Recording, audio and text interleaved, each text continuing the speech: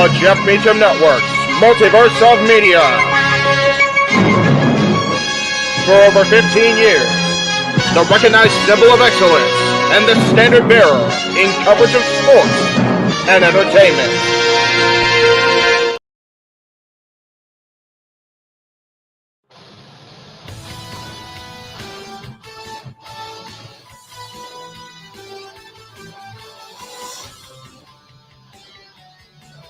It's time! It's time to rumble! It's time for the Royal Rumble!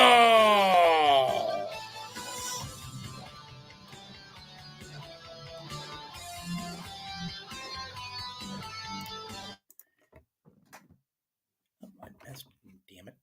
Pushed the wrong button. It wouldn't be a Jeff Meacham show without a botch. Anyway, welcome to our exclusive coverage of the Jeff Meacham Network Multiverse of Media's coverage of the 2023 Royal Rumble.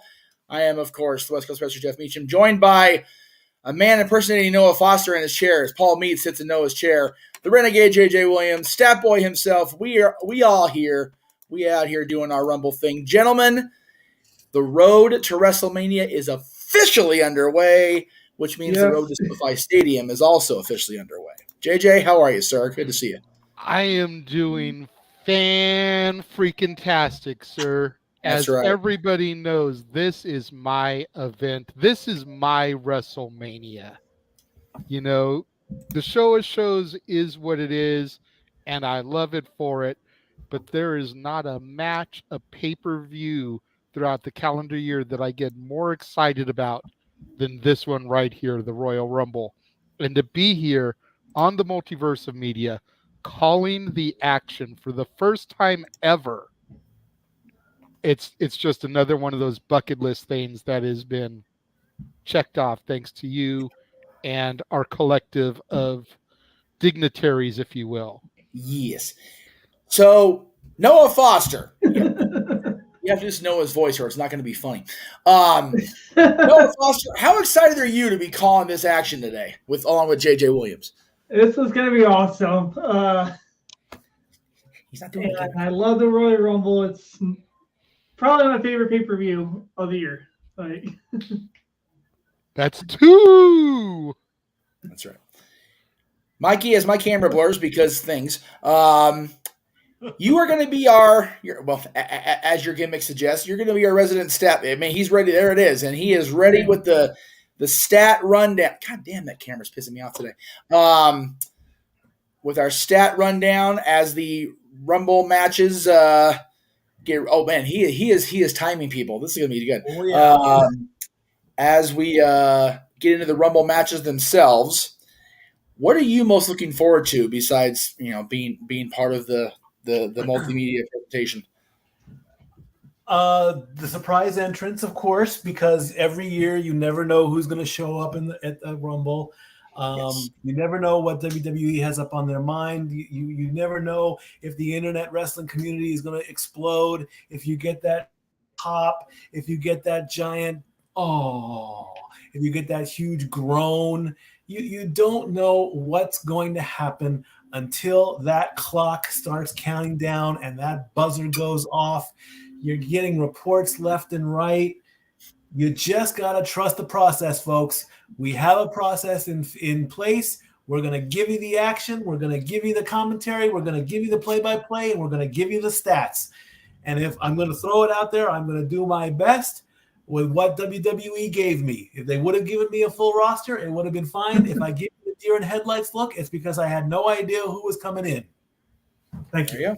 And that's fair. I mean, I don't know if you caught it there, Stat Boy, but they just flashed a graphic a couple minutes ago on the channel here, and there was a lot more people shown for the Men's Rumble than even we've been told about. I saw the Street Profits in there. Hey, Pop. Love I heard about the Street Profits. So they're already showing pretty much a full graphic for the men, but it's an interesting tell that the women's graphic still is not completely full. What happened? We got about 5 people on our stream here. Who's that? You having problems? Yeah, good. No, we're good. Come on, Margo. Yeah, no, his mom, his dog. Oh, nice dog. Good dog. Focus. His dog wants to be on the Jeff Meacham multiverse of media. Special guest appearance. One she time loves only. me. Well, we've had animals before on the Jeff Meacham multiverse of media before. Yes, you have. All right. All right. All right, let's see what we got here. There's only 12 women announced? For now. Yes, JJ. Check your messages. I'm sending you the graphic of the image that they just showed on the thing that shows all the other people. Johnny Gargano's in the image, Alpha Academy, Madcap Moss, the Judgment Day. Okay, I will endeavor to put that graphic in there and do the thing. Boop. At least that way Mikey can see it so that he can maybe start getting some of the notes ready for those people, because we all know the men's Rumble will be later in the evening. The women haven't had the spotlight for the Rumble match since its inaugural one in 2018. Yeah, no kidding. Right? There's a stat I'm not sure that the stat boy had prepared for us. Nope. There's also the fact there has not been a 2-time women's Royal Rumble winner yet, and they very well could try and go for that tonight. It's possible. Let's see. So the question in the chat room was whose pop is it? It's JJ's father that pops into the chat room with us every week. Yeah. So, hey. But I call him Pop.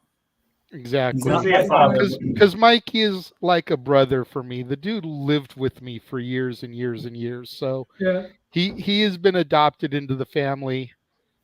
One of us. Exactly. I still remember It's always the day. cool when my dad comes into the thing. I still remember the day. I couldn't call him Mr. Williams. What? I didn't really like calling him by his first name. I said, "Can I just call you Pop?" Doggone it, I'm tearing up. Doggone it, Jay. Doggone it, man. I hate the show, Jay. You're making me cry thinking about Pop. Stop it. Hey, you know what? After I was yesterday crying like an idiot over all the anniversary things, no. There's no crying in wrestling. I didn't know that the Rumble was taking place at James's own arena. If you look over them, it says the Heeb Gate. HEB. That's right. That's fair. That's a fair. Like, make a note of it. The next time they pan out, it says Heeb Gate right over them. There you go. So let's just address the elephant in the room right now, since Ray already asked the question in the chat room. Do we see Dwayne tonight? You know, he came out on the social medias a while back. He did. And said that it wasn't going to happen. He's not prepared for it. You know, he doesn't have time to get into ring shape. And then a lot of people. Women announced for the women's Rumble. Paul, you totally talked over JJ right now, dude. I'm sorry. Dude, take your time. Go ahead, Jay. And then people came out on social media supposedly and started blasting Dwayne about, you know, what you're in such a great shape. You're a physical specimen. What do you mean you won't be in shape in time? To which even Roman Reigns had to come out and defend Dwayne, saying that there's a huge difference between being in physical shape and being in ring shape, because there's the cardio, the conditioning, the endurance. Anybody that's ever wrestled a day in their life knows the difference in physical shape and ring shape. Does that mean that Rocky can't get himself in ring shape in the next 2 months? Of course he can. He's The Rock. Yeah. We know he can. Yes. So I've also been hearing reports that his whole article and everything was a red herring to throw everybody off. Right. So could we see him? Absolutely. Do we think that we'll see him? Possibly. I mean, for the pool that we do here on the Multiverse of Media, we got 3 picks. Rocky was my number 3 pick. There you go. Just because in the off chance that he does show up and he does win, God damn it, I wanted to call that shit. Right, exactly. I had Cody in there, and I had Sammy in there.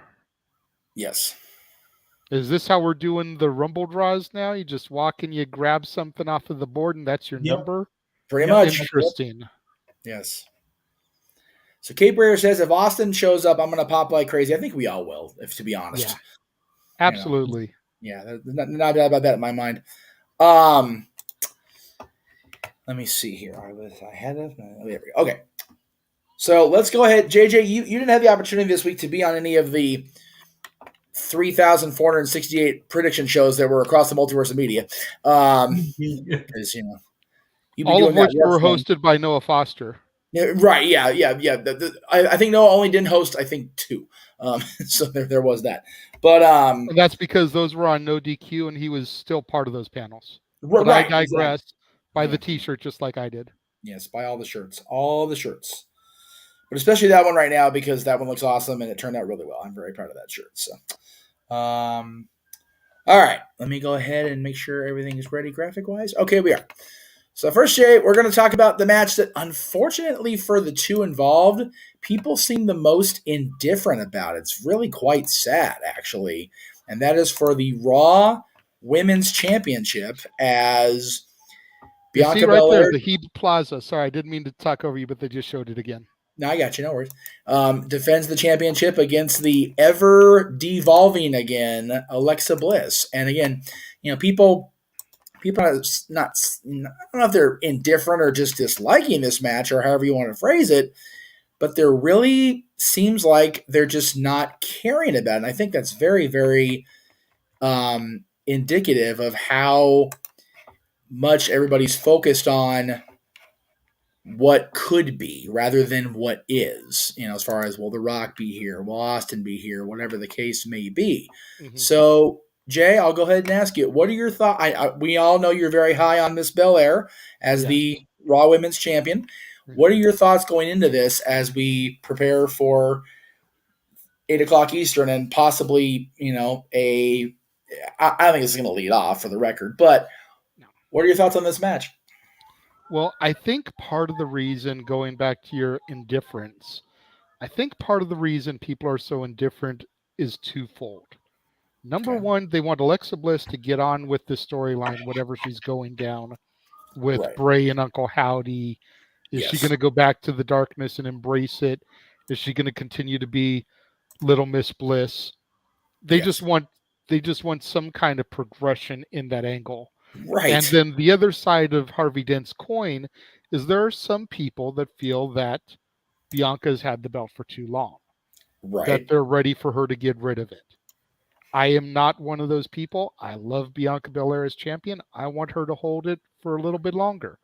Right. If Roman Reigns can be 800 plus days as WWE Universal Champion, then Bianca Belair can have a more than a year run with the women's title. Actually give it some prestige. Right, exactly. Yep. I picked Bianca Belair in this for that very reason. I want her to at least make it to Mania before she drops it. Whether it's to the winner of the Women's Rumble, whether it's to another worry adversary, if they do a female chamber next month to determine a contender, because the Rumble winner decides to go after Charlotte. Whatever the case is, I want her to make it till Mania at least. And I honestly wouldn't mind if she made it past Mania, but that's just me personally. All fair points. All right, let's get the corporate shilling out of the way. I know I don't mean Disney or the Jeff Meacham Network. It's the Mountain Dew Pitch Black match. As Bray Wyatt, who said himself in an interview this week he has no idea what's about to go down, taking on our buddy and yours, L.A. Knight. Yes, and if he's not a buddy of yours, then he should be, damn it. And that's not an insult, that's just a fact of life. Absolutely. Going back to my Harvey joke during the last match, I'm really of two minds about this. Yes. Because on the one hand, Bray hasn't wrestled on TV since coming back. Right. You don't trot him out there to job his first match. Right. But LA Knight's on fire. Yes, very much. And what better way to keep Bray's story progressing than for LA Knight to be able to steal one over him. Yeah, there you go. You know, I believe, and Noah can correct me, the real Noah, not Paul sitting there in Noah's chair. That's right. But no disrespect, Paul. But I believe I picked Bray to win this match. As much as I want to see Shawn Ricker, Eli Drake, LA Knight, whatever you want to call him, win, I just don't know how you bet against Bray in his comeback match. Like Ryan Dempsey said, you know, he can't lose his comeback match. Yeah. Interesting how it's going to lay out. Noah, do you happen to have JJ's pick for this match in front of you? Indeed, I do, good sir. And he did pick Bray Wyatt. There you go. That's what I thought. Pop, I see you there with your Alexa comment. I see that. Yeah. Alexa, that's it. All right. So the official is so far you've got Bianca to retain, as we talk about no DQ, who's going to retain in a championship match, and then Bray Wyatt to come out victorious here. All right. Yes. Since I'm not overly fond of the Women's Royal Rumble graphic because it is so incomplete, if you will, I went ahead and we're backstage here taking a look at the bloodline. I'll go ahead and bring everybody in here. Yeah. Everybody's just staring a hole in Sammy. Jesus Christ. Roman. Except Roman. Yeah, Roman is deep in thought. Because Roman knows it was Jay. He saw the footage. Jay placed the phone call. Exactly.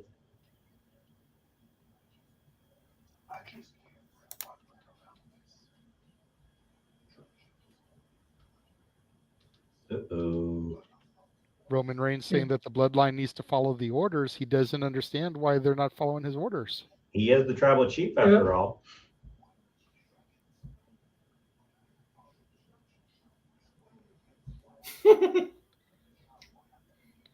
Explain why I have to treat you like a child and I have to tell you over and over again.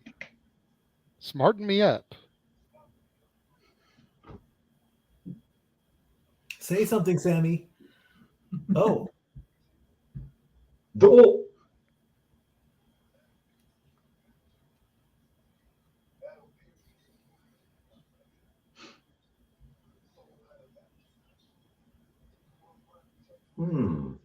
This is smart. Jay Uso trying to make Adam Pearce the blame guy here. Good interview on the Tonight Show, by the way.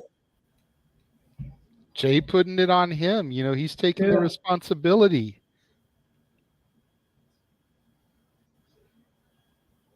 Talking about how Pierce kicked the Usos out. Solo had a match. He placed a call to Sammy to have his back. Exactly. Did it for the family. You heard Sammy pledge his allegiance. He owed Jay his life. Yeah. Roman plays it off. He's like, why are we even talking about last night? It's about tonight now. It's fight night. Yeah, and then, keep in mind, Solo damn near kicked Sammy's head off accidentally last night, too. So yeah, you notice that's not being brought into question. Well, no, of course not.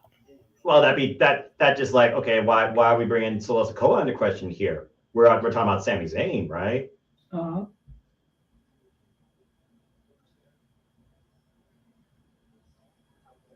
Oh, shoot. Sammy is going to be ringside. Wow. That's the test, man.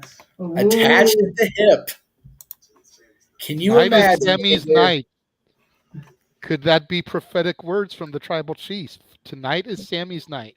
Is that a prediction? Can you imagine or a spoiler? if Sammy screws over Roman, as according to it's in the chat? My goodness. Man. Pressure to the highest degree. I don't know if we just got a prediction versus spoiler or an omen for a very dark ending. Something's going to give tonight for sure. Speaking of dark ending, they're not going into their discussion about the pitch black match. We're going to move on because we talked about that. Yes. Again, not overly fond of the women's graphic because there's so few people named. So I went ahead and went with this women's match in the Royal Rumble, Jay. 30 women that we love it. We hope anyway. Well, there's going to be 30 women. They're going to use a lot of their legendary women. And, like we talked about last week on Open Mic Night, there's a lot of women that they haven't tapped into that I would love to see them tap into.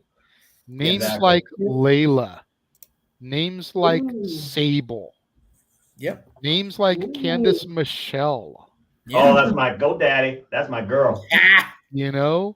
There's so many people that have not been tapped that if any of them come back, then I'm going to pop hardcore for it. JJ, I want to reverse the narrative. Who is a woman you do not want to see them bring back? Like, what could be the worst case Rumble surprise scenario? Good question. Well, unfortunately, some of the people that I've never really been fond of in the women's division have been brought back before. I was going to say. Jillian Hall comes to my mind. Oh, man. Never was a huge fan on her gimmick, the horrible singer. The funny thing is, if you ever listened to her Jingle with Jillian EP that came out when she was doing the gimmick, Jillian Hall actually can sing. She just had to try so hard to do the William Hung gimmick to get it over. Michelle McCool, until her retirement, I was never high on her.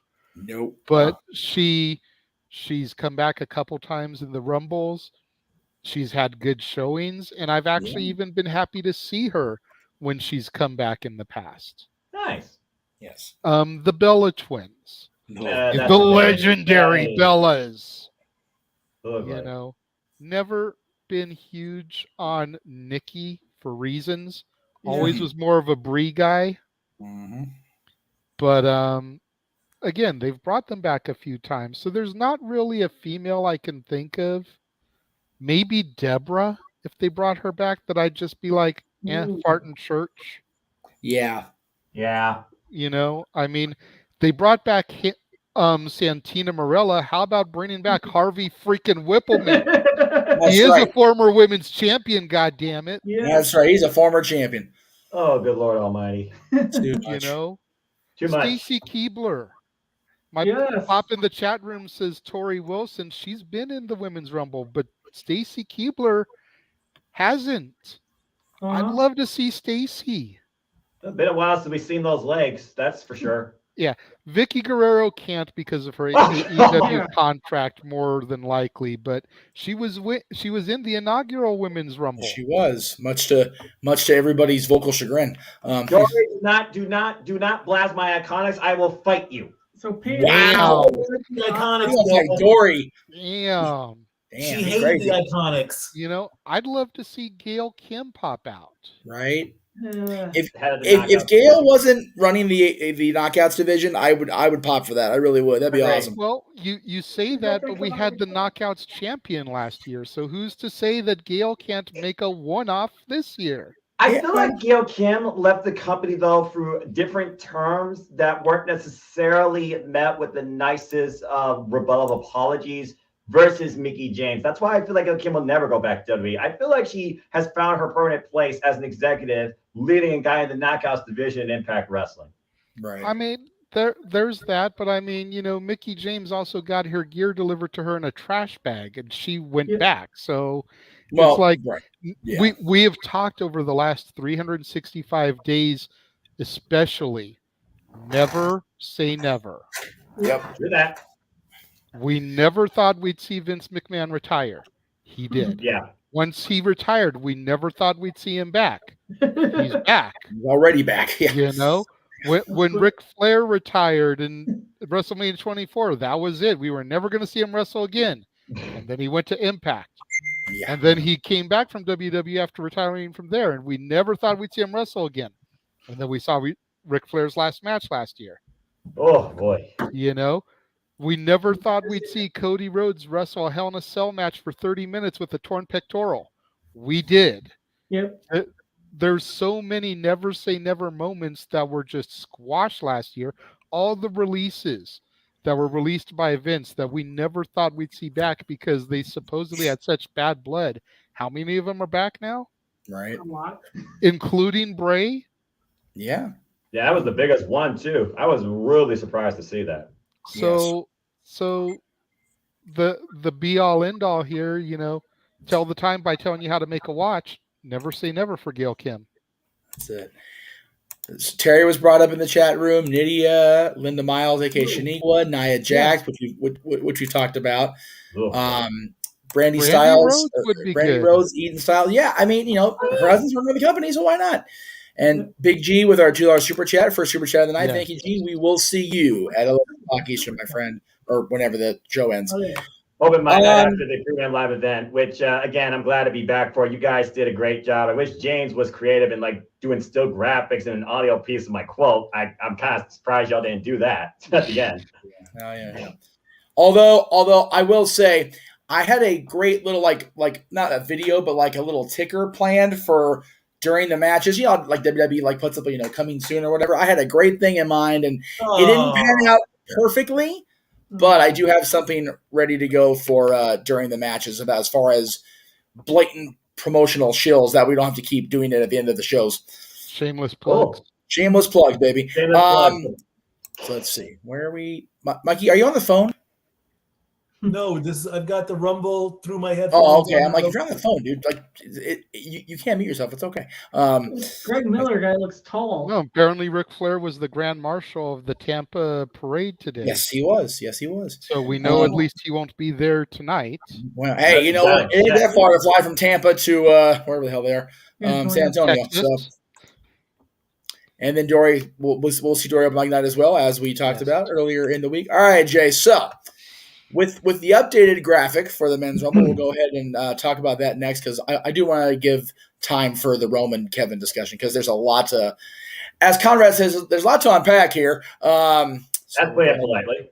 Let that be unpacked. But man, I am so, again, we all talk about how it's one of our favorite nights of the year. Some of us, it is our favorite night of the year. So, JJ, now that we have a pretty much full field, and we've all given our own thoughts and whatnot, where do you stand on the men's Royal Rumble as we get ready to kick the show off? You took it away. I was trying to count how many people were actually on the graphic there. 27. Now everyone's trying to count. It's throwing me off. In any event, I still pretty much going for the people I was going for. Right. Most of the people that they added to the field are just buffer. They may come out, they may have a good showing, but are they going to win the match? Probably not. Right. That's what it comes down to. As great as Montez Ford is, and as much as I'd love to see him get his time to shine, realistically, I see him winning Money in the Bank, not the Royal Rumble. Right. Ooh, I like that. Chad Gable, Otis is a beast. You always look at the big, strong guys and how are you going to get rid of them in the match? And Otis is a tree trunk. Same with the Nigerian giant, Omos. It's going to take a lot to get those two out. Are they going to win? No. But you're going to get that holy shit, unlikely alliances moment with people trying to join forces to get rid of those guys. Mm-hmm. Johnny Gargano, The Miz. The Miz is a guy I'm kind of surprised hasn't won a Rumble before. As long as he's been in the company, but he is a 2-time Mr. Money in the Bank, 2-time successful cash-in for Money in the Bank. So for the Rumble to be one accolade that he doesn't have isn't a huge big deal. I do think it's interesting, though, that they have made Brock the central focus of this image now, whereas it used to be Cody until Brock was announced last night on Raw, or on SmackDown. But that's a little worrisome, not going to lie. Same. But at the same time, Brock and Lashley are going to have their moment without having to win the Rumble. In fact, I almost wouldn't be surprised if they were 1 and 2 respectively. That'd be pretty cool. Just to give them their 2 minutes without anybody else in the ring. Yes. But when Brock started the Rumble last time, we saw what he did. He got rid of 13 men in a row. Yes. Cape Rayer, Randy is not cleared to compete. I don't think Randy's going to be cleared to compete, and that's a sad statement, but it is what it is. So Real it's quick. going to be interesting. I do think we're going to get seeds planted tonight in the Rumble match for some matches that will be coming at Mania. We're definitely going to see probably Dominic Mysterio eliminate his father. I think that's going to be the pebble to start the avalanche towards their confrontation in Southern California. That's right. You know, California. possibility of Edge returning to go after Balor or Priest. As me and Jeff discussed, we'd pretty much prefer to see Priest, considering that was Edge's first recruit to the Judgment Day. Yep. You know, look for Beth Phoenix to show up in the women's to go up against Rhea. Maybe those two can become the final two. Right. Yeah. With Beth getting eliminated by Rhea. Mm-hmm. That's what I was talking about on our panel, because I feel like they're in Montreal. They'll have their one-on-one there at the Elimination Chamber. Yeah. Yeah, there are a lot of threads to pull tonight. I'm looking forward to see how it all plays out, without question, JJ. 100%. There you go. And I second that. Well, you know. And now we're seeing footage of Alexa Bliss. Yes. Her most recent encounters with Uncle Howdy. That name I still cannot just take seriously. And they are showing flashbacks to her involvement with the Fiend. So where do those stories intersect, and what is the ultimate end game with Alexa and the Wyatt family 2.0 here? I'm very curious. So the Wyatt 6, if you want to put it into present terms, Jeff. And again, with the fact that we got both Bray Wyatt and Alexa Bliss involved tonight, I feel like you're finally going to get some more foretelling for both their futures. Yeah, I love it. And Bray, I don't know if you guys saw, Bray gave an interview, I want to say it was yesterday, and there was some very interesting information that came out of it. Him talking about how the Fiend is dead, cannot be resurrected, how he feels like he can't go back to the original Bray Wyatt, which LA Knight did so beautifully last night on SmackDown, because he feels like it would be an insult to Brody Lee, Luke Harper. Yeah. For him to go back to that gimmick.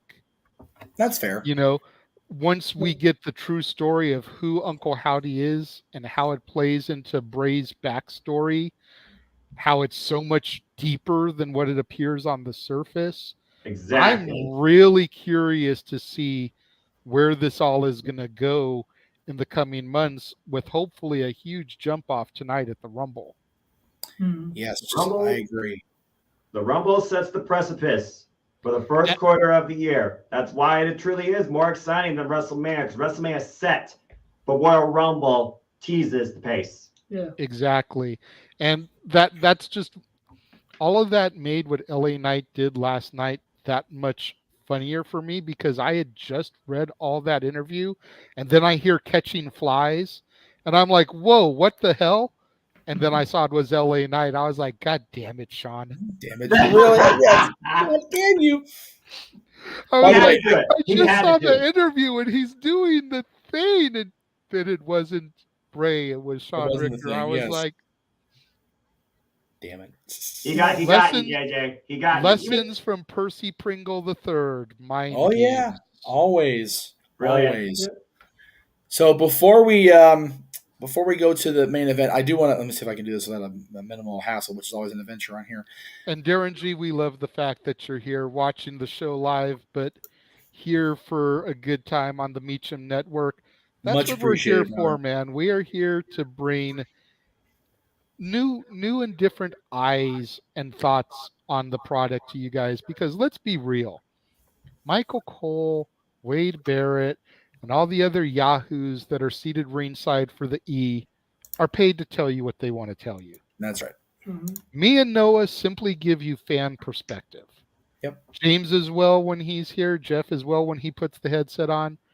We're coming to you with a whole different dynamic of thoughts. And yeah, we have our volumes up on the TV a little bit. Sometimes we'll hear what they say on commentary and relay it into our own commentary. Spoiler alert. But most of the time we just give you our own simple take, as Noah puts it, from fans' perspectives. And so our commentary is sometimes a lot better than theirs, in my personal opinion. I honestly feel it is too. Not just because selfishly it's on our channel, but just we provide the true fan perspective because we don't have any corporate agenda, which I think is wonderful. However, in the vein of corporate agenda, if anybody wanted to get Jeff Meacham the ultimate gift to truly get this presentation a poppin', What's Jesus. that? That is a massive That's surge the protector. That is a 7-cord in power strip surge protector with 12 to 14 USB charger ports and 66 outlets. What the fuck? All right, we got the F-bomb already. If ever there was a way to run an entire studio in one box, there it is. And Jesus. that thing won't make your house explode?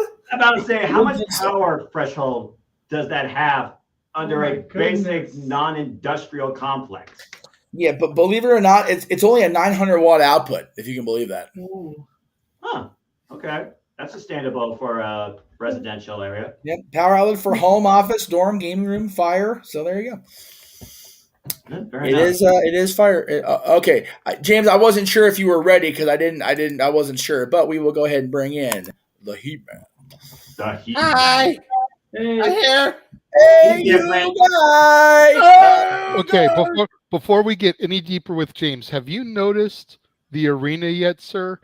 Because the entire kickoff commentary team, Lawler, Booker T, Kayla, all of them are outside of the Hebe Plaza.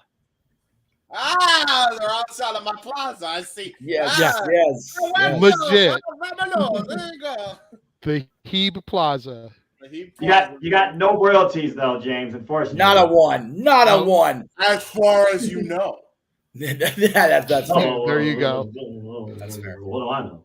All right, let's get into the main event here so that I can go grab my dinner before the main show starts. Yes. All right. So it is for the let me in the Sam voice here. The undisputed WWE Universal Championship, as we do. Roman Reigns defending against Kevin Owens, and everybody in here has been on the prediction show except JJ, just to make sure I'm saying that correctly, correct? Yeah.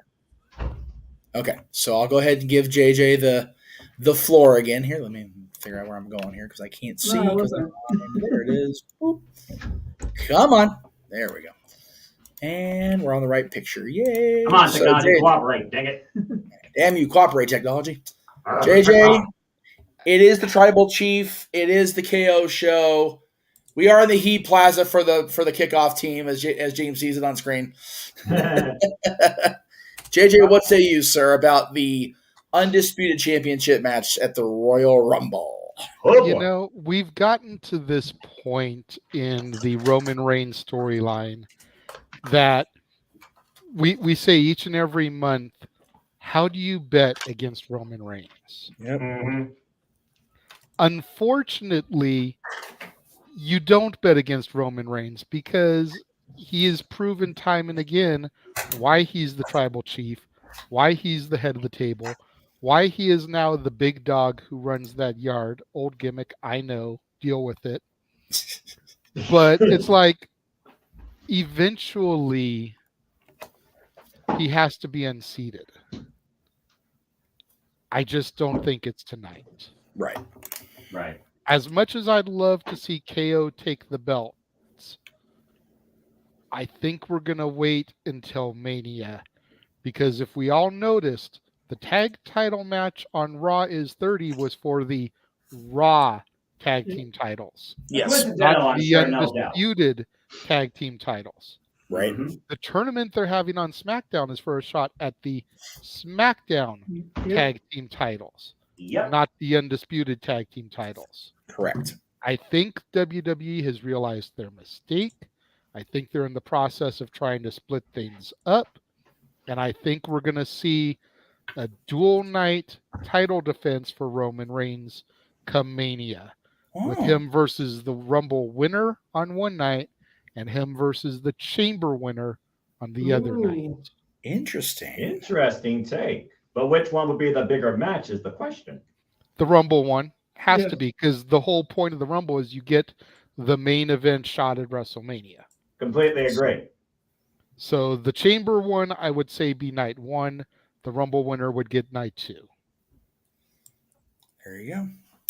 So your official That's prediction my for this tonight Roman is Reigns, yes. Roman Reigns retaining. And my daughter, who requested to come over to watch the Rumble with me, would be upset if I did not choose her tribal chief, the man who she acknowledges Roman Reigns as well. Natalie. What does she acknowledges as Aquaman?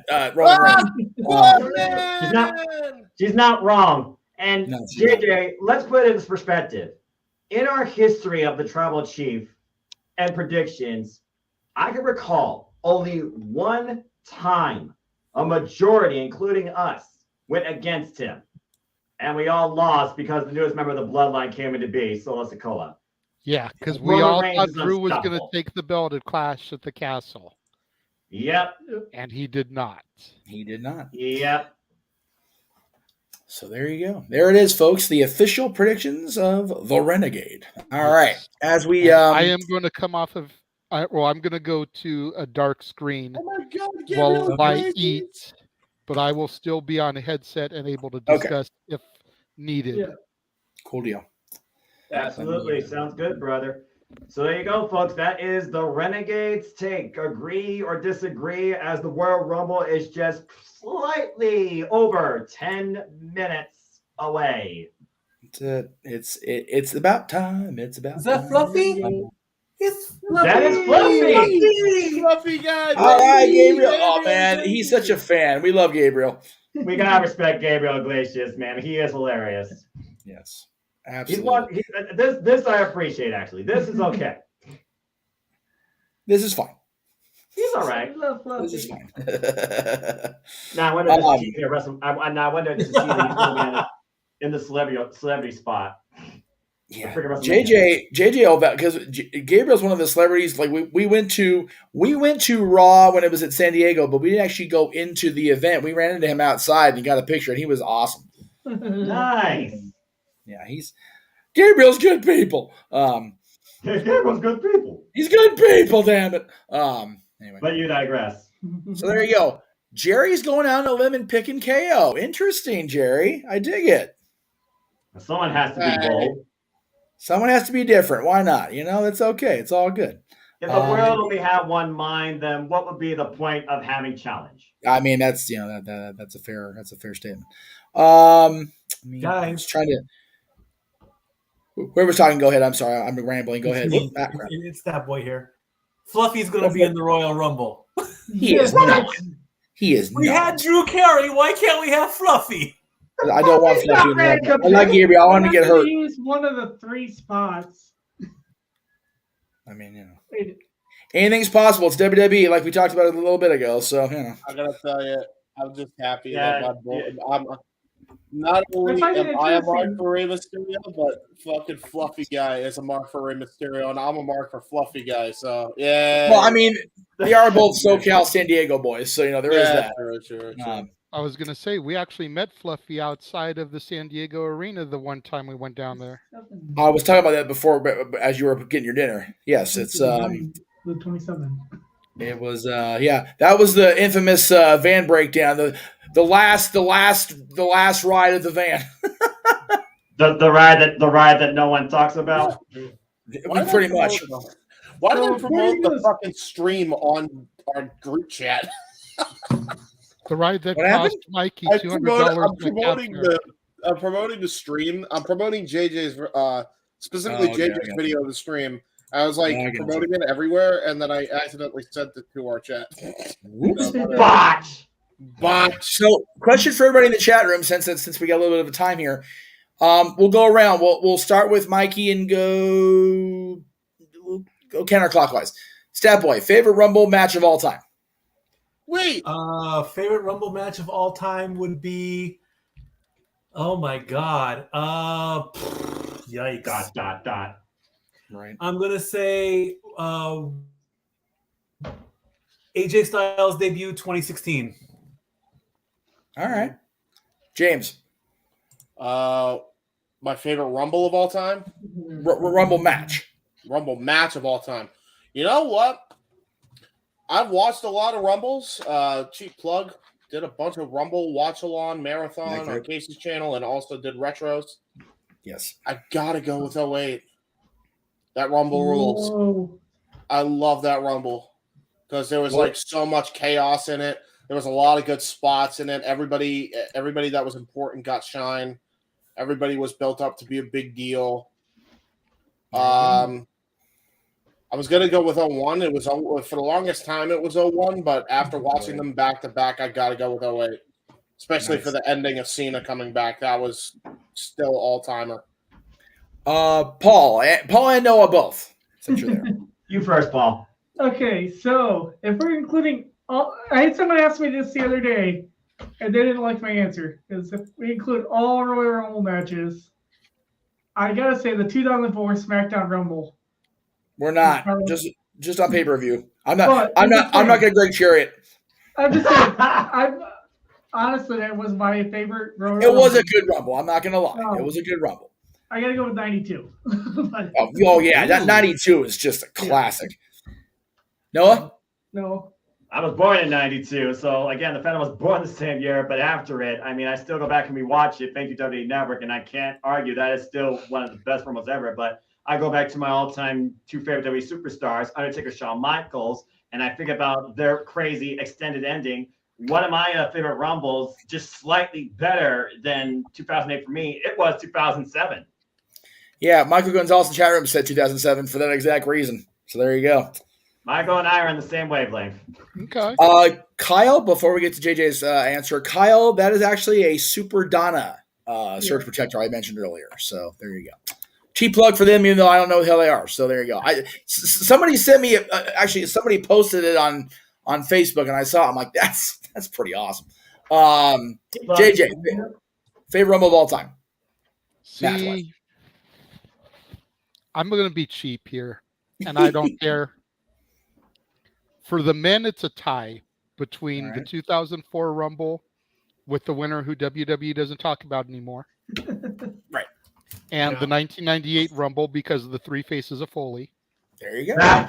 Fluffy just and for the women, it's the 2018 Rumble, man. The first one ever still reduces me to tears when Lita comes out, as well as some of the other surprise women that came out. It was a good night. No doubt about it. Yeah. For me, it's 92. It always will be 92. It's just the most star-studded, packed Rumble match, I think, in history to this day. No a lot of world argument champions in there, past and present. It was just so good. Yeah. I've had a few people ask me today that aren't on my social pages about pictures from yesterday because people know where I was yesterday. So I want to just quickly. JJ, I made sure I took this picture and saved it just so you and I could both see it on the air. Mikey, you as well. Nice. Ooh. I need that shirt. So me too. I want one. The guy's No friend had bandwagon. That's not a Duck shirt. That's right. I'm not wearing it thinking of it wearing it as a Duck shirt. I'm thinking of it wearing as a former Disney cast member. And by the way, you're in first place. Just want to throw that out there. Congratulations. But yeah, they're and the Ducks have a minus 86 goal differential. Just for throwing that out there too. Hey, who's the stat boy here? That would be me. When it comes to hitting on the Ducks, I am always chief everything. Anyway, you think I don't know how bad my team is doing, even though we've won 2 games in a row? Thank you. All right. I'm calling a flag on the flag here. Let's stick to the script. But yeah, for the shirts, the guy's friend had it custom made. So I said, let me take a picture, and I will get that same thing done. So JJ and Mikey the bandwagoner, I reckon, we'll get on. Damn right. So originally I went. Some of you out there are familiar with the concept of Disney bound, where you like kind of make your interpretation of a character's costume or whatever. I did Sorcerer for my birthday in 2015. It turned out disastrous. For those of you that were with me there that day, but I think yesterday turned out a little bit better. Nice. I can see it. I even bought brown shoe covers to go with it. It got cut off in that picture, but yeah. By the So way, then, Oh, sorry. Go ahead. No, go ahead. Bye. I was gonna ask. I saw you with Paradise Kitty lady over there. Don't jump ahead of me in the plot. So yes, part of yesterday, of course, was storytelling. That's right, long-term storytelling. So yesterday, of course, was officially the kickoff of the 100th anniversary of the Walt Disney Company. Disneyland is going all out. If you guys are visiting Disneyland Park anytime this year, stay for the fireworks show. I'm emotional at Disney anyway, obviously, but it reduced me to like bawling ugly tears almost instantly. Mickey and Minnie's Runaway Railway. I hate the company for that damn long name, by the way. My God. At the El Capitan Theater in Toontown, which is now a thing. So go check that out when you guys are here at the park. JJ and Mikey and anybody that's a Disney fan will appreciate the hell out of this picture that we literally stumbled across on our way through Fantasyland. Mary Poppins on board Jingles the horse. Mr. Jingles. For people who don't know the story of Jingles, which is identifiable by the jingle bells she wears on her side there, that is the horse that Walt dedicated to his wife Lillian. Aww. That is Lillian's horse.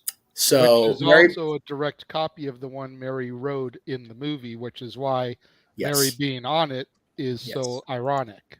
And Julie Andrews did in fact ride Jingles when she visited the park, as did P.L. Travers, the author of Mary Poppins, which was so controversial in the whole story or whatever. So coming like literally just blazing through, and we all went, "Hey, wait a minute, Mary Poppins is on Jingles. Take a moment."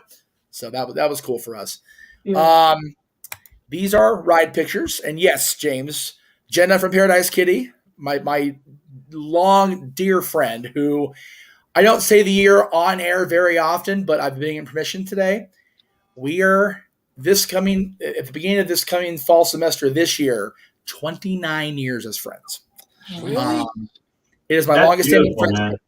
It is my longest standing active friendship, and I adore her. She's one of my favorite people of all time. Upper left is on Mickey and Minnie's Runaway Railway. I'm going to keep saying it so I can say it without having to stumble. M&M's double R.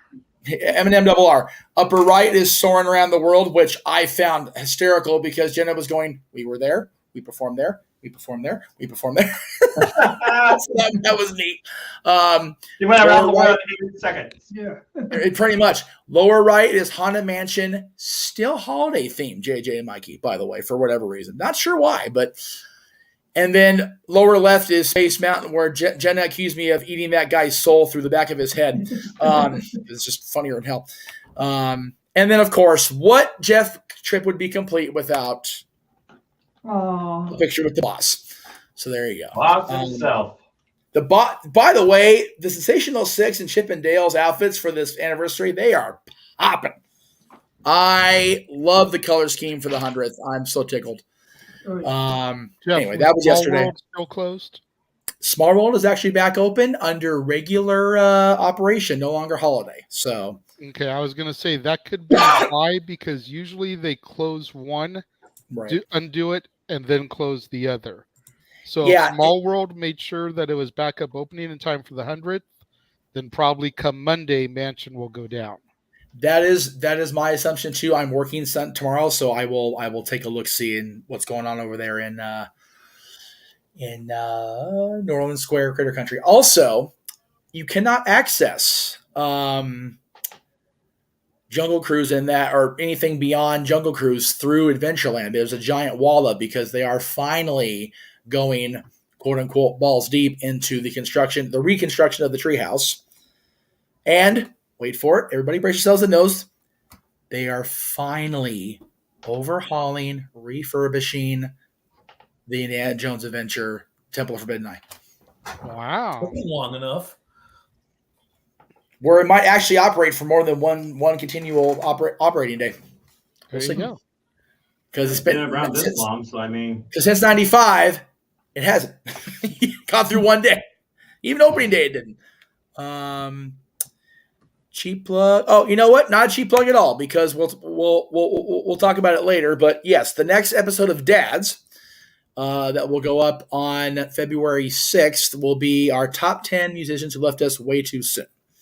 That'll be coming up on February 6th. It was supposed to be February 3rd to honor the anniversary of the day the music died, so that's why that was a theme. I actually asked Jenna about this on the way out, JJ, and I gave her the spoiler, gave her our choices, and she said pretty damn sound. I can't argue with most of them as far as where they placed and why they placed.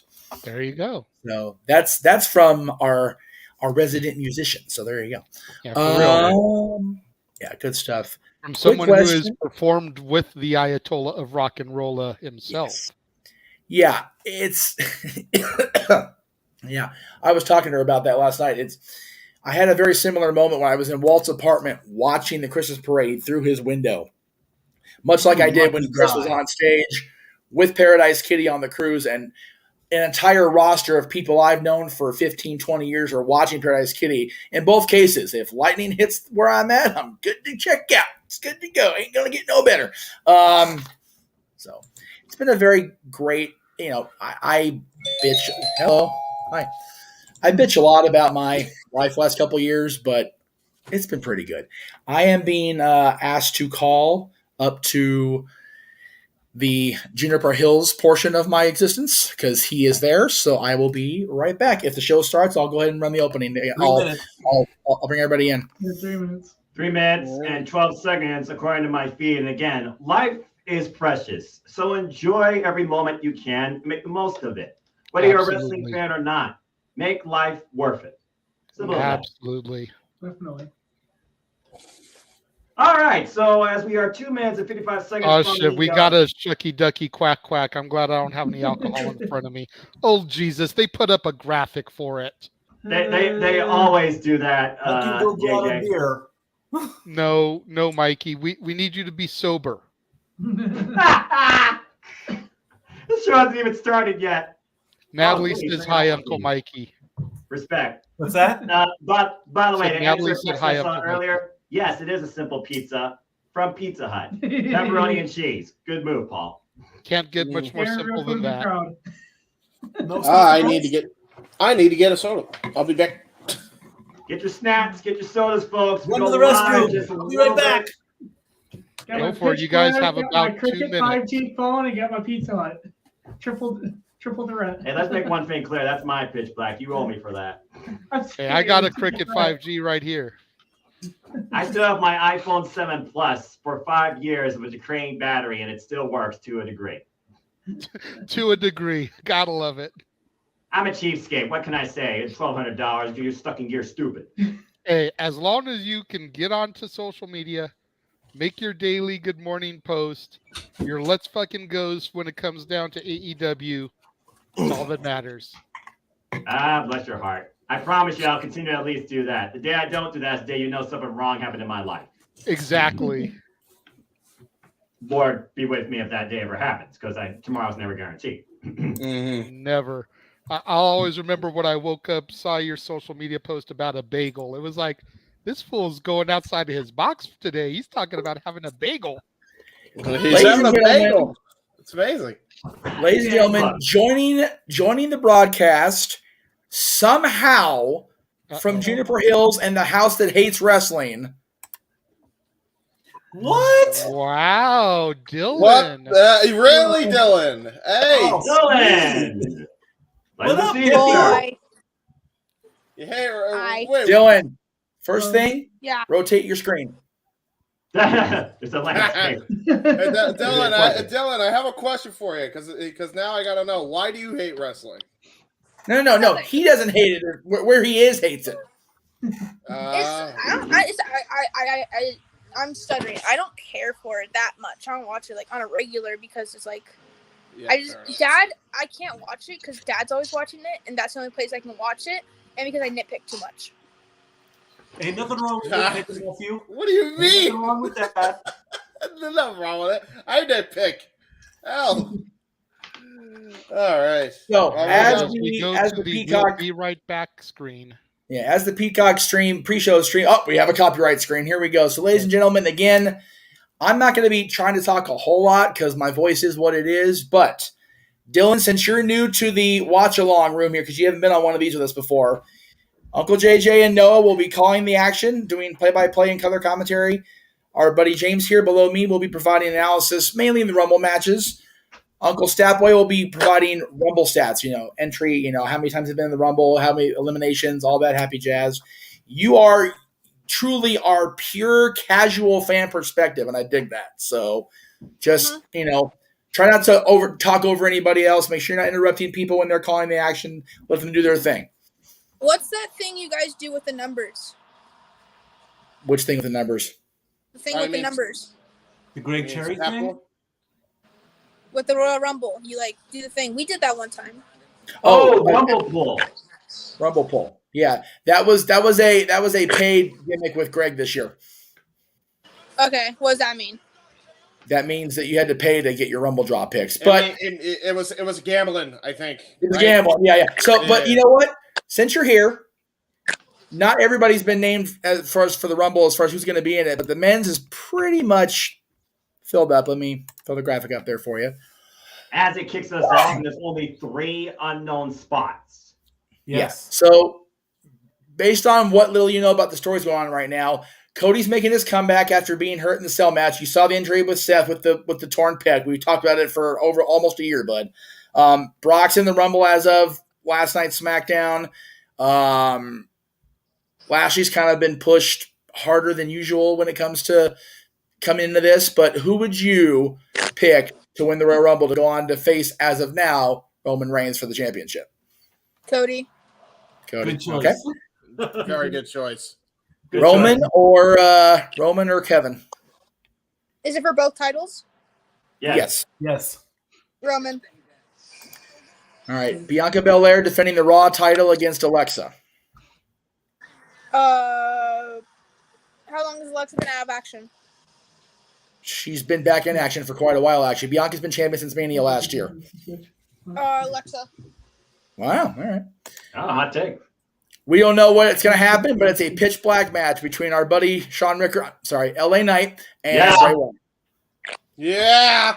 Yeah. Let me talk to him. Yeah. All right. Dylan, what's your pick? No,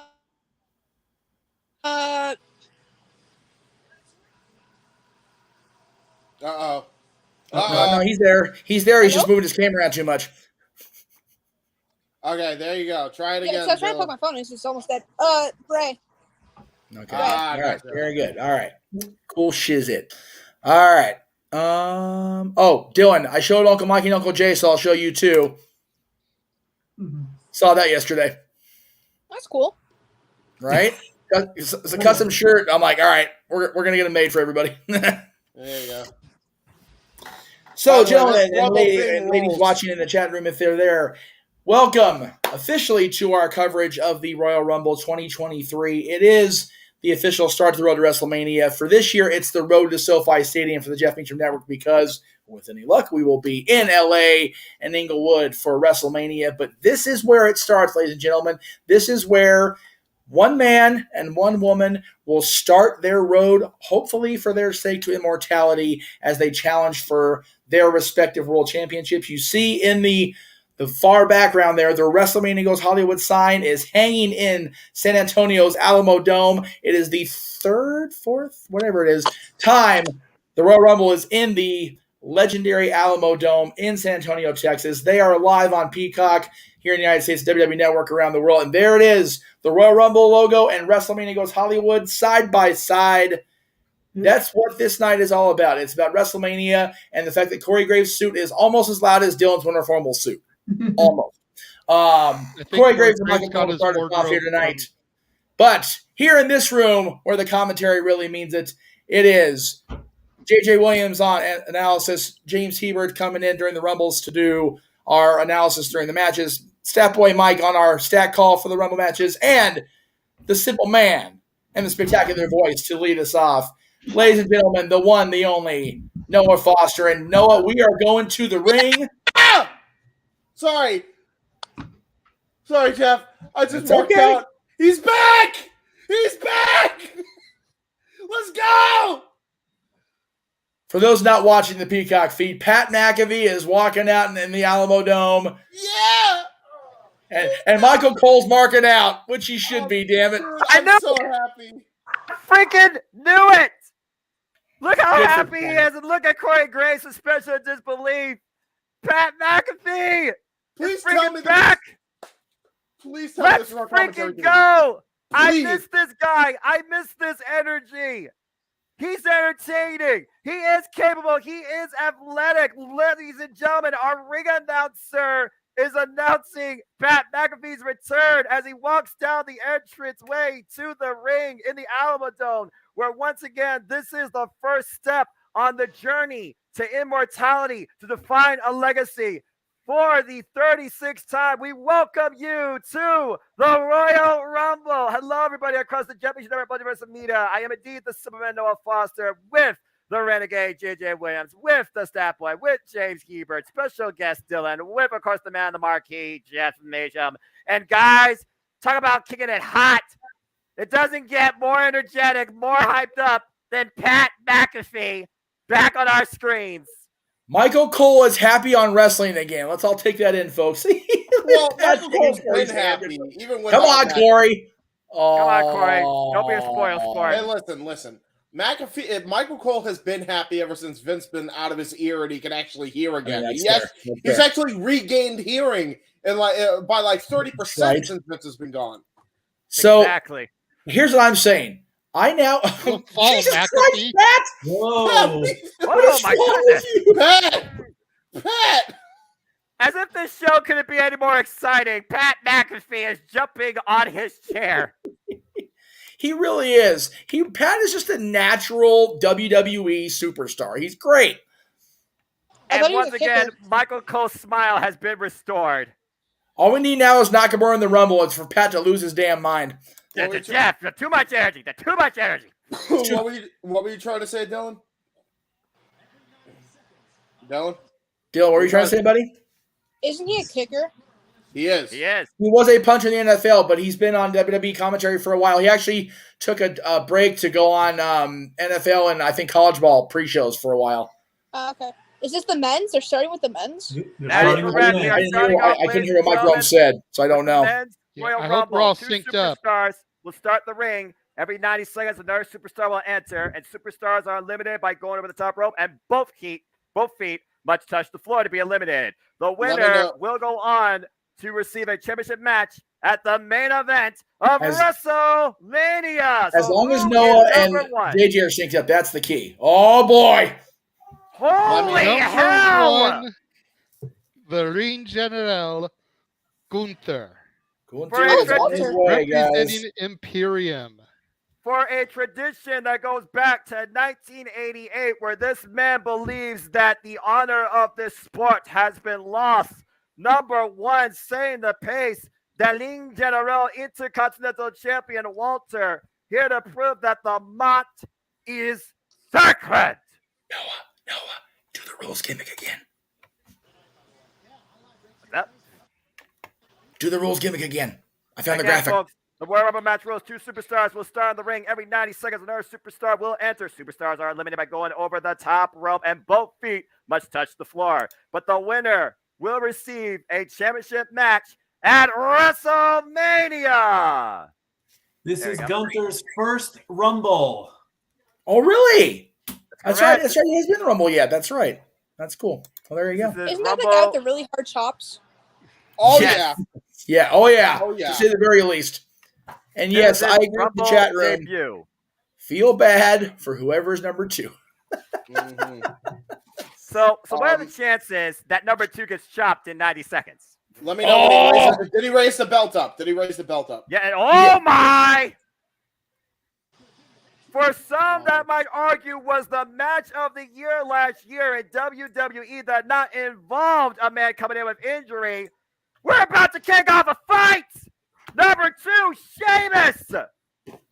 About to have a banger. Banger after banger after banger. It doesn't get more of a banger than going through the entire Royal Rumble. And Sheamus, a former Royal Rumble winner. Yeah, Stat Boy. What are the stats on this boy? This is Sheamus's 16th Royal Rumble. He's the 2012 winner. It's his 10th Royal Rumble, or he's the fifth.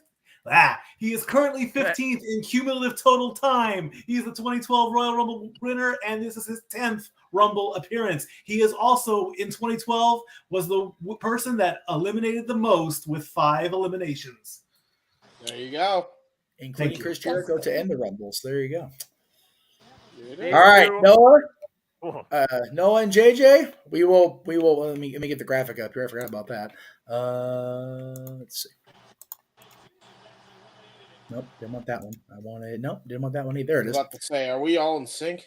I have no idea. I'm going to pull everybody but Noah and actually no, I need all 4 of you in there. So Dylan, I'm going to pull you and I out, and everybody else can be on. Gentlemen, have a good call. We will. All right. Again, as we know, there will be another participant within the next 90 seconds as we renew hostilities from Clash in the Castle. It was Sheamus taking on Walter for the Intercontinental Championship, trying to complete the Grand Slam, the only title Sheamus has yet to hold in his illustrious career. And here we go! Both men exchanging bombs, and I mean bombs literally in the middle of the ring. We have seen the Brawling Brutes and Imperium duke it out in a Donnybrook even. These guys literally eat, sleep, live, and breathe competition inside a ring. And Walter with the kick to the midsection off the ropes. Oh, and just collides in the middle. Sheamus not giving an inch. Oh! And there's our first chop in the Alamodome as Walter looks to eliminate Sheamus. Already got him over the top rope.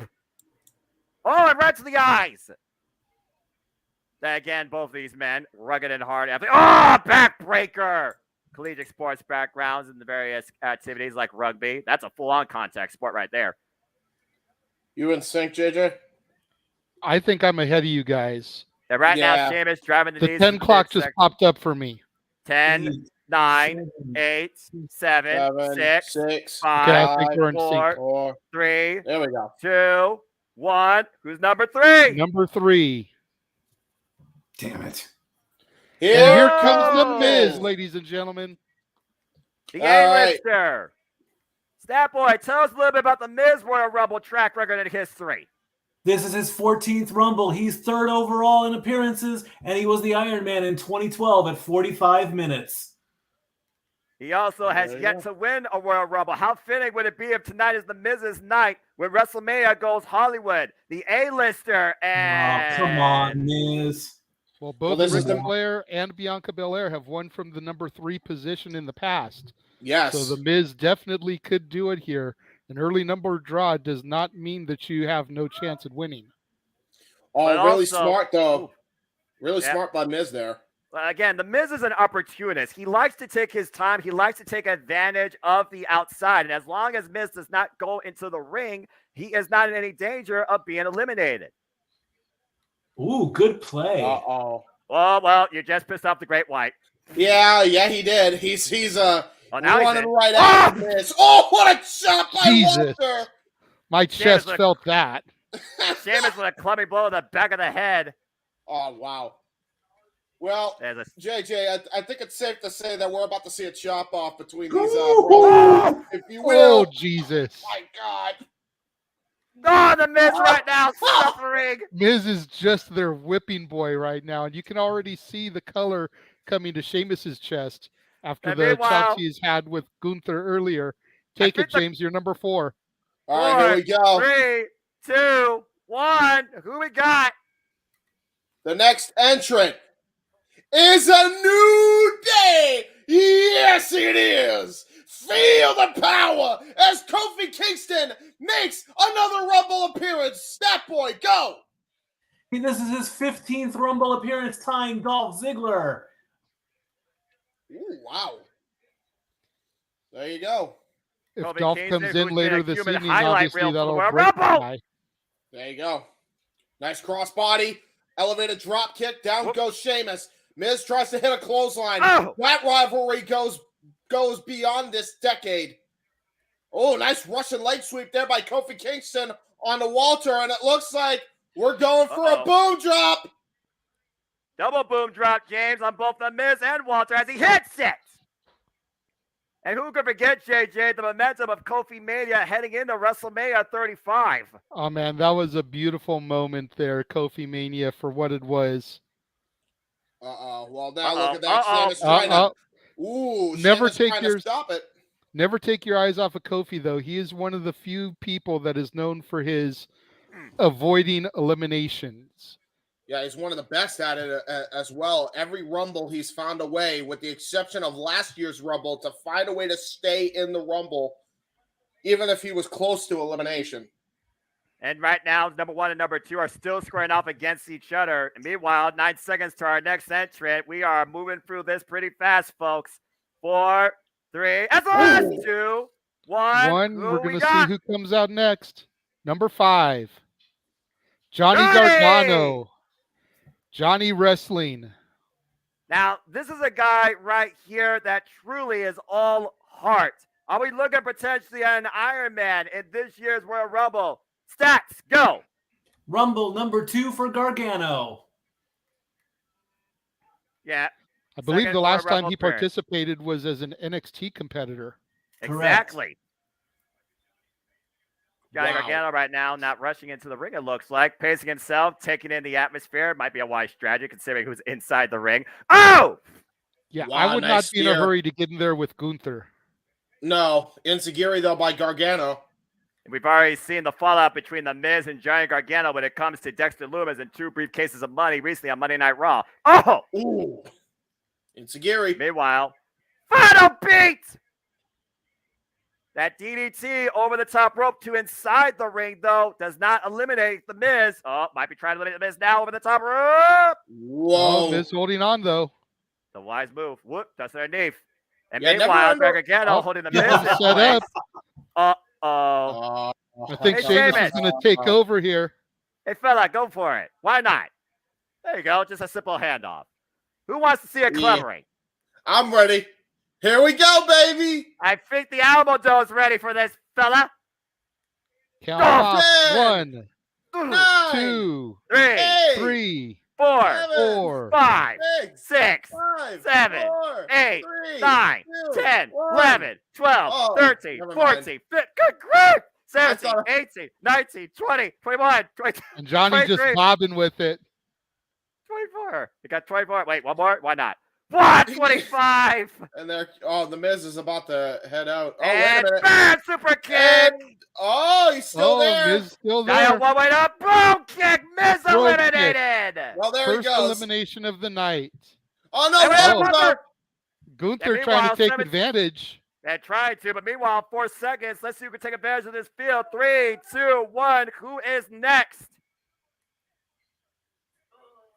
Yes, it is.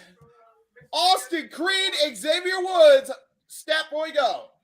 Rumble number 6 for Xavier. There you go. Xavier Woods looking to perform a cheat code tonight that leads him to victory and the bonus round that is WrestleMania. And right now, we see the New Day double teaming the Intercontinental Champion. We see some subtle hostilities from the New Day and Imperium, especially when it comes to what Imperium stands for versus the New Day. That is all about fun and joy and shenanigans in the middle of the ring. By the shirt. Yeah, there Snapmare to Johnny Gargano. And might I add, the New Day are the current NXT Tag Team Champions, taking it all pretty deadly. Last year, back at NXT Deadline with a double team there on Johnny Gargano. What were you saying, Stat Boy? Because we couldn't hear you. Miz lasted 4 minutes and 22 seconds. Yeah, there he goes. I was about to say, before he got eliminated, don't underestimate The Miz, because I knew better after watching SummerSlam 2012. Thank you, JJ, for opening my eyes, but then he got clubbered. Uh-oh. That is what it is. The number 3 spot was one of my picks in the pool, so much for that one. And meanwhile, Kofi and Xavier Woods, what's this here? What the hell? What is going on? Playing some Babalu here. I got no words. Oh! Why don't you call that? Yeah. Sovat kick right to the gut by Sheamus. And that forearm follow-up. And Walter eliminating. Oh, wait a minute. Got the countdown clock again. All right, 6. Number 5, 7 about to 4, come into the ring. 3, 2, 1. Will it be lucky? What the hell? Uh-oh. It's Carrion.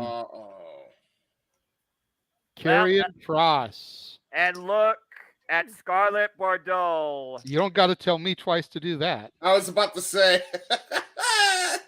It's like looking at Scarlett Bordeaux is something that any red-blooded American man will do without having to be told. The bottom line here is the end here, not near. As Karrion Kross, I believe Stat Boy makes his Royal Rumble debut from the number 7 spot. Correct, sir. Well done. Stat Boy approved. So, there you go. So Stat Boy, how many times has number 7 yielded a Royal Rumble victor in the past? None. Ooh. So number 7 has not been lucky when it has come down to Royal Rumble lore. Well, we'll see if we fall prey tonight with Karrion Kross, who just received a loss yesterday night against Rey Mysterio, and I'm sure he can't wait to get his hands on Rey Mysterio if he lasts that long. Go, Lord! What a freaking suplex there by Karrion Kross. The former NXT champion, might I add.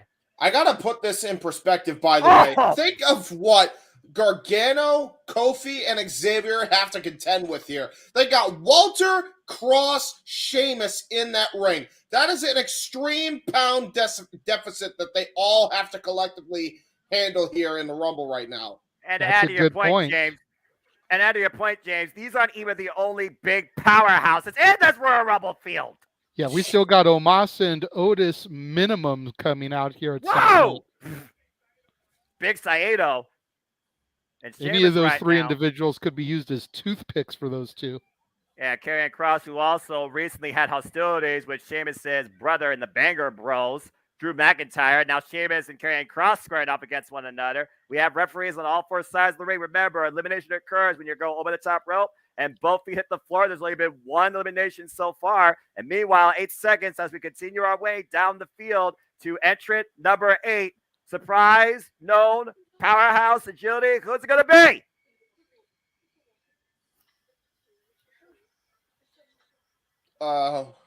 Boy. Thank you! For the Academy, representing Alpha Academy, former Raw Tag Team Champion, Collegiate All-Star, Chad Gable at number 8, Stat Boy. Sorry, I didn't get anything on Chad Gable, but so far, Sheamus and Gunther are in at 11.5 minutes. Chad Gable, who of course was involved in last year's Royal Rumble, guided the field to help eliminate Omos, and I gotta wonder if Omos is going to remember that when he comes into play. And meanwhile, Chad Gable immediately goes after Johnny Gargano with the sheesh. There will be no shushing tonight. Yeah, no, definitely not. Good Lord! I hate this shoosh shit. I really don't like this. I love Chad Gable, though. He's an amazing I love Chad athlete. Gable, but why? Like, the whole idea is for crowd to make noise, not to shush. To be fair, it doesn't mean he's like a librarian like Leva Bates. Maybe it just more so means, respect my coaching. After all, he's been a coach for Otis. Let him on to become a Raw Tag Team Champion. Oh, wow. Look at this amateur wrestling contest right now in the middle of the ring between Xavier and Chad Gable. Look at this. Unfortunately, that doesn't matter much in this match when you got to eliminate your person by going over the top rope. Meanwhile, Karrion Kross on the apron, the Johnny Gargano trying to take him out of play. Again, only 1 elimination so far in this match. We're not even a third of the way through the field. Beautiful suplex. 6 seconds to our next entrant. 4, 3, 2, 1. Who we got? We on an odd or an even? I don't know. Drew McIntyre coming out. Now that's a warrior. Number 9, Drew McIntyre, Stat Boy. Talk about Drew McIntyre's Royal Rumble legacy. It's his 4th Rumble. He's the winner of the 2020 Rumble, and he was the Iron Man at 34 minutes. He was number 16, I believe, but he's coming in earlier this year. He wasn't too happy when he picked his number earlier in the day. As we saw, everyone pick their numbers off a clipboard. There was no computer. There was no Tumblr. There was just pick an envelope, open it up, and there you go. Good God, what a belly-to-belly. Holy crap. I was going to say, I wanted my Tumblr, goddammit. What a belly-to-belly again. Yeah. Drew is a beast. The former chosen one, handpicked by Vince McMahon, much like Austin Theory was last year before everything went down with Vince. And just as a little side note, my daughter swears that I look like Drew McIntyre when I don't have my glasses on. Well, there you go, fella. So, I'll take that compliment. Oh, and Karrion Kross will take that Glasgow Kiss headbutt when he wants to now. And a Claymore, and Karrion Kross eliminated. Bye-bye, Karrion. Whoa. Karrion Kross gone by one of those vicious Claymore kicks. I was about to say, too. And now we got Gunther and Drew staring each other down. Okay, this is a match I have been waiting for since Survivor Series 2019. Brawling Brutes versus Imperium Revisited. Here we go. Shopping fest here in the middle of the Rumble. Who's going to give? Whose chance going to go red first? Oh, God, open palm. Listen to these. Oh, get to the midsection. Double Stripter Shock DDT. And got meanwhile, 7 seconds. Clock. 6, 5, 4, 3, 2, 1. Who do we got? What the hell? Oh. The leader of Legado del Fantasma, Santos Escobar, former NXT Cruiserweight Champion from the number 10 position. Royal Rumble debut, I believe, Stat Boy. That is correct. Sheamus and Gunther have passed 15 minutes, and Karrion only lasted 4 minutes. There you go. Miz actually lasted a little bit longer than Karrion Kross. Who would have thought? I mean, you know, a long-time veteran. You figure he had some sort of retrospective. Nice to hear his takeover by Santos Escobar. And recently, Rising D Strike. We've seen Santos Escobar collide with the likes of Ricochet for a chance after the Intercontinental Championship. Incredible effort, but fell short. We also saw his family, Legado del Fantasma, involved in the tag team tournament, but they fell short as well against Imperium, I believe. I believe you're correct there. Santos is one of the ones that really caught my eye, and not your NXT. No, I'm glad him and the Legado del Fantasma have gotten the opportunity to shine here on the main roster as of late. Yeah, absolutely. Beautiful crossbody up the top rope, coming back inside the ring, wiping out Chad Gable. And meanwhile, Johnny Gargano and Santos Escobar picking things up from my NXT. One time, these two opened an NXT takeover together. Oh, wow. We got Walter, Drew McIntyre, Sheamus, both members of the New Day, Kofi Kingston, and Xavier Woods. Get well soon, Biggie. Chad Gable, Johnny Gargano, and Santos Escobar currently in the ring. And we are waiting for entrant number 11. We are just now a third of the way through the field.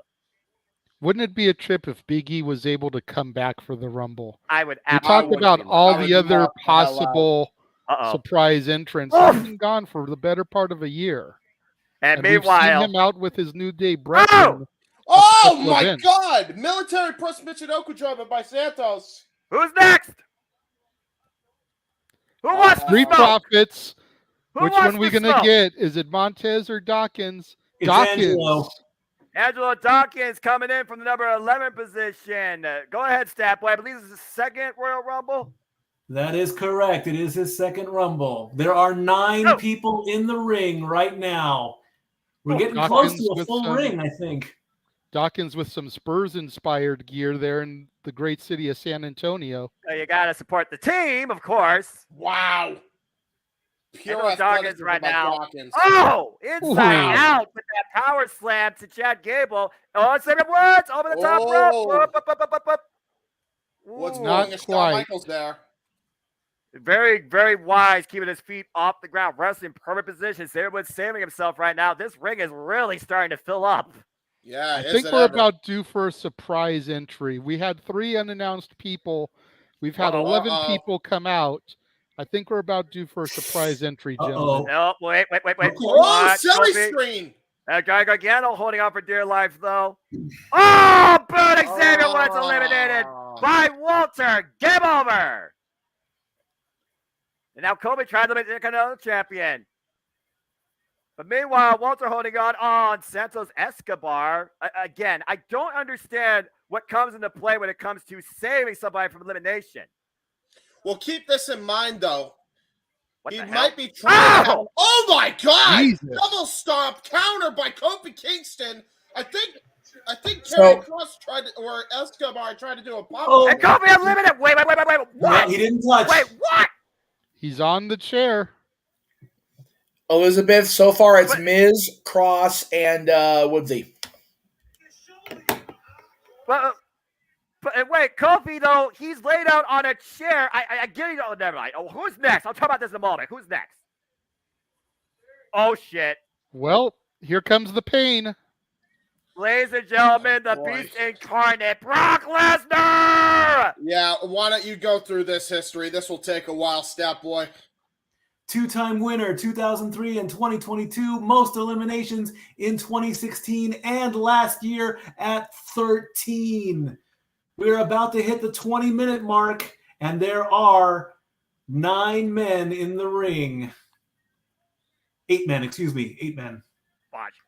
As you said, he won it back in 2003, and he won it last year from the number 30 spot in 2022, once eliminating 13 people consecutively, opening a Royal Rumble as the freaking WWE World Heavyweight Champion. And Sheamus and Drew McIntyre are salivating right now in the middle of the ring as the Beast Incarnate makes his way into the Alamodome. Yeah, both Drew and Sheamus are smiling. Yeah, they're smiling. They love this. Oh, man! And Suplex City. And keep this in mind, guys. We also have Walter and Brock Lesnar in the same effing ring currently right now. Yeah, I would not be surprised. The top rope, crossbody got caught. Uh-oh. Oh, no. Oh, no. I would not. Oh, man! Jesus almighty Christ. Yeah, follow a slam out of the ring. And there goes Dawkins. Chad Gable now trying to look for a sleeper hold. I'm not sure how wise this is. Uh-oh. And Chad Gable eliminated 3 eliminations in the span of less than 10 seconds by Brock Lesnar. Oh! German suplex to Drew McIntyre. Sheamus trying to brawl here. Oh, no. Belly to belly suplex right on the Sheamus' head. Oh, man. Oh, and here we go. Can I get this match officially made for WrestleMania? That's been the heavy rumor there, Noah. So, like I was trying to say a minute ago, I would not be surprised to get some interaction here. And here we go, face to face. They need to hurry up. They need to hurry up because another entrance coming already in 4, 3. Just listen to that crowd, 1. By the way. Holy crap. Who's next? Oh, my God. You gotta be kidding me. Bobby Lashley? I'm not surprised. Bobby Lashley, Brock Lesnar, and Walter in the ring at the same time. Step point number 13, go. Bobby Lashley making his 3rd Rumble appearance. Brock Lesnar now has 31 total eliminations. Wow. Oh, my gosh. We are about to get the clash of titans here. Bro. And, of course, Bobby Lashley and Brock Lesnar, belly to belly by friggin' Brock to Walter, collide over the WWE Championship. Lashley Royal Rumble. Spear immediately. And then you got Johnny Gargano hanging out in the corner there. One of these things just doesn't belong here. Yeah, he's about to get hurt. He's about to get hurt bad. Spear. Yeah, Spear Bobby. McIntyre. He may be Johnny Wrestling, but he's outmatched here by these guys. Dude, think about this. You got Bobby Lashley, Sheamus, McIntyre, Walter with a pop-up spear, a spinebuster variation. Wait a minute. Brock Lesnar is in the ring. At 5 minutes, nope, counter. Meanwhile, Brock pushes to the ropes, and Bobby eliminates Brock. Oh my God! Oh wow! The Almighty just eliminated the Beast Incarnate. Wow! And listen to those people in San Antonio go crazy. Unbelievable! Where's Kofi, by the way? Still ain't They are so go. They are so going at Mania. They have to now. Whoa, Jesus! Oh, Brock's pissed. Brock is pissed. And meanwhile, 8 seconds. 10, 9, 8, 6, 5, 4, 3, 2, 1. What the hell's about to happen here? Oh, we just went bankrupt. Oh, no. Is anybody else happy? No. Go ahead, Stat Boy, with number 14. There's any profits with this number and this person. Baron Corbin, his 8th Rumble match. Gunther and Sheamus are at 23 minutes. Brock lasted just less than 3 minutes. So Brock Lesnar, ladies and gentlemen, was in the ring less time than The Miz. Wow. And Baron Corbin's going to suffer for it, which actually I'm happy about. Have fun to Baron Corbin on the floor. Ladies and gentlemen, the jackass that Dylan sacrifices Kofi fandom for. Baron Corbin, ladies and gentlemen. I was about to, I'm just about to say real quick, where is Kofi, speaking of which? Is he still in the Rumble or is he out? He's still on that chair as far as I know. As far as I know, Kofi Kingston was not officially announced as eliminated, so I would say he's still in the Rumble, just laid out across that chair. We got WWE officials trying to restrain a beast incarnate that is my God. right now. Uh-oh. Oh, my gosh. Whoa! Holy shit! That'll cost him money. That might be bad. That honestly might be bad. It looked like he hit his head right on the damn concrete. Brock Lesnar's not done yet, folks. Brock is not happy. Everybody get the hell away from Brock Lesnar if you value your life and health. That's all I gotta say about that. Well, but Pierce has to get under control too. You can't just let Brock run amok. Clearly. Anyway, you're gonna get a tranquilizer gun for that guy. 2 seconds for our next entrant. Who do we got? Is that an even or odd? I don't even know now. There we go. All right, JJ, you up. Seth freaking Rollins coming out to the ring. The Put Monday some Night respect Messiah. on this man's name. Oh my gosh. Stat Boy, talk about the visionary, the revolutionary, the maniacal messiah conducting an orchestra, the architect, Seth freaking Rollins. He is making his 6th Rumble appearance. He is the 2019 winner. There is still no sign of Kofi around the ring, so I don't know where he is. And we have no official entry on Corbin yet, so we don't know what that's going to happen. Gunther and Sheamus are at 25 minutes. They started off the Rumble, and they're still part of the field right now as Seth is literally just continuing to conduct his own orchestra on his way to the ring.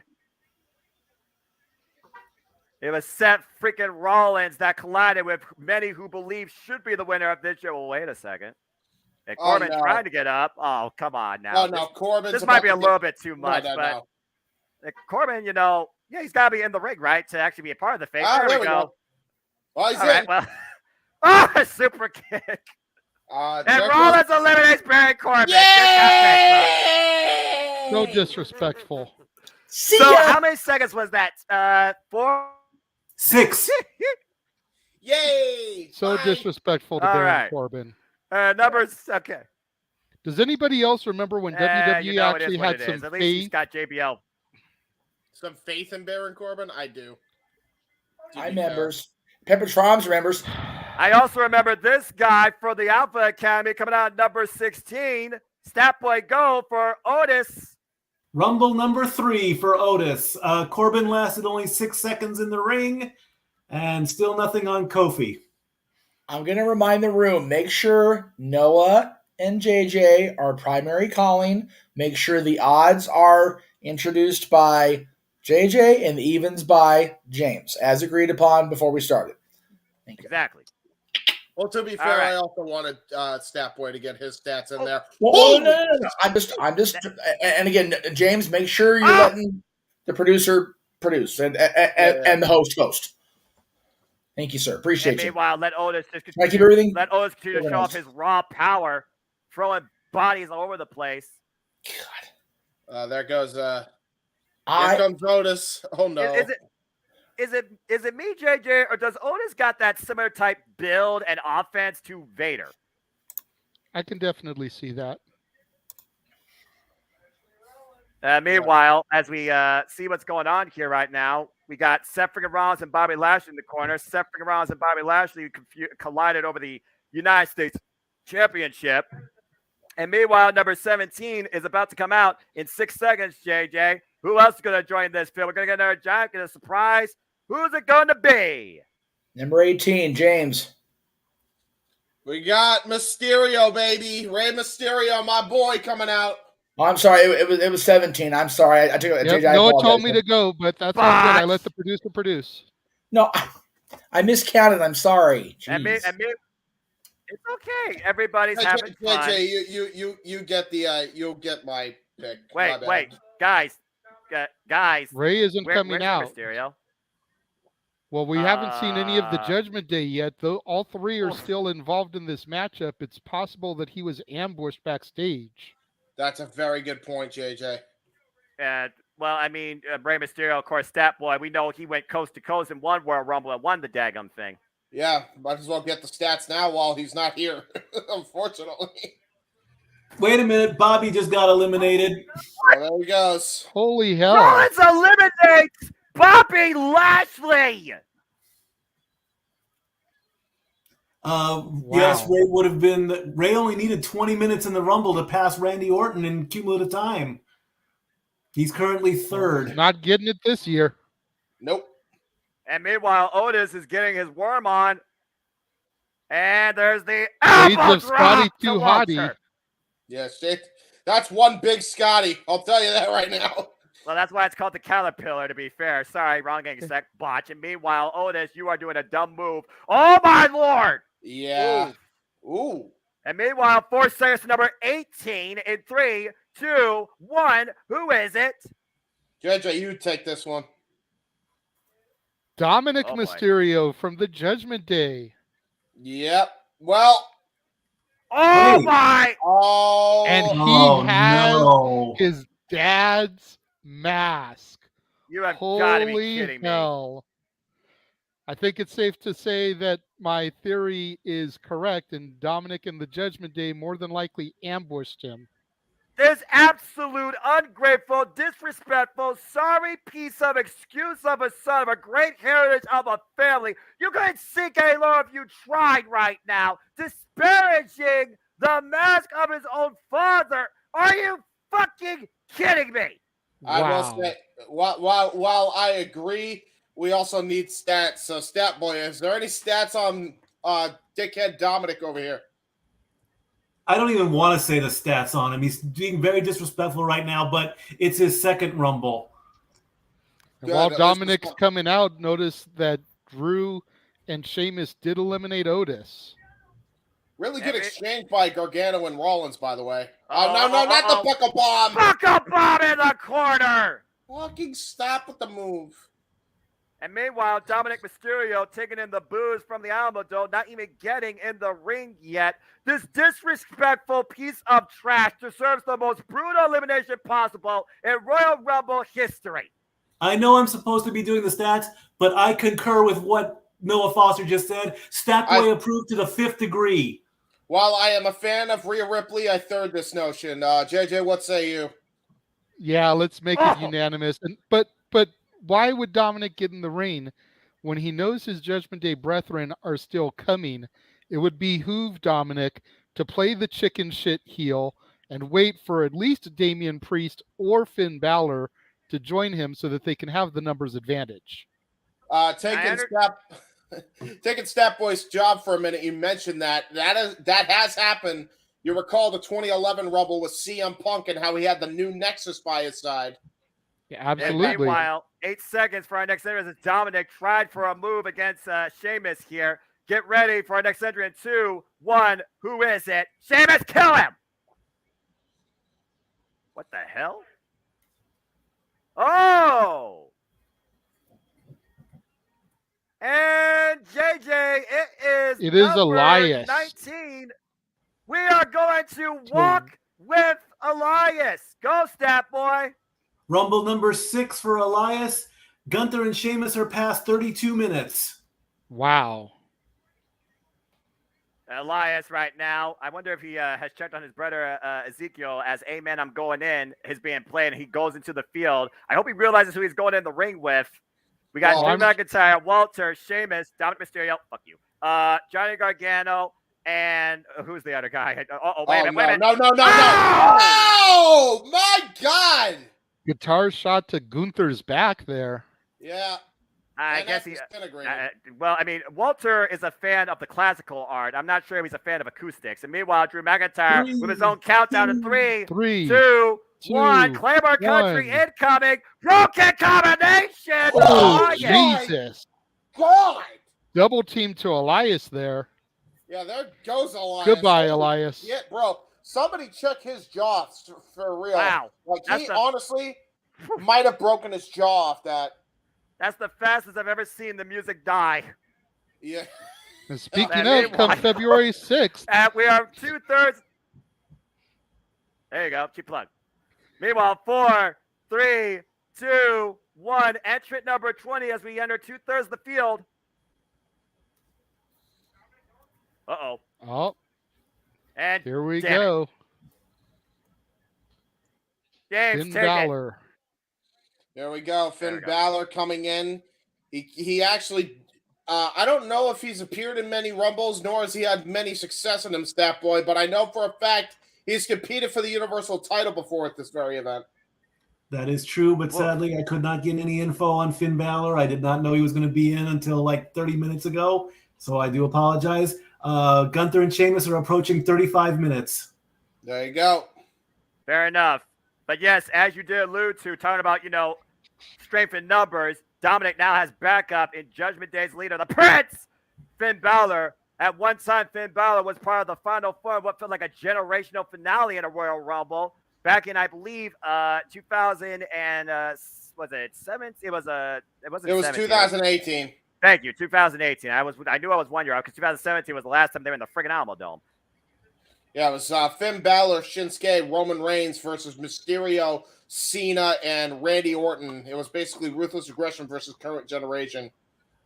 I wonder if we're going to get any of that here tonight. I mean, again, we really haven't seen, I feel like, a surprise. Everyone right now has been a current WWE superstar. Meanwhile, John Gargano, derailed by Dominic Mysterio.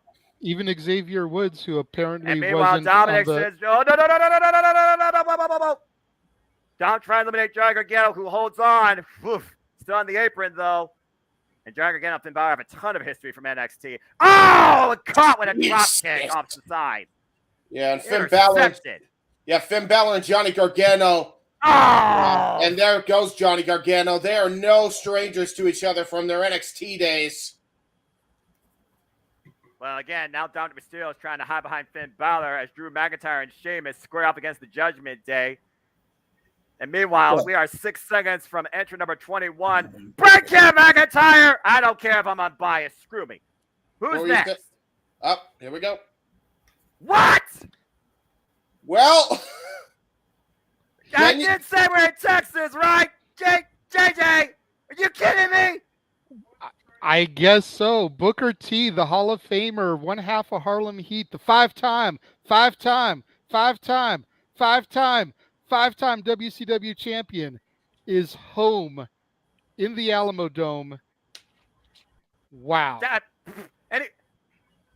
And he still looks incredible in ring shape. Of course, we know he runs Reality of Wrestling right out of the Texas area, where the current NXT Women's Champion was trained, Roxanne Perez, a.k.a. Roxy. He also has now been a voice on your NXT, and now he's in the Royal Rumble. Sidekick. Here we go. And Stat Boy, any statistics you got on Booker T? I know he's been in a number of Royal Rumbles. Sadly, no. But I can report that Gargano just barely missed 30 minutes. He was very close to the 30-minute mark.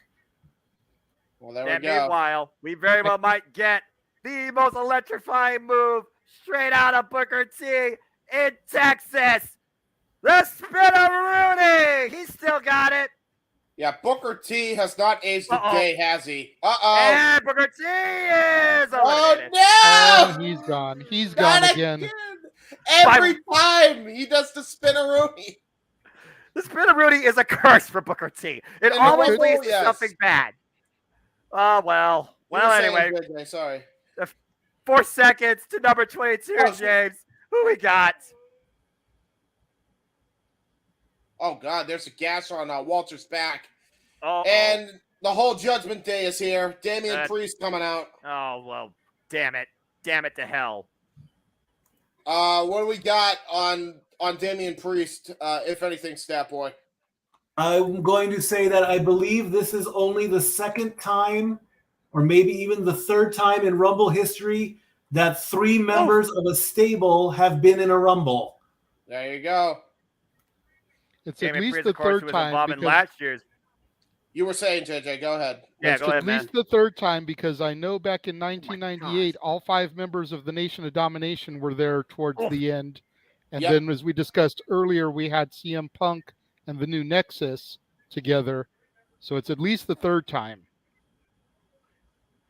I believe if you're talking about all stable members, I believe it is the second time, because all stable members were not in the ring at the exact same time. In fact, Husky Harris, the current Bray Wyatt, was actually eliminated before Mason Ryan came in. So, yeah, it would be the second time officially, I think. Good Lord, Walter showing the wounds of battle. Walter and Sheamus, who started off this thing, both still in it, and Walter literally has been scarred on his back. Meanwhile, combination leg drop backbreaker by Finn Balor, Damian Priest to Seth freaking Rollins. And meanwhile, we are 8 seconds away from our next entrant. 4, 3, 2, 1. Who's it gonna be? Well, the other half of the Street 23. Profits, Montez Get your Ford, red coming to solo the ring. cups. Get your red solo cups out because this guy definitely wants the smoke. Montez Ford.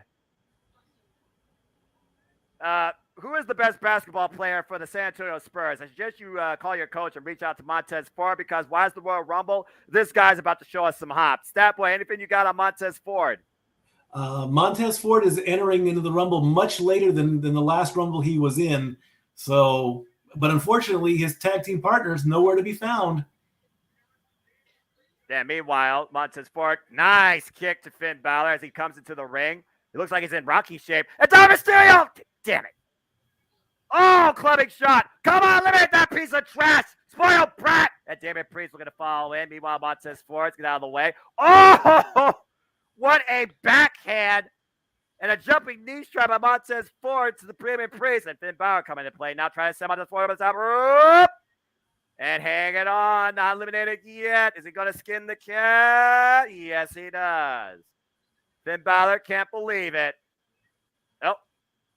Oh, big right hand. Rocky be proud of that. I was about to say he's working like Adonis Creed right now. Oh no, south of heaven, and Montez Ford eliminated by Damian Priest. Just like that. Right next to the guy with the Bianca Belair hat. That's disappointing to me. I'm gotta be honest. That's disappointing. That is very disappointing. Meanwhile, we are 5 seconds away from our next entry as we get close to the end of this field. Who's it going to be? Ooh. Good call, Elizabeth. What the fuck? Uh-oh. Number 24. Take it. It's Edge, and Edge is not a happy camper. We got the entire Judgment Day right in the middle of that effing ring right now, and we got an angry Edge. An old school Edge making his way down to the ring, looking to raise hell on the entirety of the Judgment Day. Ladies and gentlemen. No handcuffs. There is no Rhea Ripley factor. Stat boy, stats. No need. Just watch the match. Anyway, you were saying, JJ, go. Fair enough. Spear! Spear! JJ, mute his mic. What the hell? And meanwhile, drop kick by Dominic Mysterio. Oh, no. What's going to happen here? No. Spear! Yes! Break that son of a bitch in half! Oh, wait a minute. There goes Damian Priest. And Damian Priest eliminated! Finn Balor eliminated! And Finn Balor eliminated! Edge is on a roll. Oh, boy. And Seth freaking Rollins and Edge go eye to eye. Who could forget it was a day that Seth nearly broke Edge's neck? Oh, my God. That's true, isn't it? Well, and meanwhile, Edge looking to send Dominic over the top rope. JJ, I don't know where you are, man. Get your ring, come back in here, man. Oh, and Edge is eliminated, son of a bitch! Well. All right. JJ, we talked about this, all right? We talked about this, JJ. We talked about how we expected Edge and Finn Balor to renew hostilities back at what happened at Extreme freaking Rules, and we saw that come ahead tonight, yet somehow Dominic Mysterio is still in play in this match. Tell me that makes any damn sense. None of it does. None of it does. I'm still waiting for Ray to come out. Since we know he was entered, we know that his music played. He should be part of this at some point. He's got to come out at some point to be that final nail in Dominic's coffin.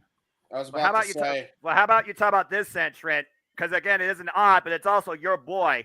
Yes, it is A-Town Downtime as the chosen one, the new chosen one, your United States champion, Austin Theory, comes to the ring, and Edge is just chasing Balor up the entrance ramp. That's a hell of a chase right there. We need Benny Hill music at this point. Right? At this point, can I just have Edge give a concerto to every member of the Judgment Day, please? And thank you. Just saying. And meanwhile, JJ, again, you proved Josh Mansfield right when it came to Austin Theory and his potential. We, of course, saw Austin Theory regain the United States Championship last year in the triple threat against Seth freaking Rollins. And oh! And here comes Rhea Ripley. The Rhea Ripley factor coming into play. Oh, shit. Oh, my God. Oh, my God. God, she looks huge. The Glamazon is back. And Rhea looks like she has seen a ghost. Here we go. Spear. Jesus. I told you somebody needed to put Judgment Day in their freaking place. Screw the officials. Let them fight. Let them fight across Texas. Throw her across the border. I don't give a shit. Beth Phoenix making her presence known. Beth is in the house. You almost got to figure she's a lock for the Rumble at this point now. Yeah. But that also makes me wonder, though, after that spear, JJ, how will Rhea Ripley be affected towards that Royal Rumble? And somehow Dominic Mysterio is still in this field that currently has Sheamus, Drew McIntyre, Walter, might I add, 1 and 2, Austin Theory, Seth freaking Rollins, Dominic Mysterio, and now Austin Theory as we go to our next entrance, James, in 3, 2, 1, call it. Who is it? Oh, shit. Well, we got almost. Oh, boy. The Nigerian Giant, as people like to call him, accompanied by MVP. Statboy, do you have anything regarding Omos? I know he set a presence and a precipice at last year's Royal Rumble. This is his second Rumble. Gunther and Sheamus are at 45 minutes. And that's all I got right now.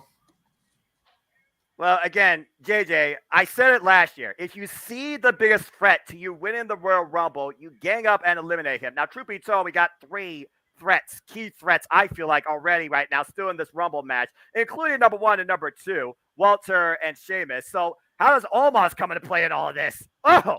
He's definitely one that you got to watch. He falls into that Andre the Giant Big Show category where it's going to take a multitude of men to get rid of the Nigerian Giant. And Sheamus and Drew look like they're salivating, much like they were when Brock came to the ring. But you got to figure all these individuals are going to have to team up on arguably the biggest rookie out of everybody in the ring. Yeah, and speaking of biggest rookie, you got the raw power of Omos. Oh, my God. Yeah, again, Omos, the tallest competitor currently in the WWE. And a former Raw Tag Team Champion. Uh-oh. Oh, no way. Oh! Whoa. Wait a second. Are these chops not affecting Omos? I would imagine not. Good God! Well, talk about a choke slam straight to hell. That's a choke slam. And meanwhile, someone else might be going straight into hell as they enter this field. 3, 2, 1. Who is it?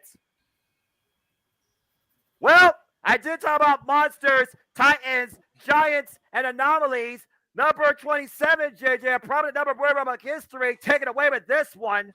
Is Braun Strowman the monster of... Sorry. All right, JJ, go ahead. Dude, that was not me that time.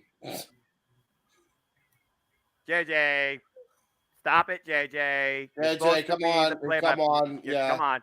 Guys, let's keep everything in order here. It's all about the introduction, and then it's all about the stat. There we go. JJ, go ahead. Oh, now you're done. Now the boss man's in the room. As I'm just going to go ahead and do commentary unless he mutes me. And meanwhile, Braun Strowman coming into the ring right now, renewing hostilities with Omos as we look back at this one-on-one single exhibition at Crown Jewel. It was Braun Strowman that almost looked less than an anomaly, looked nearly normal human as he barely survived Omos in that singles match. Oh, big shot. Uh-oh. And again. And again, these two titans duking it out. Blow for blow. Forearm for forearm. This is some serious power we got in the ring right now. That's just a throat thrust. A big right. Is it me, or has Braun Strowman actually slimmed down since coming back to the WWE? Yeah, a little bit. And meanwhile, doesn't need the clothesline. Braun Strowman picking up speed, and Braun Strowman eliminates Omos! Just like that! Wow. All right. The monster among men eliminating the giant and putting the boots to everybody, including number 1 and number 2, who are still in this field. And somehow JJ Dominic Mysterio has not been obliterated yet, but I'm glad to see Walter just chopped him in the chest. Yeah, I don't know how Dominic is doing it. The divine Must have been that time sprint in the prison yard. That's right.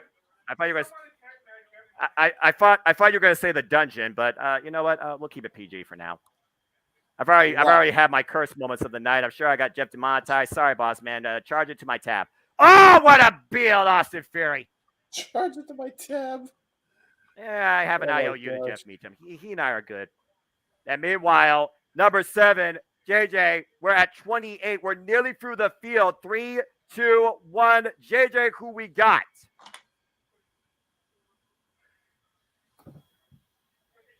Ricochet. Wow, okay. Got Ricochet coming to the ring here, who in recent weeks has formed an unlikely alliance with Braun Strowman. Explain to me how that happened, because last I checked, I don't think Braun Strowman and Ricochet had ever even done anything backstage together.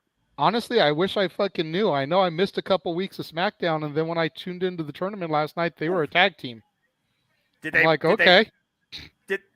actually win their tag match? What the hell? No. They did. Oh! Oh, they just double teamed your boy, Austin Theory. And who could forget? Oh, Sheamus clubs them. Who could forget, JJ? You and I saw Ricochet and Carmelo Hayes tear the house down at Worlds Collide one-on-one. It surprises me we have none of your NXT talent show up yet. I know. That's been a surprise to me as well. I would have thought for sure that we would have had some of the NXT contingent in this match. Maybe they're saving some of the women for the women's match since there was so few of them already announced. Stat Boy, so far, we've had 2 Iron Men here, as 1 and 2 still have not been eliminated yet. And also, number 27, I believe, still is the most wins for the men in Royal Rumble history. Isn't that correct? That's correct. Gunther and Sheamus are at 51 minutes. Oof. And geez, and he just got rocked there. Again, we got a lot of powerhouses here in the ring. Predominant faces, the United States champion still in play, and someone still have not eliminated that petulant, spoiled brat in the corner. Sorry, not sorry. I feel like my blood pressure went up at least 5 points tonight in the last 5 minutes. Oh, nice steamroller there by Sheamus to Walter. Yes, folks, I still say screw new name conventions. Bite me if you think otherwise. Stat Boy approved. And meanwhile, hold on, we got Jeff in the chat. I'll check back with the producer after this match is over. So, if I remember correctly, hang on. I think there's one. JJ, I think there's one surprise left, and Cody, if I'm remembering the graph correctly here. Why am I not hearing JJ? Yeah, Cody. Whoa! What? Well. There goes Sheamus and Drew McIntyre. And then there's one last spot. Well, JJ, we're nearly at the end here as we have 4 seconds to entrant number. Who is it? Are you kidding me? Logan Paul. Are they really wasting a spot on Logan fucking Paul? Yes. That's correct. That's correct. Number 29, freaking Logan Paul, back from injury after previously facing the Tribal Chief at Crown Jewel for the WWE Undisputed Universal Championship. What the hell? All right. Well, Someone we got speak Logan right Paul. now. I don't know what to say. I was actually expecting The Rock in this Rumble, but I guess that's not happening now. Because we know 30's Cody. We know it's Cody. It has to be Cody. And by the way, have you noticed that the field has stopped They're like, what the hell? This guy's back. Are they still trying to pass this guy off as a face? I don't know who I hate Everybody more, Dominic is Mysterio or Logan teaming Paul up. at this point. But since, Well, there he goes. well, I mean, okay, I guess in this case. Oh, wait a minute. Uh-oh, No. wait a minute. Oof. Okay. Wait a minute. Logan Paul saved himself. No way. Over the top rope. Good Oh, grief! he Shot actually, lariat. he actually pulled it off. And he didn't tear his hamstring this time. Oh, but he There might you go. get a freaking pop blood vessel from Walter with that chop to the chest. And meanwhile, Logan Paul over the top rope on the apron, pushes Walter back, springs over the top. And meanwhile, Braun Strowman and Logan Paul finally meeting one-on-one. And you feel, oh, wait, Dustin the clothesline. Body shots. Of course, Logan Paul bringing his boxing background into play. Oh, wait a minute. How about the shoulder? Up the shoulder. Look at the right power slam, baby. God, planted. There's the power slam. And Ricochet with the running shooting star press. I'm not going to lie. I kind Wow. of wish Carmelo Hayes was one of those prize entrants. But, you know, it is what it is. Carmelo Hayes, Braun Breaker, Joe Gacy, Cameron Grimes. Like, there's so many people. And here we go. And number 30. Talk about it, JJ. Wrestling has more than one royal family. The son of a plumber. The road to recovery. And what very well now could be the road to Really? WrestleMania. My Ladies daughter and says, gentlemen. is this Steve Rogers coming out with the American flag and everything? Cultural God reference. damn it. Look, All the roads lead to WrestleMania. The American Nightmare is back in the Royal Rumble match. after what some would call an inhuman display of courage, valor, intestinal fortitude, and conditioning at last year's Hell in a Cell, with a torn pectoral muscle off the bone, now recovered and returning to claim his throne. The American Nightmare, Cody Rhodes, is our final entrant in this year's Men's Royal Rumble. And it was last year's Stepway, the number 30 spot, that we had our victor. That is true. This is Cody's 6th Rumble, and he has a huge scar on his pec. Yeah, he does. Duh. After the torn pectoral muscle, no shit. Shades of his brother Again, Dustin with that drop down punch. I mean, oh! Cody cut off the second rope. I mean, JJ, you are literally a former in-ring competitor. I don't think you've ever had a torn pectoral muscle, but I imagine that never recovers the same way. No, I'm lucky I've never had any severe Just injuries. saying. The most severe injury we ever had And in our meanwhile, group Dominic Mysterio trying to take Cody. was the stat boy breaking his arm. Oh, wow. Really, bro? Yeah. Tell me I'm lying. Repeat that. You You broke up. I won. want to hear that. Repeat that. Said the only severe injury we ever had was stat boy breaking his arm. Well, Fair enough. Crossroads. We got a Crossroads. Is it wrong for me to be sadistic and saying I want Dominic? Yes, thank you. There Cody! goes Dominic. Yay! Good, you spoiled freaking brat. Go back to your freaking penitentiary. Oh, God, what a power bomb by Braun Strowman. Jesus. You Well- know it's love when your daughter shares her Reese's with you. Nice. Well, I'm just going to say this. Like your daughter's choice and treat, that elimination by Cody Rhodes was perfect. Damn, that was Yeah, a hell of a right. power slam by Braun Strowman. Oh! Ooh, nice slice spread there by Ricochet. Now running slice bread, might I add. Meanwhile, kick to the midsection. Austin Theory looking to make Ricochet over the top rope. Holding on. Enziguri. So we have 7 men left in the Royal Rumble. Based on what we're seeing here, oh no, no way, no way. We got Cody, Braun Strowman, Austin Theory, Walter, Logan Paul, Ricochet, and Seth freaking Rollins. Oh my God, what the hell? Holy shit! Mid-air collision, something out of an anime movie. You gotta be fucking kidding me. With That was Logan Paul, insane. with Logan Paul, Ricochet. JJ, that was shades of freaking Ricochet, Carmelo Hayes. Look at this replay. Oh my God. Slow-mo just made it even prettier. That was just an absolute car crash. And Cody's going to try to capitalize.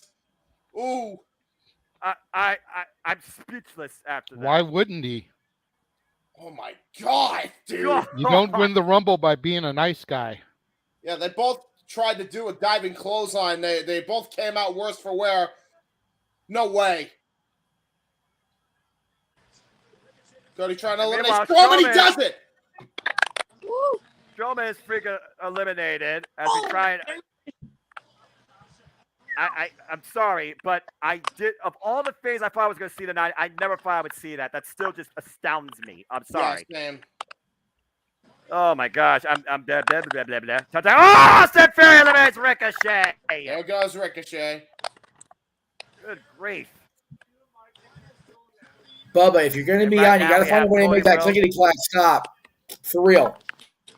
Yeah, who's clicking? Seriously. It's Dylan. I tried telling him privately, but he didn't answer me. So it's like, make it stop. All right. Okay. There's 10 punches. Well, 1 hour for Gunther. Nice. Oh. Gunther was in at number 1 and survived, huh?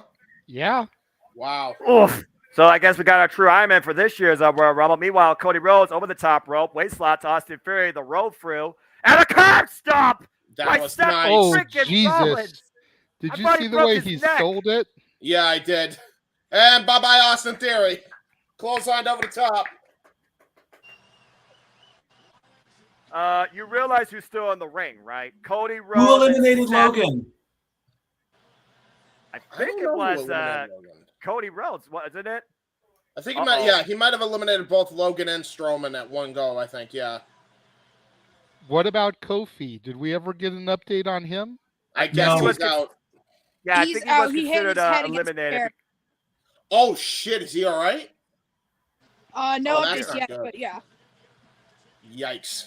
All right. Well, we'll try to provide an update as it becomes available, guys, because I looked at the spill earlier on social media. It did look like Kofi hit that chair really hard on his head. Yeah, again, those chairs, they may be cushioned, but not everything's cushioned, and concussions are no joke, especially the juggling in your brain. And this is interesting. Cody Rhodes and Seth Rollins, some would say the WWE feud of 2022, teaming up against Walter, who has been in this since the very beginning. Nice pop-up shot there. Vintage Cody Rhodes. Pedigree! This is really smart by Cody and Rollins, though. Take out the bigger man that's lasted the longest and has been on a rampage since the start of this thing, and then fight it amongst yourselves here. What? Oh, shit. Cody Rhodes with a pedigree of his own. Not bad either. JJ, I'm putting you on the spot. Who did it better, Seth or Cody? Seth, honestly, I think did it better than Cody. Yeah. I don't think Cody's had quite the practice with it the way Seth has. But it was definitely a nice touch. You go back to AEW, you think about Cody Rhodes destroying the King of Kings throne. So for him to pull out the pedigree in this match. Oh! He tried to pull out the bionic elbow, and he just got a slap to his face for his troubles. To be fair, we got a little bit of flip-flop and fly in the Lone Star State. I mean, it wouldn't be a bad idea. And meanwhile, looking for the crossroad, the roll through. A curve stop! Oh, counter. Ooh, nice Meanwhile, counter. lost the shot. Oh, it's a super kick. Oh! Again, JJ, we called it at WrestleMania. It was a surprise factor that the American Nightmare came back to WWE, the prodigal son looking to achieve a family dream. Seth freaking Rollins. Oh, wait, Logan Paul, what the hell? Logan Paul eliminated Seth. Freaking Rollins. I think Logan was still in the match. You're kidding me. Yeah, you're right. He didn't go over the top rope. Holy hell. This is crazy. I didn't see that coming. No, I didn't either. Could Logan win this? Don't put that in the universe, boy. I will ground you till you're 25. I like Logan in the ring, but no, like it has to be Cody, right? Yeah, at this point it has to. Yeah. But an I LA mean, if boy it's not Cody Rumble and going to WrestleMania. Dylan, don't talk over people, buddy, please. Yeah, JJ, go ahead. if it's not Cody, it has to be Walter. It has to be Right. Gunther. Yeah, there's no way. There's no way it's going to be Logan Paul. Let's just put this out here, JJ and Jeff. As you both have tickets, would you boycott your tickets if they made event as Logan Paul versus Roman Well, of Reigns? course not. Yes. No, I wouldn't. I'd I turn my wouldn't. back like when it was freaking Cena Batista. Well, Damn. that's one thing. Oh, wait a minute.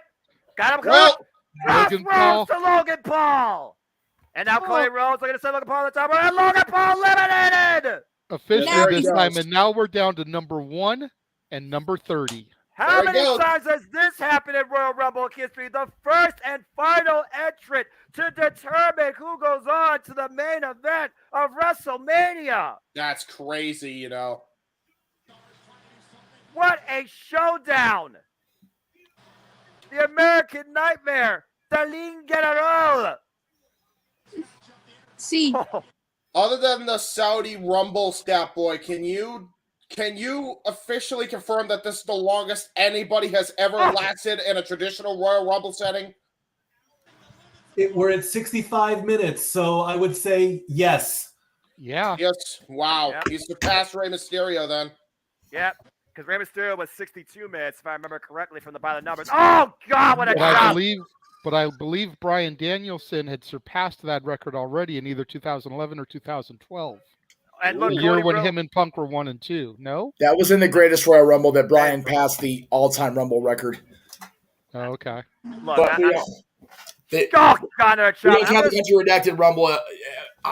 I know Greg does, and he's one of our Royal Rumble aficionados. But the official Championship Network stance is only the Rumble pay-per-view matches count on the not pay-per-view. The Royal Rumble night Royal Rumble matches count on the stat board. And yes, if Walter's at 65 minutes, he has surpassed the official WWE rhetoric of Rey Mysterio at 62 minutes 12 seconds. So There we Walter go. is the Iron Man for the moment. Over the top, Jeff, JJ, He's as you holding speak, on. Cody Rhodes out of the corner. Oh! Disaster kick became disaster for Cody. I love that analogy, by the way, Jeff. Thank you. And by the way, Jeff, I approve that thought, by the way, because as far as I'm concerned, what happened at Country Redacted should be literally redacted. As Cody Rhodes is bleeding internally from those chops, might I add, straight to the repaired pectoral muscle. You already see blood vessels popping up on it. I don't like it. I don't like it at all. Well, again, he's not back nearly as early as John was from the injury. I'm sure he's healed up. He's probably just got a little scar tissue because, I mean, that pec was torn clean from the bone after the fact. And Walter might be looking to do the same thing here as, oh my God, he's not meant to bend like that. God. And that's Oh my God. By the way, if Cody Whoa, falls, hey. Oh my God. if Cody falls, Walter wins. Yeah, he took a page out of Terry Funk's playbook right there. The way he was able to save himself from elimination. Terry Funk, there's a name that would have been cool to have in this Rumble here in Texas. Can he actually still wrestle is the thing. No, Terry. No way. If you follow Mick Foley on social and you listen to the Mick's podcast with Conrad, Terry's in no condition to do anything, unfortunately. Well, prayers on that man's well-being. Very much, always with Terry. We love Terry on the No DQ family. He was a great guest of ours way back when. And Cody might be looking for a wing and a prayer as Walter might be looking to bring him back inside the ring the hard way. Looking for a superplex. Jesus Christ. Oh, Jesus. Threw him halfway across the ring. Yeah. Border toss. Gunter is just a freaking bruiser. Yes, Golly. Oh, Take a look at the man. replay here, by the way. Watch how Cody lands. Yikes. Bounces off the mat, lower back. During the pre-show, we talked about guys that weren't going to win the Rumble, but we're going to make sure they had an incredible showing. I think that if anything, Walter, Gunther, whatever you want to call him, the ring general has shown his case to be a future world champion on the main roster. Whether they're going with Lashley and Lesnar or not, which appears to be the case, you've got to get Gunther and Lesnar in there at some point now, man. Gunther's shown everything tonight. Oh! Maybe Cody Cutter. He's doing a Maybe- Cody Cutter. Cody looking to bounce back and says Walter over the top rope, but he doesn't fall yet. Oh, Wow. That's close. How close can you get? How far is a dream? Cody Rhodes might literally be seeing the WrestleMania sign fading if he doesn't overcome this anomaly known as the Ling General tonight. As long as it doesn't melt like last year. Oh, wait a minute. Got the leg. Dragon screw leg whip. God. Damn, that move has to suck. I hate the dragon screw. It's the worst. Oh. I see what Cody's doing here. Shades of his brother setting him up for some shattered dreams. No DQs in a Rumble. Another may need to be shattered, and it's 100% legal. Oh! Oh! Good. And it is good in the Alamodome, folks. Right. It's out of line, but it's not illegal. Wonder what McAfee thinks about that kick. Oh my God! You know, Pat McAfee appreciated that punt. Yeah, he did. Oh, for those that think I don't know sports references, you're welcome. And meanwhile, Cody Rhodes. Dear God! Drop kick. Hell. Big men like that should not be able to drop kick like that. Oh. Power bomb! Well, the Intercontinental Champion has literally waged a war against Cody Rhodes. And right now, setting him over the top. And Cody, wow. Jesus. Oh, my God. That was so close. That But again, both feet have to touch the floor. They did not do that yet. Nope, not yet. Oh, God. And Walter and Cody fighting each other, but Cody in the more dangerous position, hung across the apron in the rear naked choke, sleeper hold. Sense of urgency for the American Nightmare as the WrestleMania sign looms in the background of both men. Will this be a tragedy? Or will this be the first step in what could be the ultimate victory? And look at this! Trying to pull Walter over the top rope with Cody's got a cravat lock on! Cody's got a cravat lock on to try to pull him over! Whoa! Cody going for the Benoit Big Show spot there. Yeah, exactly. There's a free throwback for you. Sense of urgency. Walter had to release the hold. Cody up the top. Oh, God! Dropped to his knees. Jumped out of midair like a freaking fly.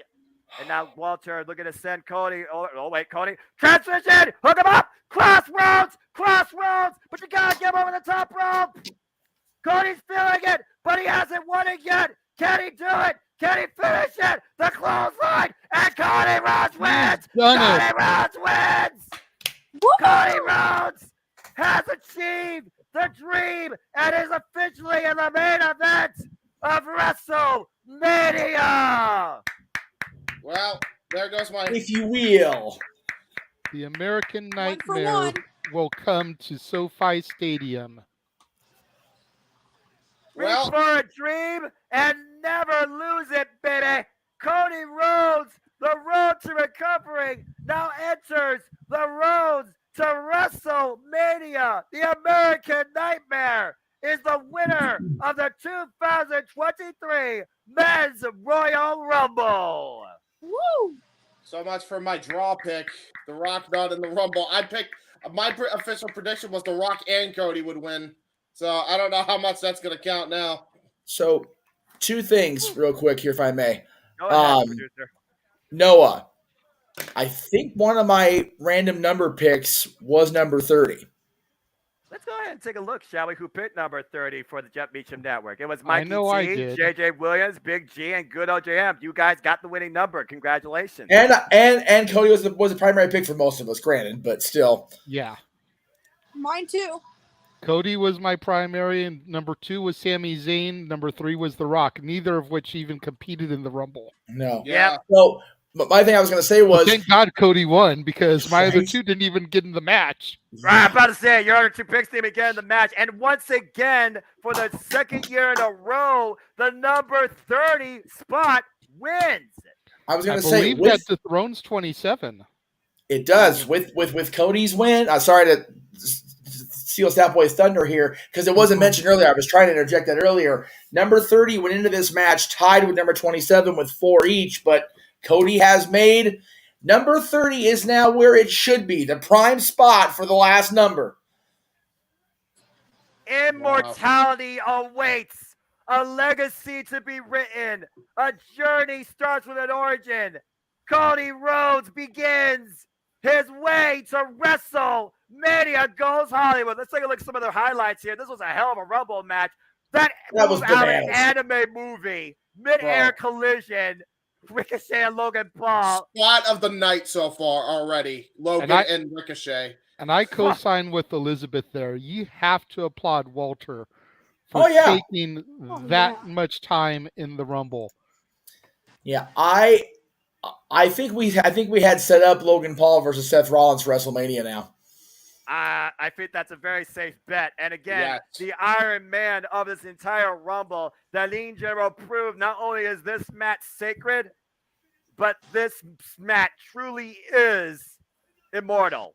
Wow, as Cody Rhodes has his name in the record books as a Royal Rumble winner. Mikey, make it stop blinking so we can actually see it. I can't. It's 1 hour 11. It was 1 hour 11 minutes and 40 seconds.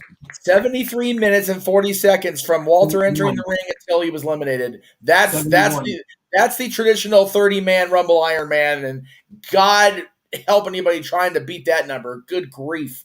Yeah, for real. That's a long goddamn time. Congratulations once again to the American Nightmare, Cody Rhodes. Congrats to everybody. That was a hell of a men's Rumble, man.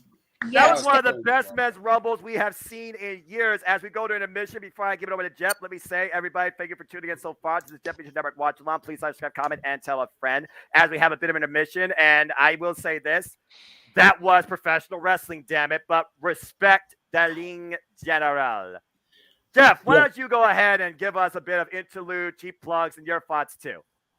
Well, I wasn't going to do plugs just necessarily. I just want to say again, I appreciate everybody in the room with us here. Just again, be respectful of everybody's roles on the team, and we'll be good going forward. We just need to take a deep cleansing breath, and out we go, and on we go forward. Now, what I was going to say besides Cody winning is, if Cody didn't win with that kick, he has a really good chance of replacing that damn punter, the kicker in Dallas Cowboys, because he couldn't hit a goddamn kick to save his ass a couple weeks ago. So, there was that.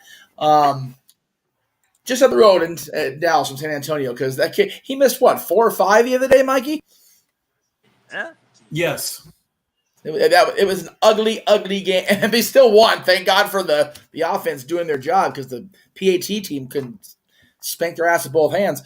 But so happy for Cody. JJ and Mikey know how much the Rhodes family means to me and to this channel. So very cool, Mr. Williams. I have a question. I want to know what WWE is thinking with that 2K23 commercial, because you can't see any of the footage. Worst marketing ever. Worst marketing ever. Yeah, about to say, it's horrible. It's like it's a blank cover.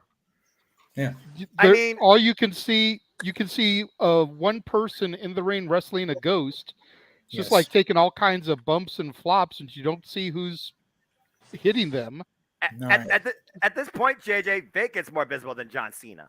For real. Hey, Bacon's a multiple-time world champion. You put some respect on that name, too. Take a look at this video package of Austin Theory catching me off guard here. I hope Mansfield is watching this. Not only is he watching, he's here with us. Oh, wow. I just got in right at the end when it was popped in. Yep. Cody left. And we're welcoming birthday party for a friend. We're also welcoming in Paul from the other side of Noah's room there. Make sure we're keeping people muted when we're trying to communicate with Paul. That way we don't have a major echo. Hi to Dylan. It is good. We just need one more person. JJ, get down on the headset. We have your Brady Bunch moment at last. All right, let me see what I can do here. Hold on. If she's playing the game, don't bug her. Yeah, just or somebody else pop in. More people have the link than what's in here, so My main question was, what's going to happen with Ray? Well, again, there were only 29 people in the Rumble, and to people in the room, that has happened before. Macho King Randy Savage willingly vacated his spot so Warrior wouldn't murder him in the middle of the Rumble ring. There was that. There's been a few times that's happened. So What happens with Ray is Dominic took his mask. They are my son are on the road to WrestleMania against each other. I have a feeling. Maybe Somebody sounds really staticky. All right, I'm going to ask the teenager in the room and the one coming in the room. Y'all behave your damn selves. Once she's set, ready to go, we'll pop her in here. I'm thinking maybe a cage match at Mania, Dominic against Ray. Well, what I'm thinking, kiddo, is Ray's mask versus Dominic's, Ray's mask and career versus Dominic's, something. Because that way, because Ray needs to finally bow out. He's wrestling long enough. It is what it is. Okay, we're letting Danny get set up there. Again, they're in San Antonio. Very prolific WWE wrestling city, period. You think of all the history in Texas, San Antonio, especially, it's the home of Shawn Michaels. And I'm not surprised that Dawkins had a Spurs jersey on. You got to remember how much Shawn Michaels loves the Spurs and has season tickets with them for a while. So there was that. But now we're about to go pitch black, ladies and gentlemen, because a favorite here in the Casa DTN Studios side of the Jeff Meacham Network Multiverse Media, Sean Ricker, now known as LA Knight, of course. Let me talk to you about how awesome this guy is and how curious I am how this is going to play out because, my goodness, LA Knight has picked a fight that I don't know if he can win with dealing with. Just because Percy Pringle, the late great Paul Bearer, was at one point his advisor manager, I'm not sure he knows fully how to deal with the true dark side of the ring. And I don't mean the advisor, although it is a good show. I see Noah went pitch black for the match. He is. He is ready.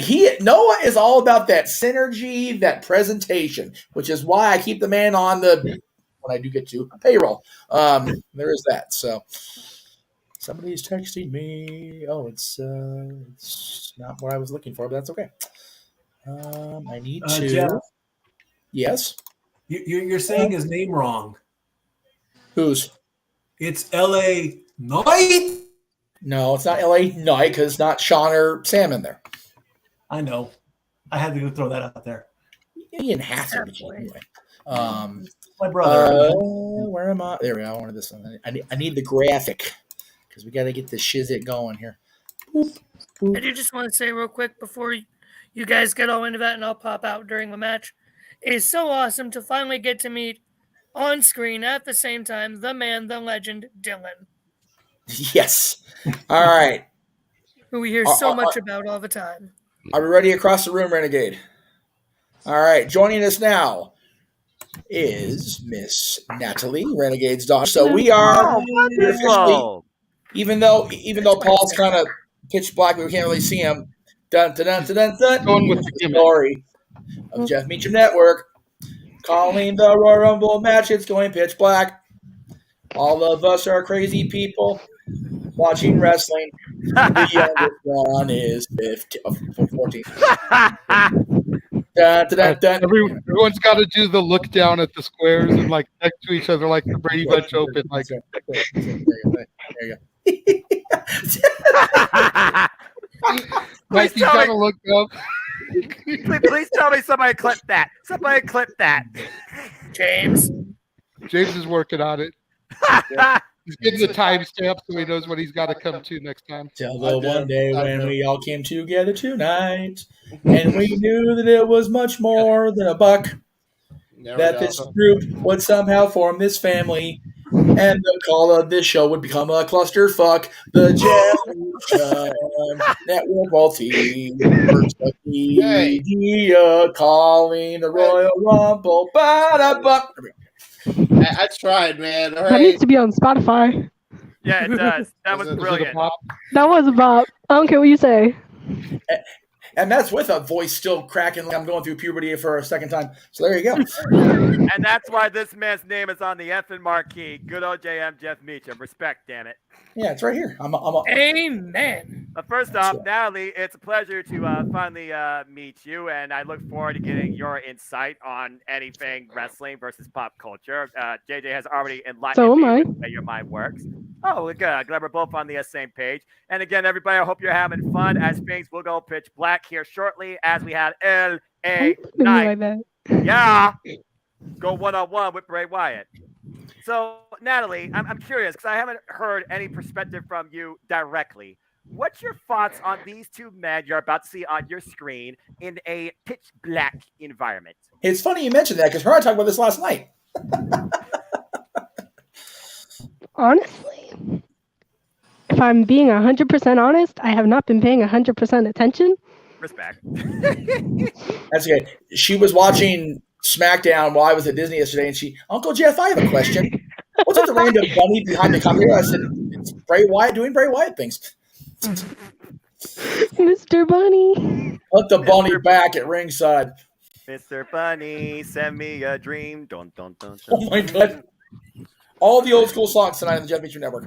They're not copyright. It's all good. They're not copyright. They're not copyright. I'm not trying to get you a copyright strike. If you understand this reference, you are in the right room. Hey! We need to do that. Hollywood Squares and James Keeper's the freaking Whoopi Goldberg. I'm the Whoopi. What? No.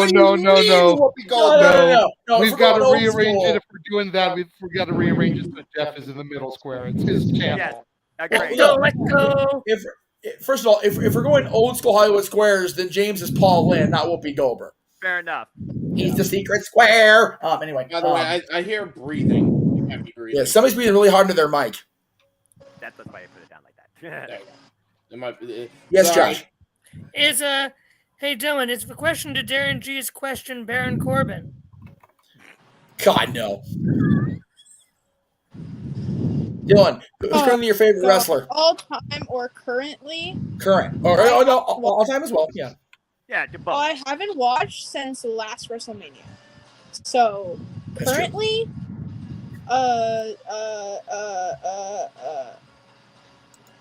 W. Cody. Now the breathing issues, sweetheart. Just so you know. Oh, that's probably accurate. All time, probably. Oh, that guy that eats worms is pretty cool. Boogeyman? What? All right, so we're just going to go ahead and use Dylan for the rest of the broadcast. Both so offended. We're hearing echoes, I think, from Renegade and your daughter. Yeah, we're doing the best we can. We knew this was going to be the case.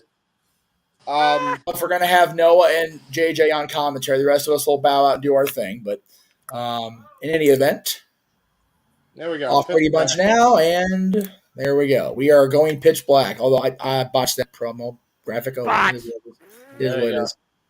Yeah, I know why. I know why. Hang on. I feeks. There we go. There we go. Yay. All right. See you after the match. By Mountain Dew. Yeah, sponsored by Mountain Dew, which Noah actually has a pitch black there with him. So there you go.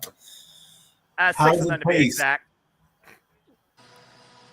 All right, so I'm going to pull everybody out except our commentators. So Noah, JJ, have fun, brothers. Thank you. All righty. Goodbye. Thank you very much, Jeff Meacham Network. And Party, we will see you after this match. JJ, it's time to enjoy a pitch black match. I'm still not even entirely sure what this match is going to consist of. Like, are they just going to wrestle in the darkness? And is the only light going to be people's cell phones? Exactly. What is the darkness? Was that Huskus that I just saw him pass? Maybe. I could have just saw like a pig type character there. Bray Wyatt, of course, holding that lantern, the most luminescent thing inside the entire Alamodome, as a field of fireflies guide his way down the entranceway to the ring as LA Knight looks to leave Bray Wyatt in the dark. But how dark can this match and can either man get? There was Mercy the Buzzard. Yeah, he's got his Firefly Funhouse people kind of lining the entranceway there. As Shatter plays the end there, yeah, I saw the Buzzard character. There's a bit of symbolism here. And again, these characters, they reflect traits of personalities of Bray Wyatt. Is Bray Wyatt whole? I honestly have been asking myself that question since he's returned. He's accepted who he is to a degree and seems to have no remorse for the things he's done in the past. But yet he's here to write his own story, a story yet to be written, yet to be told. And tonight, he looks to write a chapter in pitch black with supporting role LA Knight playing either victim or beneficiary. Yeah, he'll either be the victim or the victor. Exactly. And we don't even know the rules to this. Look at Bray Wyatt's getup, by the way. It's almost like he's in like a rusted armor, but he's in a state of clarity. Yeah, even the Bray lights are Wyatt on. said, okay, the lights did come on, so it's not going to be wrestled in the darkness. Well, the bell hasn't rung yet, to be fair. And again, folks, this match is sponsored by Mountain Dew Pitch Black. So grab yourself a Dew and support us here on the Jeff Meacham Network Multiverse of Media 2.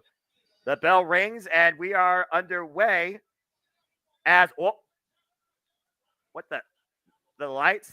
What in the hell? Interesting. Oh, my gosh.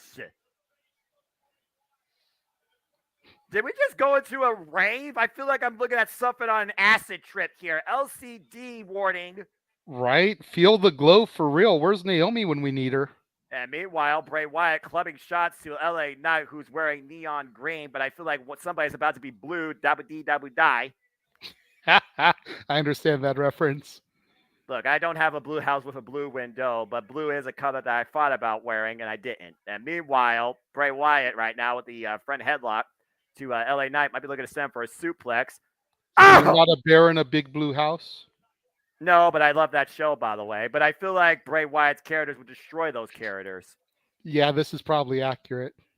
Now, you look at Bray Wyatt's head. Did you notice the 6 on the side of his head? Again, Wyatt 6. We talk about that symbolism. We talk about that group, that manifestation. Will we see that come to fruition tonight? And will Uncle Howdy come into play? The last time Uncle Howdy and Bray Wyatt went the ring together, he freaking dropped Bray Wyatt. It almost didn't look like he turned LA Knight in time. That could have been very bad for Sean Ricker. You mentioned Uncle Howdy. Will Alexa Bliss factor into this, or is she too busy getting ready for her own title match against the Raw Women's Champion Bianca Belair? Well, it'd be even more interesting if these matches are back-to-back, and honestly, cards to change. We don't know necessarily what's after this. What we do know right now is LA Knight and Bray Wyatt are fighting in a world of darkness. Oh, God! Jesus, knee first into the steel steps there. I wonder if there's some symbolism, though, to Bray Wyatt and the way that it's almost like his veins, like there's an energy channeled inside of him that's glowing tonight, honestly. When you think about, LA Knight's just wearing fluorescent gear. Again, whose game is it, JJ? Oh! Well, you got to figure at a match like this, regardless of whatever the rules are, and even Bray Wyatt said he had no idea what the hell was going to happen going into this match.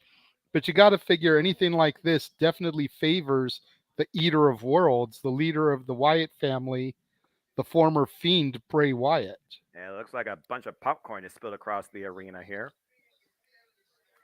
Got to figure that was just done for show because it's all glowing, like just ambiance, if you will. Can I be perfectly honest with you, JJ? I never gave a flying rat's ass about glow-in-the-dark novelty items or clothes. Just saying. Oh, boy. The only time I ever really cared about anything glow-in-the-dark was like Halloween.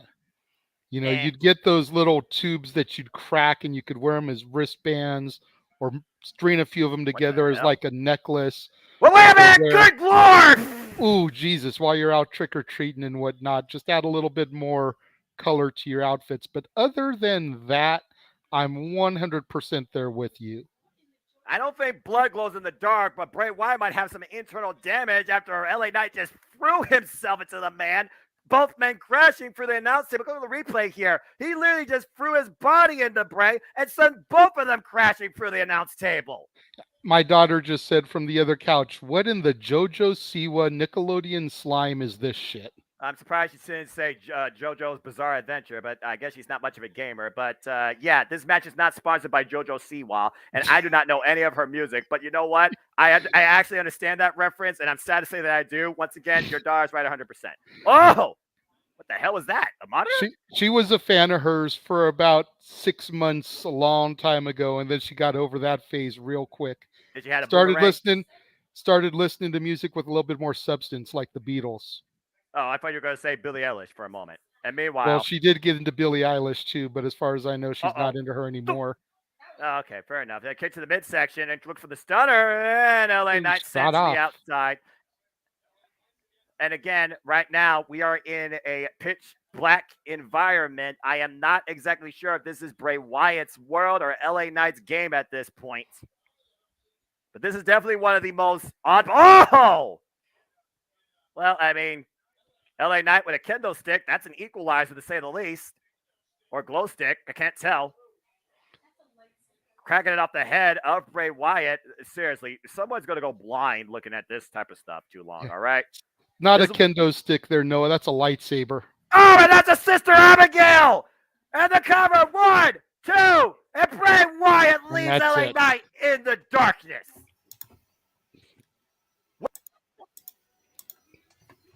And that was it. Really? All the hype for this?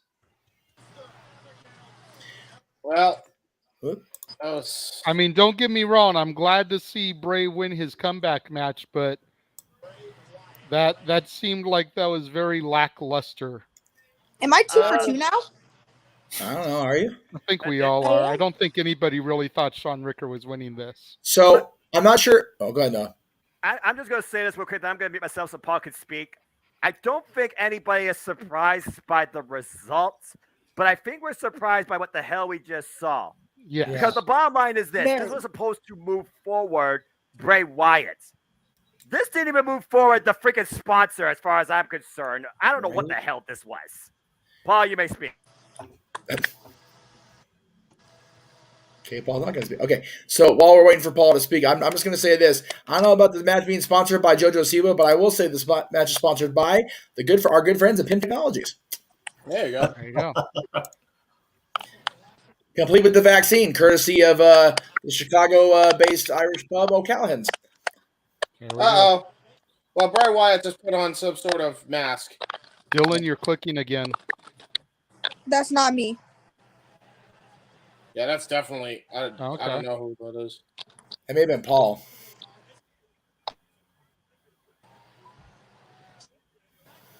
Yeah, Paul, your microphone isn't working, bro.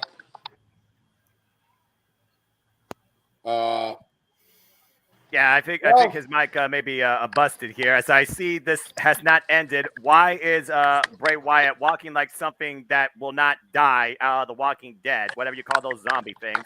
LA Knight looked like he's scared for his life. Real quick, Paul, look through your audio settings. Usually in your settings, it resets itself.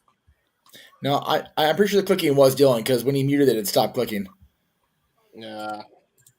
Make sure you're set to your headset. Just gotta be cognizant of it, bud. That's all. It's still clicking. It's still clicking for me though. Okay, so there you go. Technical difficulties, but I'll tell you what's not technically difficult. A mandible claw bringing LA Knight to sleep. LA Knight's fading even further into the darkness. So is this Uncle Howdy? What is this? Well, Uncle Howdy never showed up, which kind of surprises me because Jay and I were talking about that again. What is Bray Wyatt? There he is. I stand corrected. What the hell? Uncle Howdy looking from above down to Bray Wyatt. Seriously, is Uncle Howdy controlling Bray? What the hell? Jesus Christ! What? Alrighty then. That escalated rather quickly. Uncle Howdy just literally dropped from the heavens and ascended on the LA Knight, bringing them both into a fiery pit of hell. Some hellfire and an brimstone. Execution? What the hell was that? And there's the Firefly Funhouse characters. Dylan, it is definitely you. I don't know what's moving around, but for some reason, your movement is making that obnoxious clicking noise. JJ, did we just witness Uncle Howdy say goodbye to LA Knight, courtesy of Bray Wyatt? What is going on here? I don't know. I'm curious to see where this goes from here because the moment that was shared between these two individuals and the American Badass on Monday night was one for the ages. And for this to have ended so quickly almost makes me think that there's got to be more to come down the road here. Okay, as we go to another intermission, and again, maybe I was on an acid trip because I don't know what the hell I just witnessed. What in the fuck? So Dylan, just to keep you informed, because I know you didn't watch Raw Monday. LA Knight, who you remember watching when Sean was in Hollywood Wrestling, right? Okay, do you remember the picture you took when Percy handed you the urn? Yeah. Okay, Sean Ricker was the one Percy was with. LA Knight. Oh. Okay. So Monday. That's how far back we go with Sean. I was going to say we go back far because Percy's been gone 10 years next month. Damn. God damn, that's hitting right now. 10 years. Jesus Christ. Anyway, as you were. I'm sorry, 10 years. I think that just aged Josh. Right. I'm sorry. Percy's 10 years in March. My grandmother's 10 years next month. Sorry. They were really close as far as the timing. Right. Yeah, that really just messed me up. Anyway, so LA Knight came out to cut a promo about this match, Dylan, and the Undertaker's gong went off, and out came the American Badass Undertaker. But Percy's last client was interacting with Paul Bearer's most famous client on Monday Night Raw. So your Uncle Jay and I are like, that's our boy. So it was cool. But your boy just got obliterated in what looked like a sacrifice altar at the hands of Uncle Howdy. Yeah, I will agree. Not having tried the Pitch Black brand yet, Ratnick, Baja Blast is the best Mountain Dew. It's the best Mountain Dew I've had consistently over the years. I am a huge fan of the sweet Mountain Dew Sweet Lighting. I think is the brand they use at KFC. That is good shit. See, I like the Mountain Dew throwback ones that use the real sugar, come in the white cans. Yeah. But they so rarely make those because we can't have too much sugar. Blah, blah, blah, blah. Blah, blah, blah, blah, blah, blah, blah. But I can't drink Mountain Dew anymore. I enjoyed the Pepsi throwback when they had that at the same time, Jay. I remember buying those by the queso when we were at the apartment back in the day because that was the good shit.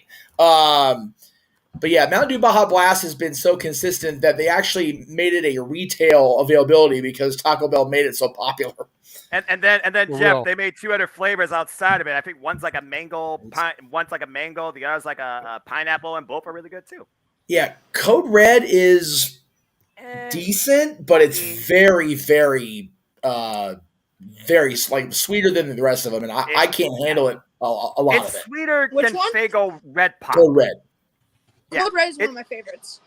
Dylan, you're a smart man. I respect that. Yeah, it's a lot. But Baja Blast, between the original Casino Studios being a frequent visitor to Taco Bell and Auntie Didi from Disneyland loving the Baja Blast, we are all about the Baja at the Casa. So I remember those days walking down to Taco Bell getting a cheese roll up. That's right there, dude. Either direction from the apartment. For real. Yeah, about to say. Funny story though, JJ and Dylan, and Mikey, you'll appreciate this too. Jenna and her man are actually moving to Lakewood and close enough where they can take the same route we take to Disney if they actually were on the bus. Nice. Because I sent her the link to the video we shot on the 24-hour day, and we passed the 50 when she was driving me to Denny's last night after we were done. She goes, I said, yeah, that bus will take you all the way to your place now. And she goes, no shit. I said, no shit. Well, there you go. So, and I said, as Mikey will attest next time you talk to him, you missed that bus, you're fucked. Because that's the last one. Yeah. Till like 4:40 in the morning. Oh, good Lord. That's the worst thing that could happen to you. But what's not the worst thing, apparently, is the attendance at the Alamodome this year, which apparently is over 51,000. Congratulations to the WWE Universe. And yes, Cape Rare, I remember Mellow Yellow. And I agree with Dwayne. The way things are going here, this is probably going to end past midnight on the East Coast. Which means we'll be starting open mic night an hour later, but still ending our open mic night at the same time at roughly midnight Pacific, hopefully. We'll see. was here we go. reported to go Little Miss Bliss. Well, as action continues, as we wonder what other weird paraphernalia might unfold tonight, someone that's been influenced by the Fiend and by the Wyatt Six symbol, channeling her dark side again. Little Miss 5 Feet of Fury, Alexa Bliss. This is time for the Raw Women's Championship. Good evening, I find Miss it funny. I'm sorry, JJ. Go ahead. I apologize. I didn't mean to talk over you. I'm sorry. So good evening, Miss Bliss. If you understand that reference, you're in the right room too. Fair enough. I find it interesting that, granted, it's the only other match left besides the Women's Rumble, besides the title match. That's not going now. But I find it interesting that the Wyatt-centric matches are back to back. Yeah, it is very interesting. Me and JJ were literally just talking about that a moment ago. And again, Alexa Bliss, a former 3-time Raw Women's Champion, 2-time SmackDown champion, she believes that she has the element to beat the EST, and it's nothing physical but mental. She believes that Bianca Belair fears her, and she can't overcome that. I don't think Bianca Belair knows the meaning of the word fear. As the Hardy Boys used to say, fear is just a 4-letter word. Yeah. Dylan, you're watching the story being retold to you briefly on air here as they're going through it on Peacock. Are you sticking with Alexa as your pick, kiddo? Yeah. Okay, very good. All right. This may be Dylan's first loss of the evening then, because yeah, I don't see Bianca losing the belt prior to Mania. And I think it's safe to say we're not going to see Uncle Howdy involved here either after he sent him and LA Knight straight to hell. He did.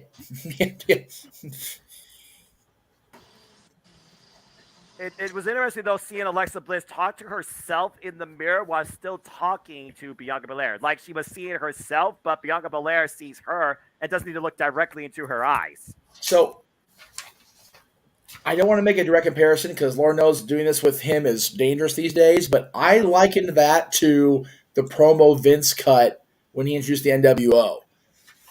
Because Vince was so far gone at that point. He was losing control of his company. He lost his damn mind. And then he unleashed the poison. Will we see Little Miss Bliss unleash the poison enough to regain the Raw Women's Championship, or will the EST find a way? And speaking of the EST, here she comes, the Raw Women's Champion, the woman who put the EST into WrestleMania, Bianca Belair. 2 years in a row, might I add, JJ. It was WrestleMania 37 where she beat the Boss for the SmackDown Women's Championship. And just this past year at last year's WrestleMania, as Michelle McCool and the daughters are in the Alamodome, again, Undertaker's home turf, respect. She also, of course, beat the man, Becky Lynch, for the Raw Women's Championship. She has made WrestleMania her stage. But tonight, she's looking to remind Alexa Bliss who she is at the Royal Rumble.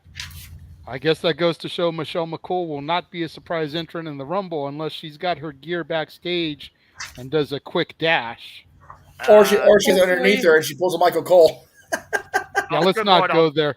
That was one of the things I was going to say during the men's Rumble is I think the last time we saw Booker T in the Rumble was when we had the entire announce table in the ring. Yep, I was going to say that. Yep, you're absolutely correct. All right. Oh, quick thing for JJ. Yes, sir, Mansfield. What is it? He has something. JJ knows exactly what this is. That doesn't mean I was going to say I couldn't see it. Oh, Fireball, God. Nice. Well, the image on the side was so small I couldn't see what you were holding up. Well, yeah, I had my cat in my hands earlier. Well, you may have that fireball in your hand right now, but right now, Alexa Bliss and Bianca Belair are shooting straight fire, going right into each other. The bell rings, and this match is underway. I was going to say Bianca Belair starting off like a fireball herself there. Yeah, there's a spark clearly that has been ignited between Bianca Belair and Alexa Bliss. Remember, these two were former friends. They tagged together against Damage Control in what felt like a common rivalry and stand for the Monday Night Raw Women's Division. But we've seen subtly how constant visions of the Wyatt Six symbol have influenced Alexa Bliss's mood. And we saw that come fully into play when they went one-on-one in a championship match, and Bliss got disqualified with a smile on her face.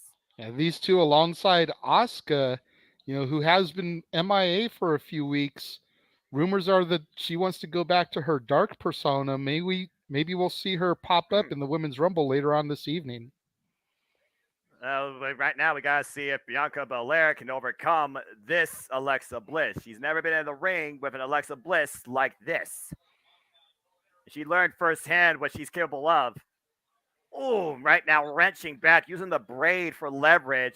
A very unique modified bow and arrow here. Yeah, that's a big time no. But then again, when your hair is that long, it's got its own target painted on it. What? Is it just me, or do I feel like the women literally just set them up for a vulnerability when it comes to their hair? And Bianca Belair has the biggest vulnerability because she has the longest braid in WWE history.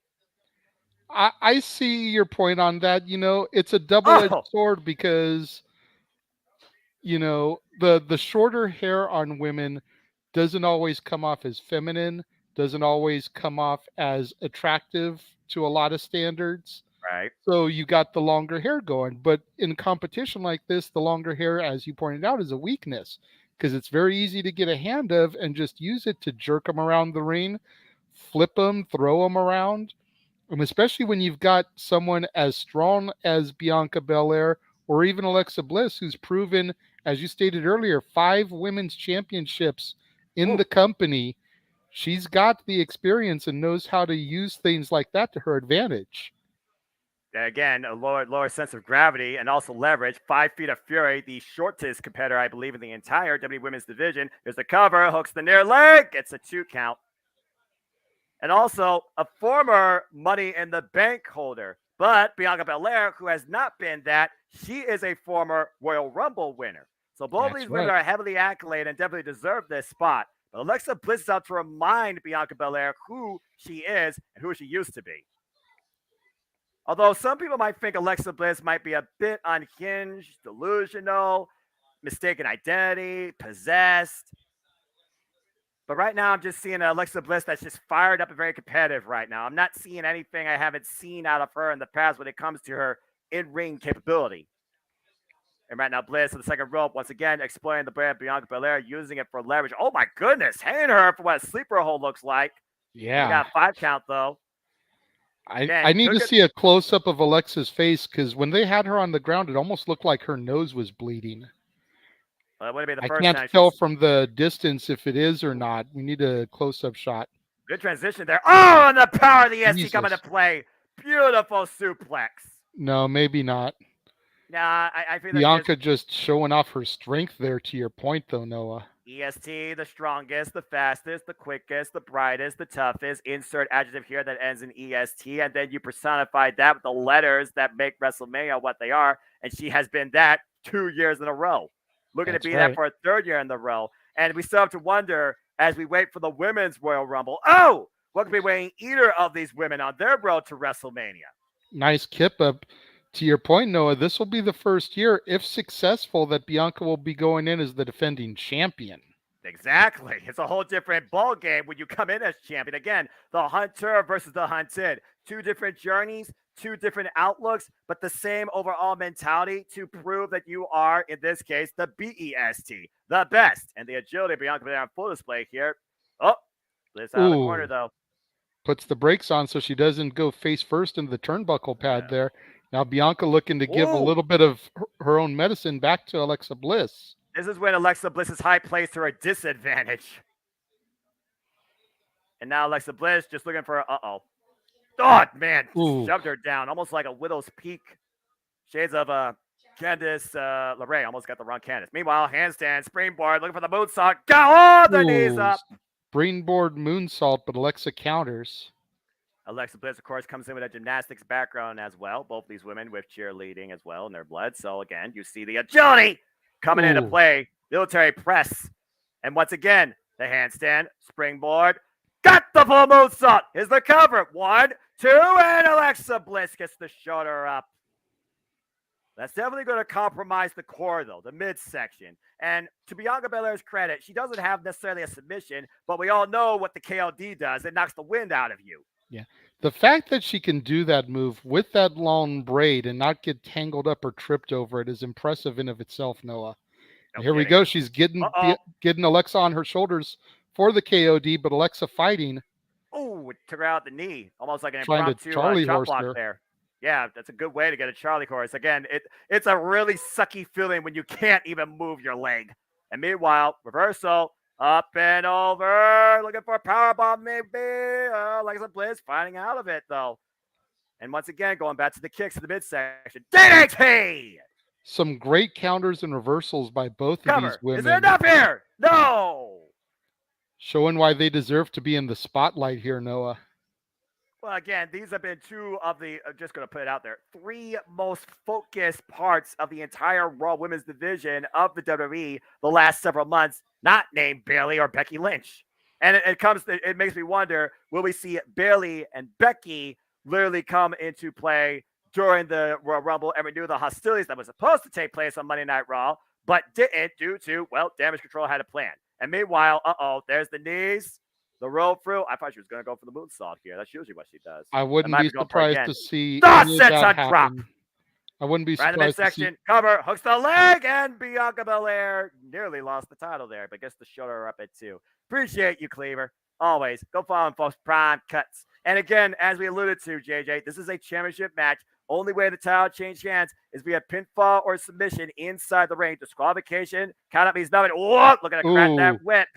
And now says Abigail. Look, counter again. Both these women, no HR's playbooks. Looking for the KOD again. Got her up. KOD. Connected. That's it. One, two, Bianca three. Retains. Scratch one more contender off of the board, Noah. Who else is there for Bianca Belair to go through, defend that title against at Elimination Chamber next month?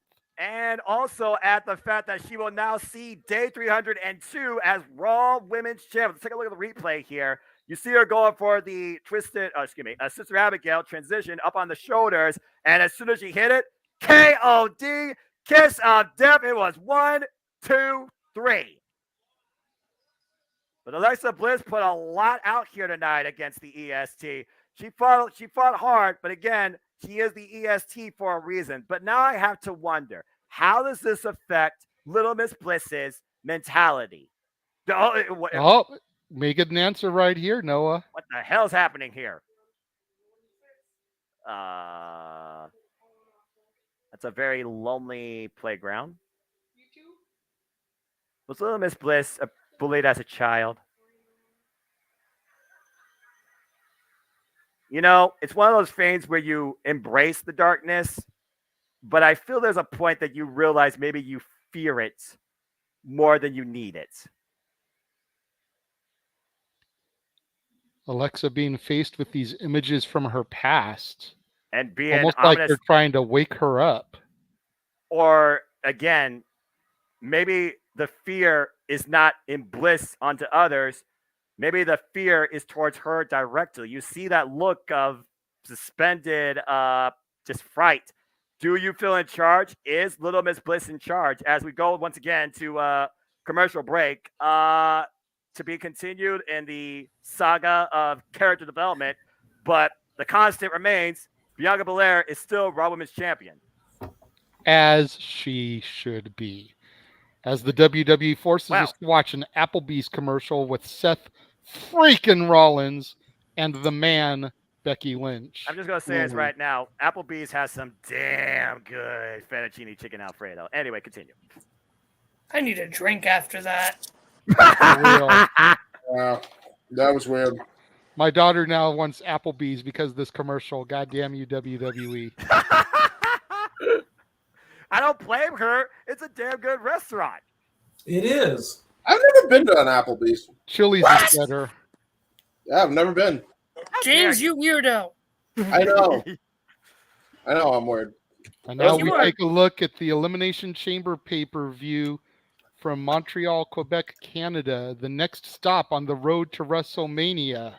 And the next stop here, right here on the Championship Network, Multiverse Media live watch-alongs for WWE. That isn't NXT.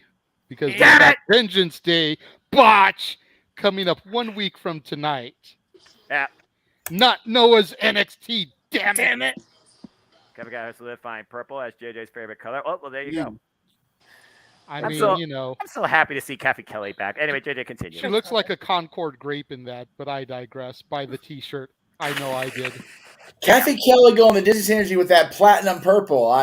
Kathy knows what's up with Disney's anniversary. She's down with the mouse. I dig it. I am. Kathy Kelly looks like one of those people that is just a die-hard Disney. Kathy Kelly is an absolute doll. Dylan and I met her at SmackDown. Was that the one in 08 we went to, you and I by ourselves, Bubba? As he disappears off the face of the earth. He needed a moment after seeing Kathy Kelly in that outfit. He needed a moment. Anyway, classified himself as obsolete. Oh my god. But I mean, yeah, but why? I mean, hey, you know. But she was at this. He's a teenager. Give him a break. Anyway, continue. Exactly.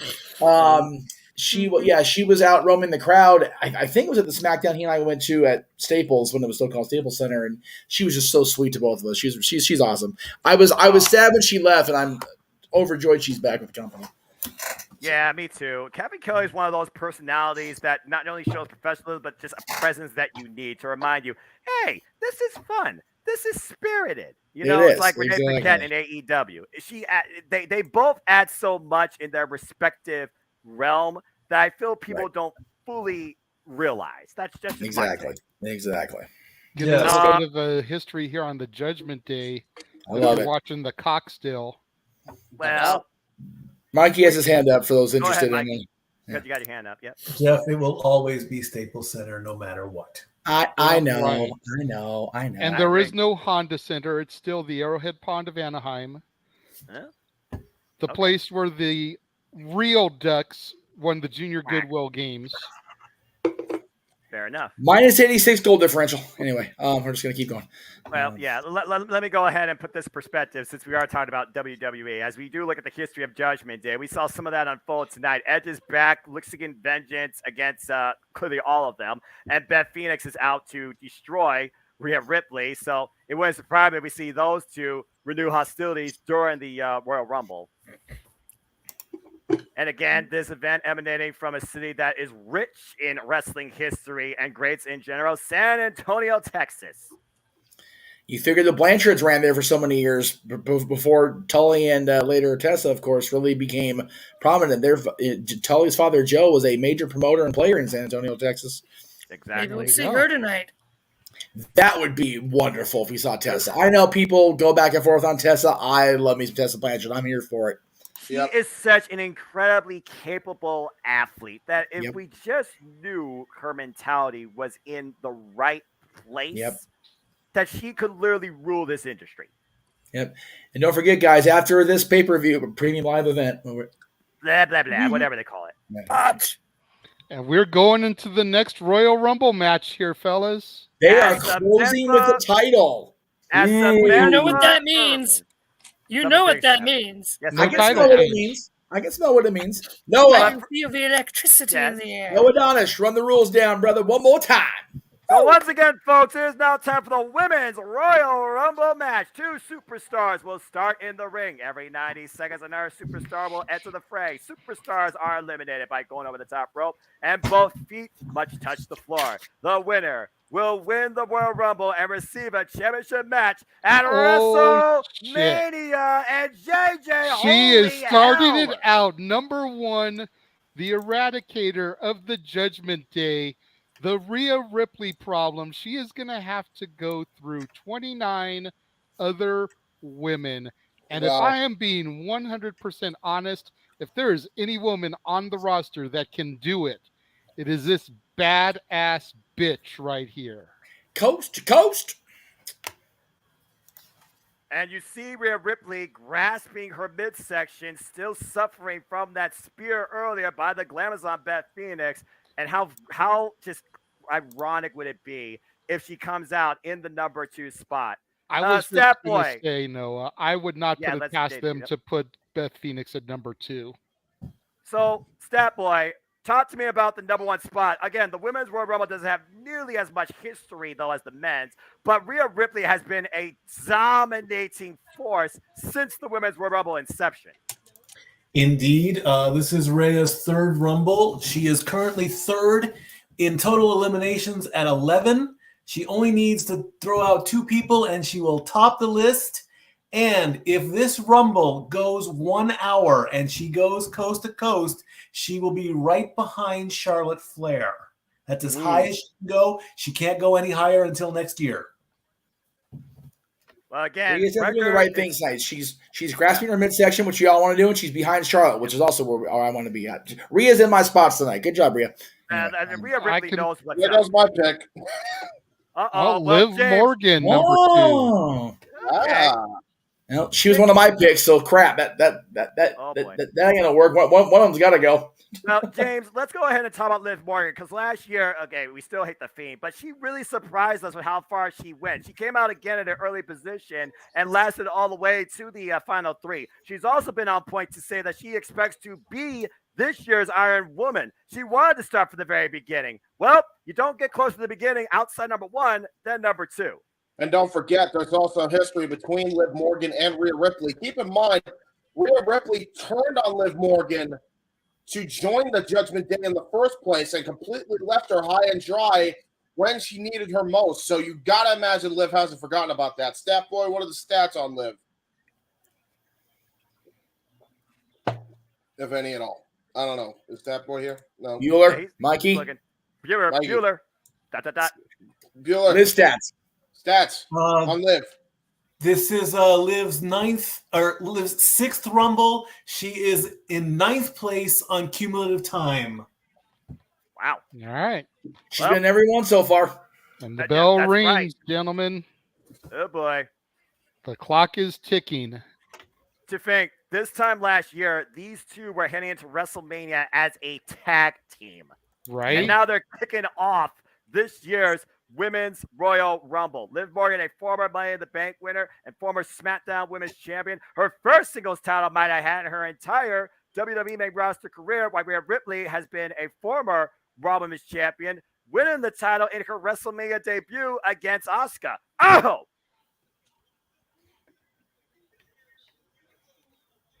Rhea Ripley just showing that dominance early on here, gentlemen. Well, again, we talk about dominating factors. And oh, God, what a boost. Jesus. We talk about dominating factors in the WWE. There has been not a more dominating female force the last year than Rhea Ripley. Yeah, I was about to say, too, because you got to imagine the raw power that Rhea does have. But keep in mind, she's still holding her ribs after the spear she took earlier on in the night from Beth Phoenix. Good backstabber there. And talk about the ribs. How about working the lower back of Rhea Ripley there with the backstabber? And meanwhile, Liv Morgan creates some distance, following up with the offense, knee in the corner. But again, you have to get her over the top rope. Now, Liv Morgan up on the second rope here. And JJ, here comes number 3. I'm going to give that one to you in 3, 2, 1. JJ, who is it? Huh? Dana Brooke. Interesting. Very interesting. We haven't seen her for quite a while, I believe. Last year, she entered a Royal Rumble, I believe, at number 9. It was the 24/7 champion, if I'm correct, Stat Boy. She is trying to be the 3rd superstar to win at number 3. All right. Ric Flair and Bianca Belair. Ric Flair, of course, involved in the greatest Royal Rumble ever, some would say, and I would agree, 1992, the year I was born, actually, although I was born in February. And meanwhile, off the top rope, missile drop kick drops both Rhea Ripley and Liv Morgan respectfully. Now, I will say this, though. She's donned in the pink and sparkle. You remember what happened last year to somebody in the very early going, right? Just saying. Well, you say that, but here comes Dana Brooke actually was able to counter. I'm surprised. Jesus. Throwing Rhea's shoulders first into the ring post. I don't think Dana Brooke was actually on that graphic, if I remember correctly. But meanwhile, Dana Brooke looks like she's auditioning to be an extra in Margot Robbie's Barbie movie. Is she a Barbie girl in a Barbie world? Hey, you know what? Ain't nothing wrong with that for the eyes. I'm just saying. Well, I'm sure Ken agrees with you, whoever her husband is. And meanwhile, I believe that's supposed to be Ryan Gosling in that movie, but I digress. By the shirt, I did. And follow Cassidy 18 Studios for all your movie reviews. Cheap plug. Meanwhile, I'll take it. Thank you, Noah. I try, JJ. I try. Meanwhile, James, this is you. 8 seconds to entrant number 4 here. Meanwhile, Dana Brooke, superplex to Liv Morgan. Yeah. 2, 1. James, who is it? Countdown brought to you by Applebee's. We have Emma. She's back. Here we go. That's interesting. Raise your hands if you're happy Emma's back. That's what Jeff's the only one. I was going to say that's what I thought. No one cares. But then Jeff put his hand up. If this was Impact Wrestling, she used to be making it all about her, but lately, according to what I've heard on SmackDown, it's been about her and her relationship. But as far as number 4 spot, Mikey, do you have anything regarding the number 4 spot in relation to Royal Rumble history, men or women? Oh! Nice net breaker, though, over the rope. Mikey? It's a Rumble debut. Yep. That's pretty much it. But what about the number 4 spot? That's what you were asked about. That's Russian leg sweep. I got nothing on the Rumble 4 spot. Okay. Fair enough. But I will say that was a nice net breaker there over the second rope to Rhea Ripley here. Meanwhile, handstand, nice cartwheel, back elbow strike. It looks like everybody's teaming up against Rhea Ripley here, which is not a bad strategy. Oh, what a rising knee. Well, the Blondes are taking out the dark. Oh! Well, we did talk about Rhea Ripley being the most dangerous, dominant force in the women's division in WWE, and right now you have 3 much smaller athletes as JJ. Here comes entrant number 5 in 5 seconds, respectfully. 4, 3, 2, 1. This feels faster. JJ, who is it? Ooh. Shayna Baszler, the Queen of Spades. Big Baller G's pick to win this match, I'm sure. And last year's stat boy, it was Shayna Baszler who came in the number 30 spot. Yes, and she has the most eliminations in a Rumble, tied with Bianca, and 8th overall in time. Nice gut wrench, tilt-a-whirl body slam there to Emma. Of course, we've seen Shayna Baszler roll lately. Drop manipulation, working the wrist. Rhea Ripley pushing her into the ropes. Rhea Ripley might have a busted nose, it looks like, too. Yeah, I was about to say, she's bleeding from the top of the nose. And Liv Morgan. That wouldn't be the first time in this event where we've had a busted nose, by the way. Well, we all know Shayna Baszler is about broken limbs, too. Let's not forget, she once broke Dakota Kai's arm, who will be in this Royal Rumble later. Also, Liv Morgan nearly lost the arm to her friend Ronda Rousey last year, but yet Liv Morgan survived Shayna Baszler at Clash of the Castle and successfully defended the SmackDown Women's Championship. And Dana Brooke, oh, no. Oh, man. Uh-oh. Well, I said she was going to take an arm. She already took an arm of somebody. Dana Brooke is now a one-armed woman. I like the makeup on Shayna, by the way. She likes certain stuff like Warhammer and, dominating factors. And James, next entry here in 3 seconds. This feels definitely faster than the other. This is way faster than 90 seconds. Yeah. Who is it? Yeah, they're doing it on purpose. Bailey, we got the former hugger turned into a complete self-absorbed person who thinks she's a role model. Ding dong, hello, the role model and leader of Damage Control. Number 6 is Bailey, as she just took a sign for whatever reason. Yeah, Stat Boy, what do you got on Bailey's Royal Rumble history, besides the fact she hasn't won one? She is making her 4th Rumble. She is 11th on the list of cumulative time as far as being number 6. Got nothing, sorry. Again, it's the Women's Royal Rumble is still so young in history, and I still feel like underappreciated, if I'm perfectly honest. Whoa, Oblivion! Out of nowhere, my goodness, by Liv Morgan, and Bailey on the top rope. You got to be kidding me. Whoa. Nope, slide back in through the middle and bottom ropes there.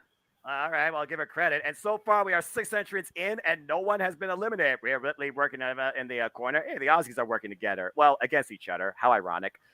Meanwhile, Liv Morgan and Bailey going up against one another. I don't think a riot's going to happen tonight.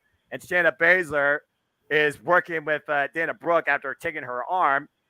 And again, this has definitely gone faster than the other one. Oh, we're pressed for time, damn it. Make it down to 1 minute. Meanwhile, kicks the midsection. And good grief! JJ. Trying to get going faster because they want to have an electrifying end of the show, if you know what I mean. That's possible. JJ, who we got? Oh, God. Oh, God. Hit row. B Fab coming to the ring. Wait. Time out before I stat boy. I got to know, JJ, has she actually wrestled yet? No! Not that I've seen, and I'm good on her. Yeah. B Fab coming out looking like Felicia from Friday. Bye. Yeah, bye-bye, Felicia. Hey, Stat Boy, we don't need to do stats on her because it's her debut.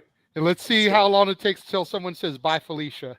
Well, she's about to, well, Emma was trying to. All right, with a right hand.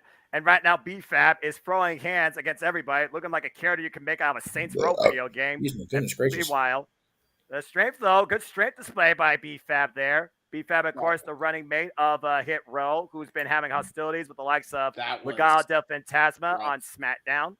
I will say BFAB has lasted longer in here than I expected her to. Oh, Jesus. And that's just a nasty headbutt by Rhea Ripley. And a cynical smile, and BFAB is gone. And there she's gone. She's gone again. And she's gone. At least she was gone quicker than Brock Lesnar was. If she lasted longer than Brock, I'd have been pissed. Right. Is it me or does Rhea Ripley look like a maniacal villain right now? I'm okay with that. Absolutely, and it's kind of attractive. I'm not going to lie. I would let her do things to me that you would not. I cannot James! say that right now. James, there are literally children watching. Oh God. Well, anyway, James, be civil and tell us who's next. That's actually fair. Okay, what do we got? Okay. Whoa! All right. Yes. Here we go. Finally. My NXT Women's Champion, Roxanne Perez. And also, before Stepboy says anything, straight out of the Texas area, out of Reality and Wrestling Academy, the NXT Women's Champion, the Prodigy, Roxanne Perez. One of Booker T's students. That's amazing. Yay. And of course, JJ, as you alluded to, she will also be defending the NXT Women's Championship in a triple threat against Toxic Attraction at Vengeance Day. I'm so excited to call that match with you, Noah. You don't even know. I got a good idea because you know how much I love and respect Roxanne Perez, a.k.a. Roxy, who has had a match. Jesus. With Round Rhea the world a Ripley couple times on Rhea and then a kip up. in the past, by the way, on NXT. Mikey, you got any stats regarding this number in the Royal Rumble? Oh! Not on her number, but I can confirm that the times between the wrestlers has been sped up. We're barely into 11 minutes, and we're only on number 9, so they are going quick. This is crazy. And we already got our first NXT entrant, the NXT Women's Champion, as 4 women look to eliminate a former NXT Women's Champion. And JJ, it's your turn for this next entrant, I believe is number 9 in 4, 3, 2, 1. JJ, who is it? Uh-oh.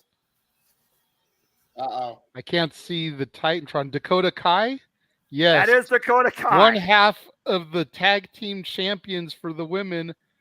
Member of Damage Control, Dakota Kai, coming out, who just returned this past year at SummerSlam alongside her stablemates Bayley and Io Shirai. And of course, we know that Io Sky is involved in this Rumble and will be involved later. And Stepway, is this not her second Royal Rumble, I think? Oh, backbreaker. Big backbreaker there. A scorpion kick as Stepway looks for the stats on Dakota Kai. It's her Rumble debut, and I called Roxanne Perez. I just want to throw that out there. Well, fair enough, you did. We talked about it on the panel. I'm not surprised to see Roxy, and I wouldn't be surprised to see a few more of the NXT women's contingent. I've heard rumors of Cora Jade being in the area as well. How fitting, being her ultimate rival. And also, I said Indy Hartwell, the longest tenure of the entire NXT women's division, in my opinion. Yeah, it would be awesome to see her come out if Candice LeRae gets out there in the ring, have them back together, members of the Way. Yeah, that's true. Oh, yeah, true. Okay, tag team I've done my homework, gentlemen. I figured, again, it's your NXT. It's the Women's Royal Rumble. It was so underbuilt, it seems. And James, you're next with number 10 in 5, 4, 3, 2, 1. James, who is it? Well, we got Liv Morgan and Dana Brooks seeming to form an alliance. Oh boy! Io Sky has arrived in the building. And that means that Damage Control is in full force. This is definitely a first, I think, for the women's, having a stable like this in full force in the Rumble. Damage Control is definitely going to be hard to reckon with here at this point. Well, we've seen how dominant of a force they've been in loss or defeat on Monday Night Raw. Step away, you got Io Sky! It is her Rumble debut, and what Renegade said is correct. The first female stable in the Rumble at the same time. I mean, you can't count the 4 horsewomen because they never really appeared on television as a stable. But I can tell you about this history. Io Shirai and Shayna Baszler go way back to my black and gold NXT. And we've only had one elimination so far. We're already a third of the field in. Emma hanging on for dear life there. I'll give Emma credit for hanging on. Good agility there. Skinning it between the ropes. And wait a minute, Dana Brooke. Oh, no, Dana Brooke eliminated. Barbie can go back to her dream house. Well, and right now, I guess that came into play. A little history there. I mean, Emma and what was I going to say? Emma and Dana Brooke go back to the Black Gold NXT all the way to Asuka's debut, and I still got one of Asuka's show. Oh, what a kick! Emma eliminated by Dakota Kai. Damage control, playing damage control. Trying to make the field. Roxanne Perez trying to Dakota Kai. 2-on-1. Great move, though, again, by Roxanne trying to take advantage from behind. Right now, our current NXT Women's Champion is hanging in there. Again, the Prodigy rose to promise, beating Mandy Rose in her historic title run on NXT TV earlier this year, ahead of Vengeance Day. And meanwhile, tag team combination, Roxanne eliminated. That was actually Roxanne really Perez is gone. Yeah, it was a shame that the Mandy Rose situation went down the way it did. We all knew she was probably going to lose the women's title to Roxy anyways. Damn it. It just would have been nice to have given her the pay-per-view PLE moment instead of wasted on television. Well, JJ, go ahead and talk about this century. Oh, shit. Okay, yeah, JJ needs to talk It about this is one. my baby mama, Natalia, my daughter's namesake, coming out to the ring, and she looks like she is ready to beat a bitch's ass. Oh, my The God. locker room leader for generations, I might add. And Highly look at underrated. Shayna's face. Well, I mean, again, talk about history. It was Natalya and Shayna Baszler that once again were a tag team at this time last year heading into WrestleMania. And Natalya is no stranger to the Royal Rumble stat boy, so go ahead and listen to stats for her. This gets clothesline. 15 minutes so far on Rhea Ripley. I want to see this battle, the Queen of Hearts versus the Queen of Spades. Yeah, which suits you better? I'm all in. You know what? I agree. I don't have a poker face either. That is 100% truth, not bluff. There you guys. Very good. Very good. Thank you. Try, even though I don't gamble and I don't, encourage it. But people do what they do. I like a good card game. You got the Queen of Hearts and the Queen of Spades, but I always thought diamonds were a girl's best friend. Oh, well, nice. a fair point, JJ. But the thing is, that diamond might be who somebody might be going after, who is indeed the SmackDown Women's Champion. I do want to point out also, by the way, we got a bunch of heels in the ring. Actually, they're fighting amongst each other here. I'm actually surprised by that, to be honest. I would have thought the heels would have tried to team up to eliminate the baby faces. But well, as you say, are there James, any baby faces in the match? No, but James, is this a baby face? Yep. Officially, she is right now. Not for me, she's not. But that's I another know. story. So, James, go ahead and talk about our next entrant. Candice LeRae, a woman who is no stranger to Io Sky in the past. Their battles and takeover legendary.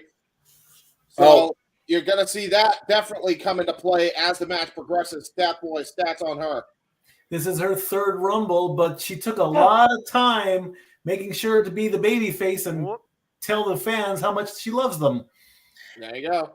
JJ, during open mic night, I have a story about seeing Candice LeRae's figure at Walmart and what I ended up purchasing at the end of that visit. Okay. And I'll leave that for a teaser for later. And that was just a straight knee to the face. One of the few things that kind of turns me off to purple. Right. Is it me, or does Candice LeRae have a similar gear here to damage control? A little bit of foreshadowing, maybe? It's an interesting point, Noah. I hadn't really caught that yet, but Candice and Bailey go back a lot farther than people realize. So it's true. The former Davina Rose here in NorCal, with Candice LeRae in SoCal. We're talking about previous WWE. Wow. Yes. Yeah. Bailey's excursions into let Natty suplex Shayna because that's a thing. Damn. Natty. Whoa. Shayna her boots. Hold that butt, Jeff. And Shayna squared her up and watch the leg. And now Shayna Baszler might be in danger. Natalya. Big G could be very upset. 1 foot. And Coquina clutch. Natty looks like she's smiling. Oh, no. And Natalia over the top as well. Both women in their position. Barely with the double team. Natalia and Shayna eliminated. Wow. Damage Control has taken out both the Queen of Spades and the Queen of Hearts. And the Casa D Teen Studios and the House of Big G both sigh in despair. And my daughter over here sighed to me with the disgruntled look on her face. As she should. JJ, who's next? What? Zoe Stark, another member of my NXT's roster. Ooh. Okay, this one is a powerhouse. You can talk about her, JJ, for a little while. Yeah, she's one of the few competitors that is currently under the WWE roster, whether it's Raw, SmackDown, or NXT, that can probably go power for power with the Raw Women's Champion, Bianca Belair. Or with Rhea. This is, of course, her debut. Not much to say about her. Stepway gets a breather here, but no one's going to get a breather inside that ring. Oh, my God, what a kick. Zoe Stark, one of the most dominant factors Jesus Christ. of the NXT Women's Division. And Rhea Ripley senses it immediately. Whoa. Yeah, Rhea sees the threat that Zoe Stark poses to her. God. Right to the nose. Right, let's talk about this. Over the top rope. Good grief. Wow. Nice senton splash. That was really nice by Zoe Stark. As much as she is a powerhouse, JJ, don't forget about this about Zoe Stark as well. She has quick speed along with that explosive power. So Rhea is in for trouble here. Zoe Stark. If I'm being 100% honest, I don't usually pay a bunch of attention to Zoe Stark. There's something about her that just rubs me the wrong way. Something about her that I just feel needs to be tweaked before she really can grasp my attention. Can't put my finger on it yet, but once I can pinpoint it, I'll let you know. As the next person comes out, James. Oh, here comes Xia Li, the China striker. She has shown what she could do in the ring in her short time in the industry. Now she's going to show what she could do in the Royal Rumble. Any stats on her, Stat Boy? It's her debut, I believe. We are at 21 minutes for Rhea and Liv. And I wanted to quickly say, with the spot with Damage Control and Shayna and Natalia, 3 of a kind beats a pair. Damn. Good. If you'd only gotten that in a little bit sooner there, Stat Boy. You know what? That's a fact. It's a fact, though. Even I understand that poker reference. He's brilliant. And meanwhile, I was going to say Zoe Stark, by the way, JJ, one of the most dominant factors in the first ever women's Iron Survivor Challenges matches. Yeah, she was. Well, right now we got a dominating force right now in Xia Li. She's kicking everybody's heads in. This is not Zaya's Rumble debut, but it's definitely her most impactful entry so far. And no kidding. Well, Xia Li's had a lot of anger these last few weeks. Can you blame her? She's kind of been overlooked. She definitely has. Xia Li looks like she's an honorary Wolfpack member there with all the red and black going on. Yeah, red and black going on. Maybe she's going for the Full House She-Wolf, JJ. God damn it, Jeff. This is not a full house, but Candice LeRae just got 2 net breakers on 2 members of the Damage Control. Bailey. Wait. In the middle here. And real quick, I also want to point out, what if Mako Satomura is in this Rumble? We got Xia Li and Mako going. Oh my God, right? I will mark out if the final boss. Yes, he will. But Candice LeRae's eliminated. Oh, there goes Candice LeRae. Not a moment too soon. Damn, JJ, tell us how you really feel. No, please don't. No. I need demonetization. Please don't do that. Okay. Let's be civil here then. As JJ introduced the next participant, 3, 2, 1. Who is it? Whoa! Oh, ladies and gentlemen, the man has come around. Yeah. Big time Bex has entered the building. And she is going with a purpose, Jay. Yeah, you she see is. That face? She's mad. Taking a beeline straight for Damage Control and Bailey. Bailey knows it too.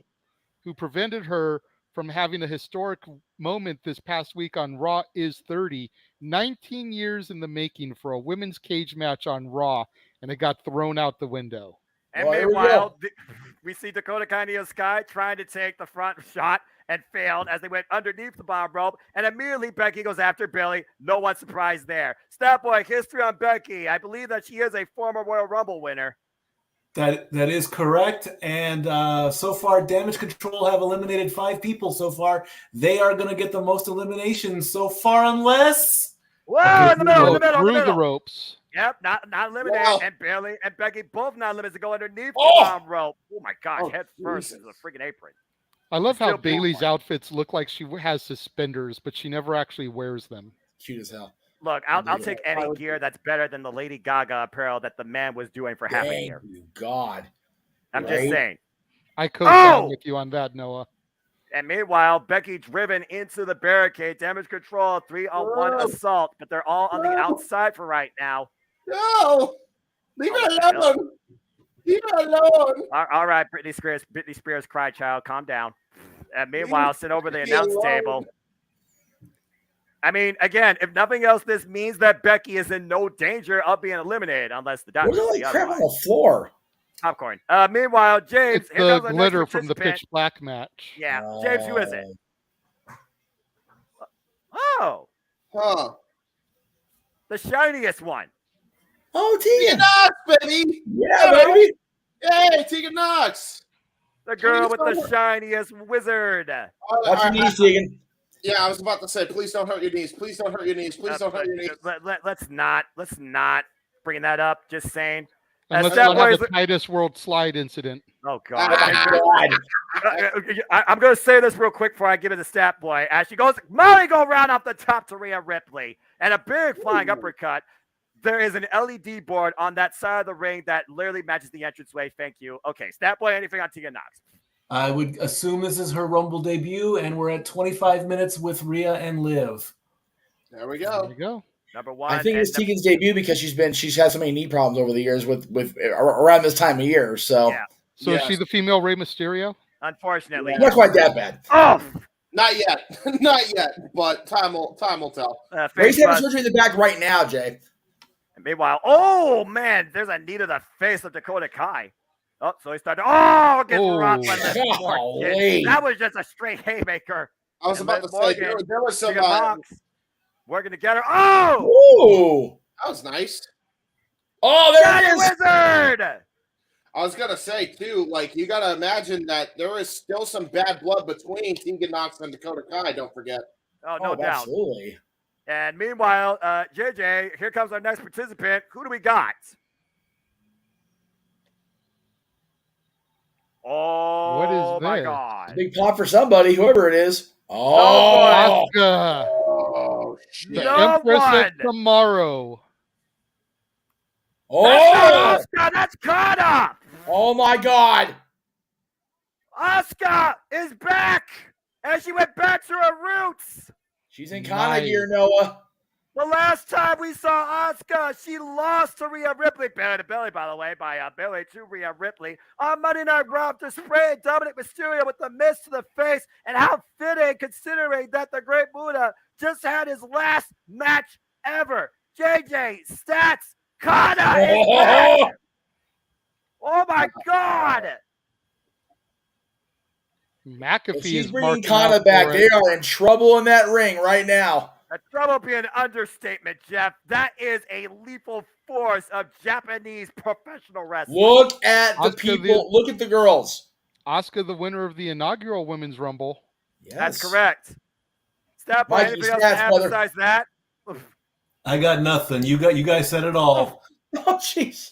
Knee right there. Zoe Stark looks to mix up with Asuka. Kana, I'm Connor. Kana. Oh, underneath the leg. Got her hooked. Suplex to Oh, Zoe what a Stark. German. Bouncing her off the mat. Yeah. I don't care what that nameplate said. That's Kana. I don't give a shit. You damn right that's freaking Kana. You put some damn respect on that name. This is not the Empress of Tomorrow. This is the most dangerous force of the past. And barely, you just made the biggest mistake of your life. Oh, my God. You're done.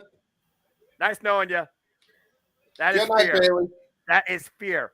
Realize who you're in the ring with. This is not the Asuka that beat you for the NXT Women's Championship and NXT TakeOver. Oh, Dallas, spinning back fist. This is Kana, a person that hung and survived with the likes of Minoru Suzuki. What a freaking spinning back heel kick. Noah, how awesome would it be if we got Kari Sane coming in as the next entrant? I will break my headset. Meanwhile, Yeah, he was. hung up across the top rope. We need some super chats start coming in then so we could buy Noah a new headset if that happens. For real though, Noah, you made a good point about the retirement of the Great Muta. Maybe the spirit of the Great Muta has invaded San Antonio right here. It very well could be, because there is no fear on that person's face. No. Oh, no! On the top. Not eliminated yet. Oh, gets rocked. Tegan is out. Bye-bye. Check her knee. Make sure she's okay.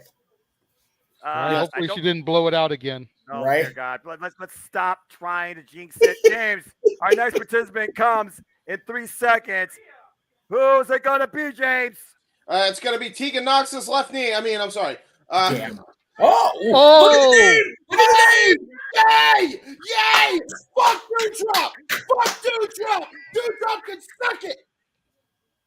Dewdrop is dead. Long live Piper Niven, baby. You're damn right. A former queen of insanity who has hung with the likes of Tony Storm back in NXT UK, formerly challenged for the Raw Women's Championship, straight out of Scotland. Piper Niven is back. Piper has dropped the Dew name. I dig it. About damn time.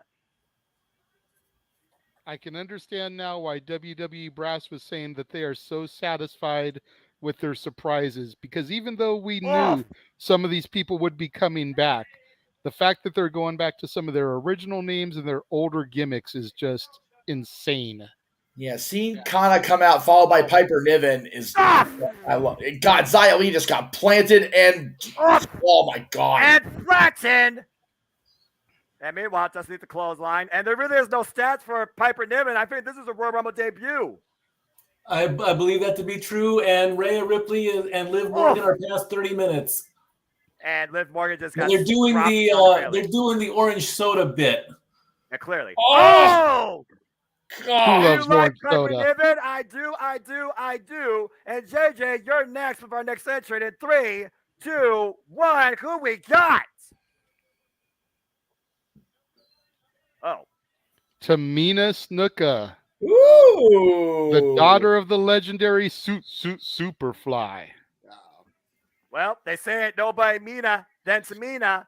And this is definitely not her first time in the Royal Rumble, Stat Boy. I concur. You have any stats on her, Stat Boy?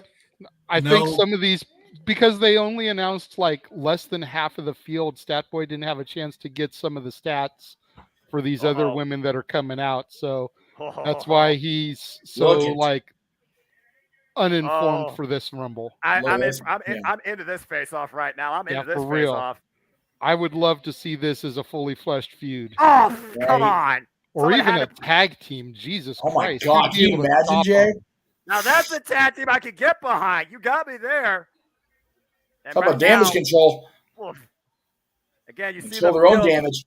Yeah, no kidding. You see the field filling up right now as Piper Niven and Tamina square off. Those are just full-on live rounds. Doesn't go that dropped her. Oh, there you go. That's how you do it. Chop the tree down, man. Yep. You attack the Piper Niven rolling outside the arena to the bottom rope there. Oh, Becky's back in, though. Oh, here we go. Well, she's mad. I think she's fired up, to say the least. I like what you did there. And meanwhile, Kai looking to hook Becky up. Becky with the counter. Oh, with 2-1 special. Bianca retained. Reverse DDT. Oh, my God. Io Sky got spiked. She did. Freaking Io got dropped from the sky, flying on top of her friggin' head. Becky dropped her like it was hot. Yeah. Uh-oh. Ruh-roh. Chelsea Green. Here she is. Yes. Chelsea Green is back in the WWE. That way, Chelsea. Right on, man. I love me a hot mess. Welcome back, Chelsea Green, the former Laura Van Ness. Hasn't been seen in WWE in years since being a part of Impact Wrestling. A former Impact Knockouts World Champion. And I'm kind of surprised that Matt Cardona wasn't in the Men's Rumble now, seeing that she is officially back. She is the wife of the top independent wrestler of 2022, and even before that, really. Matt's been his own brand for so long now. And Matt Cardona and Chelsea Green owned the industry on the Indies last year. I am so damn happy to see Chelsea Green. Hell yes. I read a report, and I don't know how much validity there is. What? She's gone. She gonna lose her goddamn mind right now. Oh my God! Well, that was a fake. Wow. Why are we setting Laurel Van Ness back into our existence? She's gonna go crazy. Wow. You know what though? That could actually play into what I was just about to say. I read a rumor. Oh! And I don't know how much validity there is to it. That Chelsea's return, she's going to be portraying a Karen type of gimmick. Oh, that'll do type it. of quick elimination. Whoa! That could definitely be the fuel for that fire as we get Damage Control minus Bailey and Becky Lynch all eliminated throughout my diatribe there. Yeah, exactly. I was about to say, and then Morgan eliminates Bailey! Wow. Look him out. There we go. 5 people eliminated in the span of 15 seconds. Becky eliminated Kai and Io Sky. Bailey eliminated Becky. Liv eliminated Bailey. And Chelsea Green literally eliminated in less than 2 seconds by Rhea Ripley. We just trimmed a lot of the fat out of the ring there. Yeah, to we open did. up the field for some more awesome competitors.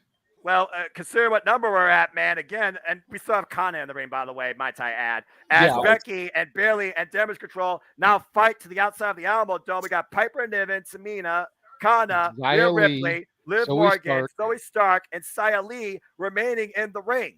And meanwhile, 10 seconds to our next entry, JJ. I don't really know what sort of factor you can have to counter all this, JJ, but call it. Who is it? Zelina, Queen Zelina, the manager of Legado del Fantasma, having taken Elektra Lopez's role when they got called up from Not Noah's NXT. They got a Street Fighter 6 sponsorship, by the way. Yeah, she's dressed up as what's her name? People are gonna kill me on Jury. Yes, thank you, Jury. Because I was about to say Chun-Li. That's not Chun-Li. Although I can see a Chun-Li coming out to face her. No. Chun-Li wears the blues. Yeah, I know. I love Chun-Li. I'm blue dabba dabba die. But yes, sponsoring Street Fighter 6 as we talk about Selena Vega and her love of cosplay. Last year, she came out as the freaking Queen of Hearts from Alice in Wonderland. This time, she's ready to take her game to another level, and we'll see if she kicks as mean as she looks. And meanwhile, trying to fight Rhea Ripley. I'll just say that. Oh, nice. Dick thighs save lives. Thank you. All right, we had to mention this. Damn it, James! You freaking actually, he's not wrong. I can't get on his case for that. Meanwhile, Step Boy and Selena Vega. Oh, nice kick there. This is her 4th Rumble. She is 17th in time. Rhea and Liv are at 36 minutes, and I got nothing on Dakota, Io, and Bailey. It's a video game fight on the apron. Fight! Pick your controllers up. Who's your player, Xia Li or Selena Vega? I like this. Test your might. Oh, Mortal face Kombat. first. Oh, man! And meanwhile, Xia Li and Selena Vega are fighting, and Xia Li eliminated. God, Selena kicked her face off. Well, winner of game 1, Selena Vega, and there will not be a fatality. That wrong franchise, Jeff. Oh, wow, good code breaker. And meanwhile, JJ, who's next in 3, 2, 1? JJ. It's James's turn. Oh, sorry. Hello, Raquel Rodriguez. Thank you for keeping me on track. I thought James would wrap with a thick thigh comment. Well, speaking of thick thighs, we got Raquel. Damn it, I set myself up. Damn it, I set myself straight up into that. Meanwhile, you have done this yourself. Yeah, I have, and at least I realize my mistakes. That's right. I am not perfect, but Raquel Rodriguez, straight out of the Texas area, she's probably the most of the people in the Alamodome. Can definitely be a force to be reckoned with in this field as she takes Tamina down with a boot, and Selena Vega faces her Snake Eyes. I'm still waiting for the day when that light bulb goes off in Raquel's head and she stops smiling and playing up to the fans, because I think she would work much better as a heel. I agree. Oh God, what a clothesline! Who can forget the hostilities that Raquel and Rhea had in NXT that ended in a last woman standing match of the Black and Gold brand that was basically Ripley's send off, and the power of Raquel taking over. Good grief, faraway throw. Raquel had that killer instinct. And meanwhile, damn it! Oh, sorry, continue, Jeff. Raquel had the killer instinct in the original NXT. It's just she was always playing somebody's sidekick or lackey. So if she can, I mean, she's fighting her right now because she's not smiling. She's gonna kill the queen here. Well, Street Fighter's about to get killed by this Killer Instinct. I'll tell you that right now. And Yeah, go, she James. just- Good pop culture reference. JJ's right though. When she gets that smile off her face again, watch out. Whoever's Who's next? Who's the next entrant? Uh-oh. What is it? Oh, Micha and Mia Yim coming to the ring. Yeah. The female representative of the OC, the woman who was brought in to take care of the Rhea Ripley problem. Will she go straight after Rhea since she's been in there since the #1 position? I would. HBIC, to say the least. Mia, of Stat course, Boy, any stats on Mia Yim, aka Meacham, or Raquel Rodriguez? Raquel is in her Rumble debut, and Rhea is about to hit 40 minutes. Oh, and there's a tornado DDT on Zoe Stark right now. By the way, NXT still in this thing. Zoe Stark has hanged across the field. Rhea's the only one about to hit 40 minutes? Rhea and Liv. Thank you. Say, #1 and #2 are still in this field as Mia Yim, who's crazy, looks to finally go after Rhea Ripley. Up and over. DDT! Spiked her, man. There you go. There's a lot of spiky lately in this freaking Rumble, to say the least. Good grief. Protect your neck. Yes, Noah. Yes, there was a lot of spiking in the show today. Yeah. I'm not talking about the after party when you go out for drinks at a local bar when it's tequila, all right? It wasn't a local bar. It was Disneyland. Dadgummit. I know we're in Texas and they're all about that. Yeah, good grief almighty. And meanwhile, Zoe Stark in danger on the apron as Raquel looks to eliminate her. And we still have Selena Vega, Liv Morgan. And again, this thing is going by way too fast in my opinion. Yeah, it is. Yeah. And meanwhile, number 4 seconds to our next entrant. James, I believe you're up. So who is it? All right. Well. Uh-oh. Oh, God! No! That's how I feel too. Why? Autism denier Lacey Evans making her way out the damn entrance. Oh my gosh. That was so damn perfect. Oh my god. She just gives me a headache. Jeff, She does. Jeff, She bugs. Jeff, I want to call it audible. Put up the graphic. That has to be Statboy approved. He doesn't have the graphic. Damn it. Oh my god. That was so good. I have it handy anyway. Oh my gosh. I'm sorry. That reaction was priceless. You couldn't script that. But yes, number 24, Lacey Evans. Oh my gosh. Well, I mean, if you want to talk about border control, Lacey Evans is your force to do that with, if you consider who's in the ring. Where's Zeb Coulter when we need him? Oh my god. We the people. That's right. Oh, don't cross me. Don't tread on me. Oh my gosh, I'm sorry. Lacey Evans with the sweet delay. Zoe Stark. That was nice. How long is this Rumble gosh, gone, that was too damn funny. Not long enough. Yeah. Yet now that Lacey's in too long. There's the salute, maggot. Oh my How god. long has this? Oh, wow, got our head taken off. Oh god. Do we know? Okay. Now, hold on, Stat. JJ, you're next. Who's our next entrant? That was too damn funny. What? Oh, well, it's Michelle's music, but we saw her in the crowd. No way. Well, she is in the crowd, so she's gonna hop the barricade. What? She's not. I told you. I told it. You're gotta be kidding me. She is jumping the ring. Hell yes, she is. Oh shit. And That's going right after Amina going after her. Oh. Well, you know, for a split second, I thought it was going to be Layla. I was about to pop hardcore. Hey, it might still be. Belly. All right. A freaking legend here. Undertaker's wife has now entered the Royal Rumble field. Yeah. And meanwhile, are you kidding Style me? Splash. Yeah, Faith Breaker, baby. There we go. Selena Vega. There's a hip check right there to Mia Yim, and another one to Piper Niven and Michelle. Those are Undertaker knee strikes. She hasn't lost a single step. Well, there's a kick to the midsection there. Well, now she lost. When you're the wife of the Undertaker, it's kind of hard to lose a step. Tamina's height almost deceived her. Oh, then the kick. Tamina's eliminated. And Statboy, any stats on Michelle McCoy? I think she's been in each Royal Rumble almost. I got nothing. Sorry. Most of them, at least.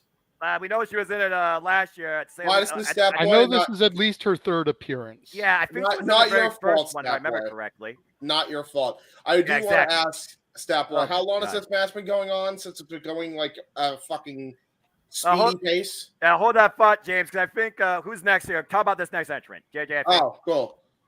Hey! Well, okay, I like this one. This is better than Autism Denier. Yay. Autism Denier. I approve. This is the third member of Not Noah's NXT to enter the ring here tonight, gentlemen. Hold on, I'm going to correct you right there. She was a part of my NXT, and she is the longest tenured NXT women's competitor in the entire NXT women's division. I approve of this 110%. Indy Hartwell. Right after Zoe Stark. I will say, as much as I am a Candice hater, I am a little sad that she's not still in the ring for this. I agree. Oh, what a slam! I will say that much, and that's about as much positivity as you'll get from me and Candice LeRae. I mean, hey, positivity can come from even the darkest of places once in a while. I'm sorry. Go ahead. That being the wild. I'm being honest here. Even I can be a positive guy about the most negative thing. I mean, I even said not my NXT, but I can appreciate not my NXT more than NXT Skittle. So hey, you retracted Country Redacted last year. That's about as positive as you can get from a negative thing. No kidding, hey, right? Anything could happen, right? Anything could happen. Rhea Ripley and Liv Morgan still involved in this. Kana, Piper Niven fighting in the corner. Raquel Rodriguez and Rhea Ripley across the ropes. Michelle McCool and Liv Morgan. And once again, that was not 90 seconds. Bullshit. Once again, the next entrant, number 27. Who's next, JJ? Oh, Sonya Deville, the former co-general manager of Raw, co-authority figure alongside the scrap daddy himself, Adam Pearce. Well, she is immediately taking her jacket off, and she looks like she's ready to show two different sides of her tonight with that ring gear. Yes, Sonya Deville. Co-founder of Demandy's Donuts with the recently released Mandy Rose. Again, Mandy Rose, all the best. Sonya Deville, of course, was involved in last Royal Rumble. She had a personal vendetta against one particular competitor. Here right now, I think she has something against the entire field because I feel she's been out to prove a point since she lost her power in authority. Step waiting for you to prove. Oh, he defeats. Oh, and a knee strike. And step waiting for you to say about Sonya Deville so far. Anything else? And Zoe Stark is eliminated. Aww. By Sonya Deville, but very good showing. That was immediately. Jeez. Best showing from an NXT competitor so far tonight here, Noah. Oh! Nice pump kick. Sonya Deville, of course, with a former MMA background, and kind of just bent her over. Well, I believe I just overheard Michael Cole say this is Sonya's 5th Rumble appearance. Yes. There you go. Yeah, she's been a more constant participant. Of course, Asuka being the winner of the first women's Royal Rumble, still in this as Kana. Looking to mix things up with, I like this one-on-one. Oh, wow. Oh, God. And both meet each other with a roundhouse kick to the side of the head. Faster than you could blink. And there's only 3 participants left to enter the field here, as 1 and 2 somehow still are inside this thing. Much like the men's Rumble earlier this evening there, Noah. Yeah, Number 1 and 2 lasted almost all the way to the final 4. I almost wondered if I get a repeat here. Step boy, any stats to tell us about here? I've got Rhea and Liv at 47 minutes. And with only 3 names left, I got no clue who's left and who's next. Oh, Jesus. There goes Queen Zelina. Right on her face, courtesy of Lacey Evans. With a Cobra clutch and a salute. And number 28, James, coming out in 2 seconds. James, who is it? Roxy Blackheart. There we go. Full on tank and everything. Ready to take care of business inside the Alamodome. And wait a minute, if I remember correctly, hold on. Did she come out the same? No, she didn't. She came out number 29 last year. Excuse me. Yeah, she was 29 last year. Yeah, she Shotzi from the Black Lagoon. Black Lagoon. I like that. Well, again, she loves horror. Again, her favorite holiday is Halloween, JJ. So you and her might literally have something in common.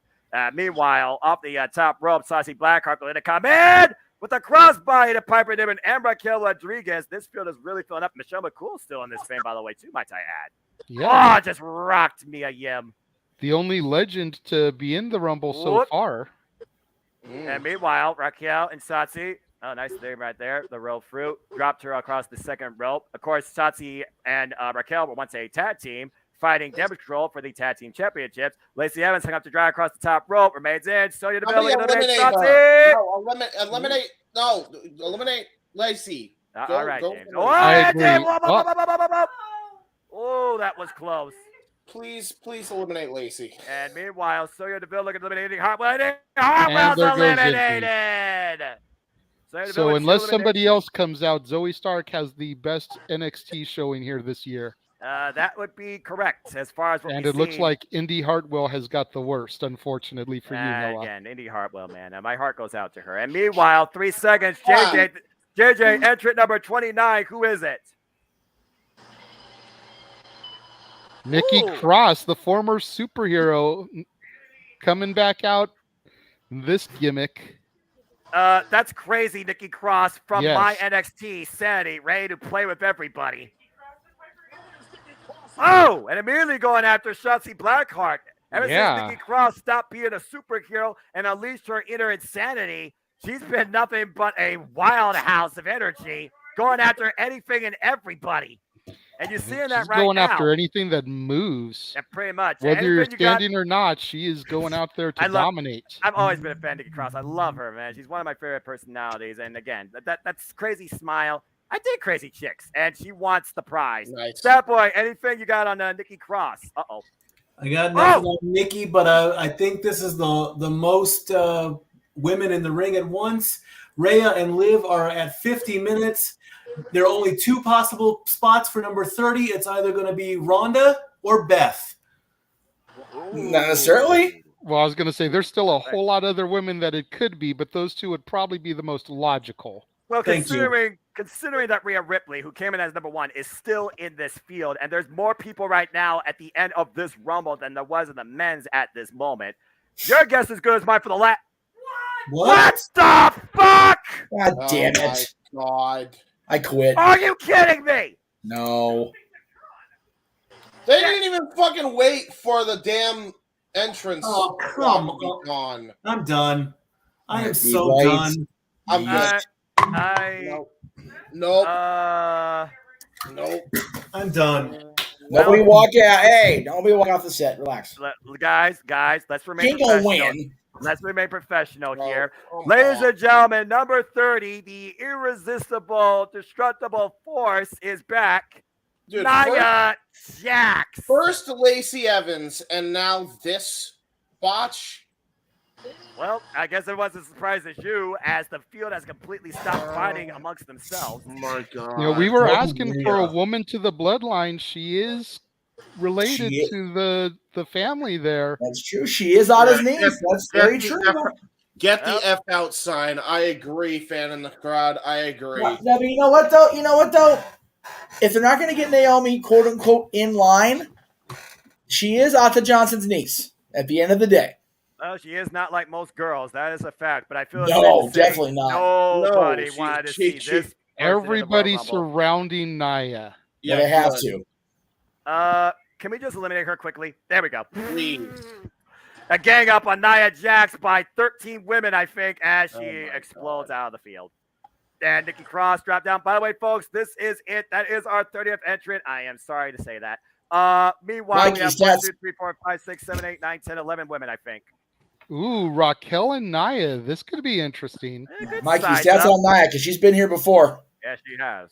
I'm sorry, brothers. I'm going to apologize because this Rumble has really ticked me off. I'm so sorry. They didn't give me any information.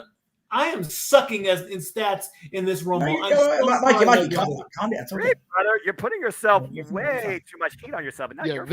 This is Nia's at least 3rd, if not 4th Rumble appearance. Yeah. And by the way, Steph Boy, it is not your fault that WWE announced only less than half the field. Don't be too hard but on I could have done a little more work, and I didn't. That falls on me. But Mikey, not in the air. It's okay. Yeah. let's talk about this behind. Nia's been in at least 2 women's rumbles. She's the only one to be in the men's and women's in the same night. I do that for sure. Yeah, I do remember that. Yeah, right. Yeah. So she's definitely a very Riptide. Nia is so freaking not giving that Rhea had to strong arm her up for that. What the hell's the name of Rhea's move? The Riptide. Riptide that she had to do. Directing traffic here. Bye. And there goes Nia. Check her hold. Waddle. Now Check everyone her can hold. calm down. Everyone can calm down. Nia Jax is out of the Royal Rumble. All right, everyone Yeah, can breathe. that dude in the natty shirt was spitting venom with his eyes. You see that shit? Yes, I did. He was like, "Nope, get gone, bye." And now Damn. we can go back to business as usual here. Yeah, guys. All the women starting to pair up here. Yeah, let's One of these- reestablish. Let's reestablish some decorum and respect the women's division that we have. Yes, in I the ring. agree. Absolutely. We got One Michelle of these McCool. women- Go ahead. One of these women's going to WrestleMania, guys. One of Yeah, these I'm women right. will face either Bianca Belair or Charlotte Flair in Kind of crazy Inglewood. to think about because at this time last year, I could have sworn that Bianca Belair and Charlotte Flair should have been the next phase of the Bianca Belair progression. But I guess I was wrong. At this point, though, you're right, Jeff, because they're both champions. They can't face each other. You know what, though? Well, if they're they talking can. about, if they weren't already talking about ununifying the titles, they could, but they're already working toward that. So Yeah, that's a fair point. And honestly, at this point, we do not need title unification in WWE. How great is that work for Monday Night Raw? Lacey Evans starts to be called. Lacey Evans eliminated. Bye. Bye. Honestly, gentlemen, I would say if any title does need to be unified, it's the women's title. I agree, actually. So Yeah, just because there's so few, they get the women's Legitimate programs. competitors. Yeah, There's so quality. Yeah, there's so few of them that are main event. God, I don't know, but Raquel though is definitely there. A deadlift for freaking Kana. Meanwhile, Kana looking to take an arm, taking Raquel. Oh. The Katami Fujiwara armbar locks the wrist though, prevent the extension. Very smart move as Raquel reverses the pressure. Okay, Raquel, you're too damn strong. Not this again. What the hell? That's ridiculous. That is ridiculous. Whoa. Oh. Producer man, can you start Joey Perez's comment there? The last one. I'd like to address it during intermission, please. Absolutely. And meanwhile, Sarah DeVille reversal up and over on the apron with Kana. Oh, there's a shot. And Raquel. Oh, eats a double knee. Rising knee strike from both Sarah DeVille and Kana, who are still fighting out. Boom! Rising knee. Sonya still holding on. Both of them still in danger. There's a pumpkin. I want to see these two go one-on-one now. I'm liking this. Oh, head kick. Sarah DeVille eliminated by Asuka. So I was busy doing notes when Sonya came out. I love the look at the style of her gear and the color scheme. Sonya's gear is awesome tonight. And again, I said two different sides. I think we saw a much stronger side of Sarah DeVille tonight. This where Emma Shobako eliminated. Oh no! By Rhea Ripley. Gonna piss off the dead man. Yeah. Can we go back to that camera angle on Rhea? Just saying. Yeah. I don't think Rhea minds upsetting the darkness, JJ. I'm just saying. I mean, This she is embraces the accurate. darkness more than anybody Shotzi else. hanging on there. Squaring off with Mia Yim. We got Nikki Cross and Raquel. Oh, he defeated. Shotzi eliminated. And right now the field's starting to fin as Piper Niven looking to take it. Oh, by the way, I want to address. Whoa! What Jesus the hell? Christ! God! Wow. Piper Niven eliminates Mia Yim, but I do want to say this: Mia Yim, respect for wearing the Jay Briscoe armband. Yes. Meanwhile, Raquel and Piper, I want to see these two go one-on-one. Seriously. Now this is the irresistible force meets the immovable object. Oh my God! God! Give me this one-on-one on pay-per-view, please. I beg you, WWE. Yeah, thank you and good night. Can Oh! Piper Niven join Gallus? I think she would fit perfectly. Put these two in the women's chamber. Seriously. Uh-oh. Gallus girl on top. It just right itself. Piper bomb. Piper bomb. Oh no, Piper bomb may be right. Oh! Wait, Raquel's up in corner. Piper over the top. Oh, not eliminated yet. Bad boot. Piper Niven eliminated. You know, credit to Piper. She's a big girl, and she was able to hold on that apron and not fall. That takes mad skill. Good on her, man. And meanwhile, Raquel were doing hostilities as Raquel got her up for the choke bomb. Right, let's eliminate, girl. You gotta be kidding me. Rhea Ripley. Rhea and Raquel both on the apron. Raquel eliminated. Rhea Ripley able to hold on. We are Rhea's down. still alive. We are down to, I think, the final four. It is Nikki Cross, Kana, Rhea Ripley, and Liv Morgan. 1 and 2, might I add, part of that picture. Jesus. Doubles team right now by Nikki Cross and Asuka. No strangers to each other. Shoot, these two faced off in what was the best last women's standing match in NXT history. Oh, without a doubt. And meanwhile, Oh, Nikki no, Cross no, looking no, to hook Asuka. no, No. Wait, Liv Morgan! No! Liv Morgan eliminates Nikki Cross! Holy shit. But not Asuka. No, Asuka still is in this match. We are down to the final three. Kana, Liv Morgan, and Rhea Ripley. Gentlemen, we've got a Money in the Bank holder, we've got a Rumble winner, and we've got a woman who's deserved both of those accolades and just hasn't been able to achieve it yet. Yep.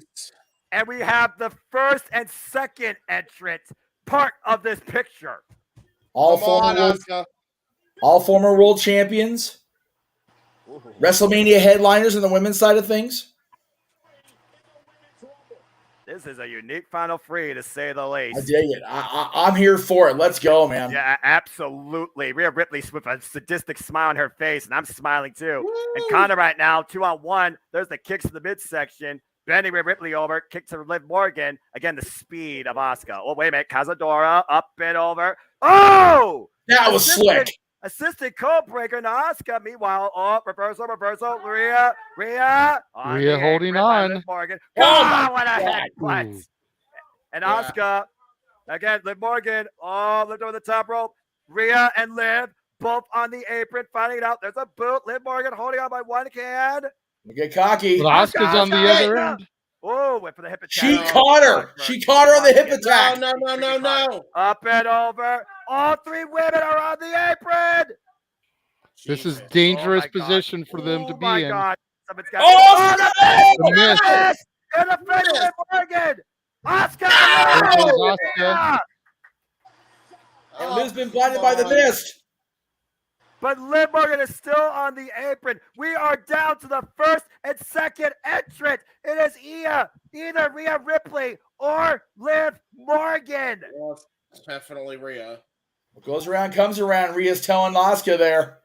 Again, Asuka last tried to miss Rhea again, and she missed the Dominic. Codebreaker! Ripley holding on. Both she is have not holding touched on. the floor yet. Whoa! Liv Morgan trying to be aware of the surrounding, doing everything possible to break the grip of Rhea. That's it! That's it! The takeover! Rhea Ripley wins! For the first time in women's Rumble history, the number one entrant has won the Rumble, gentlemen. Right on. Rhea Ripley!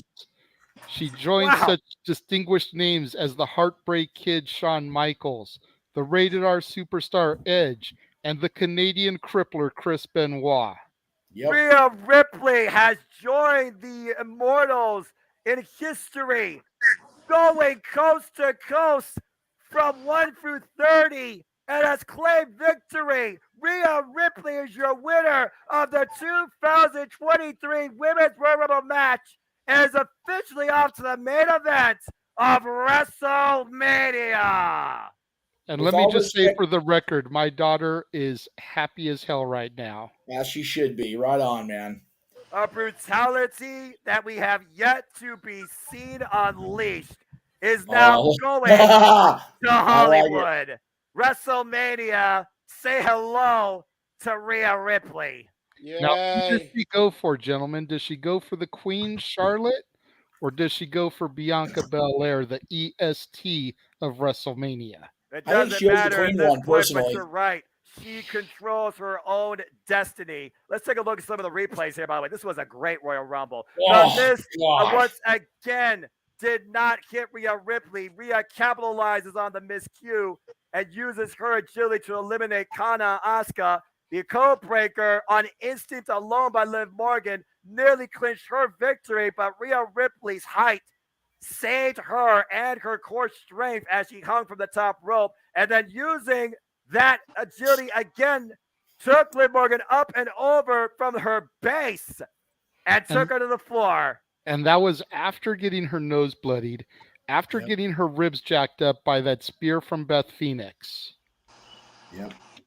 Joey Perez, I feel your pain, brother. Joey, I feel you. I feel you, brother.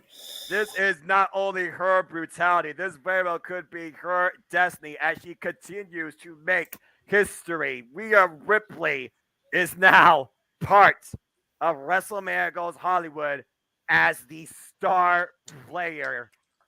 Whoa. With all respect to Dee Snider and company, the Twisted Sister of WWE is on the road to WrestleMania, man. Here we go. I love it. Damn right. As we go Here it is. to our intermission here. So, here's the Mania promo. Whew, my goodness.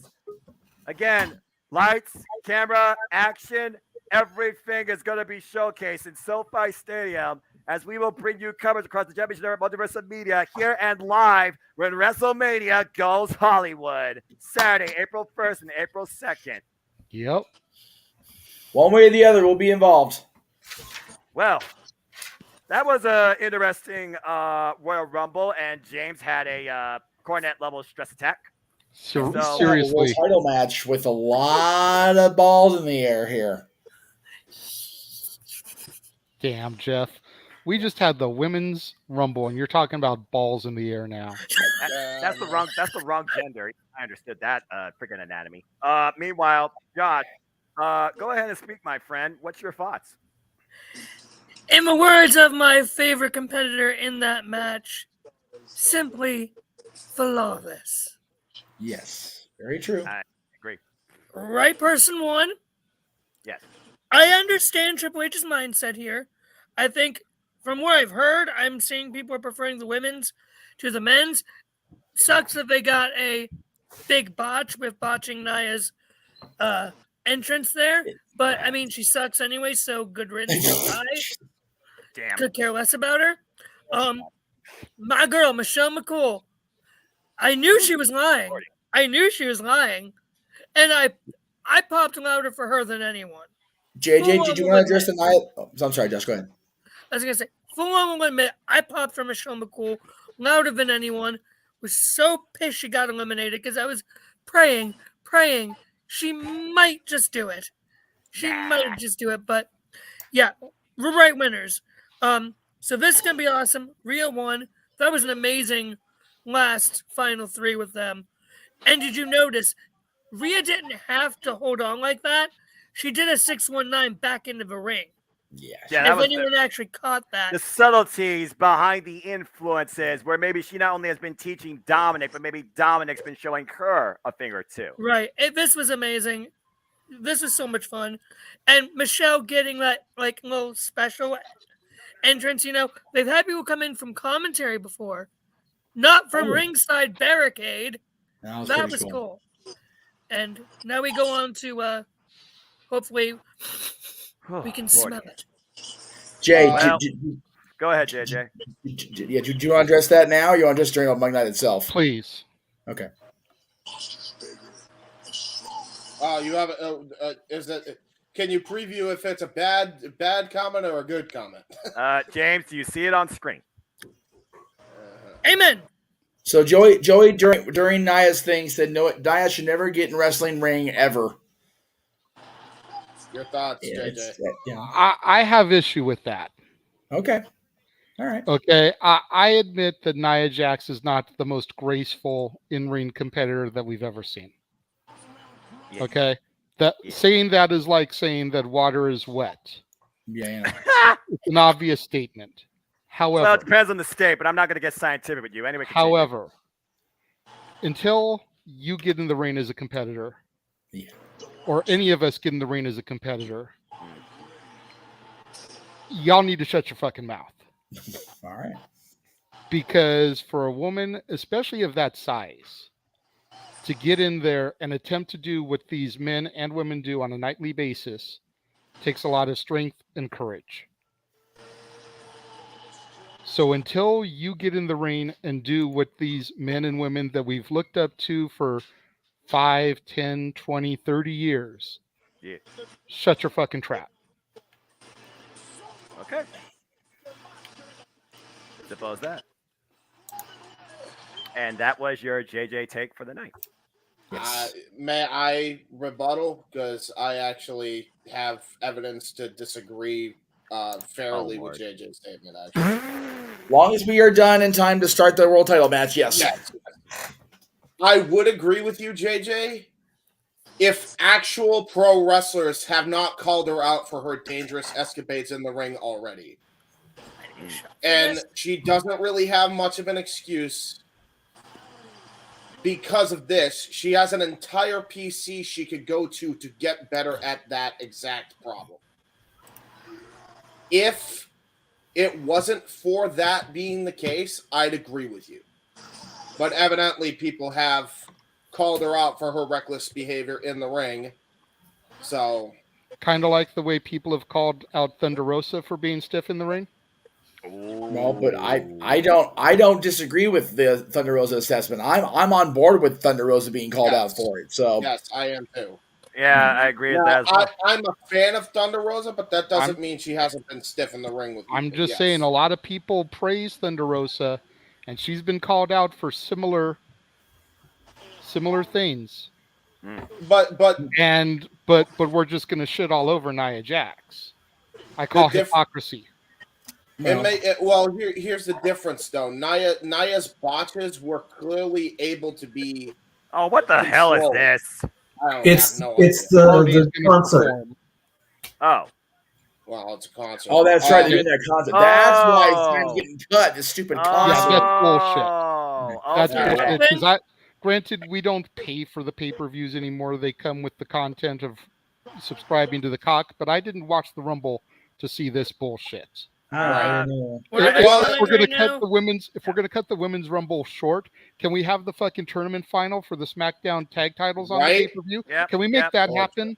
Yeah, this is your bathroom break. This is where you go buy your merch, get your snacks. This is where you subscribe across the JMN Network, Multiverse of Media, and when you look back at what we saw the night where Brock Lesnar unleashed absolute hell and fury across anybody that was not inside that ring.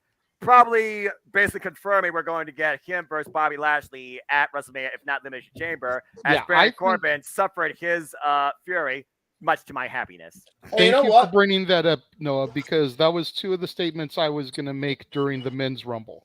Number one, I think that they're going to do Brock Lashley at Chamber because the heavy rumor is to have Gunther Brock at Mania, especially after their interactions within the Rumble. I think seeds were planted there. We've seen Bobby Lashley and Brock numerous times over the past 365 days. Yes. We don't need it at WrestleMania. I agree. And then the point I was going to make about Corbin, you kind of finished my thought on it. I was going to say, remember when WWE used to have faith in Baron Corbin? Like when he eliminated Braun Strowman all on his own? Yeah. Crazy, man. So I'm going to take your advice here. I'm going to use the bathroom, refill my drink while this jackass Hardy, not Matt Hardy, not Jeff Hardy, not Sean Hardy, performs his shitty song. I mean, I'd rather hear Kid Rock, and I went to his honky tonk when I was in Nashville, all right? I'm just going to tell you that right now. Jay, wait. Jay. No. What were you trying to do? Because who we got in the house? It's okay. I fixed. It's okay. Fuck it. Okay, he fixed. So as we have a very, I guess, worthy intermission, folks, how you been enjoying the Royal Rumble this year, kicking off WWE 2023, and how you been enjoying our coverage, entertainment, our stats, our perspective? Don't give a damn attitude about this Hardy player in the ring, as Pat McAfee and Michael Cole, it's a bit different, but it's nice to see Pat McAfee and Michael Cole together. Again, we saw the EST of WWE overcome Alexa Bliss's self-professed fear factor. Was not enough. We saw LA Knight fight Bray Wyatt in Pitch Black, and Uncle Howdy literally took LA Knight to hell. As the characters of the Firefly Funhouse watched from above. I guess there was 3 of the Wyatt 6. I don't know what the hell that was about. We saw a great opening men's Royal Rumble where we might get Logan Paul versus Seth freaking Rollins. You saw something out of a video game when it came to Logan Paul versus Ricochet. That's going to live as a moment for sure tonight. We saw American Nightmare Cody survive the onslaught, the wrath of the Iron Man Walter to win the men's Royal Rumble. And we just saw the women's Royal Rumble match. Not only Michelle McCool came out of the crowd, prepared for in-ring action. and went quite a way. But in the end, it was Rhea Ripley that overcame number 2, Liv Morgan, and the returning Kana with a very still real sadistic smile on her face to be the winner of the Women's Royal Rumble match, as only one thing remains, and that is our WWE Undisputed Universal Championship match between the Tribal Chief Roman Reigns and Kevin Owens, but more importantly, Sami Zayn's final test. And so a bit of foreshadowing here. Since the pre-show, there has not been high, nor tail, nor interview, nor hype, nor perspective, nor preview of that match at all, or anybody involved. Just to give you a little bit of an idea of how important this match might be, and the fact that, again, since the show, nothing regarding it, nothing. Only thing we know is that Sami Zayn is apparently going to be, if not already, at Roman's side at all time. And with Kevin Owens wearing a Sami Zayn Forever t-shirt, mind games galore already are ahead, and so much more. As we wait to come back from this intermission about the Nature Boy Ric Flair to finally get to our main event. And Dory, good to see you as I look at the chat and acknowledge all of you. Appreciate all of you, of course. Kate Rare, my good friend Elizabeth, aka Sandy, Pro Wrestling Noah, NJPW enthusiast and knowledge-based person.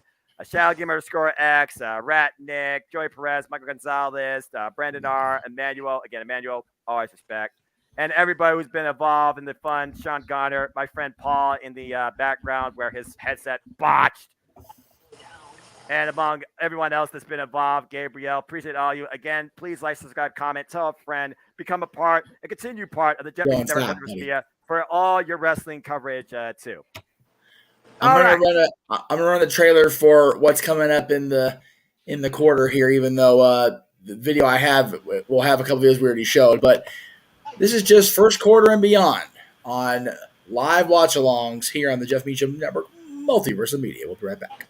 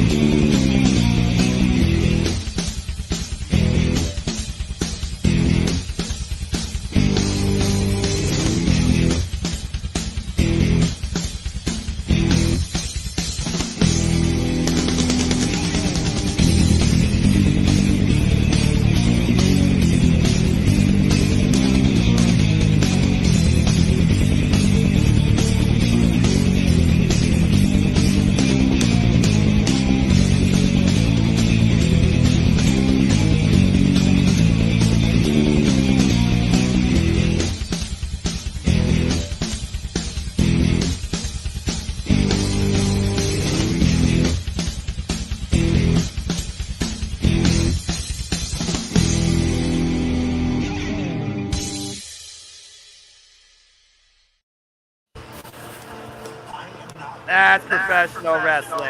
Damn it. Whoa. Somebody's echoing. Echo. Hello. Keep going. It was the boy. It was the boy all along. Echo. Hello. Twice is funnier than it should be. I'm officially three-dimensional.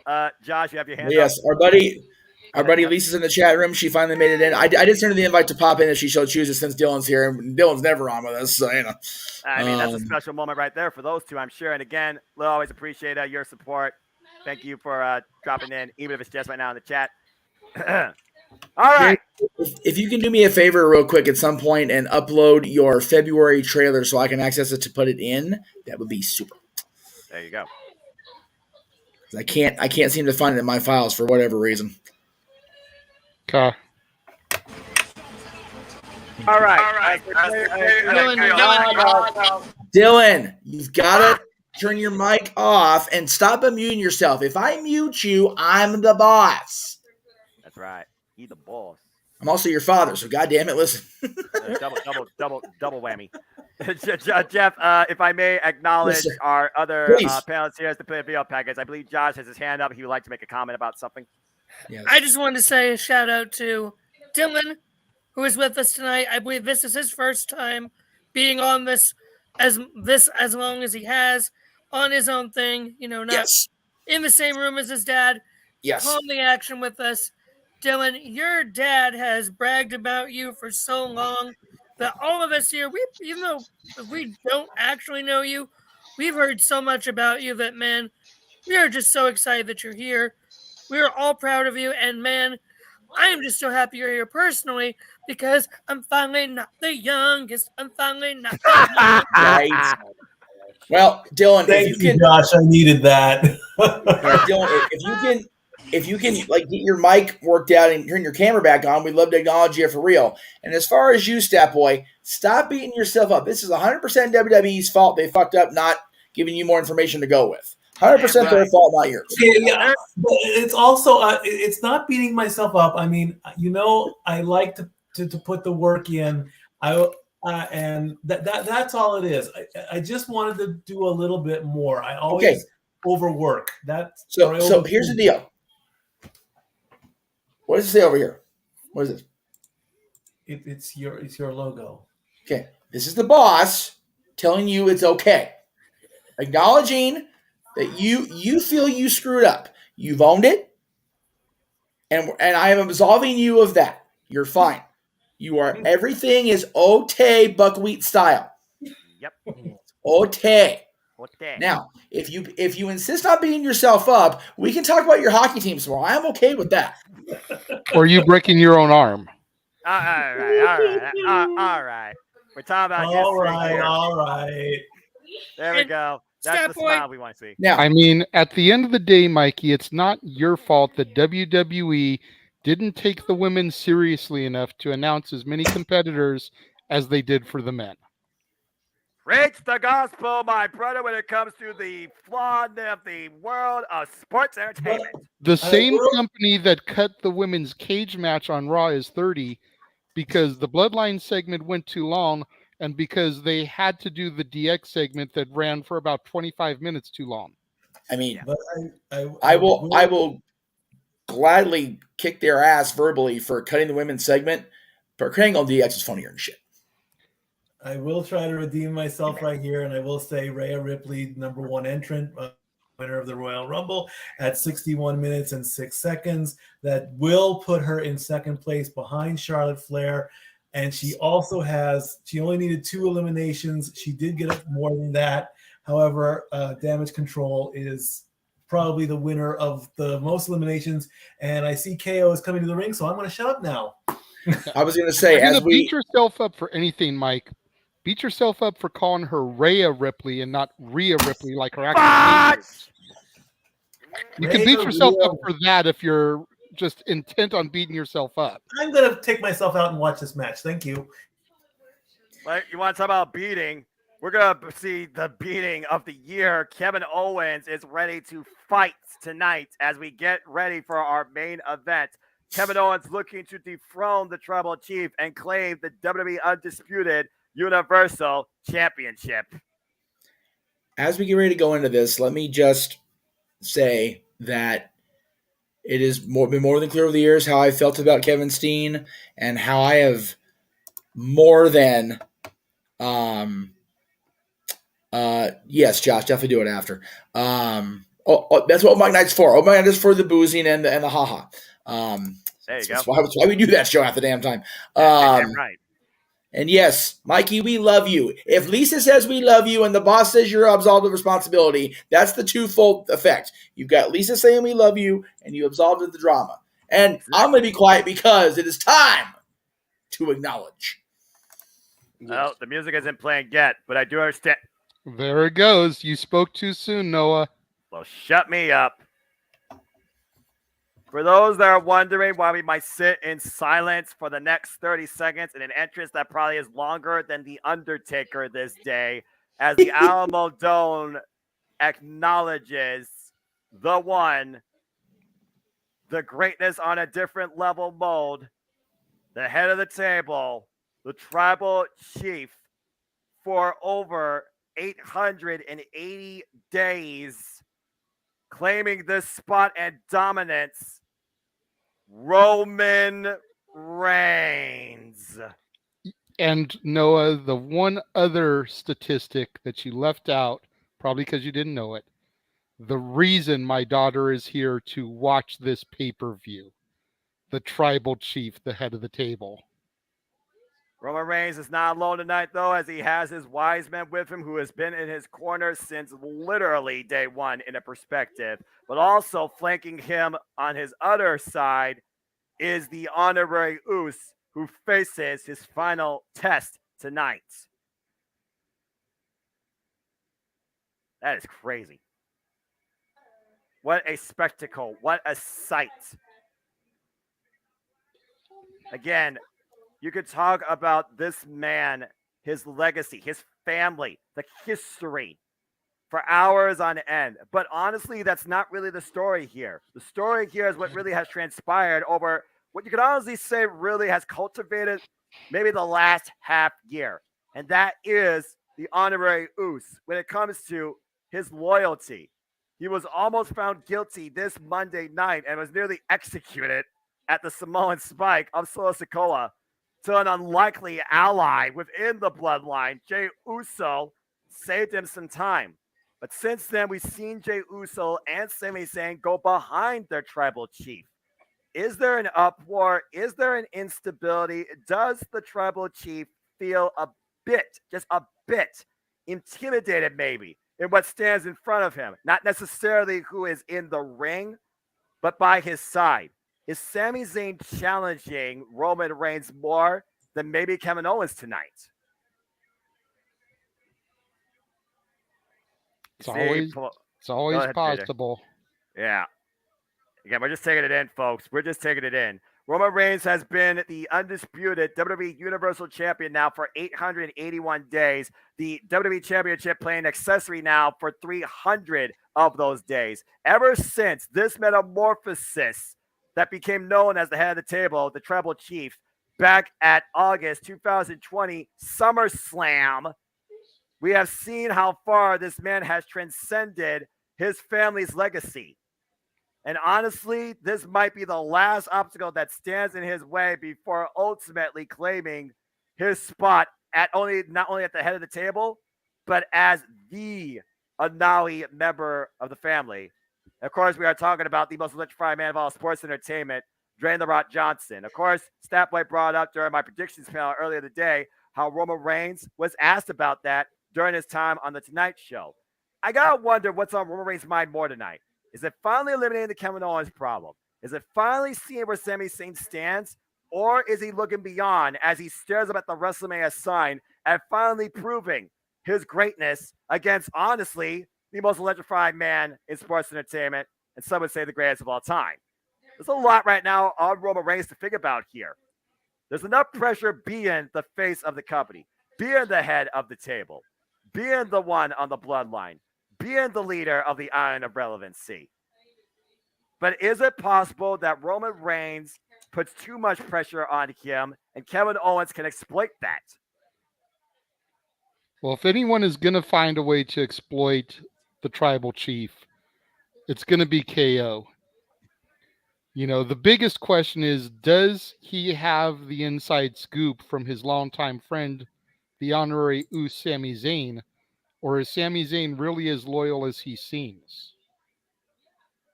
Well, again, you saw Kevin Owens earlier today come into the arena with the Sami Zayn Forever shirt. He is not wearing that right now. He is in classic black and white prize fighter apparel. The same Kevin Owens that beat John Cena in his WWE main roster debut like he was NXT champion. The same Kevin Owens that literally power bombed Sami Zayn on the apron and begun his rivalry with him in the black and gold NXT, taking the title from him via ref stoppage. We are looking at the same two men that had a trilogy of matches in 2016 that is still talked about to this day as we go down to the introduction.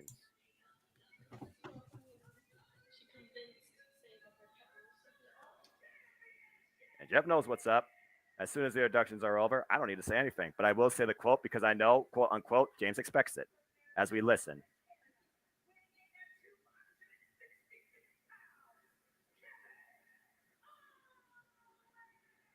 Quebec, Canada, 266 pounds, Kevin Owens perched on the second rope.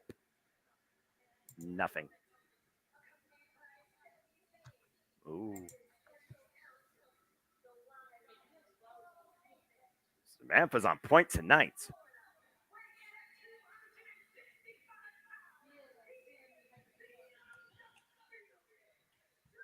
Ooh. Hey, Paul Heyman, eat your heart out.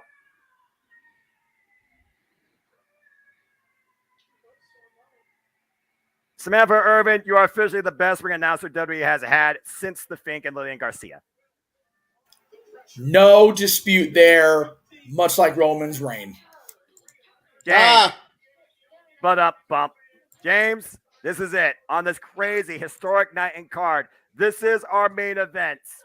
51,338 on hand. Everybody across the JMN Multiverse Media is here to listen to our babble and play-by-play for what is absolutely going to be grand. You know what to do. Universal and WWE World title up for grabs. Roman Reigns to the left. Kevin Owens to the right.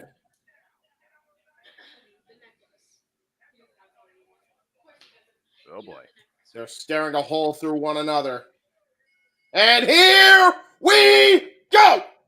A raucous near 52,000 on hand tonight, live in the Alamodome, as Roman Reigns and Kevin Owens once again renew hostilities and a multiple-year spanning rivalry for the greatest prize in WWE history. The mood has been set, and Sami Uso is in the middle of all of it. Yep. The Sami Uso chants echoing out from the 51,000 in the Alamodome. Does that play into Roman's hand, or is it messing with him some that they are acknowledging the honorary Us more than the tribal chief? We'll see how that plays out in this match. Colin elbow tie as we go. Roman Reigns loves to be in control. Not only control of the audience, but in control of his opponent. Oh, and a big shoulder block driving Kevin Owens down to start things off. Our first physical contact. Again, Roman Reigns telling Sami Zayn, watch my back. Watch my 6. Again, what is the final test? When will he have to take it? Will it be during or after this match? As the wise man, Paul Heyman, is also there in the Tribal Chief's corner. No other members of the Bloodline have been in sight since that opening segment backstage during the pre-show tonight. Again, still the honorary Us. Oh my gosh, big shoulder block. Turn him inside out. Yeah, but notice how Kevin Owens immediately got back up to his feet. Again, Sami Zayn right now, he has truly proven his loyalty back at NXT Survivor Series War Games, literally haluma kicking Kevin Owens as he fell into his arm, setting him up for Jey Uso to hit the splash and get the cover. It was Sami Zayn that stopped Kevin Owens from pinning the Tribal Chief, stopping the rest from hitting the mat for the 3. Calling up a tie-up again. These two locking up. And once again, Kevin Owens throws Roman Reigns off. Drop down. Roman Reigns up and over. And Kevin Owens with the better of the exchange. A senton drop. And a slow suck it.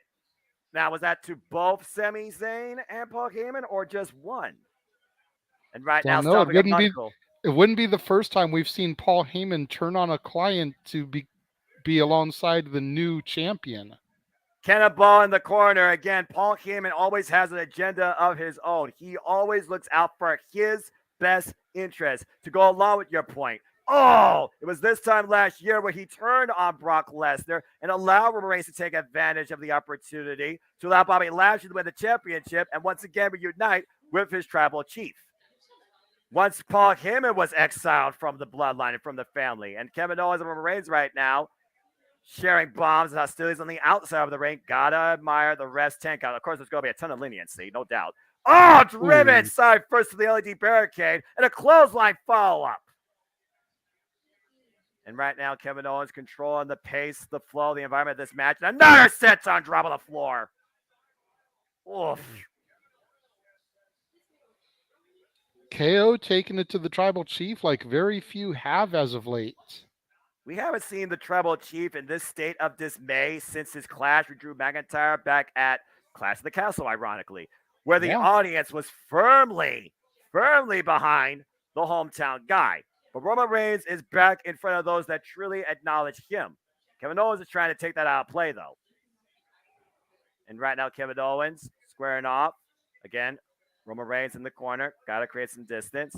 Irish whip, looking for the other side. Feints. Kevin Owens reversal. Oh, my! Turned him upside down into the corner there.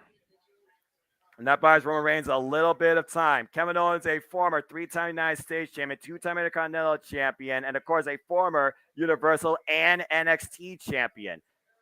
And meanwhile, big Uranagi. And will that be enough? The cover hooks the near leg. Kevin Owens with the shoulder up at 2. Yeah, it's not going to do it. Again, the longer Roman Reigns feels he's in control, the more that Roman Reigns will be in the driver's seat. Again, we're asking the question, is Roman Reigns fully in control of his family, of his legacy, of his own history? Ever since that tirade against Sami Zayn, asking him, do you want to be the Tribal Chief? Do you know the pressure that comes with being the Tribal Chief? Do you think you're me? Do you want to be me? Something snapped, I feel, that day inside Roman Reigns that we haven't seen since his Savage Assault against Brock Lesnar at SummerSlam last year. And there's a drive-by covered by Roman Reigns again. Kevin Owens gets the shoulder up.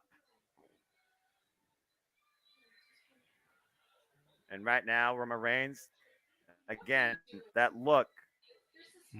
Sami Zayn pacing on the outside. Yeah, again, at this point, who's in more disbelief right now? Is it Roman Reigns or is it Sami Zayn? And Sami Zayn literally stuck between a rock and a hard place, looking literally at his past. We want to talk about Kevin Steen, El Generico, PWG, ROH, and of course now WWE, and of course NXT. It was Sami Zayn that was first brought into NXT. Kevin Owens was brought in later, and ever since then, there's always been that chip on Kevin Owens' shoulder. Oh! Even though Kevin Owens has had more accolades than Sami Zayn in the WWE. That was a ridiculous uppercut, though. Good grief. Talk about rearranging your jaw. You mentioned El Generico a second ago, Noah. I think they missed the boat on SmackDown. They should have had him wearing the Generico mask when he was in hiding, trying to stay incognito, instead of just using the standard hoodie. To put a fair rebuttal on that, this is now Triple H's ran WWE. At the time you're thinking of, that was Vince ran WWE, and Vince was not going to do that. And right now, Kevin Owens meets Roman Reigns in the middle, trying to jack his jaw now. Both men exchanging bombs. Conditioning, cardio. You can say they're going to be a factor here, but we've seen how far both these men can go in absolutely brutal affairs. And Kevin Owens right now trying to wear down Triple H. It's a boot, but still up on his feet. Maybe out on his feet, though, as he goes to the ropes. Roman Reigns looking to follow up. Kevin Owens, big clothesline. Rock the Tribal Chief there. Kevin Owens this Roman time slow last to year. get to his feet. Ooh. Again, they're squaring off, though, JJ. Kevin Owens this time last year was involved only in the Royal Rumble match and lost. Roman Reigns, of course, was involved in the Royal Rumble pay-per-view in the opening bout against Seth freaking Rollins, and his emotions got so hot, he got himself disqualified as Kevin Owens sends Roman Reigns over the top rope to the floor. And this time, instead of opening, they're ending. Big splash off the apron. And now Owens trying to bring Roman Reigns back inside the ring. Can he capitalize? Is this enough to wear to the Tribal Chief for a 3? All it takes is 3 seconds. We got a new undisputed WWE Universal Champion. And Kevin Owens to the top rope again for the frogging. Big splash. Cover. 2 for the titles. No. A little bit of concern there by Sami Zayn and Paul Heyman following this, JJ. Look at this. Oh, God. Yeah. And then Kevin Owens with the follow-up. Again, got all of that splash from the top rope, but did not get enough for a 3. Whew. And the Tribal Chief may have kicked out there, but he is still laid out there. He looks like he's having a hard time getting his wind there, Noah.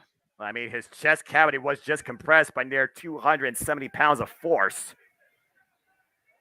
And Kevin Owens with the jaw jacking, telling the Roman Reigns to get up, you piece of crap. And that's what he literally said, folks. Give me a PG. Oh, wait for the kick. Roman Reigns blocks. Got him hooked. Oh, my gosh. Oh, no. God, sit out, powerbomb, cover, 2 to retain, no! Whoa. Planted, and I mean that emphatically. Planted, look at this. And did you see Paul Heyman's face? Man. Yeah, Paul Heyman thought that was 3. Paul Heyman has had more of a reaction to this entire Bloodline saga than anybody else in the family. And he's just been subtly in the background.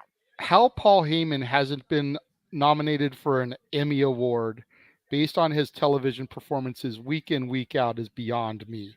And God damn it, after Monday Night Raw, Jey Uso needs one too.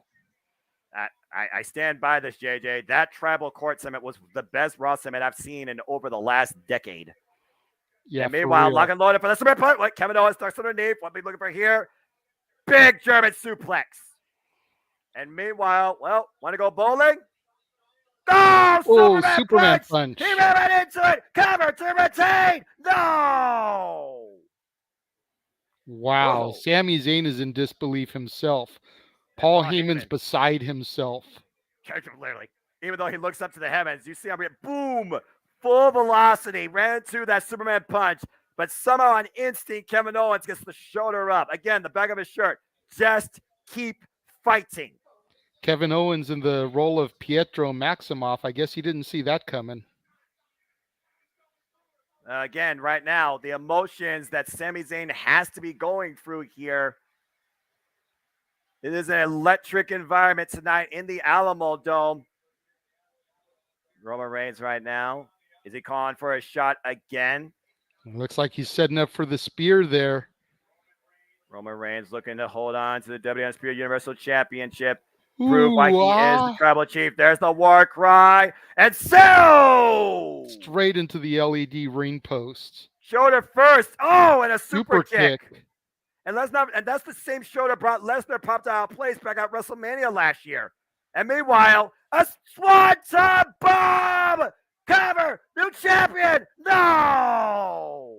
Wow. Oh. Again, look at the reaction on Heyman's face. He is worried right now about his tribal chief in ways that he hasn't been for years. Yeah, again, look how close this hand was to the mat. 2 7/8. The last time Roman Reigns was this legitimately threatened was Clash at the Castle.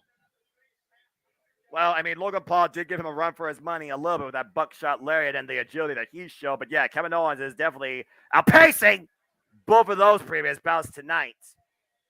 Again, what do you expect from somebody that calls themselves the prize fighter? Kevin Owens right now perched on the top rope after that ridiculous uppercut. Roman Reigns looking to follow suit. Oh, Kevin Owens still fighting back, though. Everybody watching on in bated anticipation here to see who can capitalize and lead tonight as the WWE Undisputed Universal Champion, where the American Nightmare, let's keep that in mind, the American Nightmare Cody Rhodes waits for one of these two at WrestleMania. And Roman Reigns looking Kevin Owens up, looking to send him for the ride. Hard from the outside. Kevin Owens still fighting back, though. Shots to the midsection. Oh, and another wicked headbutt. And again, unloading on the champion. Oh, pointing the elbow, top of the head. Roman Reigns is down. What the hell can Kevin Owens do here? What? Oh, Jesus. He looked like he was going for a springboard moonsault, and he slipped and ate shit. And falls up in a senton drop, though. And looking for it again. Up the second. Got the moves up, and hits nothing but canvas. Roman Reigns in position. The spear! The spear! The spear! That's got to be it! The cover to retain! No! Wow, that could have been so much worse for Kevin Steen. I'm glad that he is okay and still functioning. Jesus. How the hell Legit me too, Jay. How the hell do you function after that impact, though? Look at this, full on. Almost literally folded him up like an accordion. Deep hook of the leg, and Kevin Owens is still in this fight. What does it take to stop the fight that Kevin Owens constantly brings? Good grief. But yeah, I definitely agree. That was definitely a misstep to say the least. Could have been much more disastrous. And we've seen how many times Kevin Owens floated up on the back of his neck, particularly on the apron, at the hands of an exploder by freaking Sami Zayn. Just saying. And once again, Roman Reigns calling his shot. There's the war cry. And again, there's a bump to the knee. And knee again. Go for the stunner. Oh, no! Countered to the referee. Ref is down now. And pop up. Power bomb. But no referee to count. 2, 3. Get me a fucking referee. 5, 6. Come on. There's no doubt official. We had a new WWE Universal Champion. The dead rights he had him there. Dead to freaking rights. Now, what do we do now here? And Sami Zayn again. Look at Sami on the outside. He's waiting. Okay. He looks like he's waiting to take his opportunity to get in there and do something. Oh! Low blow.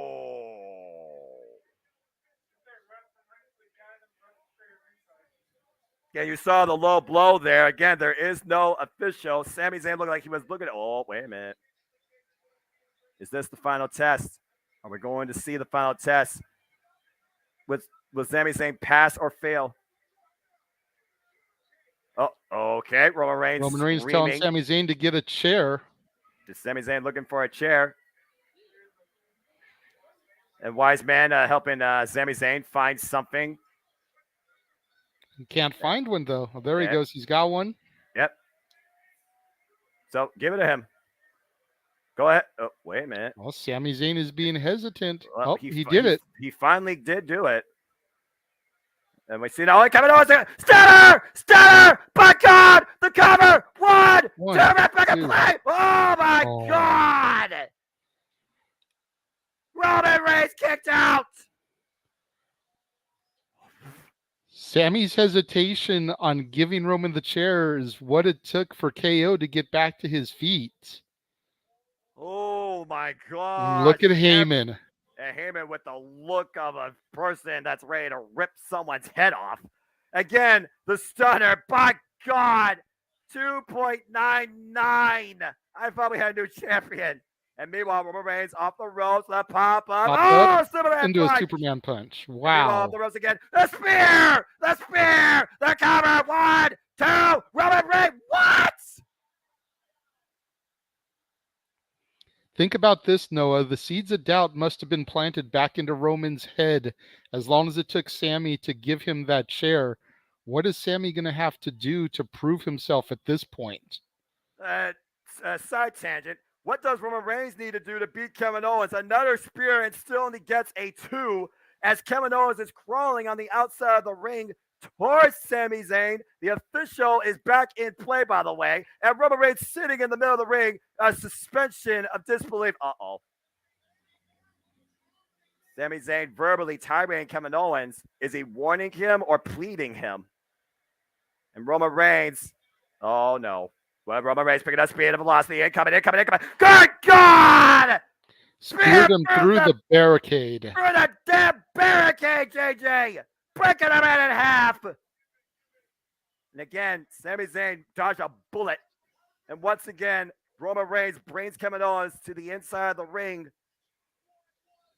Did Sami Zayn, but what? Whoa. All right. Again, Kevin Owens somehow aware enough to roll to the outside of the ring again. Other side this time. And Roman Reigns looking to follow up. Oh, good God! I know Kevin Owens grasped his head, but still, JJ, that was not the side of the steps. That was the front of them. Yeah, and Sami Zayn doesn't know what to do. He is torn between his loyalty to the tribal chief and his friendship with Kevin Owens. No, not again. Oh, damn it! Stop it! All right, that's too damn much. Stop the damn match. Roman Reigns is not out to beat Kevin Owens. He's out to hurt him. This is going above what Roman Reigns is supposed to be holding himself up as his champion. This is savage. That's what this is. This is savage. And meanwhile, Kevin Owens grasping the back of his head. Dear God, I hope he's okay. And meanwhile, Roman Reigns Again, Roman is looking to use Kevin Owens as an example. Then Paul Heyman once again, the wise man. It's Paul Heyman preaching the gospel of the tribal chief. Sami Zayn does acknowledge him. Looks a bit reluctant as the LED board is a little bit screwed up. No surprise. Kevin Owens again, grasping his head. As many times as they've been thrown into it. And Roman Reigns literally insulting Kevin Owens. Oh, big palm strike. I don't know how wise that was. Spear again!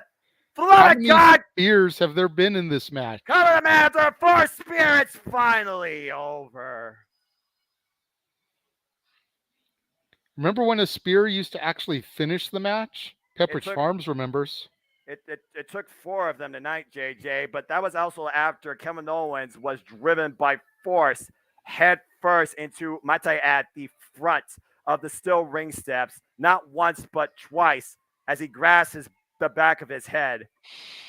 But Roman Reigns is still our WWE undisputed Universal Champion, and we'll see day 882. But I still have to ask the question, the final test. Did Sami Zayn pass or fail or have yet to take it? Let's take a look at some of the replays I think here. we get to determine the outcome of that test. But God, however you feel about Kevin, I go back and forth. But man, those stair spots were just not necessary. That was messed up. That's concussion territory. That's what that is. Seriously. God. With all the history of the Royal Rumble with stuff like that, I mean, come on. Wow. Those headshots driven down to the stairs, and the final spear puts away KO. The fight put out tonight as the bloodline. Everyone they are out. Here we go. No. Here we go. Moment of truth now. And I think you're right at this point. Nobody else from the bloodline got involved in this match at all. Meanwhile, Sami Zayn, is he finally going to be done in honor? Roman's wait a second. Oh no. Roman's looking way too cocky with that smile on his face. I don't like this at all for Sami. And I don't like this either. Come on, Roman. What's he saying? What's he saying? This ain't done, he says. He's going to have a Maluva kick Kevin. Oh, my God. And they're still assaulting Kevin Owens post-bell, all right? They're going to guzzle Kevin here. Jimmy Uso right now, 201 assault on KO. Kevin Owens probably don't even know where he is right now, but he is right now on the end of a bloodline beatdown. Again, when you challenge the bloodline, you get hurt. 1D! 1D, man. Oh, my God. Seriously, though, this is unnecessary. The man is not even able to protect himself. He can't do anything. This is unnecessary. Final test, Haluva kick. Here we go. They're gonna try to end Kevin's career here. Oh, he called for Solo. Oh no, I'm getting shades of Umaga here. Oh no.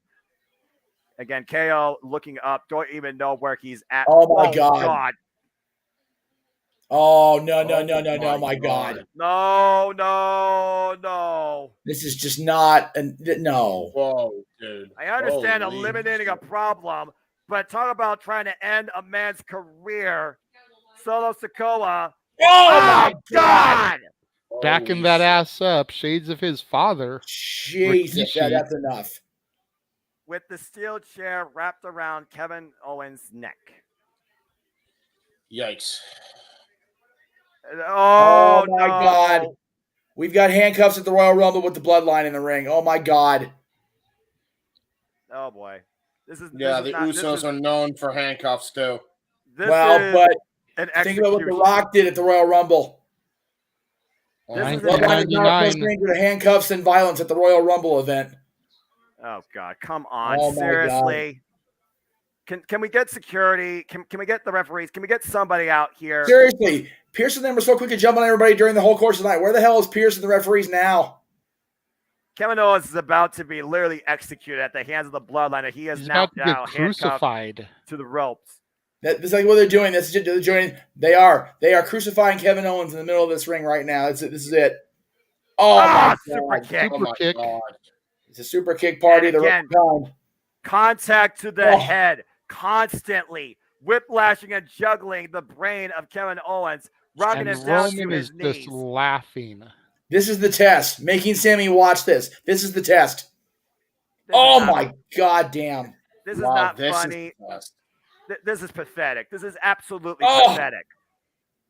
Let a God get some damn help out here. Pat's right. This is more than a championship. This is ridiculous. Again, the crowd's still chanting for Sammy. They better stop chanting for Sammy, or they're going to kill Kevin in the middle of the ring right now. Roman Reigns might be looking for the final shot. Kevin Owens is literally out right now. They're going to line it up, and they're going to make Sammy choose whether he kicks Kevin's head off or he gets guzzled too. Oh my God. You're right, Terry. Not necessary at all. Roman Reigns is saying, we're trying to change his life, and you are holding him back. Oh, no. Oh, my God.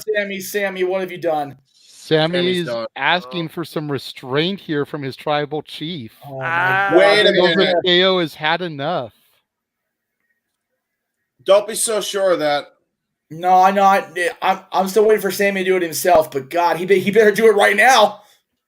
This is the final test. I think he's about to haluva kick him. This is a butterfly effect. This is a butterfly effect. What choice Sami Zayn makes here changes his life forever.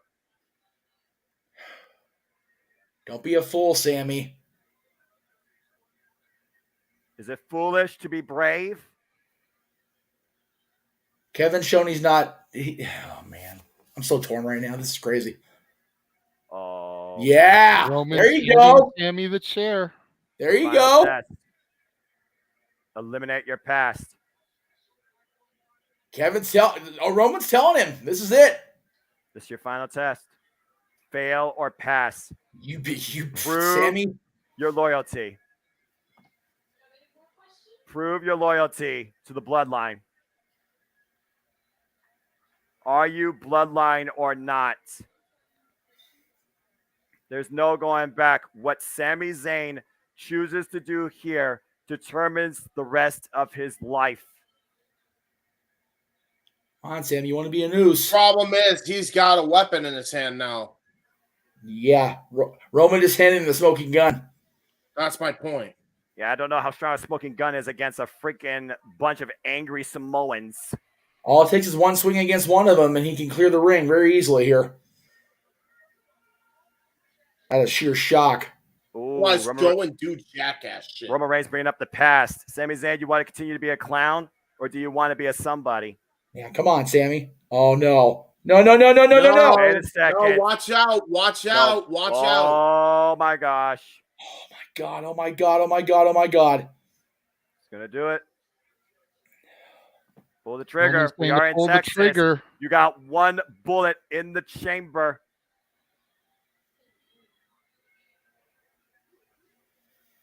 Oh, man. He's hesitating. Oh, no. Oh, no. I don't know how wise this is to instigate Sami Zayn's rage. Sammy's crazy. He is crazy. Legit crazy. Is he crazy or oozy? That's what we're going to find out right now. Oh, my gosh. The heartstrings that are being tugged here. This is your life. Take the shots. God, his back is turned. Oh, my God. Oh, my God. No! He did it. Damn it, Sammy! He pulled the trigger and knocked out Roman Reigns. Oh, no. Oh, my God, Sammy. For the love of God, get the hell out of there. And he dropped the chair. You're a clown. You're always going to be a clown, Sammy. You have just set yourself up for execution. Oh, God. Super kick by Jimmy. That's it. Guzzle him, too. Take him out. Sami Zayn is officially no longer the honorary Uce, has failed the final test, and will now be bludgeoned by the bloodline. He pulled the trigger on the tribal chief Roman Reigns, and Solo Sikoa pulls Sammy up. Samoan Spike! This is uncomfortable. Oh, my God. Notice the one person who hasn't attacked him yet is Jay. Yeah. Jey Uso, the man who was forced to fall in line to begin the bloodline. Yeah. He's still not. He's still hanging back, JJ. Well, again, who's been hurt the most by this decision at this point? Look at Jey Uso in the corner. He is torn. You can tell. You know, we Kevin heard Owens Jey trying to Uso get on to Monday Verba. talk about how Sammy brought out the good in him. He saw the good in him that no one else did and brought it out. Look at Roman. Look at Roman and Paul's faces here, guys. Come on. Jimmy's trying to talk Jay into the darkness. Look at this shit. This isn't your brother. That's right. Blood thicker than water. What is family to Jey Uso? Right-hand man, the first one brought in Oh my for- God. Jay is rolling out of the ring. Oh my God, Jay. What are you doing? What the hell is happening tonight with the bloodline? Oh Jey my God. Uso is walking away Don't be oh my God, Jay. from his family and somebody he once called a brother from another mother. Jey Uso is walking up the entranceway. Jey Uso has turned his back on his tribal chief. And it hurts him to do it. You can see it in his face. He's like he's about to cry. I'm about to cry. Well, as we wonder where Oh Jey my Uso's God, they're future gonna. stands, Sami Zayn is about to be gonna literally annihilate him. brutalized at That's the it. hands of Roman Reigns. We thought he was angry last year against Seth freaking Rollins and Brock Lesnar. He just turned anger up on Tribal Chief to a whole nother level tonight. Hey, And guess the crowd what? is booing like crazy. Hey, guess what? Vince hasn't built a mania. Vince has not built a mania this damn good in years. Hold that. Because I have never been Roman more rips interested in a honorary mania booster than I off am of now. him. Wow. And you see the traditional flowers, the lei, not to honor a man, but maybe bury somebody once called Jey They are Uso chanting friend. Sorry, Noah. They're chanting "F-U Roman" verbally and viscerally. Wow. Yeah. This is not. I don't know what this is. 51,000. Damn. As he just picks the flowers off one by one. Tonight, you witness the end of an honorary Uso. And maybe the beginning. And even more than that, Noah, you witnessed a division in the bloodline. Yeah, I was going to say a beginning of a division. The right-hand man, the first one that became a part of the clan, has left the bloodline as Sami Zayn has took his own stand against them with Jimmy Uso one last super kick to a falling Kevin Owens. The bottom line is this. Let me ask you this. What does this do to the unified tag straps? What does this do for everything? What does this mean going forward for the bloodline, for the tribal chief? What does this mean for Sami Zayn and Kevin Owens? Crowd with emphatic boos here. Dude, the heat is visceral. Visceral. I know we're in Texas and it's mostly desert, but I feel like right now, what we just witnessed just surpassed the hottest day ever in San Antonio. As the Royal Rumble goes off the air, folks, Sami Zayn has taken the final test and failed. Bro, Jey there's a Uso, press conference after this shit. But Jey Uso has left his family. For the entire Jeff Meacham Network Multiverse of Media, as we leave you tonight from the Royal Rumble on this first half of this presentation, what is next for Jey Uso remains to be unseen. I'm the Superman Noah Foster on behalf of my crew. Fuck you, Roman, indeed. This has been the Royal Rumble. Wow. Damn. So much for that electricity that was supposed to be coming out, right, all you internet journalists? I'm okay without it. After that. After what we just saw, I'm okay without it. Drama. Taken to 10. The honorary Usos run has come to an end. Whoa. All right. Well, it is 9:19, which is kind of what I figured. I was hoping we'd end on a 20 or a 50. with permission from our executive producer of this show, I'm gonna run a 10-minute intermission. Everybody get a chance, go pee-ski, go poop-ski, get a snack, get a drink or 5 after that. Jesus Christ. And we'll come back at 9:30. I'm perfectly cool with that. I am absolutely cool with that because wow. Jay, there was a question in the chat, the private chat. I don't know if you saw it. Are you okay with a younger guest on the panel? It's fine if it's no. Honestly, I would leave that one up to you, good sir, because you know the way that open mic night usually gets. Well, what I said to him, I mean, you can see it in the chat room, as long as the person he is residing with doesn't get wiggy on him being up that late, I don't care. All right, if you don't care, then I don't care. All right, Bubba, just make sure your camera's working and your mic's not echoing, please. But none of us are going to curb our language or the way we usually speak. So no, we're not. And he's also know the difference. So, all right. In that case, we're going to take a break. We'll be back at we'll be back at the bottom of the hour, and we'll get this shit rolling, kids. We'll be back in just a quick short here. Sounds good to me. See you all very soon. Oh wait, wrong one. No, that's right. Bosh. Hi.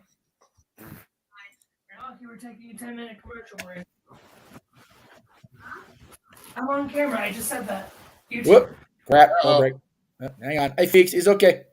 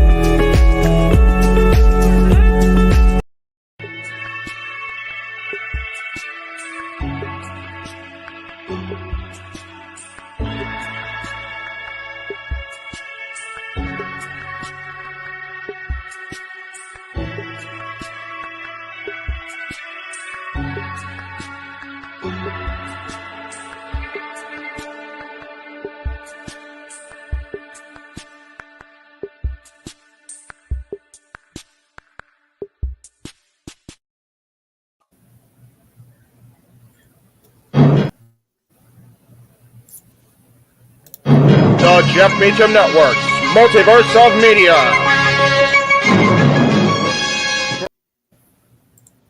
The Jeff Meacham Network's Multiverse of Media.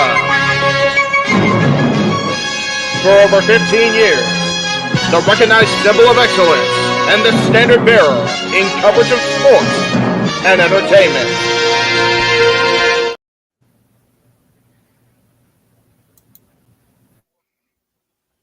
JJ, Jeff, you want to kick this thing off? Because I'm still trying to process everything here. Yeah, it's like, who wants to go first? Yeah, who wants to go first? well,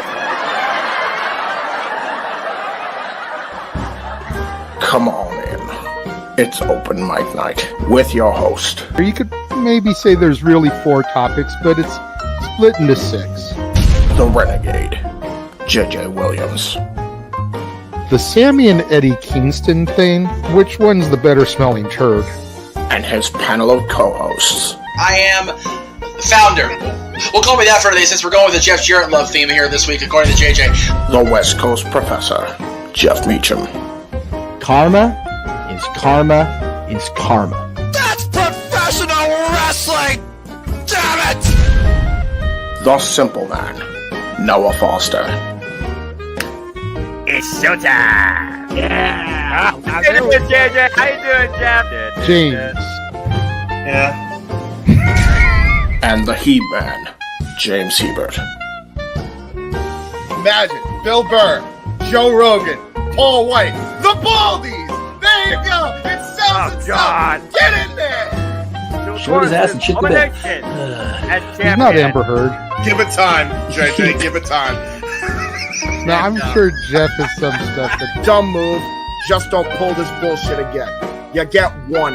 Tony needs to stop caring about the ratings. Bradshaw said as long as the ads are in place, we're not going to lose that third hour. Real Honor does not have to be AEW Live. They don't necessarily have to coexist with each other. We kind of saw that tonight to a degree. Along with a panel of guests. He's no longer glorious. Don't you bring that up. You want me to rant about what my NXT used to... No, we are done here for the night. I swear, James. Because you never know who may show up for open mic night. I leave our company in the capable hands of an extraordinary group of superstars, employees, and executives. The first thing that came to my mind was, it's about damn time. Amen! I literally touched everybody in the state's trash. It's horrible, you guys. Peyton's new thing is Dennis the Menace, but it's funny because she calls it Dentist the Medicine.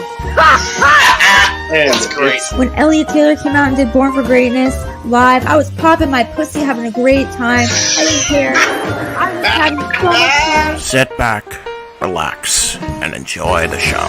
Fuck Bill Belichick.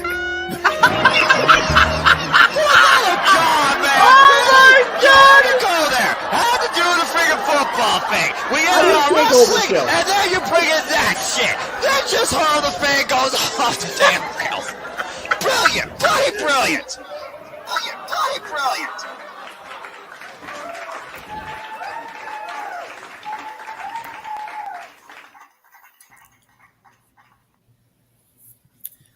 So let me start first of all by saying this. Let me go ahead and get a solo shot here because this is a total apparent thing. That's my bad. Okay. When I invited it, made it okay for Dylan to be here, I forgot about the popping pussy and the fuck with Belichick part. So, Jeff, bad parenting skills. This is what's wrong with today's generation. That's right. But to be fair, he's a Belichick fan, so I'm okay with that part. Nah. Anyway. Welcome to Open Mic Night, everybody. I am, of course, the West Coast Professor Jeff Meacham, the man with the name on the marquee. We are awaiting everybody to come on in, as Morgan Freeman instructs us to do each and every Saturday night after a pay-per-view, or premium live event, or a supercard, however you want to describe it. We have a big group tonight. We've got 1, 2, 3, 4, 5 in the room, plus me, plus our host, JJ. Wait to see if Dylan's camera gets turned on and acknowledged. That way we can get him here, because my son is here. God help us. And JJ's daughter is she still watching in the green room, Jay? Or are we? No, she's not in the green room. I asked her if she wanted to be on for the first segment about the Rumble to give her thoughts, and she admitted that she didn't really know that much about it. She didn't want to come off as unintelligent, so. All right. Well, I'm gonna Wait, because you do it's that all the time. right. Well, it is a big 4 night, so I'm gonna go ahead and give everybody their flowers, if you will, an introduction here, if you will. So, of course, to my left on screen, to my right, if we're being stage proper, our host, our executive producer, the Renegade JJ Williams. Although I'm producing tonight just because I get to be here, yay me. To JJ's right, left, whatever, is our extraordinary play-by-play man par excellence, the simple man with a spectacular voice, Noah Foster, who called a hell of a rumble, and what a rumble it was to call. We'll get into that momentarily. Below Noah, we have the stat boy himself, Mike Caldwell, who is happy to be here because he's not watching a hockey game, and Lord knows his hockey team sucks. Next to Mikey is our soon-to-depart open mic night come March. We'll talk about that later on, I'm sure. Josh Mansfield is with us as well. Below me is the James Hebert, who is, I'm sure, looking forward to our topics because they are very, very interesting. The ones you just picked out. We'll get there momentarily. In the bottom row, as has become a more frequent occurrence, we have Miss Dory Lou from across the Casa de Stat Boy, and for the first time and probably the last time, knowing my luck with his damn mother, is my son, the man, the myth, the legend. Dylan is here. So, Dylan, here's the deal with my is you've been like on the peripheral on occasion up this late to do this. There is no language being curbed. Your father's drinking throughout the show. What do you think? Speaking of which. And as you saw by the opening, we pull no punches with any sort of language being used, including people popping their pussies. So there you go. With that being said, JJ, and we've lost Dory. There you go. JJ, if you dare. I had to get my drink. Okay. Before we get into the meat and taters of the night, we do have a super chat from the man in the middle, if you will. I'll be damned, Josh. Super chatting. And Lisa, you're here in the chat room, and I love that you're here. Thank you for being here. I appreciate you being here. But you can come on in. I mean, it's not that late in Toronto. Come on. And yes, depends if she's got sleeping chittens or not. Well, I mean, that's fair too. The family. And yes, yay, Dylan. Dylan's here. We're happy Dylan's here. But $5 super chat from Josh says, love y'all. Hats off to you. Cheers to all of you. Also, specific cheers to the young future successor of the Mecha Mania Empire and to my new endeavor. Yes, we will get to Josh's endeavor as we do our plugs, chills, and all that happy nonsense. But, JJ, it is the floor, as it has become every Saturday, is now yours, my friend. All right. Well, then. This should be an interesting one because we're already an hour and a half past what we thought was going to be start time. Right. So let's try to take that into consideration. You know, I know we usually have a pretty free-flowing feel to the show, but I'm sure everyone would like to try to get to bed at a somewhat reasonable hour. So let's try not to go too long on some of these. Yes. First thing we're going to discuss. East Coast? Hopefully. What is sleep? I'm fine either way. I just got done calling one of the damnedest endings I've ever seen in wrestling. Right? We both have church tomorrow, Noah. We need sleep. I'll function fine and sleep afterwards. That's why Sunday's the day of rest. Anyway, JJ. I sleep when I'm dead. All right. So, let us kick off with some post-Rumble pay-per-view thoughts. Yes. All right. You know, just coming out of the event, myself, Noah called the majority of the action. James was there for the Rumble matches with us. James, we appreciate that. Stat Boy, we appreciate you being there with the numbers that matter during those matches. Damn it, someone had to be. I think I'm going to turn it over to Dylan to start things off. Ooh, on the spot. What would you say was the highlight of the night, the low point of the night, and were there any moments that really surprised you? Oh boy. Okay. Right. I would say highlight of the night. Two things. I would say the entire Roman KO match, not the afterwards or before or anything, just the match itself. Okay. A lot of storylines still in the match with Sammy and everything. And then that Logan Paul Ricochet scene from the Royal Rumble. Okay. Yeah. And what about a low point? Bray and Knight, the actual match itself. So it was like 2 seconds. Okay. And then was there anything overall that just like really surprised you? Surprised me? I mean, okay, Booker T was kind of a surprise, but I don't think there's really any surprising things. It wasn't any upsets that happened. I mean, no championships turned. Nothing that really would shock anyone. I would say the most surprising thing was probably Jay walking out, honestly. Mm-hmm. I would have to agree with you on that. With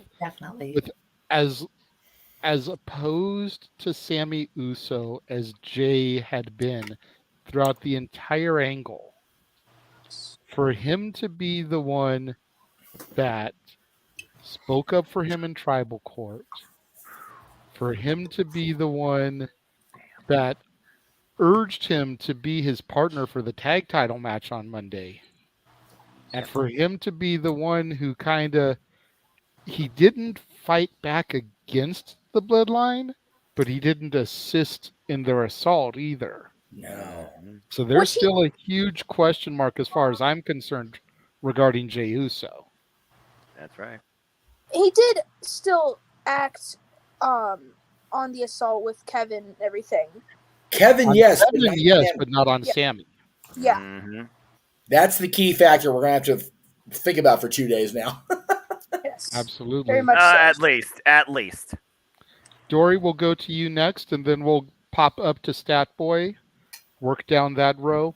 So just everyone try to think of your answers to those questions, because it's the same 3 questions to everybody. Dory, highlight of the night, low point of the night, anything that surprised you.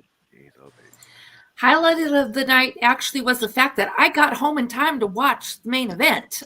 Hey! Right, so I did actually get here to see part of the show. I was excited about that. Yay. Oh my gosh! I mean, it was just wow. I really don't have a lot of words. It was a great match. There was some good back and forth there for a while, and I have to say, I was really hoping that KO was going to dethrone Roman, and I'm right there with the crowd that was chanting, "Fuck you, Roman!" at the end there. Sammy's turn and taking that chair to Roman was just, I thought that was great. And then Jay doing the about face and getting out of the ring instead of joining in on that beatdown. Yay, Jay. Yeah. Yay, Sammy. But low points? Low points? The overall beatdown between that bloodline gave both KO and Sammy was too much. Okay. It was too much. I mean, I actually turned it down and stopped watching it. Damn. Okay. Wow. And then surprising, would you say the surprise then, since all you saw was the main event, was Jay walking out? Yep. And I thought it was awesome. All right. Stat Boy, same 3 questions to you. Highlight of the night, I'm going to agree with my nephew, the double clothesline off the ropes into each other. That is, if someone could get like a freeze frame of them in midair, that would be a great photo to try and get signed at some point. That'd be like a autograph's dream. Agree. Low point, of course, would probably be the end, the beatdown. I mean, Kevin took one hell of a beating from, and it all started with the shots to the ring steps. That's where things really started to go south. It's even more sad that, with all the hype, with the Will the Rock show up, he could have been the one to maybe pull the save to pull Roman off, but that didn't happen. So that was a little bit disappointing, but of course the beatdown with the handcuffs and like that was just I think they cross a line, but that's what happens in wrestling. Of course, the surprise of the night was having both number ones go insane amount of distance, 60 minutes for Rhea and 70 minutes for Gunther. I'm sorry I call her Rhea, but I'll try and get her name right. I mess up names, that's what I do. Should be more sorry for calling Walter Gunther, but I'll allow it for now. Yeah. Mikey didn't watch your NXT, Noah. Give him a little bit of a break. No, I didn't. All right. There were some other good long distance numbers in the Rumble that I can eventually take a look at. There were a couple 30-minute ones. Johnny Gargano for one. Logan Paul coming out at 29. I'll throw this in the disappointment ones. Logan Paul at 29 was a bit of a disappointment. And, of course, the botch entrance with Nia Jax. That's when I threw down my headset.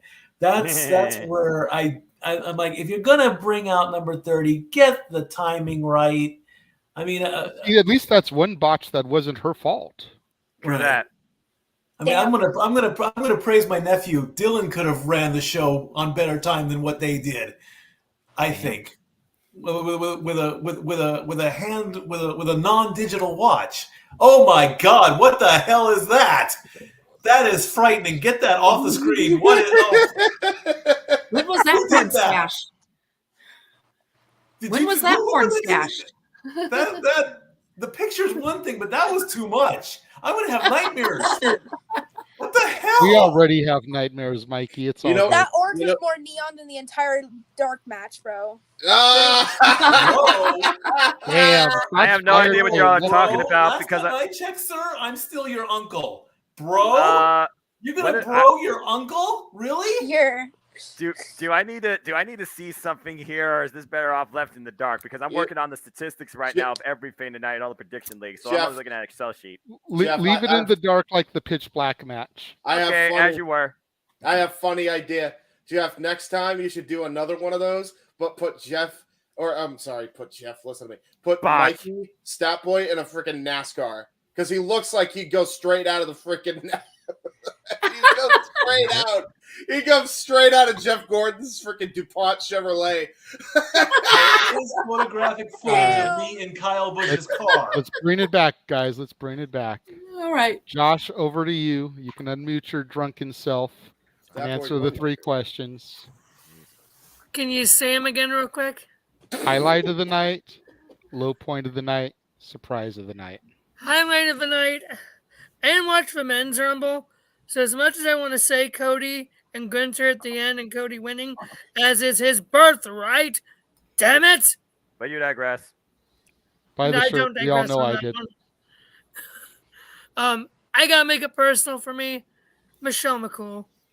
I got to. Shut it, JJ. Because I'm about to piss you off with my low point of the night, and I don't give a damn about here we it. go. Oh, here we go. go. Low point of the night, Nia Jax. Don't care. Amen. Give a crowd. Amen. Look. I don't care if you want to call her a low point of the night. Where I take issue is all the people that say that she doesn't deserve to be in the ring in the first place. That's where I draw the line. I won't go that far. I'll just say she's not good at it. And that's used fair. To like her at some point. That's fair. I don't anymore. So at this point, I could care less. Yeah, that's fair. Everyone is entitled to dislike who they want. Yeah. But when you cross that line and say that someone doesn't deserve to be in the ring, when you yourself aren't stepping in there and doing what they do on a nightly, weekly basis, that's where you cross the line, and that's where I get pissed like I did earlier. Right. Yeah. The third one to your question was surprise of the night. I guess it's not a surprise that we didn't get Rock after what they did at the end. Because if Rock was going to be there, they just would have had KO roll out the ring and just him be gone and Rock show up. If Rock comes back, there's no him saving anyone. It's all bloodline from there on out. They won't do it like that. So I guess for me, surprise of the night, it's going to be how much I'm really enjoying. It's not really a surprise. It's an enjoyment. How much I'm really enjoying having Dylan on for open mic night tonight. And honestly, it should be more of a regular. He is awesomely fun. Sure. So There you go. Much to your father's chagrin, Dylan. I don't think Jeff cares as much about Dylan being on. It's the maternal side of things that always becomes a question, and we're just going to leave it at that. James, over to you. All right. For me, I think highlight of the night. Man, there's two. Wait, what were the three? Because now I'm forgetting. Jeez. It's very simple. People pay attention. Jeff, do you need to throw it up there in a banner? No. Highlight, low point, surprise. Yeah, surprise. It's not rocket science. We're not doing brain surgery. I know. It's also like 12:49 here. Leave me alone. Anyway, okay, so highlight is definitely the two that Dylan said, believe it or not. I think the Ricochet Logan spot was awesome. And Cody winning the Rumble was definitely highlight for me. Low light, I agree with Dory. Just because it was very uncomfortable. I'm mainly not even just a beatdown. The fact that he slammed his head into the steps to start the beatdown, practically, that was the front of the damn steps. Yeah, that was really rough. I'm shocked that they even cleared that to happen. And also Nia Jax, because I agree with Josh. And Lacey Evans. Probably my ultimate low light. Number one low light for James Hebert is Lacey Evans showing up in the damn Rumble. Freaking autism speech supporter. If you know why that's bad, you know. Anyway. Yeah, see, Josh knows. Anyway, my surprise of the night is the way they did the Sammy turning on the bloodline and the way Jay walked out. That was the way they pulled that off was very good. Okay. And also a surprise, honorary mention for surprise is the pitch black match being really weird and strange and short on time, and also why it was just like Naomi's rave, but Bray Wyatt competed in it with Eli Drake or LA Knight wearing glow in the dark tights. It's weird. I don't know. I didn't understand it. It was. Yeah. Nah, it's all good. We're gonna go right above James. We're gonna go to the man whose name is on the marquee first. We're just gonna run down the row that way. I try to keep things in some kind of semblance of order, Meacham. That's good, damn it. So I wanted to highlight Lisa's comment because I thought it was just it was awesome. So I'm gonna give her own screen because she wants to be here, she just can't because she got the chittins. So go ahead and there we go. Highlight for her was Cody, of course. Low light, the beatdown was a little over the top and some got carried away. Nothing really surprised her. Gee, what a shock that is. So nothing's gonna surprise Lisa these days, so that's awesome for me. The highlight was definitely, as much as they were both expected, Cody and Rhea winning. I think those are both long overdue for Cody to start finally getting that push toward the title. For Rhea to win the Rumble was long overdue. Low point, the stair spots. We all know I don't like watching stuff like that. Just it was a little much. The actual beatdown after the match wasn't a low point for me because it needed to get us. It got us where we needed to get with Sammy, so I was okay with it. Maybe a little tense, but I don't think so personally. Surprises, definitely that spot with Ricochet and Logan Paul, friggin' people, Jesus Christ, and Jey Uso walking on the bloodline. I am, other than the fact that I'm losing hours, which sucks, I am so glad I can have a straight shot through tomorrow to Friday because I can't wait to see how things lay out on SmackDown now. Okay. Yeah, that's for sure. And before you throw, speaking of me being off, I will be here for the NWA pay-per-view as well on the 11th. There you go. That's good. For me, I would have to say that the highlight. You took one of the ones I was going to say that I hadn't heard anyone use yet. Rhea winning for one. Yeah. And then as long as Gunther went, going pretty much bell to bell. That was cool. The other highlight for me was the return of Pat McAfee, which I haven't heard anyone say yet. I wish they would have used him as a surprise entry in the Rumble. Agree. And then, especially since they started with the Men's Rumble, and then once he got eliminated, he could have gone back to commentary for the rest of the show. Yeah. But I would have had him come out as a Rumble participant, especially considering they had Logan fucking Paul. Yeah, you know. Low point, the Pitch Black match, and Hardy's performance. Right. Like the Wish version of Kid Rock just needs to go the fuck somewhere. So, okay. I actually don't. Sorry. And then as far as surprises, the Jay thing, obviously. Michelle coming from out of the crowd, I thought was a nice touch. As much as I can take or leave her, much to Josh's chagrin. Don't give me that shocked look, Josh. She only got as many championships as she did because she was fucking Undertaker. Oh, wow. Ooh. That may be a hot take, but it's the truth, damn it. Damn, JJ on some of the night. Damn. And it was bad. Till late 2010. I didn't say she married him. I said she was fucking him. Damn. Taker was still Dylan, cover your ears. Oh, please. Dylan's heard this kind of language from both of his parents. He used to live with the majority of people in this room, so I mean, this is accurate. Okay, well, this is just the mom stepping in. Okay, we're good. I mean, like I said, her coming in from the audience, like was pointed out during the match. We've had announcers enter, but we've never had someone from the actual crowd come into the match. So that was a nice little touch.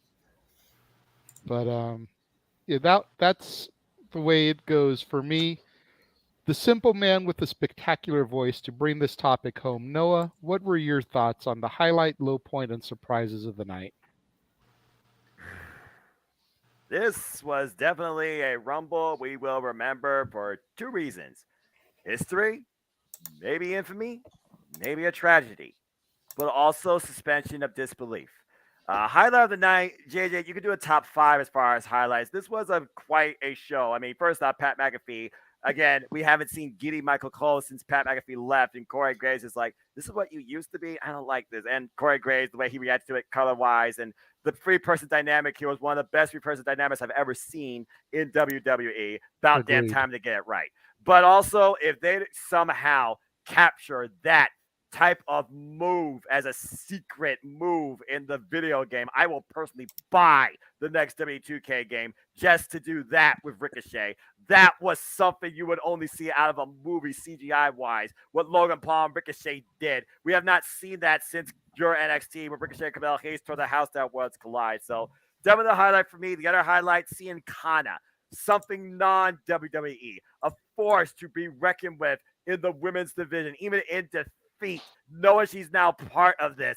I love that so damn much. Could not be more excited. As far as low point, I was really hoping they followed with the Beth Phoenix thing, and the number 30 thing was a wash because of the entrant, not because of the entrant, but because of the entrance of the entrant itself. So that's really all I gotta say about that. And as far as surprise goes, how freaking effing brutal freaking Roman Reigns went with KO beyond Brock Lesnar with those forced shots to the back of the head dropped. I can't stress it enough. Fucking front face of the steel ring steps. Damn it. Not once, but twice. Absolutely beyond. Oh, you're a safe worker. He's an unselfish guy. Remember you said this, James Hebert, last year? Bullshit my ass. Jesus, could have freaking concussed the damn man. But overall, besides that, Jey Uso, a guy that literally leapt his blood in the name of somebody he deemed friend, who saw something in him that nobody in his family necessarily ever considered about him. The guy that started the bloodline as the right-hand man, now being part of, I said the bloodline, I was never going to say it again tonight, bloodline as we know it ending, a division, crazy to say the least. So That's my simple takeaways from this unique Royal Rumble Premium Live event. And also, respect Darling General. And congratulations to Rhea Ripley making history with Coast to Coast. Damn right. Respect the Ring General. Like, I Walter, already... damn it! Anyway, continue. I already was a Walter Gunther fan, and watching his performance in the Rumble tonight was just amazing. Damn and right. Lisa, we can too, and as a matter of fact, that's going to be a part of our main event conversation. So make sure you stick around for that. Ooh. Yes, Jeff, I All see your right. hand up. I appreciate that the man with the name on the marquee is actually raising his hand. Well, I'm only 2 drinks deep, to be fair. I see you're trying to lead by example. Good on you. I'm trying. Yeah, Lord knows I'm trying. So I was going to go out there with guns blazing and freaking shoot you out of the sky with the Michelle accusation about effing Undertaker before she was a champion. Yeah, it's not true. She was champion in 2008. They were effing 2007. So I could have. I was trying, Josh. I tried. But the sweetness of it was what surprised me, because she did an interview, I think it was on Lillian's podcast not too long ago, or not longer ago than I'm thinking now, but the reason she fell back for him, because he talked about how he felt for her on the Last Ride documentary. They were overseas and she got super sick and had like an injury in her sternum or whatever. So she was laying in the back in the doc's room just like a mess. Apparently, at some point, Mark came in, took off the Taker jacket, and covered her up to make sure she would stay warm. Like, how sickeningly sweet is that crap, right? Right. Anyway. So, there you go. Oh, and like I've said before, I have a lot more respect for her now that she's retired. Right. And I'm not as harsh on her, but facts is facts, Mansfield. Yes. Can't argue that. I would just echo that and say, yeah. When I first started watching in 2010, could not stand Laycool, could not stand Michelle McCool. Was so happy when she retired. But now that she is retired and has been for over 10 years, yeah, no, she's a legend. Hall of Fame this year. Do it, Hunter. Wait till they come back to Texas. There's still other women that deserve a Hall of Fame spot before her. Agree. That is honest. No, that's honest to God true. That you can't deny that. Like, and then there's something in there already that can't be bothered to show up for Raw Monday or anything. Anyway, next topic. The next topic is kind of a continuation of this. We're just going to go back earlier in the week. We're going to talk a little bit about Raw is 30. 6.5 hours we were live on the air this past Monday from 5 to 8 West Coast time, 8 to 11 East Coast time. We had the simple man with the spectacular voice, Noah Foster, and the Hebe man, James Hebert, on the call. From 8 to 11 West Coast time, from 11 to 2 in the morning East Coast time, it was the dads, not always on wrestling, myself and Jeff Meacham, attempting to do what they did so spectacularly and failing miserably. If you don't believe me, go back and watch it. It was rough. Oh, come on. You guys are different. You may think that I'm being harsh on ourselves, Noah, but seriously, it was hard to watch me and Jeff back. For future, it's definitely going to have to be one of us with one of y'all. Fair enough. Sure. It's just easier that way because, well, for starters, Jeff had already seen or been a part of the watch along with y'all, so he already knew what was coming. So any kind of I get you. So any kind of surprise factor was killed. And then if you watch the show, there were times where I was trying to do commentary and talk about the match, and Jeff would be like squirrel moment and start talking about something completely random and off topic. And it's just like, okay, so we're not even going to acknowledge the match that's on television. Okay.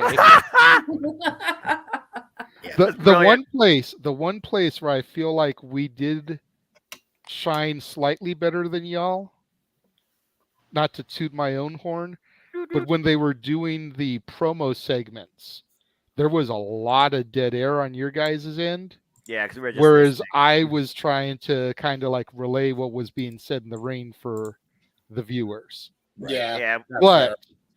But that notwithstanding, y'all definitely get an A. We get the Bart Simpson, at least you tried cake.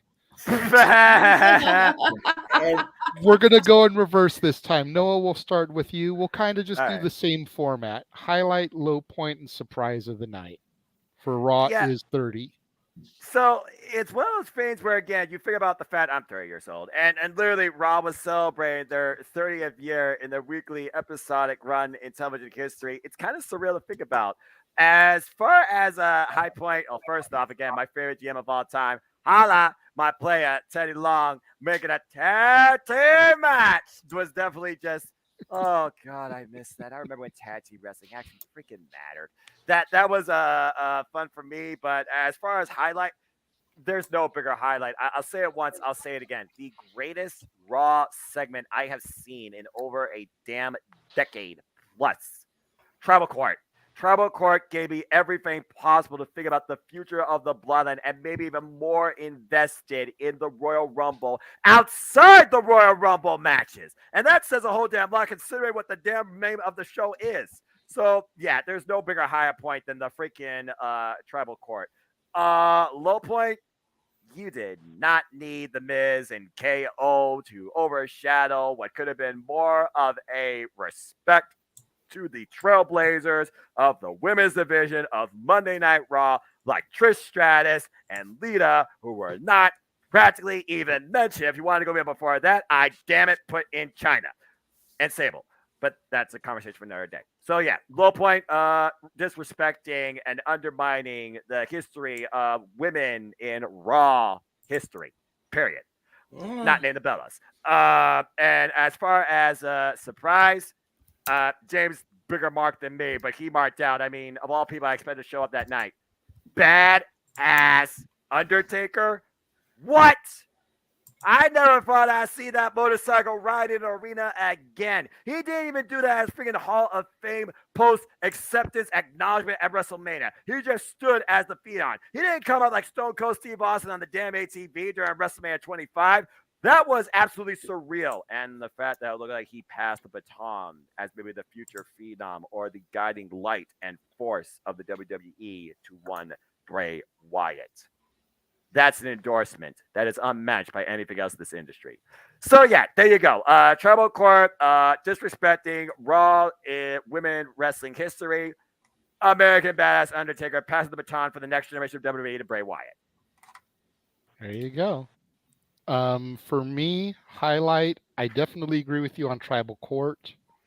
From a personal level, the whole Bray Taker LA Knight segment. Whoa. Especially when you factor in the history as has been documented on this channel, as we've talked about earlier this evening.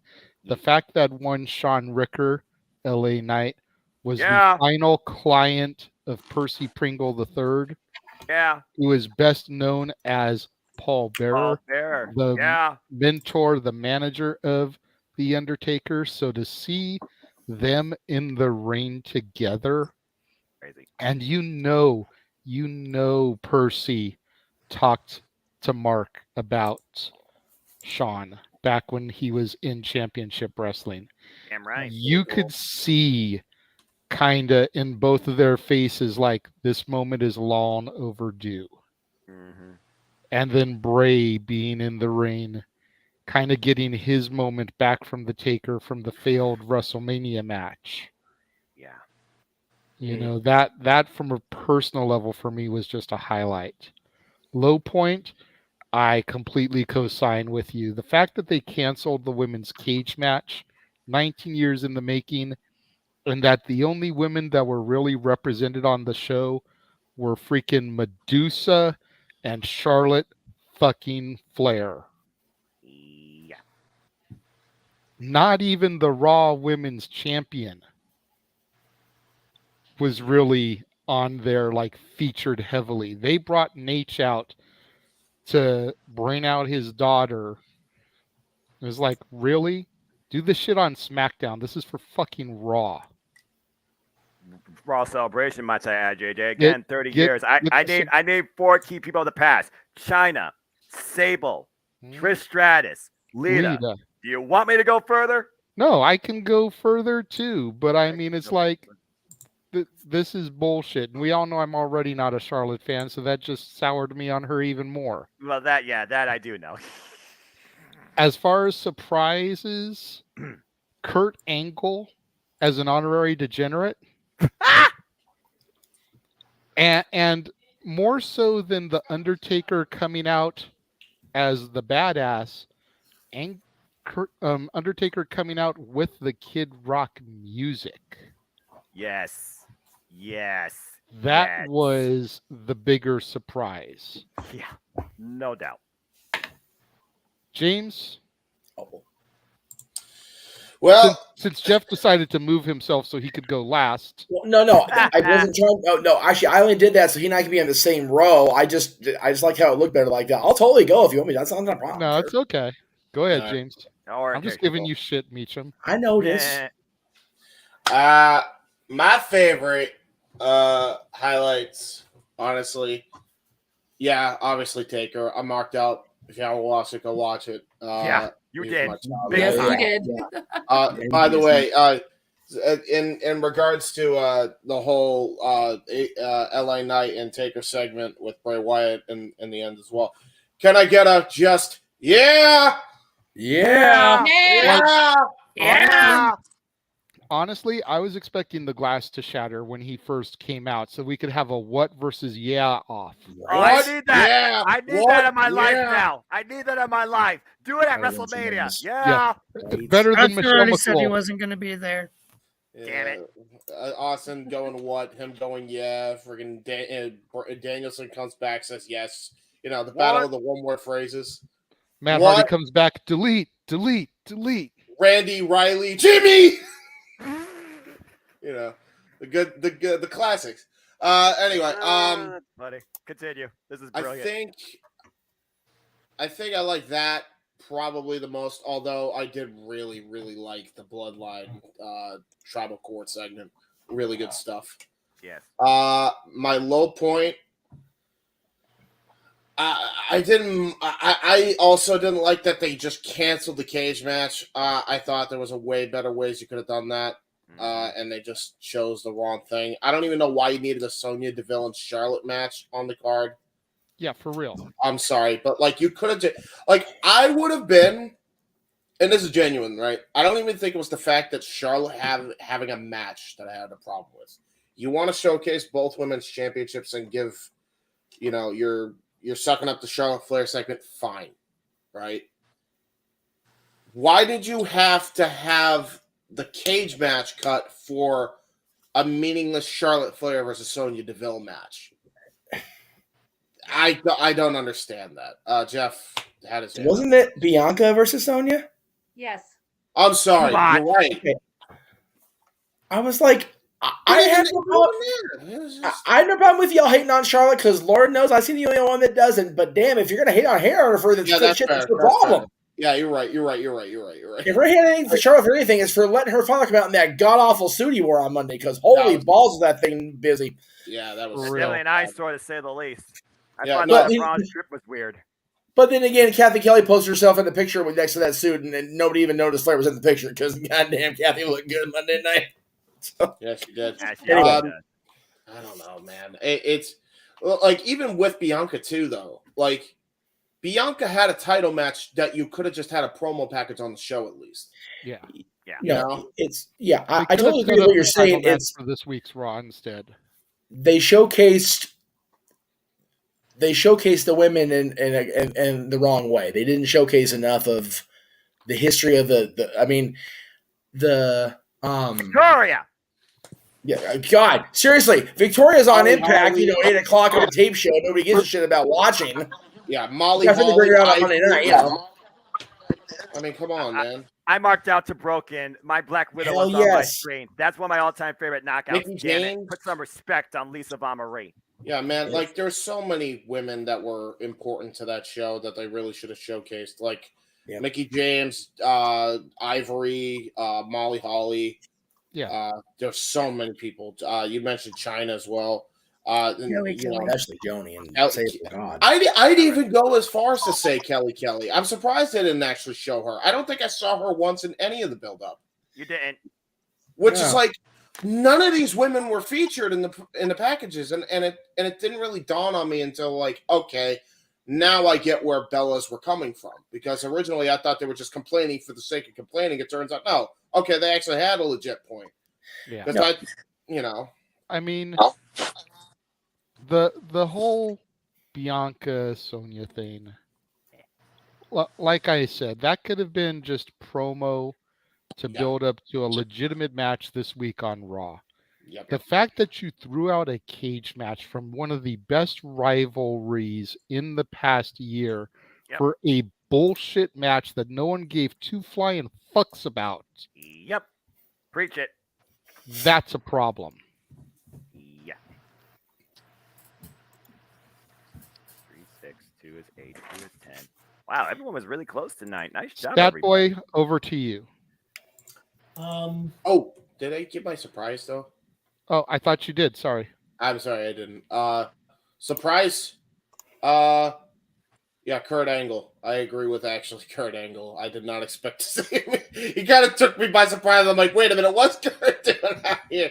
Hold on. And then Teddy Long coming out to announce a tag team match. The whole thing, that whole segment was a trip, man. I love that. That was against Imperium, the absolute definition against nonsense. Yes. I was waiting for Teddy to say, and the man who gets pinned has to go one-on-one with the Undertaker. I'm just glad he remembered Undertaker's retired. Yes. I mean, he was there. Well, yeah. Could have been a squash match, dude comes out, choke slam, tombstone, 1, 2, 3, done. All right, I'll give you. He already got beaten, pinned once. Wouldn't be too far-fetched for him to get put away that quickly again. Fair point. You're not wrong, brother. That boy, go. Highlight, of course, when I think of Raw, I think of DX. So DX, absolutely funny. Kurt in there trying to be the nerd of the group or whatever that was. The honorary degenerate. The honorary degenerate. Yeah, that's the words. That was too funny. I'm not lying. Low point, I would agree that cutting the women's steel cage match to just make it a beat down. You go through all that trouble, you go through all that work because let's face it, the steel cage is not that easy thing to put together and just hang from the ceiling without using it, So you had that. And again, what surprised me, and I mentioned this briefly on Sports Bar, was when I got home from work and I'm sitting at the table having my dinner, Miss Dory Lou over there, she just starts giving me the highlights, and what's surprising me more is I'm paying attention to it, and I'm thinking, who is this person?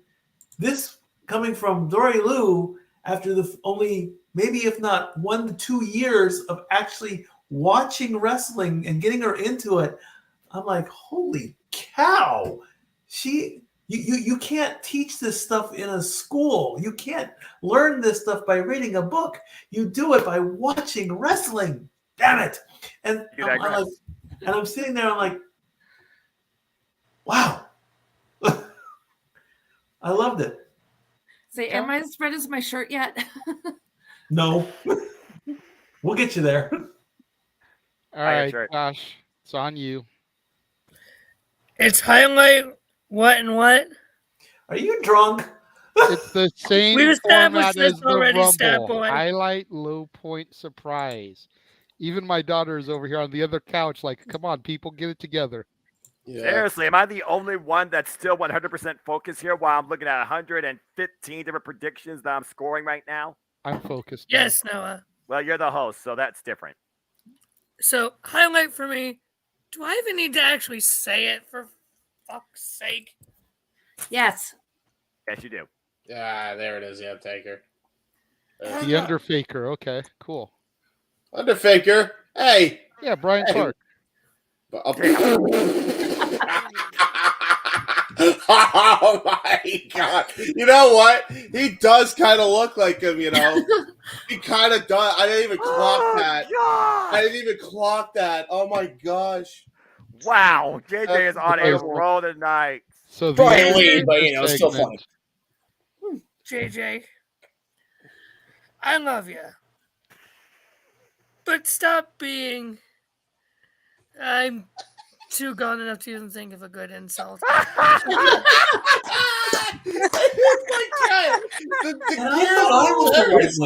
This man is complaining about going to church in the morning, and he's so drunk he can't complain. He can't even come up with an insult to the executive producer on my show. What happened? The role of Scat Boy tonight will be played by Josh Mansfield. I was going to say he's being Bill Belichick's bitch, but Hold I on, digress. Sorry, say what you Let me say, we had a beer class 3 days ago. We can find out if he is legally drunk as of this moment with two simple questions. How much do you weigh, and how much have you had? 150 and 3 of these little Bailey's thingies. You're legally drunk. He's legally drunk. So back to getting on point. Sorry, JJ. He's another lightweight. I didn't used to be, but back to on point. Low light, I mean, really, did they really need to get rid of the steel? Actually, you know what? I'm going to say my low point was Judgment Day not winning the tag titles. That was for me. All right. You know, I almost can co-sign that with you. The fact that Jimmy got injured and Sammy got put in the match, that was a prime moment for Sammy to be the one who took the fall and to piss Roman off even further. He got through tonight. Exactamundo. I don't want to see him till Saturday. And surprise, I mean, they actually dragged Hogan out there. And he got booed out the building. And that's not a surprise, though. Did he? It's Hogan. He did not get booed out of the building. Fuck They Hogan. did. They filtered it. Oh wow! Yeah, wow. Triple H would be that petty. He would be. Oh, He is not a Hogan fan. Never has been. So that would not surprise me. But the fact that Triple H even let them drag Hogan out there. Josh, that's where I'm going. So Josh, he meant those the are my other way 3. around. He meant the other way around, Josh. They filtered cheers instead of booze. Not booze instead of cheers. Okay, continue. That's all I needed to point out. That just shows how drunk he is. Continue, Josh. I didn't even watch. I only watched highlights. I was at a meeting during most of Raw. I see. Well, fair enough. Oh, shush it, Jeff. Motherfuckers complaining about shit he didn't even watch all the way through. That's a bunch of bullshit. What about? How dare you tell the man whose name is on the marquee to hush it? Yeah. Surprise moment, Josh. Then we'll move on to Dory. This boy is drunk off his rocker, but he's trying to say that, Jeff. My surprise was the fact that they dragged Hogan out there. 1 L and useful. All right. Dory, it's on you. And before you go, I just want you to know what? I was talking. What? No, it's Dory just kind of owned Jeff. Don't mind us.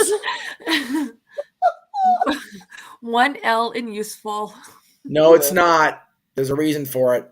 Okay, gotcha. Gotcha. I get the joke. I get the joke. Okay, continue. Sorry. Okay, since I was interrupted, over to you, Dory. And before you start, just want you to know that Natalie says hello. Thank you. Let's see. I love the whole DX segment. For me, that was the highlight. I missed the first 30 minutes, so I missed the whole tribal hearing and stuff. So actually, I joined the watch party with Noah and James when I came in at about half past whatever time it was. But then I stayed on to catch you guys during that opening segment because I had missed it initially. But it sounds like I missed a really good segment there with the tribal trial. Tribal Court. Yes, you did. I also want to give a brief shout out to Moonlight Mirage, who also tagged along during the fun as well. Anyway, continue. Yes. Yes, she was. She did good. But yeah, the whole segment with DX was just, for me, that was the highlight. And watching James mark out when Taker came out, that was great. And Kurt Angle with all the shirts. Yes. You know, he always wanted to be a member of DX, and that shirt comes off, and this, oh wait, we need a ref. Oh wait, I got an idea, guys. Shirt comes off, and he's got a ref shirt on, red, white, and blue stripes. It was pretty cool. 76ers ref shirts for those sports related. There we go. Well, thank you. So that was my whole favorite part of what I got to see. I was very disappointed also with, like most of you, with there not ended up being a cage match. How they handled it probably could have been done a lot better. But with what Damage Control did and locking themselves in there and then having Adam Pearce have to come out with the bolt cutters to get in, that was interesting. I do hope they bring that cage match back in. And I see Emmanuel says his prediction is to see that Hell in a Cell in WrestleMania. I'd like to see it. I would really like to see that. Yeah, that's Hell in a Cell, cage match, whatever it takes. I want to see that match. Agreed. And let's see. Trying to think of what my surprise would have been. Yes, the surprise. I'm not sure, really. I think it would have been Undertaker's appearance into the show. Like I said, I missed the first 30 minutes, but I was Undertaker's. I mean, he's retired, and I know a lot of the retired legends come in and make an appearance.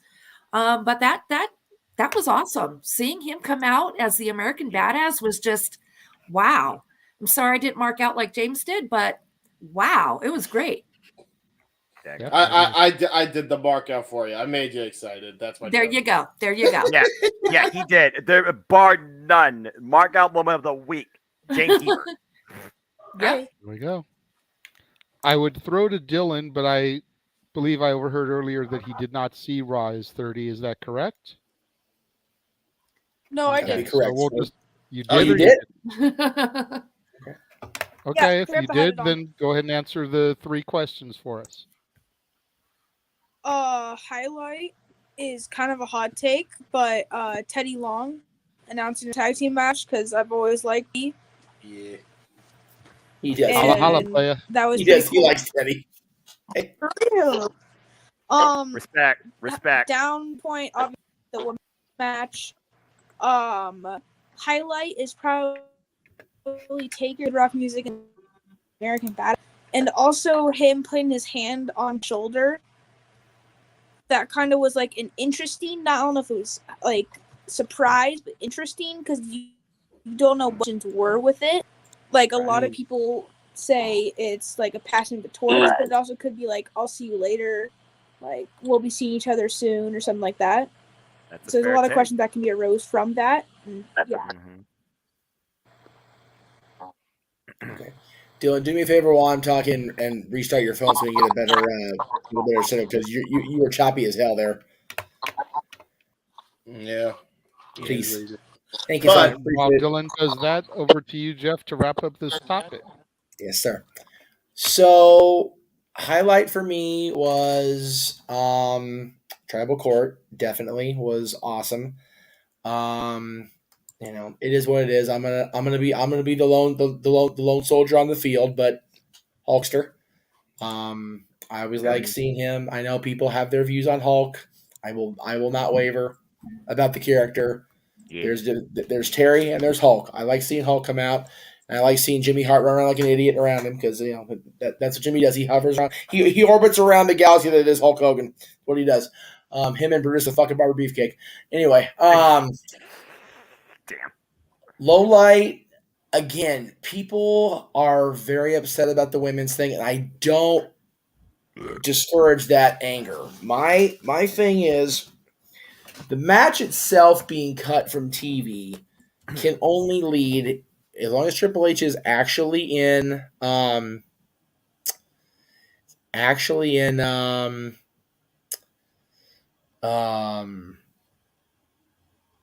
charge. Sorry, I was reading, I lost track. If Triple H is actually in charge, we can get a decent resolution to Becky and Bayley. So that'll be okay. Yeah. So, but the low light, honestly, was for me just the inordinately long segments. Yes, Bloodline was awesome. Yes, DX was awesome. But they both went way too damn long. For me. Agree. Agree. Surprise was JJ. I took one of yours for tonight. You can take one of mine for Monday. The American Badass, complete with Kid Rock, Undertaker coming out. That was really cool. And again, the moment with Percy, with Percy's voice was very touching for you and I more than anybody else, probably. But it was still really Considering y'all's history, I completely agree. And I'm around my damn self. Adam Pearce, as we know, does his "Love Somebody Today" thing every single day. Courtesy of our buddies Jay Cal at the Alliance blog, this was the picture the other day. Wow, there you go. Whoa. The Machine Brian Cage, LA Knight, the Scrap Daddy himself, the man who likes to make it official, Adam Pearce, as your NWA heavyweight champion, and Percy Pringle III. Damn. So Pearce didn't officially manage Adam all the time, like he did Cage and Ricker, but whenever it was in town, it was the Pringle Dynasty, baby, and Adam was a part of it. And it tickles me to no end that Adam had Percy for a minute, Bobby Heenan for a moment, Nick Bockwinkel for here and there. Just, Adam's old school historian like I am. And it's cool to see shit like that. Yeah. Throw that really picture back up. Look at how small Cage is in that picture compared to what he is He looks like a normal human being. What the hell? Cage is the smallest one in the picture, Jake. Can you believe that shit? Steroids are a powerful drug. And if anyone wants to tell me that he didn't take them, you a lie. I'm not saying it. I'm not saying anything. To answer your question to me in the chat, they are ready. Okay. Josh, go ahead and throw your plugs out. I saw your thing in private chat. You've got to take off here. Yeah, I gotta get going. It's late. I'm tired. And I gotta clean the cat's litter box before he claws me to death. Right. Because he is cranky boy right now.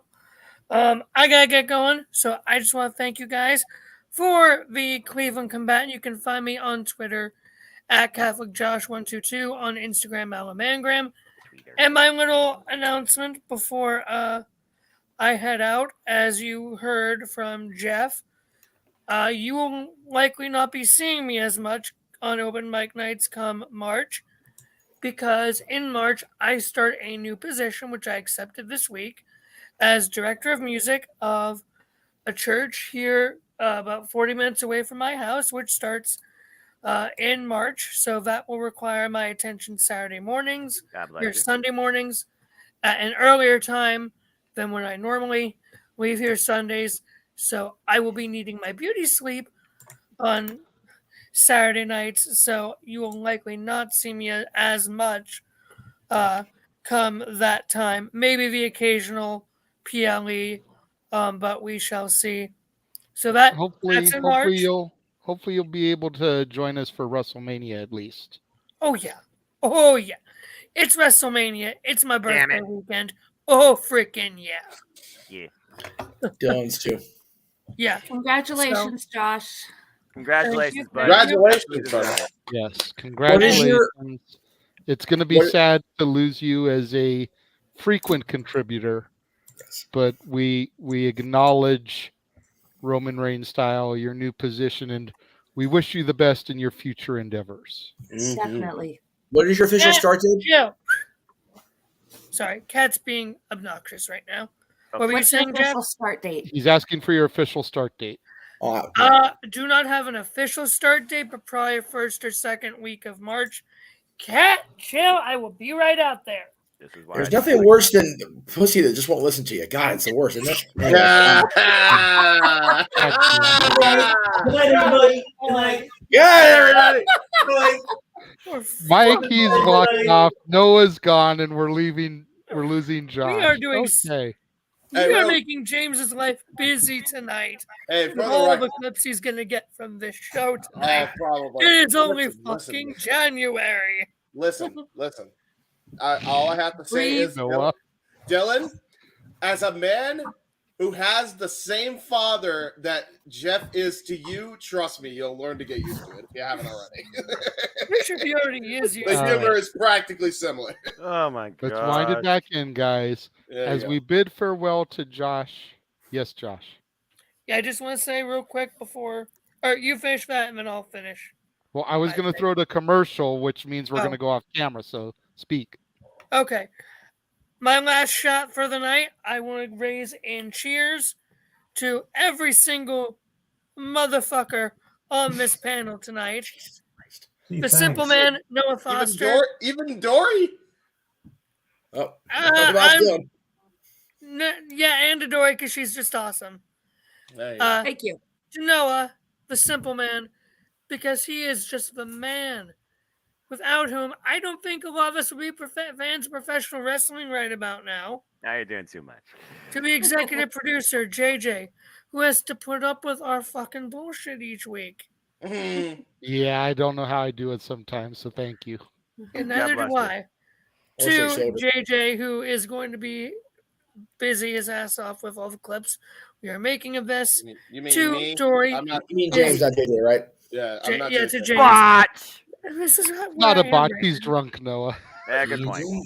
To the queen of the Jeff Meacham Multiverse of Media, Dory Lou, the ever-present Gibbs slap of the Stat Boy, for which we so appreciate you for. Oh, you're welcome.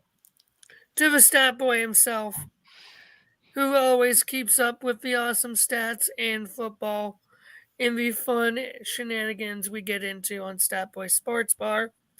To the young Mini Meacham, who I don't know where he just went.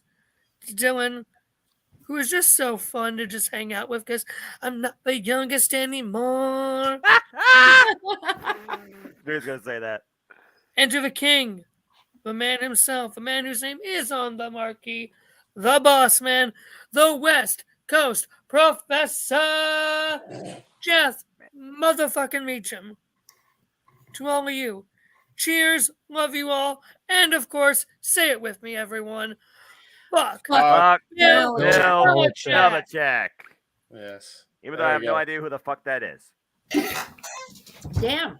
All right. So, like I was saying before, we went on that DX segment that went way too long. As we bid farewell to Josh, here's what's coming up on the Jay Hebert side of things in FTW Productions.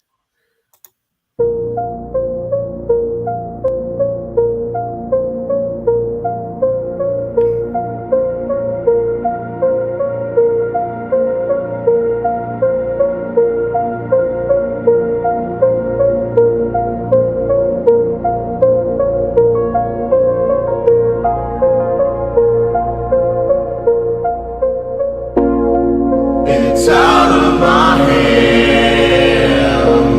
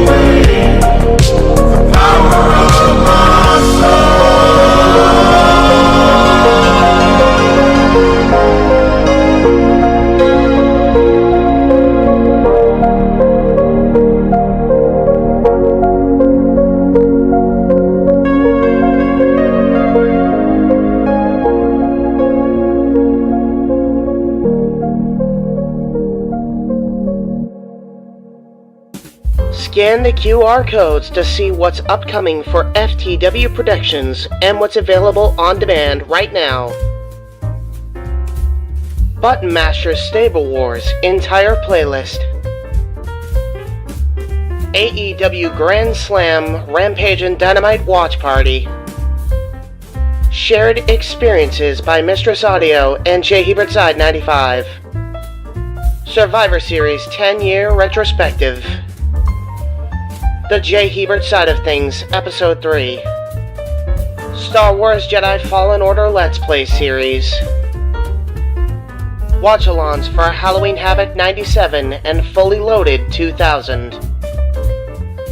All of A Simple Man's Brand Simply Predicting panels. Both episodes of The Don DeMarco Show. AEW Spark, WWE Aftershock, and Retro Wrestling Review series. The entirety of the NASCAR Thunder 2004 Let's Play series. All of AEW's watch parties the last 4 weeks. Wrestle Kingdom 17 coverage in conjunction with the Jeff Meacham Network. A Simple Take. Both episodes available now. Super Mario Bros. Z voice acting. Breaking news. ATW View Impromptu. WYW Intro and Immortal Stream. Royal Rumble Match Marathon with retros of events following Marathon.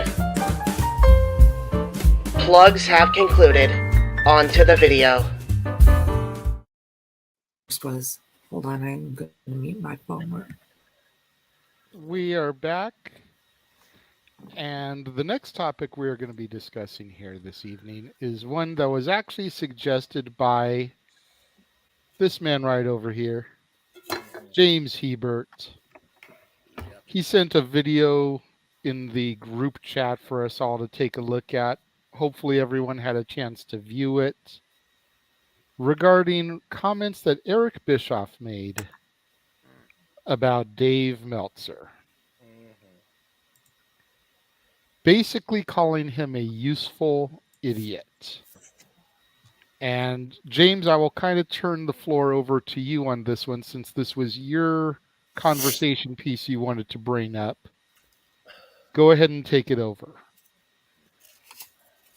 Basically, in short, ever since the article exposing Dave for, I guess there was a porky pie that he told, and that was actually proven by, I think it was David Bixenspan over the weekend. Bischoff had a lot to say on the matter. So far so as saying a couple things, that he is a useful idiot in that he is a stooge that you can get to spread the information that the wrestlers want spread, which I think more and more is prevalent as the years go on. And I think it's become evidently clear during the last year alone, if nothing else. Meltzer, for those who don't know, covers news in the wrestling industry. I use that in air quotes because it's not really news. And basically, Bischoff straight up said he is, not only is he a useful idiot for people that want toxic stuff spread about them, but he is detrimental to the business and the growth of said business, which I have never agreed with Eric Bischoff more in my life with that statement. I thought that before he even uttered those words in that given order on that podcast clip. The reason I wanted to bring this up is because, for those who don't know, there was at one point, I was actually a subscriber to Figure 4 Online's YouTube channel. And look, man, we bring him up constantly, but in regards to Phil, right, I think it's really rough that you're gonna continue to essentially assassinate his character, whether it's true or not, and basically just prove the dude right at the media scrum. What was his main bitch? JJ, you remember. What was his main bitch with the media? Not reporting the news properly. It's Exactly. something we've been talking about for the better part of a year here on Open Mic Night. Journalistic integrity. It doesn't exist in the Wrestling Observer. Doesn't even exist in Figure 4 online. And I hate to be that guy because I know, we have friends, some of us that work at Figure 4 online. No disrespect to them. But this is full on to not only Dave Meltzer, but Brian Alvarez as well. Because you're both guilty of this crap. You both are guilty of what Bischoff is saying Dave Meltzer is guilty of. And that's being a harm and a cancer to the business. I've been saying this the entire 365 days onward that this has been a problem. Yeah. For like the last year I've been talking about this, especially the last 6 months I've been talking about this. There's a whole 3-hour podcast that did a better job breaking down both sides of that freaking story than the Wrestling Observer ever did. Yep. Ever did. Yep. That's a crying shame. How much money does Dave Meltzer have? How much money does Brian Alvarez have? I know it's not much, but it's enough to run a freaking site apparently, and you're telling me you can't do what I just did in 3 hours? You can't do that on a weekly basis. It's a fair point. Eric Bischoff compared the dirt sheets that Meltzer specifically runs to the National Enquirer, which is a comparison that we made a while back. It's all hearsay and rumors and speculation. And Bischoff's biggest problem is that Meltzer tries to pass it off as fact. Yep. Not as opinion pieces. King Mike X, to your question, Eric has room to talk, but he's not out there trying to pass off a publication. Yes, exactly. As legitimate fact. He does a podcast, 83 Weeks, with our good buddy Conrad, where he talks his opinions on topics, much like we do here every Saturday night. Yes. And the biggest difference between Bischoff and Meltzer is that Bischoff has actually ran a wrestling promotion before. Mm-hmm. So he's got a little bit more room to discuss this type of stuff than essentially a fan. And even that's what Meltzer is a fan who has a publication that used to be respected, but in the last, I'd say at least a decade, has become more ridiculed than anything. And to be very clear, right? Does Eric say a lot of controversial stuff? Yes. Has Booker T said a lot of controversial stuff? Yes. But what is the title of Bischoff's book? I don't know the title of Bischoff's book, but I know the title of his podcast, and it's Strictly Business. He gives his opinions on the business. Stapboy, you know the title? Controversy creates cash. Exactly. But so of course he's going to generate controversy because it draws money. Right. My thing with it is, I know. Good point, Emmanuel. Jeff over here looking like prison yard Dom over here with the mask. I know why he's got the mask on. Don't worry. He's trying to keep himself away from the Meltzer germs. I get it. No, actually, I have it because I have a bloody friggin' nose. I was trying to be subtle about it, but if y'all want to fucking throw me under the bus, fine. Yeah, I have a bloody nose. I'm trying to cover it up, if you must know. Oh, no. Don't know what happened. I was just messing with you. Go ahead, James. Yeah, no. I was just trying to. I wish you stuck with the Dave Meltzer thing. I feel bad now. Yeah, right? That would have been a good way to play off of. Anyway, okay. So the thing that I have an issue with on Meltzer is Meltzer, and even Bischoff said this, and I'm so glad he pointed this out. Meltzer presents his opinions as if they're fact. Yes. What does that remind you of? Because to me, that reminds me of the news media. Yeah. And both sides are guilty of this. It's bad, right? Absolutely. And Meltzer has been a trusted source for so long that him doing what he did with just with that story that David Bix has been calling him out on, recently with them rumoring The Rock coming back, right? Recently, just talking about just going on a smear campaign on Phil. And listen, I'm not a fan of what Phil did either at that damn press scrum. Don't get me wrong. No, I don't think a lot of us were a fan of how he handled himself. Somewhat, but does there really need to be multiple podcasts of you presenting it as fact that Phil is never gonna be back? Phil's never gonna be this. Phil's never gonna be that. Dude, I see Sean Ross Sapp. I see freaking other freaking outlets giving more effort to try to get both sides of the story than there is with the Observer. And that's honestly maddening, because you're supposed to be the number one source for wrestling backstage news, and you're anything but. And you really exposed yourself, dude, because it really does show that you just have wrestlers that are truly just disgruntled. Yeah. And you don't try to go for the other side. Absolutely. You just take what they say for face value and you run with it. And for two reasons. Either you believe them and you're an idiot for doing so, which is why you're called a useful idiot by Bischoff. Or number two, and this is even freaking worse, you know you're wrong and you don't know when to pull the fuck back. Or number three, he's doing what radio DJs used to do back in the day and taking a payoff to print somebody's story. Yep. Or, they used to call it payola. I bet you it's all of the above.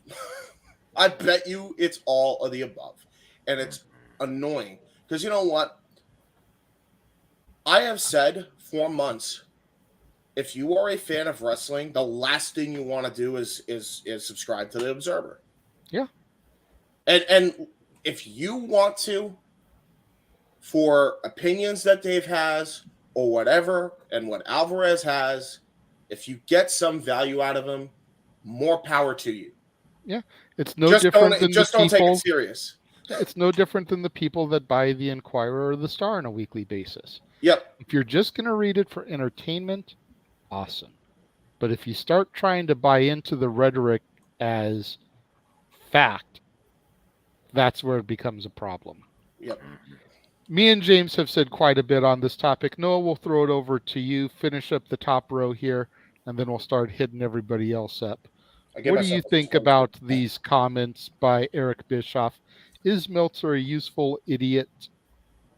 I think that's safe to say when you consider that people take his words like the gospel, but it's also what I kept telling you all since I've discovered what was an internet wrestling community since 2017. I don't subscribe to any publication. I don't look at notifications. I don't even scroll. What news I come to find out is either right here or through No DQ, or I see something in the ATW crew. Seeing is believing when it comes to me, when it comes to the reality, keyword reality in the realest form of the wrestling industry. It's like a wolf in sheep's clothing. For the love of money brings out all evil, not money itself. And Dave Meltzer has made money off the fact that he has this overly biased publicated star system that only has rated one match in WWE 5 stars worthy that involved Cody Rhodes with a torn pectoral muscle over the last freaking decade. And the fact that when it comes to this just happened in the industry, is it true or not, the first person everyone tags is one DM, not through his DMs either directly. It's an amazing thing to think about how far publication and procrastination and propaganda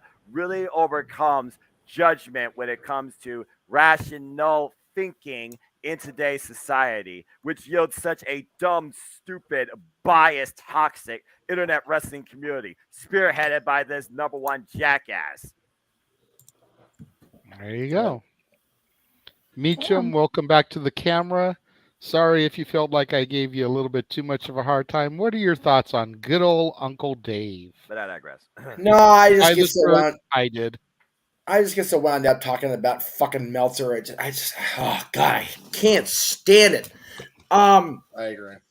I second. First of all, to clear up any misconceptions about his cred, if you will. So we're talking about Dom, Vato, talk about street cred, word. Oh, listen. Don't say that again. That you are Please, way too white to say never, that. ever. No. Even your son is giving you a glare like the fuck you just say that. What the hell? I did it because the boy's here. It's exactly why I did it. Oh, okay. That's fair. That's fair. Gosh. Again, roll with the joke, folks. Anyway, Jeff Denham status. Exactly. So Meltzer only has credibility nowadays for 3 reasons: Bret Hart, Matt Jackson, Nick Jackson. Yep. End of sentence.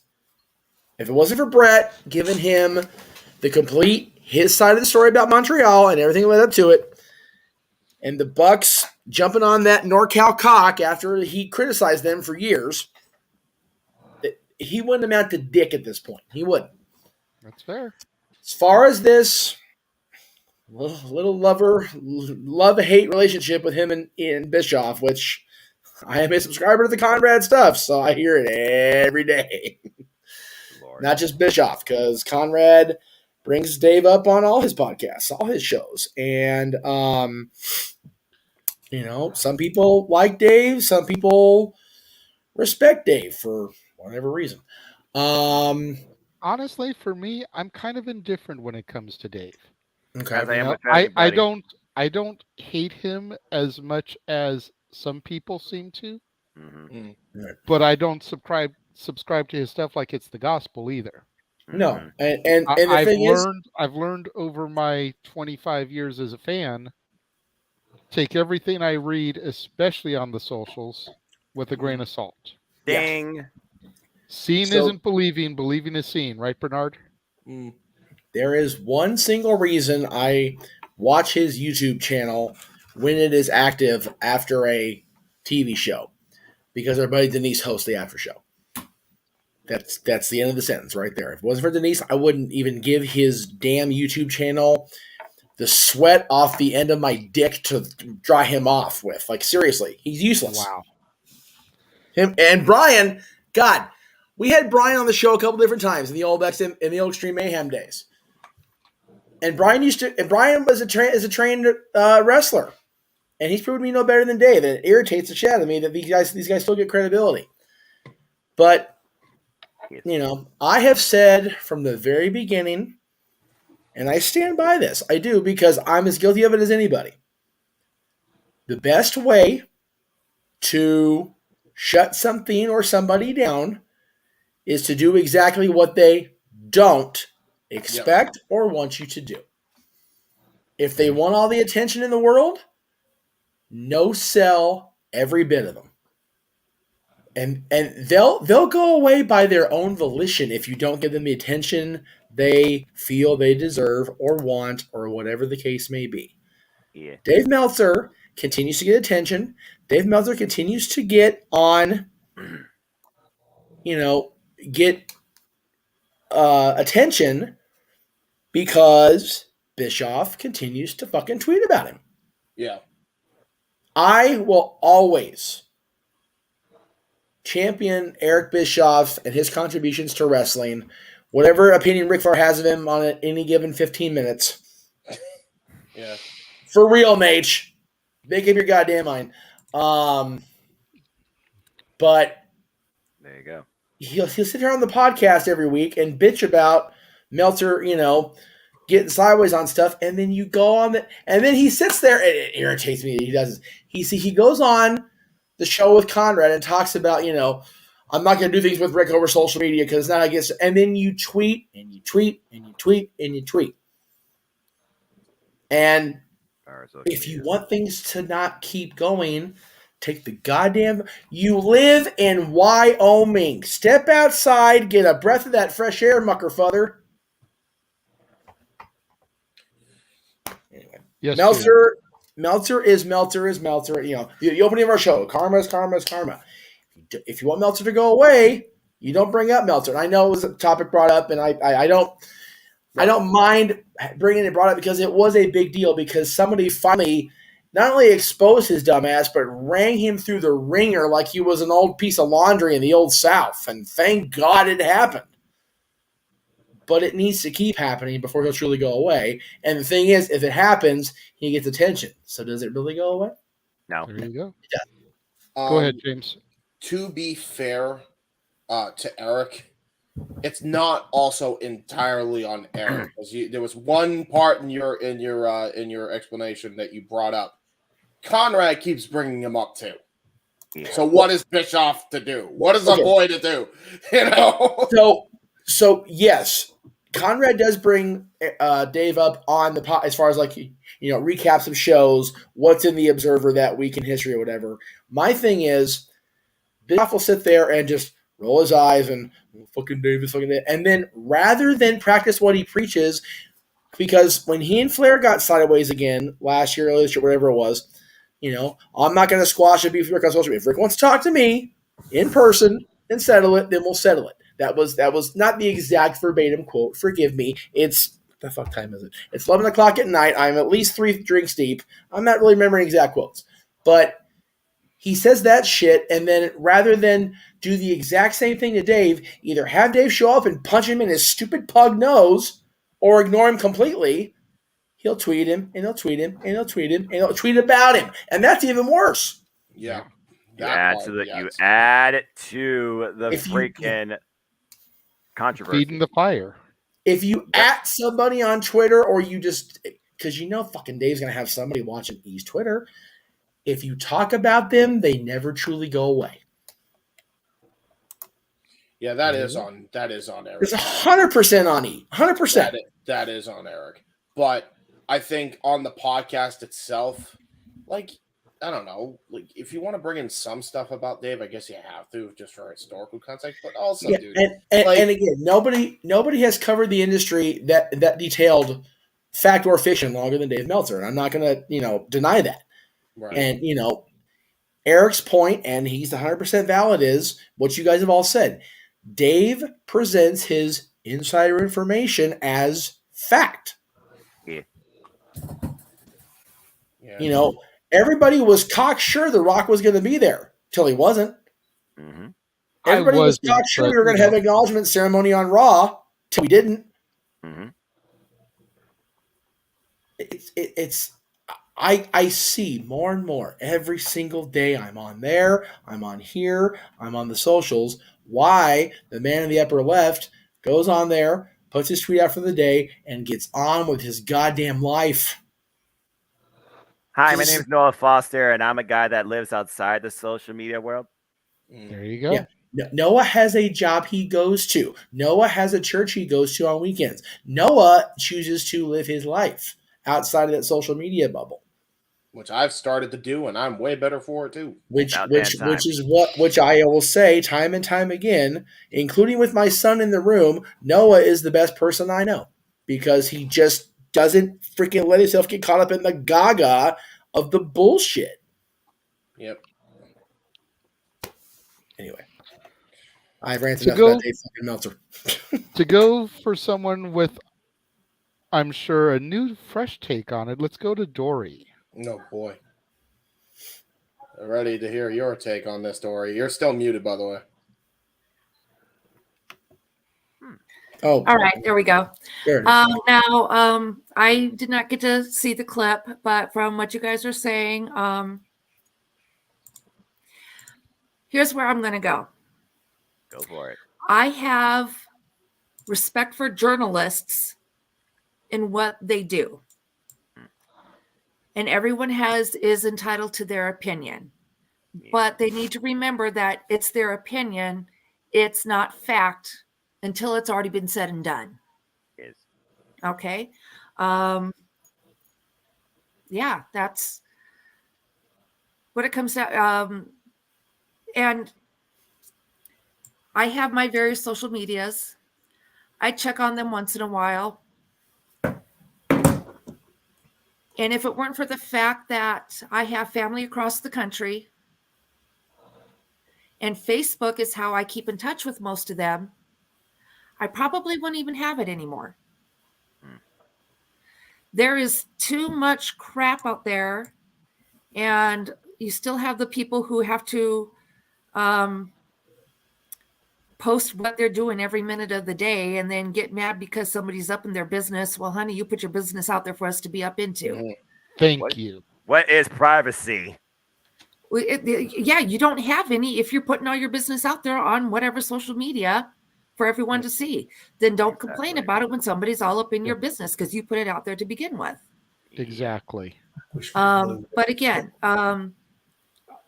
total respect for journalists who actually do journalism the way it's supposed to be done. These guys are not journalists.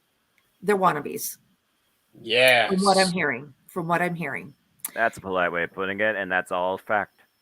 And that's about as much as I've got for you on that. All right. Okay. Dylan. Oh, boy. Curious to know your thoughts on this. I'm sure you didn't see the video clip because you're not in our group chat. You don't have the Facebook. But based off of what you've heard this evening on this topic, what do you think about Dave Meltzer? Over the past 14, almost 15 years of hearing my dad, oh my God, Dave Meltzer, he's such a dumbass. Talk about this and talk about this. Oh, he's so stupid. Oh, I can't stand him. I'll punch him in his pug nose. Oh my God. It's like, I have a bias, but I get both sides. I mean, yeah, he's a journalist and like he makes his money from posting if it's rumors or not. And I get the people that are like, well, yeah, but he presents them as facts. But like every place does. And that's why they're called stories, because they're not supposed to be considered true until you know all of the facts. And I feel like the way that Dave, from what I'm hearing, still is in business, because most people are saying, oh, he's so dumb, is because it's like some person posts, oh yeah, Dave Meltzer sucks, this is totally bogus, this is a dumb opinion. And people see it and like, yeah, that is a dumb decision. Well, who's this Dave Meltzer guy? Let's go see what he's talking about. And then they go and like read about what he's saying and all this shit. It's like when Sonic, the original movie, came out, the trailers they released, ugly character model for Sonic himself. And people would talk about it. Oh, have you seen the Sonic trailer? Oh, he looks so bad. They did such a terrible job. Blah, blah, blah, blah. And it got free publicity because people were saying how bad it was. People were like, yeah, that sounds bad. Let's check it out. Mm-hmm. And in the movie, it was good, but because people thought it was going to be a bad character model, they went to see the movie for that bad character model. So the movie survived off of that. And I think that's what Dave Meltzer is doing, is he's taking the bad publicity of people who want to see who's this dumbass guy and what the fuck is he talking about. And they're seeing, and that's how he's still making money.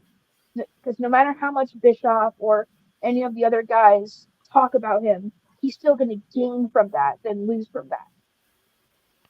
That's a fair point, and I like the comparison you made to the Sonic. You know, I do have to point out that the role of Regina George this evening is being played by Jeff Meacham, because he totally got ran over by that bus. Bro.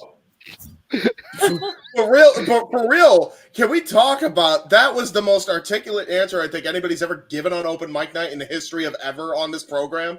Out of the mouth of babes, right? Seriously. Oh God. Seriously, Dory, James, you ever clip that? I'm gonna send that to Bischoff. Yeah. For real. Honestly. Yeah. No, for real. Dory, go. I just wanted to add in there and kind of piggyback on Dylan's statement there about the bad publicity.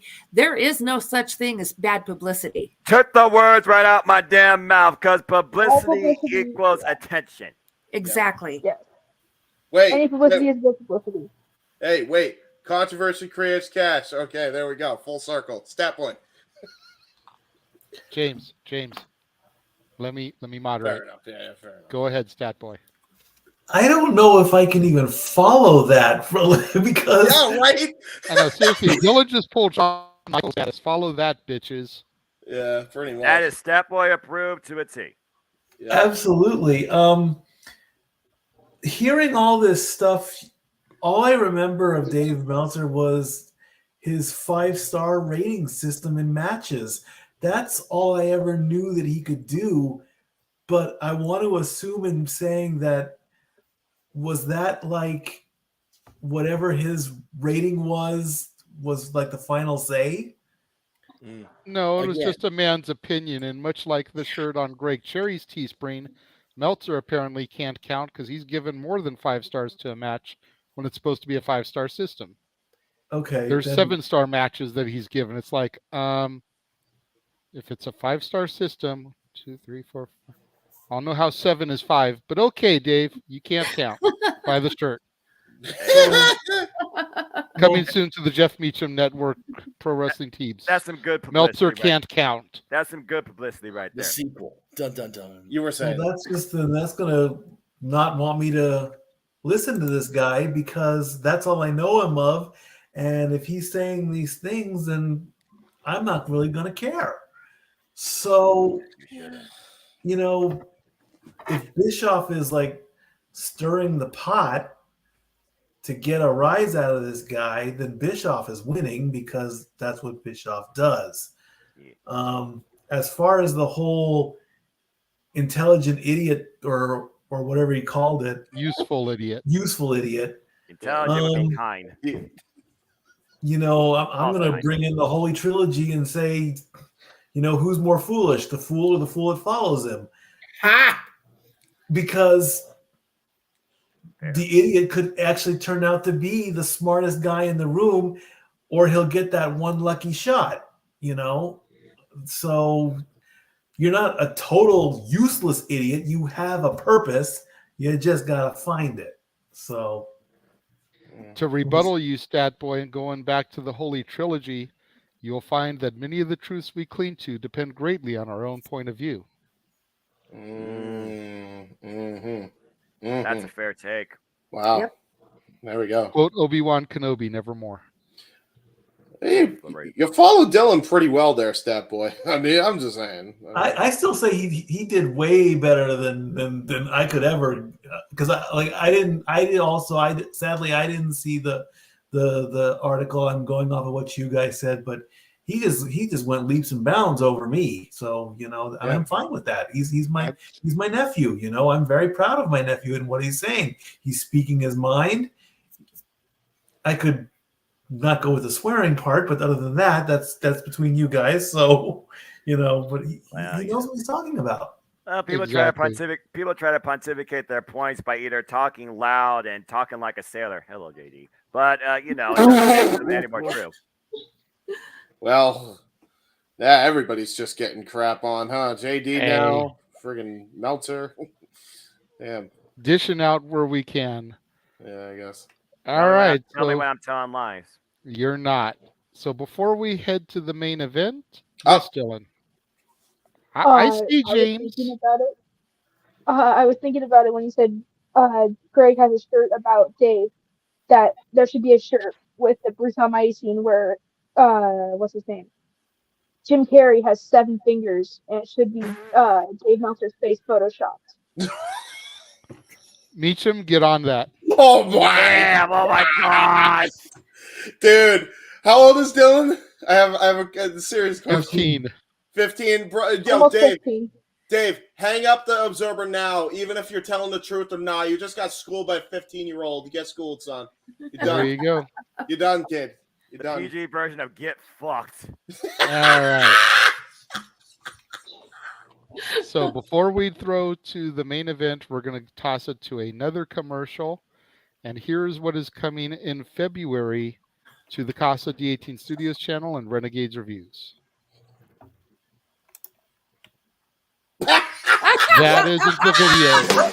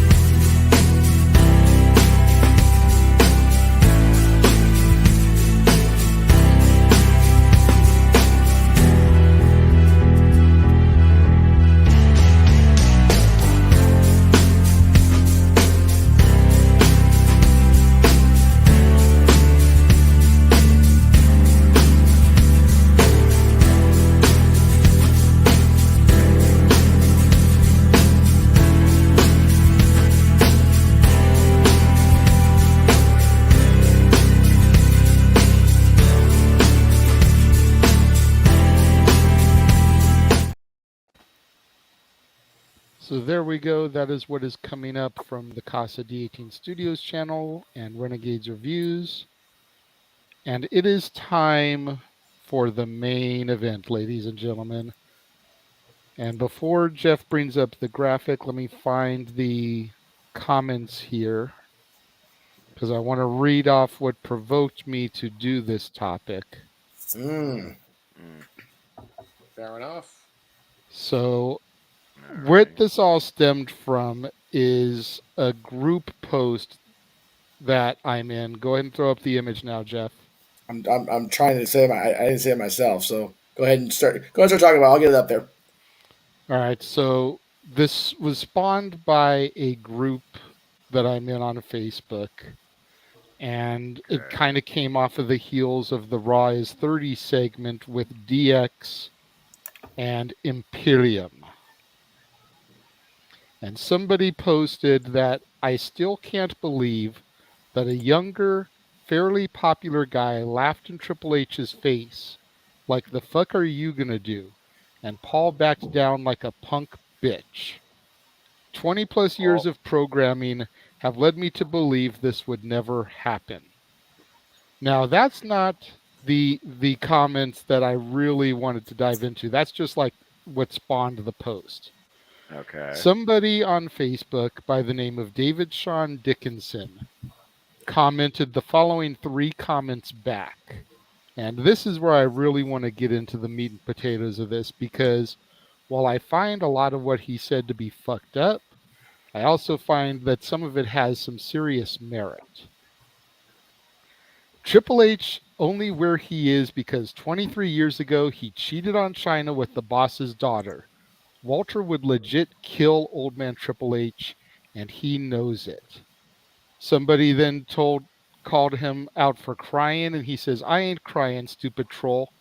Carry on sucking him off like Steph does.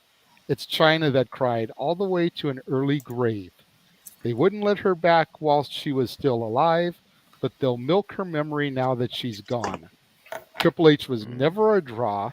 Ratings dropped when he had his own title literally handed to him and kept a death grip on it for 3 years, burying everyone and opening Raw with the same 20-minute promo every week about being that damn good. And ratings and attendances dropped to the lowest ever after he became WWE EVP of Talent, Live Events, and Creative, which was actually 2013, not last year. Also, there's scripted sports entertainers, and there's legit hardmen fighters. Walter would kill Triple H from any era. All Triple H ever did was ride other people's coattails.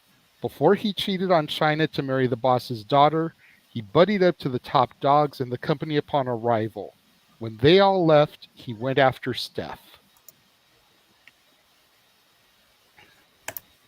Well, I'm laughed.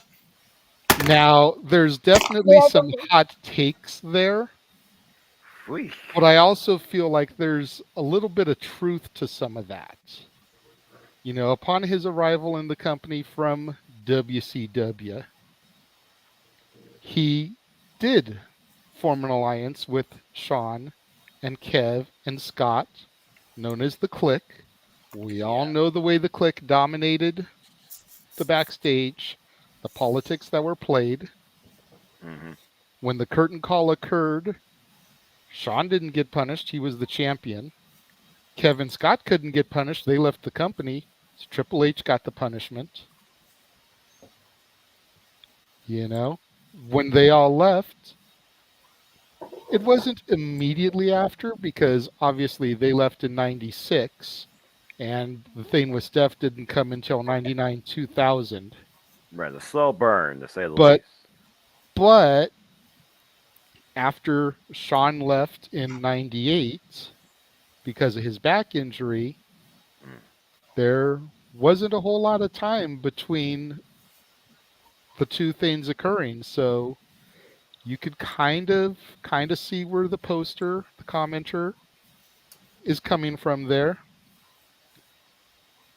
I'm curious on everyone's comments on this. Do they feel like Triple H has ridden coattails, or do we feel that Triple H has carved out his own, because you think about even after the whole thing with Stephanie, became kind of television public.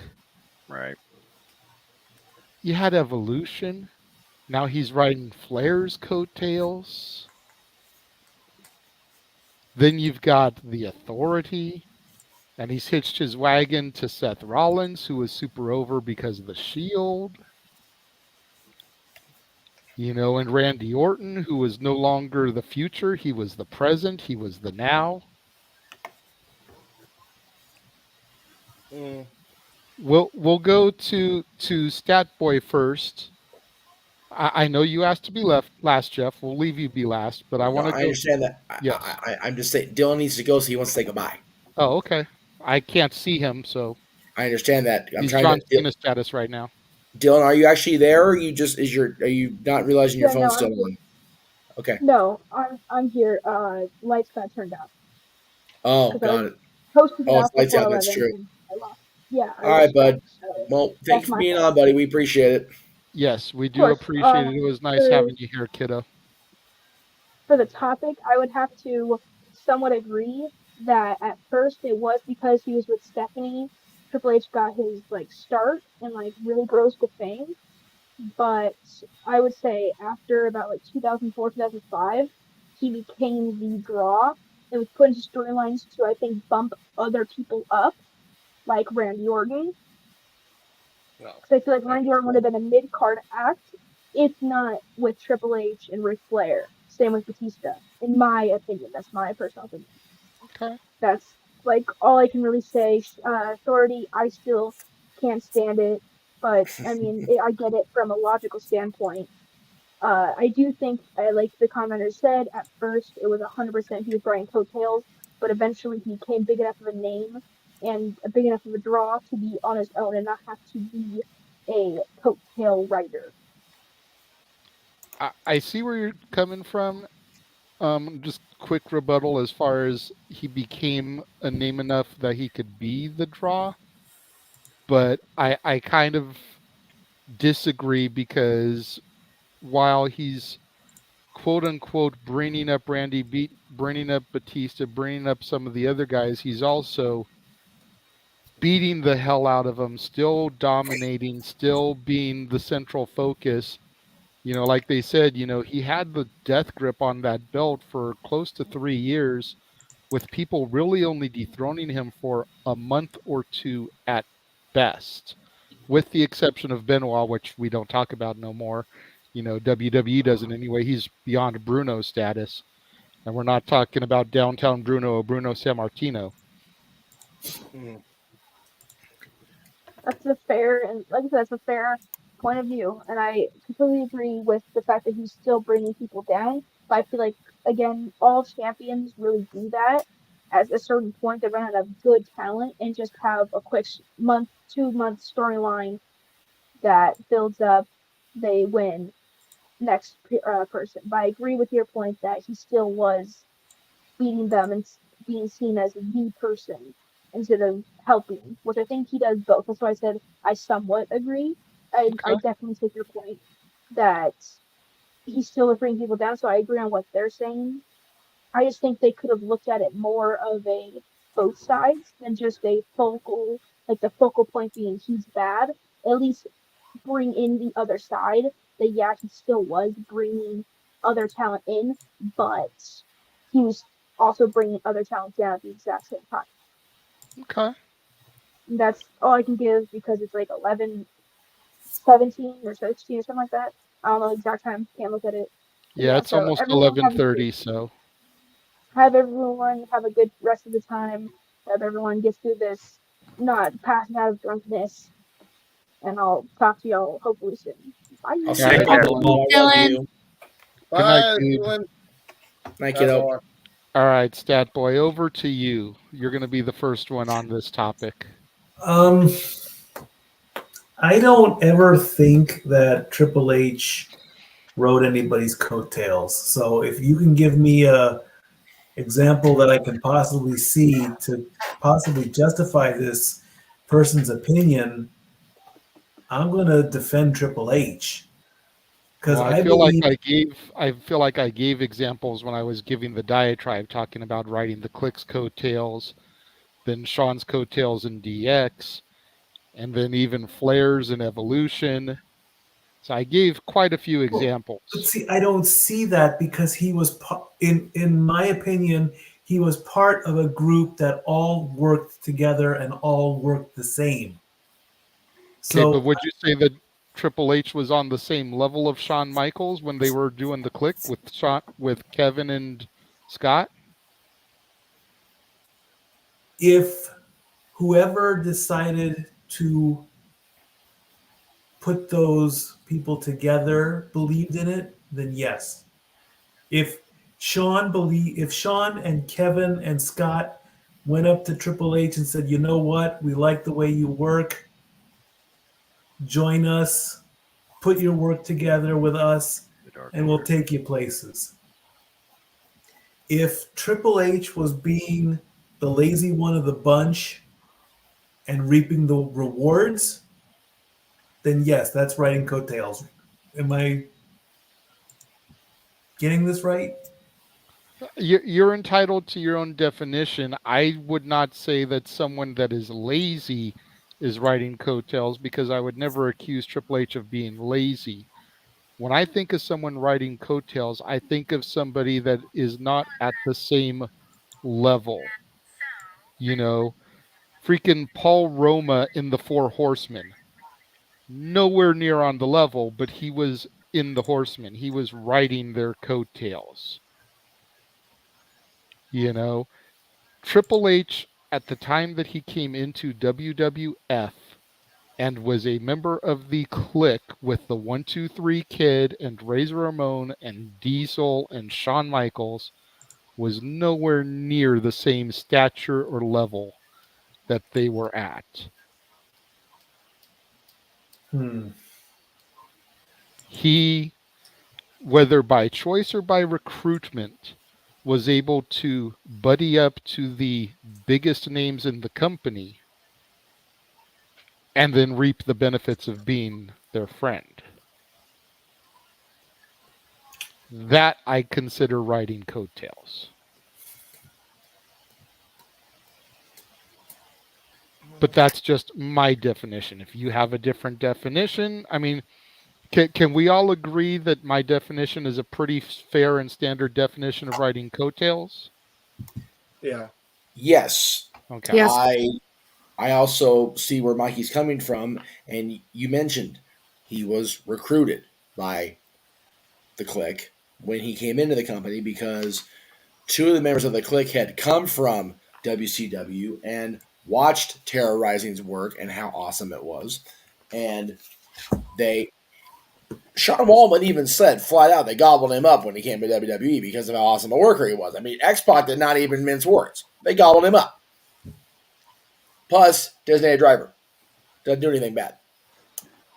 So, I see where you're coming from, Jay, but I disagree with parts of it. But like I said, I'm going to go last because there's a lot I'm unpacking on that dude's comments. So. Okay. Yeah. But back to you, Stat Boy.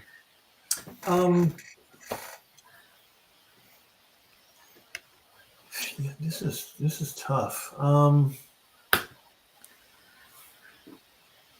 I'm gonna have to bow out on this one because I'm just not getting. I'm sorry, I'm just not getting it.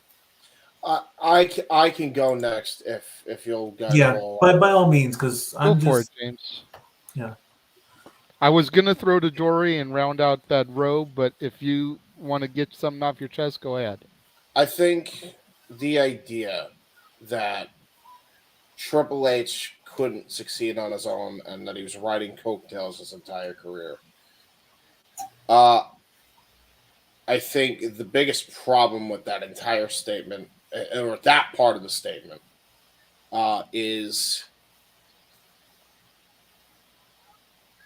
you got to remember that he was the leader and the sole force of the DX Army when Shawn left. He picked up the ball and he ran with it and hit home run after home run after home run after home run after home run after home fucking run. throughout that entire time in the mid-card scene with the IC title, having a feud of the year practically, or nominated feud of the year with The Rock pretty much, right? He then would go on to, yes, turn heel, join the corporation, and at first he was the lesser guy of the group because of the freaking mess that was the corporate ministry. Let's not kid ourselves. But when they got away from that nonsense and they had Triple H cut that promo with JR and he said, I am the effing game, that was the genesis of what Triple H would become, and it was off to the races. Yes, was he with Stephanie? Maybe. No doubt. However, who was the guy that was the best on the mic out of the entire McMahon-Helmsley regime? Other than Vince, because that's the obvious choice, who was the guy they put the belt on? Who was the second best? Who was the athlete that was able to go every week and go at the highest level with guys like The Rock? Carried an hour-long Iron Man match with no freaking problems with The Rock. It was Triple H. You know, I think you'd be hard-pressed to find a banner year than 98 and 2000 for Triple H as far as the best years of his entire career by far. Did he have his lows? Yes. Did he ride some coattails? Yes. I would hardly suggest that he rode coattails entirely to the top.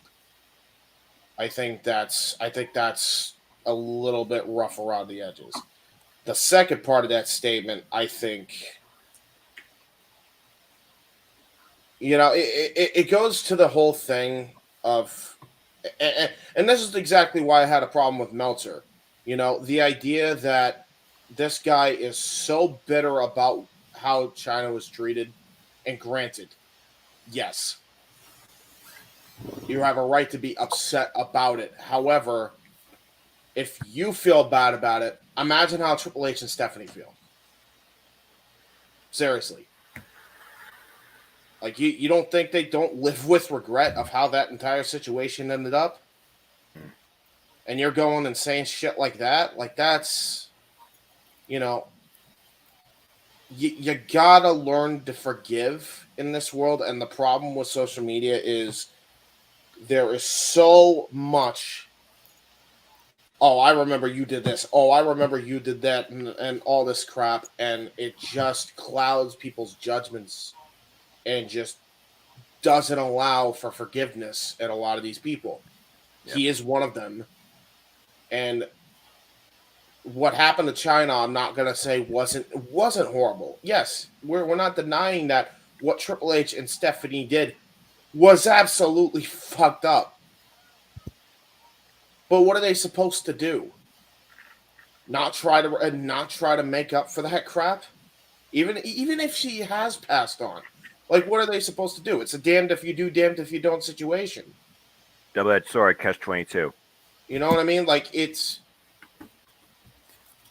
better late than never. At least they're trying. At least they're putting in an effort.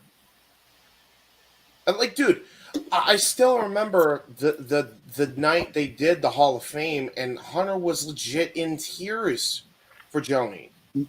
Man, like, that's not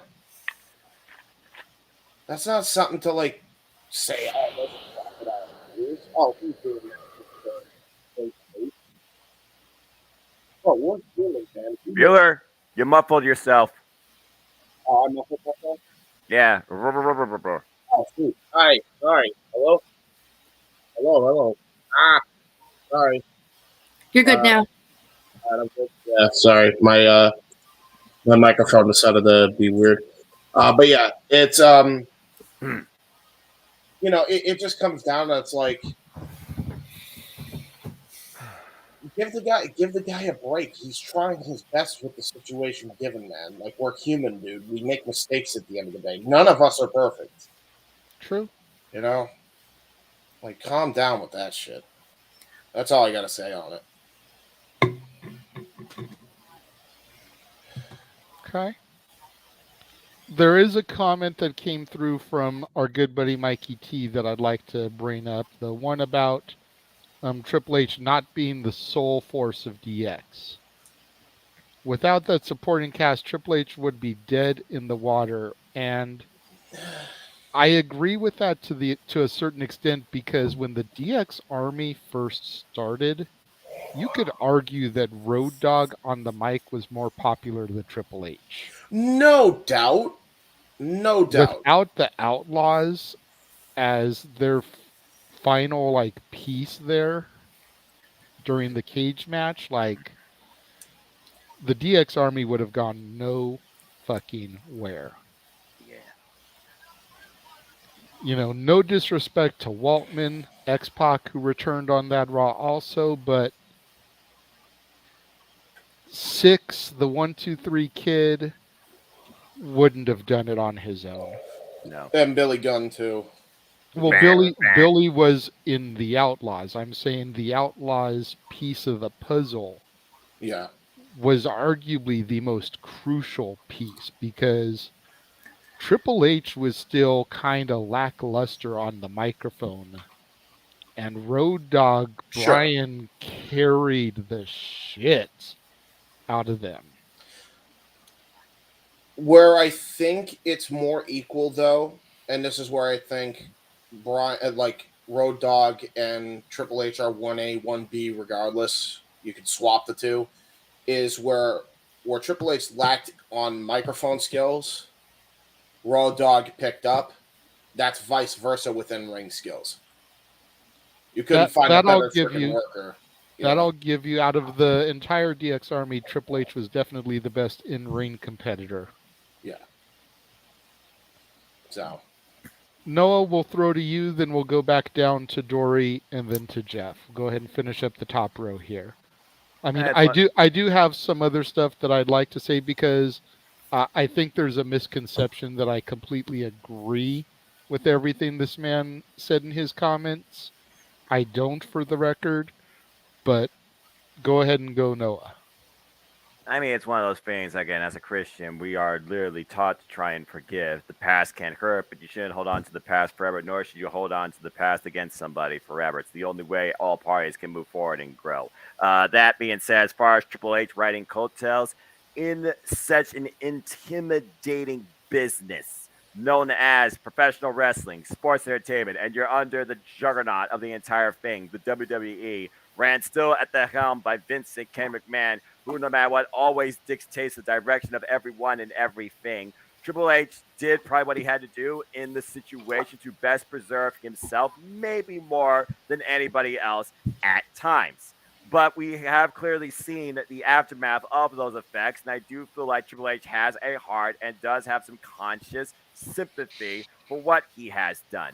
But at the end of the day, if you're not out here to be number one, how can you try and push somebody else to be the same thing? We talk about Seth freaking Rollins and the Authority. We talk about Black and Gold NXT. You talk about Evolution. You talk about the Authority. You talk about the corporate ministry. You talk about the Hemsley and the McMahon dynasty. Many of those facets were literally Triple H dictated, dominated, and guided. But some of those were actually more of a other perspective focus. There's a reason why the likes of Batista and Randy Orton had the pushes that they did once they went beyond underneath Triple H, even if Triple H got the better of them in the end under most circumstances.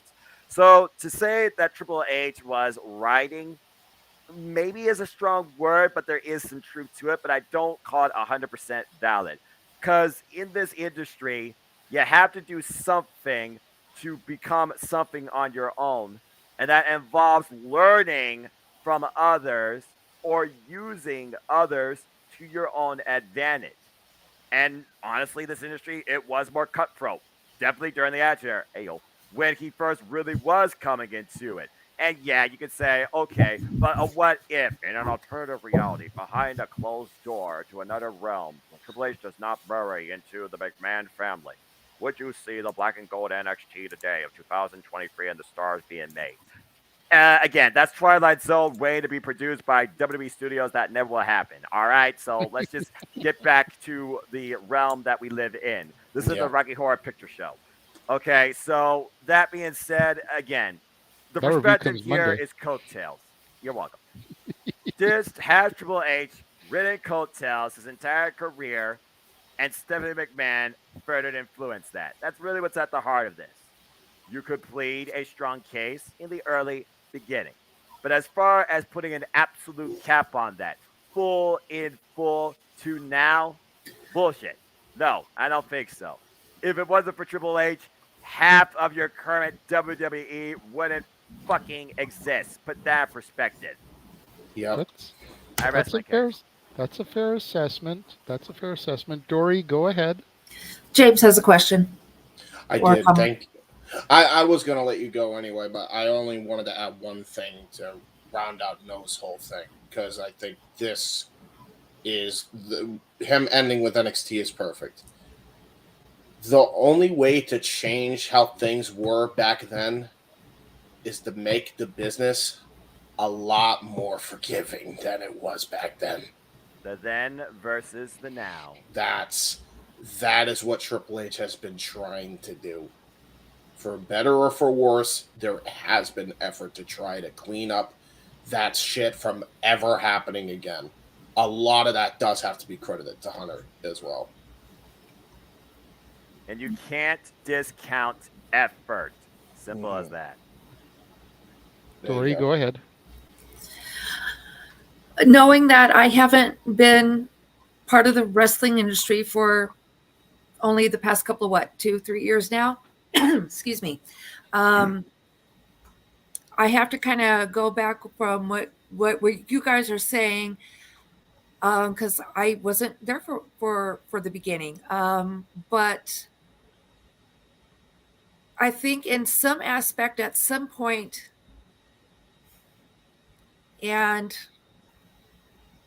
at some point we've ridden somebody's coattails to start our path to get to where we are. Absolutely. Everybody has had to, we've all had to have a mentor somewhere. Yep. Absolutely. I will not be ashamed to admit I rode Jeff's coattails in the very beginning of launching the Casa channel back 12 years ago. Okay, I knew he had a name, and I knew that by pairing up with him and doing the dad's thing, which we both wanted to do anyway, so it was a mutual agreement. It wasn't like I was completely using, but in a sense, I knew he had a name, so I knew it would bring eyes to the channel. There you go. The fact that we were friends just made it better, but I knew that having him on my channel would bring eyes to the channel. So one could completely argue that I rode his coattails in the beginning. Business decision. Oh, but I mean, you had a mentor to help you get started, more or less. Does that mean you were riding his coattails in the beginning? That's a point of view. I'm going to say that's a point of view. Well, look, how I ended up getting involved with y'all, riding, I'm going to say been riding Mikey's coattails. That's how I've gotten started. But we all had to start somewhere. We all had to have a mentor too. In any aspect of our lives, somebody has had to mentor us at some point, be it a school, somebody in school, or just. I had the people who mentored me when I worked for social services, and even now with where I'm at and what I'm doing, there's somebody that I am following to learn from. Does that mean I'm riding their coattails? That's a matter of opinion. Yep. That's a matter of opinion. There's being a leader and there's being a follower. There's learning and then there's just doing. Yeah. I say I'm learning, but I'm also saying, hey, show me how to do this. Hey, exactly. What is next? So I'm following their steps in the learning process, but I'm taking some of it to try and kind of make it my own and say, hey, I want to learn. I want to be able to progress. I'm a willing student. Teach me. Right. True. Okay. Everybody has to come into their own at some point, but they got to have somebody help get them started to get there. Right. Nobody is born naturally into knowing how to do something. And the wrestling business is so cutthroat anyways. That knowing somebody to help take you under their wing isn't always a bad thing. Right. Stapwell, you had your hand up, by the way, I saw. Yeah. I was just gonna ask if you guys were cool with me excusing myself because I'm getting ready to crash real hard here. I do not blame you. God bless you, stat boy. You never have to ask permission for that, dude. If you're tired, just put it in the private chat and bow out. You know me, I What want to everyone be a else little bit of politeness and ask. So thank you all. I had a great time today. I was really excited about what went down with everything else, and we'll do it again next time. There you go. Tuesday at 7 o'clock, 4 There we p.m. go. Eastern. Dory Lou and I will be in the sports bar getting ready to report on conference championship. If you haven't put your picks in, get them into me ASAP so we can keep the stuff going. I love you all. Stat Boy out. There you go, brother.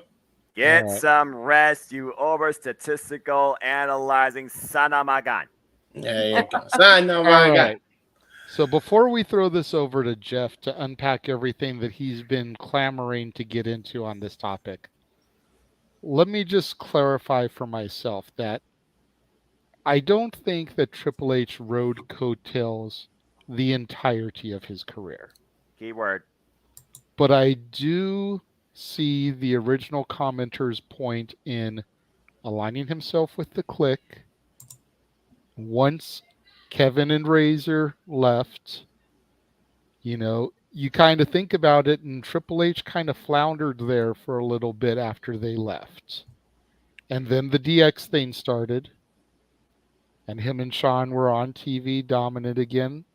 And then Shawn had his back thing, and then the DX Army was formed, and that lasted pretty much into 2009, or excuse me, not 2009, botch, 1999. Botch. I'm tired myself. I know. But I'm the host. I've got to stay going here. I got you. But it kind of went into about 1999, where Triple H won his first title and started the on-screen thing with Stephanie. Right around the same time, shortly after that. It wasn't until December that year that Stephanie made the heel turn and aligned herself with Triple H. Yep. So there was a 4-month span after he got the title before he became on screen with Stephanie. Not too much time passed. And then, the whole McMahon-Helmsley era thing, the corporation. Yeah, I would say that the Reign of Terror is really where he started to come into his own. And even going back a little bit before that to the Return at the Garden. Because you figure going into his quad tear, he was aligned with Austin, the 2-man power trip. You want to talk about some serious coattail riding. But once he came back at the Garden after that, he kind of was on his own level. But I think going back to the original commenter's claim, all of those world championships that kind of followed was as a result to him being married to Stephanie, him fucking Stephanie. Going back to the comment I made about Michelle McCool earlier, and her getting where she got because she was fucking Taker. He had Stephanie and by proxy Vince and Linda and Shane all at his side, and okay, well, let's put the belt on him. We know he can do some decent things with it. Still look at the Booker T thing as a missed opportunity. Booker T should have taken that. I completely agree. One of the biggest missed opportunities ever. And as you talk about Cutthroat, I mean, JJ, there's another word we didn't bring up here that definitely defines, I don't think just the wrestling business, but the entire setup of the world's foundation of those people, coattail riders in question in general. Politics. You can't get a bigger politic in the wrestling industry than literally being under the McMahon regime in some capacity, because that means you're always being spotted, noticed, probably acknowledged first, if anything. Yeah, exactly. So my personal standing is that he did coattail ride until the quad tear. Mm-hmm. But to the original commenter's point, like I said, would he have gotten as many title reigns as he has if he wasn't connected to the McMahon family. Do the time warp and let me know. But as far as right now goes, if you look at the overall landscape at the time, I feel the answer would be a definite no. But Exactly. again, it is what it is. It's based on what he chose. And because to that's wrap, a willing choice he made. Yes. And to wrap this topic out, we're going to go to the man whose name is on the marquee, the man who has been patiently waiting for his turn on this topic. Jeff, take it away, good sir. All you, bro. The original tweet. I still can't believe a younger, fairly popular guy laughed in Hunter's face like the fuck you gonna do and Paul back down like a punk bitch. 20 years of programming never led me to believe this would never happen. I got news for you, dude. Walter gets in your face, your balls shrivel up and you punk out too.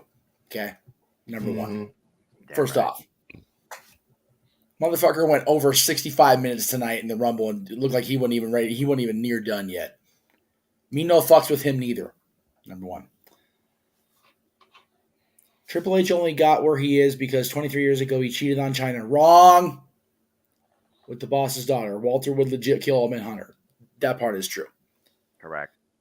This is where being friends with people sucks a dick. Okay. You have to remember something about breakups, folks. No one's right. Everybody's wrong. Okay? Mm-hmm. Joni held on to that for a long time. They broke up a long time before he ever so much as romantically even sparkled with Stephanie. Okay? That's just that's just the facts of it.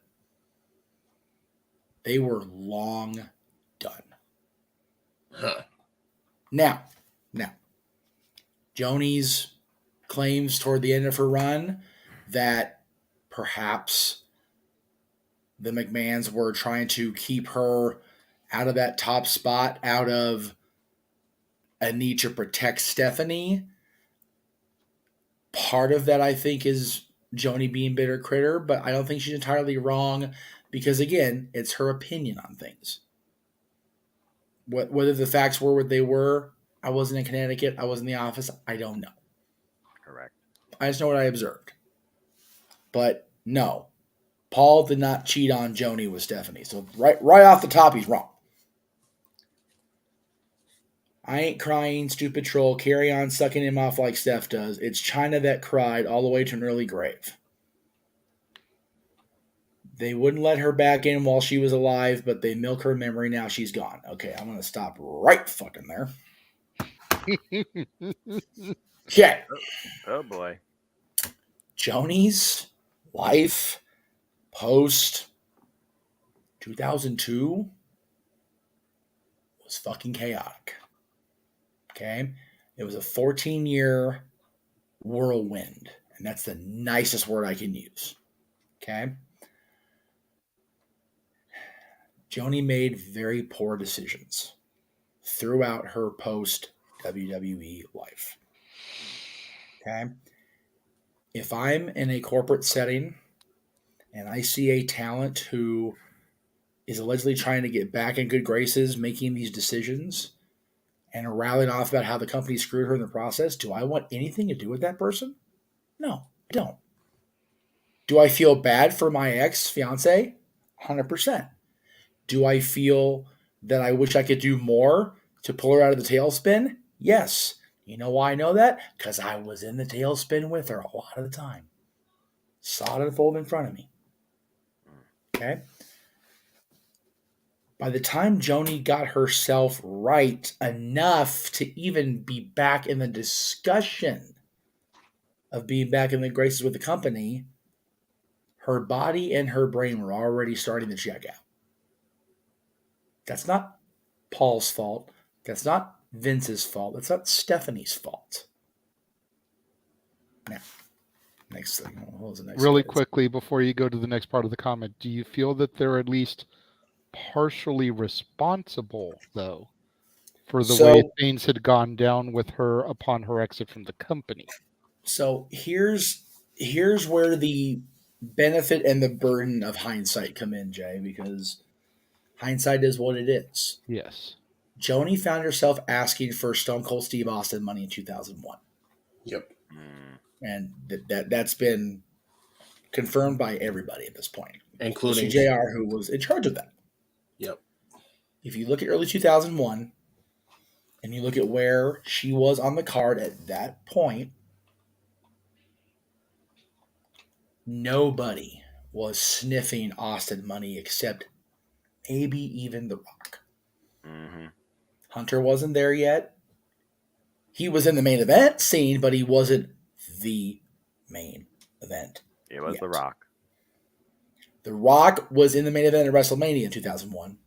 Never begrudged that. One of the greatest main events of all time. Yep. Joni was in a women's championship feud because there was nothing more they could do with her with the men. She was never going to be the world champion. It wasn't going to happen. No. As much as I want to believe that would have been a possibility, and if any woman was going to be the world champion, it would have been Chyna. It wasn't going to happen. No. She'd hit the ceiling. She'd hit the ceiling, and she wasn't going to break through. So the real reason she left the women's championship was where she was going to be, and she was never going to get the money that she felt she deserved, right, wrong, or indifferent from the company's standpoint. That's why she left. So are they responsible in part for the downward spiral? And again, this is me not having anything to do with the company and quite frankly on their ass more often than I probably should have been. No, I don't. And I say that because, like I've told you, JJ, as I see. Go ahead. I was going to just touch real quickly. You brought up the fact that Chyna was never going to be world champion. I had saved for a potential topic at some point down the road this comment that Mick Foley made on his Foley is podcast, where he said, look, Vince McMahon was world champion. David Arquette was world champion. Vince Russo was world champion. Yeah, I think there's a very real chance that Chyna should have been. Yes, should have been. I co-sign with Mick. I almost always do co-sign with Mick. One of the smartest men in the industry, yet how many times his brains got scrambled by steel chairs? I mean, realistically speaking, it was supposed to be her at SummerSlam 99. Yeah. No. But Austin didn't want to wrestle her, and so it got changed. Exactly. That's not entirely true either. Ooh. The end game was always going to be him and Steve and Hunter. Always going to be that. It was always going to come back to that. The reason, and again, that's been twisted multiple knots the last 15 years. The reason that became a triple threat was twofold. Number one, yes, the primary reason was Steve felt Hunter wasn't ready yet for a one-on-one title win over him. But a good chunk of it was because Steve went in there with a major knee injury that nobody was talking about out loud. Mm-hmm. And so he didn't feel like he could give Hunter enough of himself to properly transition the title to him. Had nothing to do with Joni whatsoever. Joni was never going to be in that match. That was just a red herring at the end of the day. Mm. Now, let's see. They wouldn't let her back in when she was live, but they milk her memory. Now she's gone. I got news for you there, Skippy. You know milked her? That Anthony fuck. That was managing her career and her life at the end. Okay? I'm glad you brought that up. Okay. Fuck. So that's bullshit. And I went to that memorial and I found myself Glenn Haley, that bald-headed chicken fucker, and I regret it to this day. I do. And at the end of the day, Joni's mom and her sister made peace with Paul and with the company. And if that hadn't happened, we won't have a moment where DX acknowledges her on the stage. Okay? So they couldn't acknowledge her while she was alive because her choices didn't allow them to. Okay? Like I said, I will always regret not making peace with Joni myself at the end because her and I did not allow our choices did not allow us to reconcile after she made the decision to cut me off when I made the decision to remain friends with Sean Waltman. That was a choice she made. That was a choice I made. We all make choices. That's right. But for any fan, third degree or whatever removed, to say something like that is ignorant and quite frankly hurtful. Yeah. So let's see. They don't milk her memory. I got news for you there, David. Every bit of royalty that she would get, or she's still here, goes to her mother, goes to her sister, goes to her family. Where it belongs. If she were here, she would get the royalties. But she's not. Let's see. What's next? Rating Triple H was never a draw. I think I already debunked that. Yeah, I mean, that's... You can't tell me that WrestleMania 18, yes, it was Hogan and The Rock. Not even going to dispute that, obviously, brother. But Hogan's return to the company initially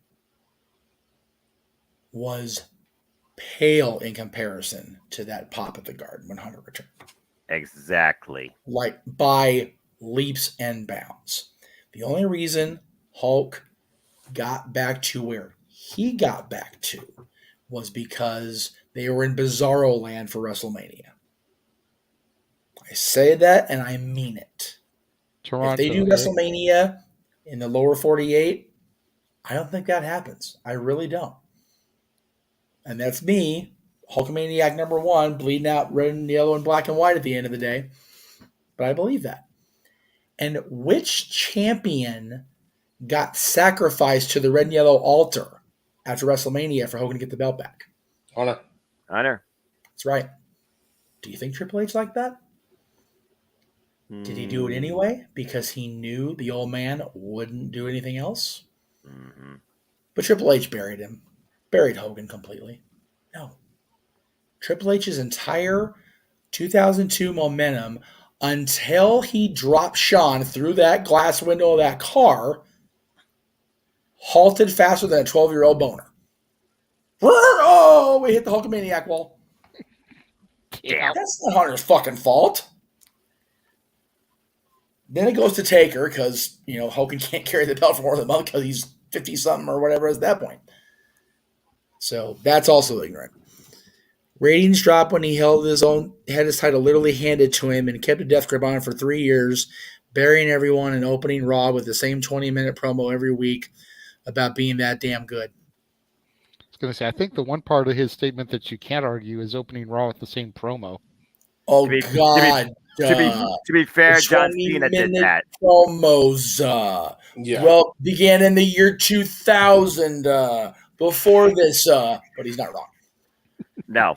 Now, as far as ratings, when you don't have competition, your own ratings are gonna drop anyway. Thank you. Ding, ding, ding, ding, ding, ding, Which ding, wrestling ding. company was on TV in 2002 besides WWE at the time? TNA, which was doing fucking weekly pay-per-views for like pennies on the dollar at that point. And I like TNA. When you don't have sustainable competition, your own product, at least ratings-wise, is going to suffer. Yep. Now, was SmackDown a better show than Raw in 2002? Especially during the Reign of Terror? Without question. Damn right. You had Paul writing. You had the SmackDown 6. You had Brock Lesnar. You had the Big Show come over and have a career renaissance there for a cup of coffee. It was a better show. Yep. Raw was nostalgia land. Triple H was the champion again. Shawn Michaels had come back from a seemingly gone for good injury, Mm-hmm. and it was built around Evolution. I'm not going to sit here and deny that. But to say that the ratings dropped because of his Hunter, because he was the champion, the ratings dropped because SmackDown was just a better goddamn show, and people chose to watch on Thursdays rather than Mondays. Don't blame the person on top. Blame the creative writing the fucking show.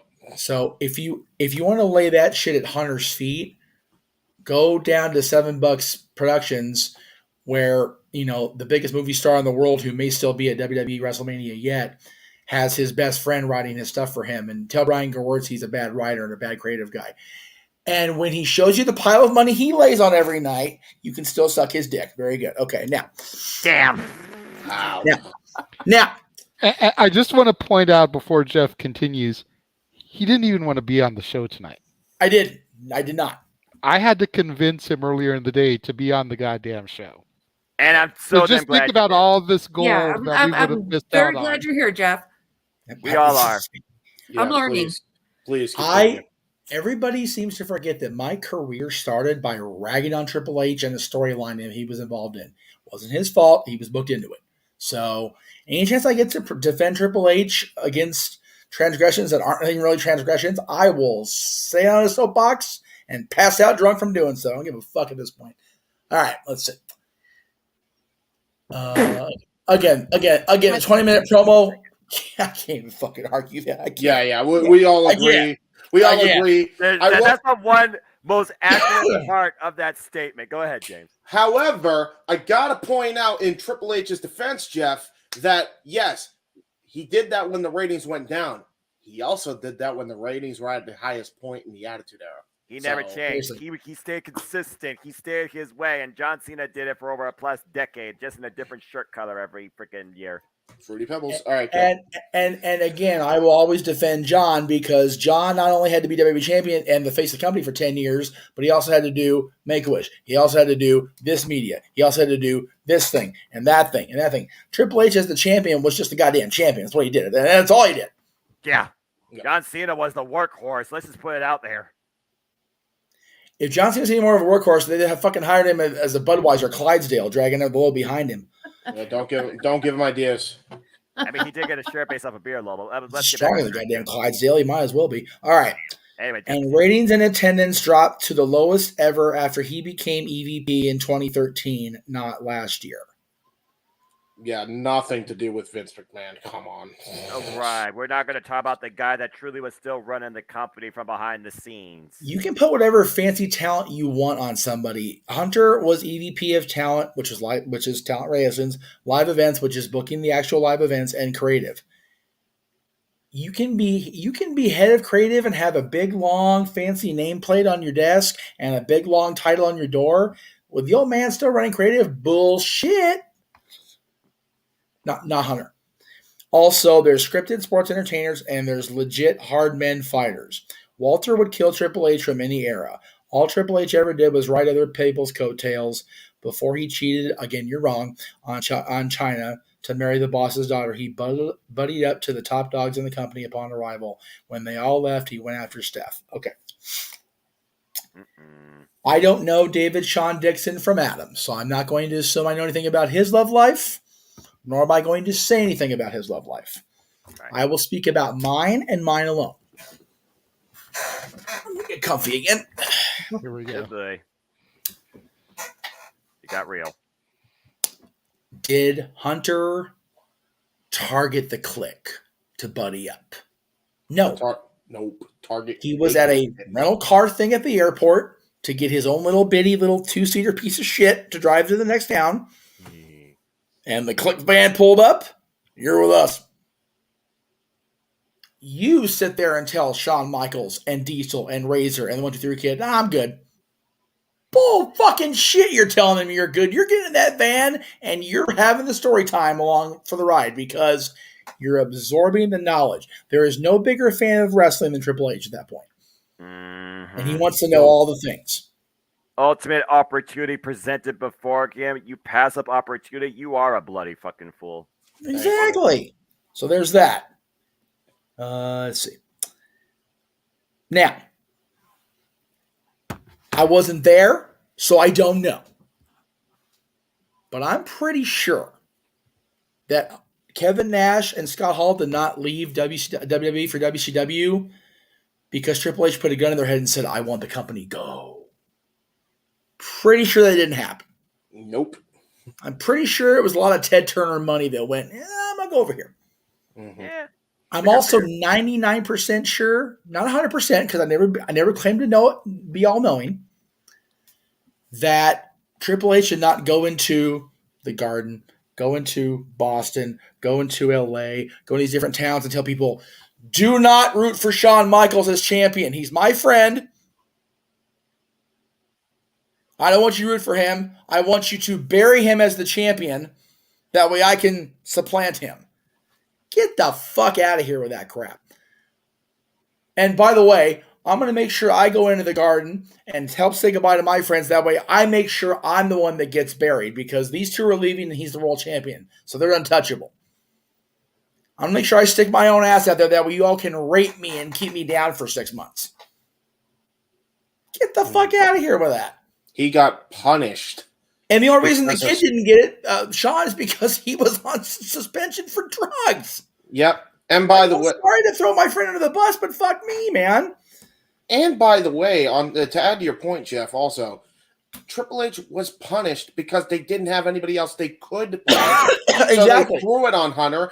After which, before then, by the way, Vince gave him the clearance to do the curtain call in the fucking first place. He wasn't shoved down because, he just wanted to be, and, he wasn't as good as Michaels or any of that shit. No. Because he was fucking shoved down because Vince shoved him down. And he was only shoved down by Vince because the old timers at the Garden, like fucking passed them. Ruined the business. Hello. Yeah. No. They're wrong there. Now, before DX even became a thing on screen, Hunter was let off his little timeout and made the Intercontinental Champion. And they put him with Mr. Perfect, who was a goddamn good talker and a great worker when he was able to work. That's a learning tree right there. But then Kurt left SmackDown middle of the night because WWE offered him money. And they put him with Curtis fucking Hughes. That'll put asses in the seats for Hunter. It'll put him with Mr. fucking Hughes. Come on, man. Mr. Hughes is your heater. Mr. Hughes was Harley Race's heater, and Harley wasn't even wrestling in 91. Like, what the hell booking is that? Yeah, true. It was because Hunter and Sean bugged that they even gave Joni a chance. And even then, they only gave her a chance because the NWO started sniffing around and smelled that China air. You know what? Let's get her over here. Give her one, Nah, Shane, to Shane McMahon's credit, they're going to take her too. So, again, he went after Stephanie. I don't know you. I don't care. I have a good feeling that stuff like that is just chemical, man. Yep. When you fall for somebody, the heart wants what the hell the heart wants. And when you're around somebody as often as Paul and Stephanie were at that point, shit just happens. Yep. But again, I reiterate, Paul and Joni were long done. It's just a matter of this. You be a hypocrite saying you wouldn't jump into a friendship who are more popular or more successful than you. I don't choose my friends because they're more popular than me. Never have, never will. No, but I think Emmanuel's just making the point that if the opportunity presented itself, most people would jump at the opportunity. Yeah. I would enjoy being friends with people. If the opportunity presented itself to be regular, hang out full-time friends with these guys, absolutely. But it doesn't mean I base my entire life decisions on and I'm this manipulative fuck like this dude's accusing Hunter of being. The bottom line with this is that this guy made an offhand ha-ha comment on Twitter, and this other person who you brought up, JJ, completely went down the wrong path with it. Yeah. And it's just ridiculous that, in the context of the story, Triple H literally had a heart condition last year. Yes, Last nearly died. Nearly died. This big Austrian dude's in my face. I'm retired. My buddy's retired. My other buddy's retired. My little buddy can still go, but he doesn't want to get killed either. I'm backing down. I'm not stupid. I got a wife and 3 girls at home. I'm not messing around with that. Are you kidding me? Yeah, like I said, people. I'm just gonna sum it like this: there's an intelligent rebuttal, and then there's a talking out of your ass rebuttal. Yeah, and see, that's the thing, Noah. The tweet was funny. It was. Yeah. I mean, yeah. Can you imagine DX Hunter? Like DX Hunter would have fought until Walter killed him, because DX Hunter was like, his balls were bigger than his brains. Yes, but this guy on it looks like Instagram comments, but I don't know if it's Instagram or Facebook. It's Insta. Okay, so this guy got himself way too sideways about it. Yeah. It had nothing to do with his choices with Joni or relationship with Stephanie. It was just about the fact that Hunter has been in WWE for over 25 years. Should have retired a couple years before he fully did. Let's not front. Yep. And the 4 DLAX, as in laxatives, because they need to take that nowadays to stay regular, ain't going to mess with Imperium because they ain't stupid. No. Thank Christ.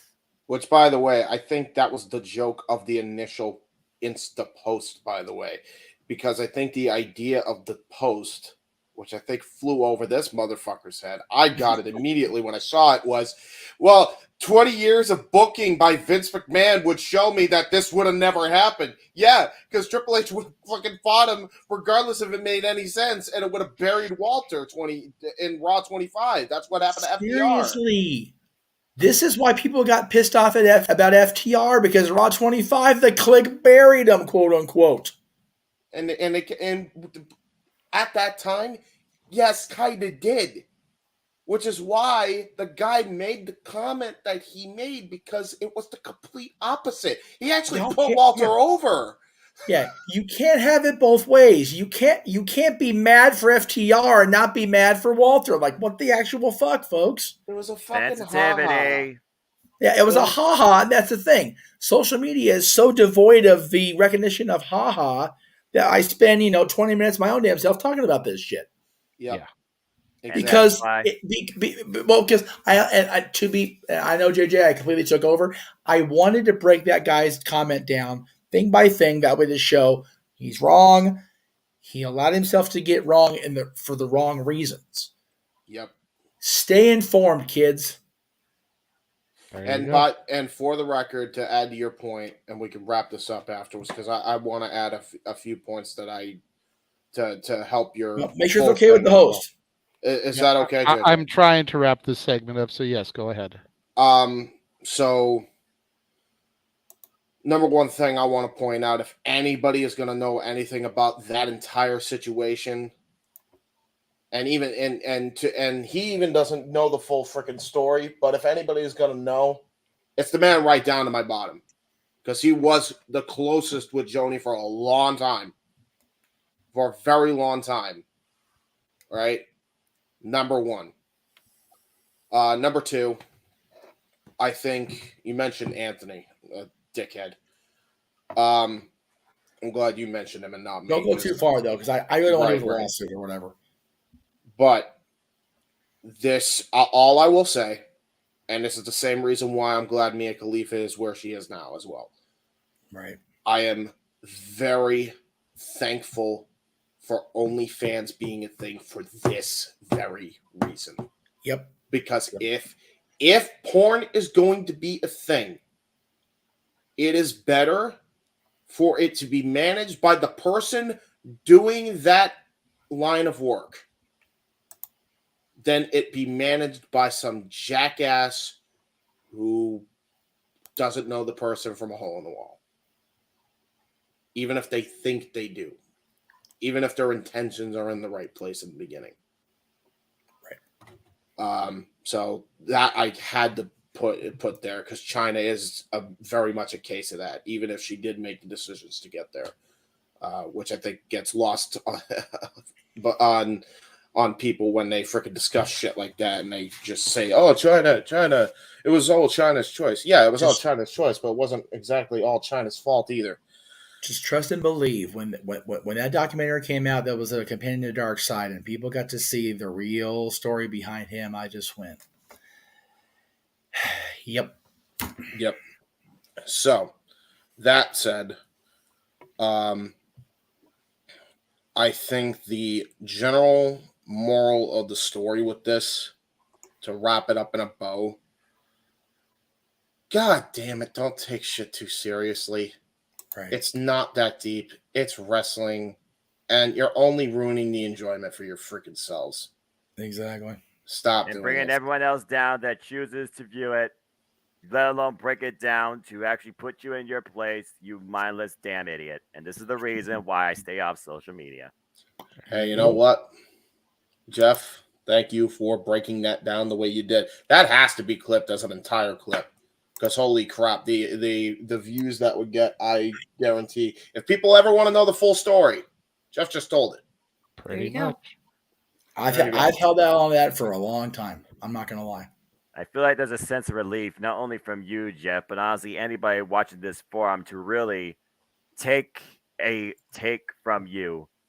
Get all your damn facts straight before you assume. Yeah, man. Holy crap. I'm very grateful, by the way, you mentioned all that information, Jeff, because that actually puts me at ease, knowing that the WWE is actually paying China's family the royalties, as you know, and actually made amends before her passing. That actually warms my heart, knowing that was done.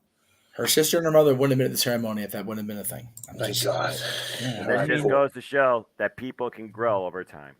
There you Oh, yeah. go. All right. So before we get into our plugs and everything, we're going to throw to a final commercial.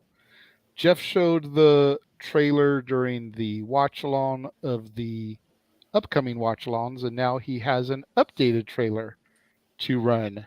So here's a look at all the watch alongs that are going to be coming, much like today's Royal Rumble feature, throughout the end and just beyond of the first quarter of 2023.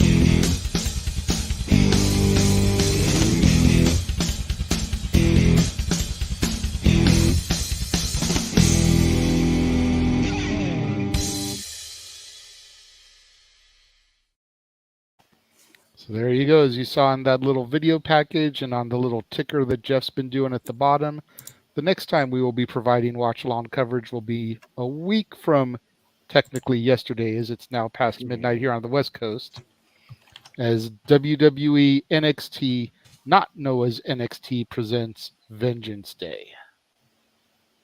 I appreciate the fact that this premium live event, though, is already being showcased as something different and outside that damn one-dimensional studio. There we go. So I am looking forward to this. I am looking forward to calling to the action with you, Noah. As always, I'm really looking forward to the women's title triple threat match. Same. So should be a good one next week right here on the Jeff Meacham Network, Multiverse of Media. It has come... Yes? I can't find your graphic, the one with Rocky Horror and the 3 for the February. Did you send it to me in Facebook? I don't remember. Okay. I thought she had everything ready. I did. I just don't know where that went. Let me see. Oh, wait. I know where it is. I know where it is. Okay, good. So like I was saying, going to start doing our plugs and everything. Dory Lou, what have you got to plug for everybody? Well, we've got we got the Cleveland Combatant, where you can reach him at. Bot. Damn socials. So we have Tuesday nights, 7:00 Eastern time, Stat Boys Sports Bar featuring me. Come get the updates on the conference championships coming up and our points and views. We'll touch a little bit on hockey, where we're at with our pick'ems and our rankings. If you happen to be in the Knoxville, Pigeon Forge, Sevierville, Tennessee area in May, you'll be able to meet up with Statboy and myself at the Heroes and Legends Independent Wrestling, and which, by the way, The Bachelor, Benjamin Boone, is one of our guys. Nice. I didn't see him listed as coming this way this May, but things change, so we'll see what happens. Kind of hope to see him. He's a pretty cool guy. Nice. Yep. Even if he is a heel in the ring. And maybe you'll get his rose. Oh, that'd be interesting. And our boy Sam Knight is going to be there defending his tag team title. Again, we'll be there for the meet and greet starting at noon, and then bell is at 7. Again, if you're out in this area and you want some good barbecue, Bustin' Butts Barbecue. We had that last week before the show, and it was great. So a couple of places there you guys can always come check out. Let us know you're going to be in the area. We'll work, depending on work schedules, we'd love to meet up with some of our viewers. There we go. All right, we'll go up to you, James. All righty. I actually have only a couple things to plug that wasn't in the trailer that showed on the show earlier. This is what I have currently that is on demand right now if you haven't seen it already. So we have week 1, week 2, and week 3 of WWE in 2023 for WWE Aftershock. AEW Spark will be coming as well. Hosted by Noah Foster. He's back on the docket again. And it will all be on the Wrestling Fortune 44 channel. So Noah and King or myself, depending on, will be reviewing AEW. Well, this week it's going to be solo with Noah, but usually it's the three of us are going to be doing the AEW stuff, give or take, and Owen and Chris Dodd do the WWE stuff, and that's covering all shows. So Raw, SmackDown, NXT, even NXT Level Up and Main Event, they cover it all in these shows. We also have Rumble Retros ready to go. 2008, 2000, 2011, and soon this week, because we were a little bit late on the draw, unfortunately, schedules didn't work out. 1998 is going to be on this channel as well. So go check all those out on that channel. And check out our WWE Royal Rumble match marathon watch along in conjunction with the Retro Wrestling Review Series, because Casey and I watch retros of all these Rumbles and have a commentary. Our buddy Zero hops in. We have a great time. We do a whole skit where what if Stone Cold Steve Austin was a weeb and liked anime. It's pretty hilarious. So go check that out if you want to hear us waffle. And yeah, check out all the Royal Rumble content from us in FTW Productions land. So there you go. All right. Meacham, go ahead with your plugs. See, okay. Where are we at here? I'll give NoDQ a little love since it's the mothership, if you will. Tomorrow, of course, NoDQ review, 8 p.m. Eastern, 5 Pacific. And, of course, the recaps of Raw, Dynamite, and SmackDown each and every week over on the NoDQ channel. Wednesday night is the Greg Cherry Show. I should be there this week. I don't know for sure. I have to look at my schedule. I don't remember. He actually just did the latest episode, Jack of All Trades, on there also, so be on the lookout for that. On demand, of course, you can catch me every Tuesday night, taped or live, preferably live, I can help it, over on Talk Wrestling. That is after NXT. And yes, the label Road to SoFi will be on most of our live stuff going forward, as far as the stuff that's on the Jeff Meacham Network or the Multiverse Media, because we are on that road. I think that's it. That's just mine, Jay. So I do have the next episode of Dads that's going to go up, as well as your stuffs. So carry on. There will be more than peace when you are done, I have a feeling. Okay, well, coming up on my side of things, you've got the latest editions of Renegades Reviews. Guillermo del Toro's Pinocchio went up today, a little bit later than I had planned on it. Not by intent. It was all edited and uploaded. I just had forgot to schedule it. So, that actually premiered and went live as we were starting our pre-show coverage. On Monday will be the Rocky Horror Picture Show, which was a lot of fun to go into and discuss. Lots of history between myself and Jeff in that show. Oh, yeah. And then starting Wednesday, we begin Chick Flicks, the double feature of the week for Matthew McConaughey, How to Lose a Guy in 10 Days, and Failure to Launch. So got all that coming up. And then as Jeff alluded to, the next time for the dads, the top 10 musicians who we lost too soon. As he mentioned earlier, it was originally planned when we were doing dads on Fridays. It was going to be on February 3rd, which will be the anniversary of the day the music died. And that plane crash that took Buddy Holly, the Big Bopper, and Richie Valens. And then when we decided to move things to Monday, kind of got jostled, so it's not actually on the anniversary anymore, but it was an interesting topic, so we decided to keep it joint list. Me and Jeff collaborated on it because at the end of the day, we were probably going to talk about the same people. It was just going to be in a different order. So we just decided to come together, agree. We both agreed on who number one should be. And we both gave like two that we thought that should be number one. And one of the two that we each agreed was the same. So there we go. That immediately became the number one person. Yep. Of course, tomorrow will be the War Zone, the weekly acquisition report. Got some more movies from the big old box of free Facebook films that I was going through in December. And then you'll see me open up the package that contained the Noah Foster shirt that I am wearing here today, as well as a sneak peek of my Vengeance Day gear. Ooh. There you go. And of course, you mentioned curious to see what I'll be wearing for Vengeance Day. Check that out. And then, yes, as already mentioned, Vengeance Day will be next Saturday. Myself and Noah on the call. I'm sure James will be there to provide additional commentary if needed. Tag out if I need to go to dinner. Take over for me. I know come hell or high water, though, I'm going to be there for that women's match. Damn right you better be. So, Noah, thank you for sending this to me as well. We can provide our audience with the results updated. Dun, dun, dun, dun.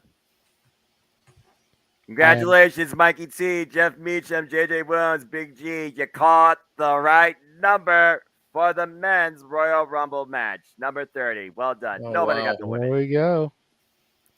No, well, there you go. Did I didn't say number one? You did say number one for the women. Well, no. The numbers themselves were for both. Correct. Yeah. They reflect both Rumbles. Well, you did get I didn't say number one. Okay. That's fair. Yep. Did you not say number one? Oh, no. I must have. No. You know what? I did 6, I did 30, and I think I did like 24 or something. So Yeah, you Yeah, did. I did 6. number 3. I want to say like number 22. Yeah. Or something like that. And then I Yep. did number 30. The point being, none of us are gambling men, mostly. I and mean, or women. That's fair also. Who would have guessed that a number one would go all the way 2 years in a row? No way. Right? Yeah. And 2 different Rumbles on the same night, by the way. That was awesome. Yeah, it's cool that, like I said, number 30 should have always been the prime number because that's the last friggin' number. Now it is officially in the record books as the winningest number. So yeah. And good on Cody because we love Cody. So good on him. Yes, we do. And Rhea Ripley, damn it. Yes. It's going to be interesting next 63 days, to say the very least. And I can't wait. So now that everyone has given their plugs, I turn it over to the simple man with the spectacular voice, Noah Foster, to plug anything else that he may need to and take us out here as he graciously does every week. Noah, the floor is yours. I missed y'all last week. Again, I love this forum. I love this family so much. And yes, folks, I do still have a voice, and my voice will still be here for all this and more. How am I going to survive the rest of every week? Stay tuned. But again, you want to know more about me? Know this, for I am just a simple man and a lifelong fan of professional wrestling. Damn it! But I digress. So find Buy me the shirt. on. I There did. you go. So find me on Twitter and YouTube and in Foster1916 for all things wrestling show. Of course, to be friendly on Twitter. While I don't talk about Instagram, a picture is tell a story. My life is simple. I work. I'm home. I'm not going to any restaurant anytime soon. Except for maybe after my birthday, because my friend Paul Mead gave me a ticket birthday gift to IWR World Pro Wrestling right here in the bi-state area of Ohio and Michigan, where I may see, again, cars have changed, I may see, included but not limited to, Rich Swann, Jason Hotch, Sana Reed, and the current NWA Women's World Champion, Camille, among others. And Jeff has his hand up. 600 days and counting for Camille, baby. You're damn fucking right. By the way, we got a super chat. I don't know if nobody any. Oh, what?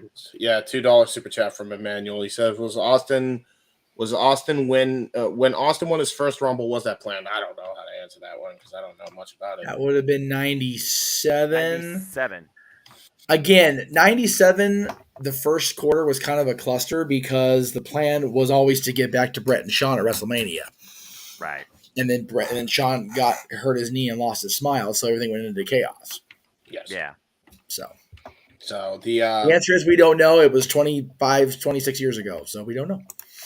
When he won his first Rumble, I believe that was planned though because they wanted to do it that year. That was in '98. I'm not sure about that though because the '97 Rumble was when he got eliminated, came back in, threw Brett out, and they did the Final Four in February. So because and the Final Four was supposed to determine the number one contender for what would have been Sean's title. Oh, okay. So yeah, that wasn't 97. Like I said, they're always planning to go back to Brett and Sean. Yeah. But depending on who you believe, Sean balked, and then mysteriously his knee got hurt. So we'll say it was planned as a plan B because shit hit the fan. There we go. That's a good way of putting it. And then what was once lost was found as Shawn Michaels found his way with his savior and his way back to the ring. Thank Christ.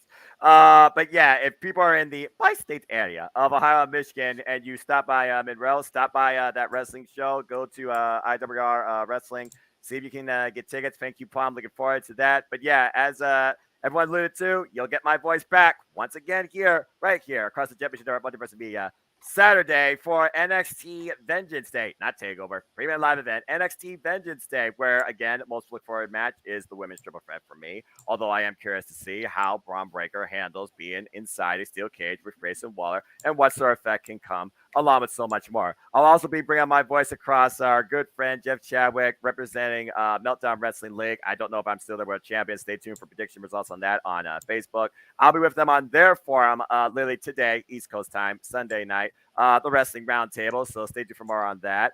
Time yet to be determined. James, I'll keep you posted on that because it conflicts with the stuff I work with you. As, of course, my voice also works with FTW Productions because I will be doing all things All Elite Wrestling with the latest edition of AEW Spark. As long as I can talk, I will always bring forward the wrestling content to you across some sort of platform too. But as always, I'd like to conclude, there are no winners, no losers, no bettors. There are just fans with opinions for this passion we all share. So at the end of the day, folks, support one another, respect each other, protect your fucking mentality too.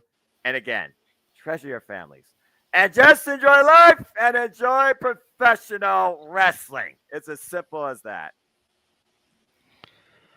Couldn't say it any better myself, which is why we always let you close it out, Noah. You said at the start of your spiel that you missed being here last week. Trust and believe when I say we missed you too, my brother. Yes. It was not the same without you last week. Thank you to everyone who has joined us for this 8-hour and 40-minute journey. Holy hell. I'm having a hard time keeping my eyes open. It's been a hell of a journey, and we get to do it all over again next week. Damn right. For Dory Lou, your barkeep every Tuesday night. For the Hebe man, James Hebert. For the simple man with the spectacular voice, Noah Foster. For the man whose name is on the marquee, the West Coast professor, Jeff motherfucking Meacham. I am the Renegade JJ Williams, your host for this open mic night festivities. Thank you for joining us all. We will see you next week. Have a good night, folks. We've only just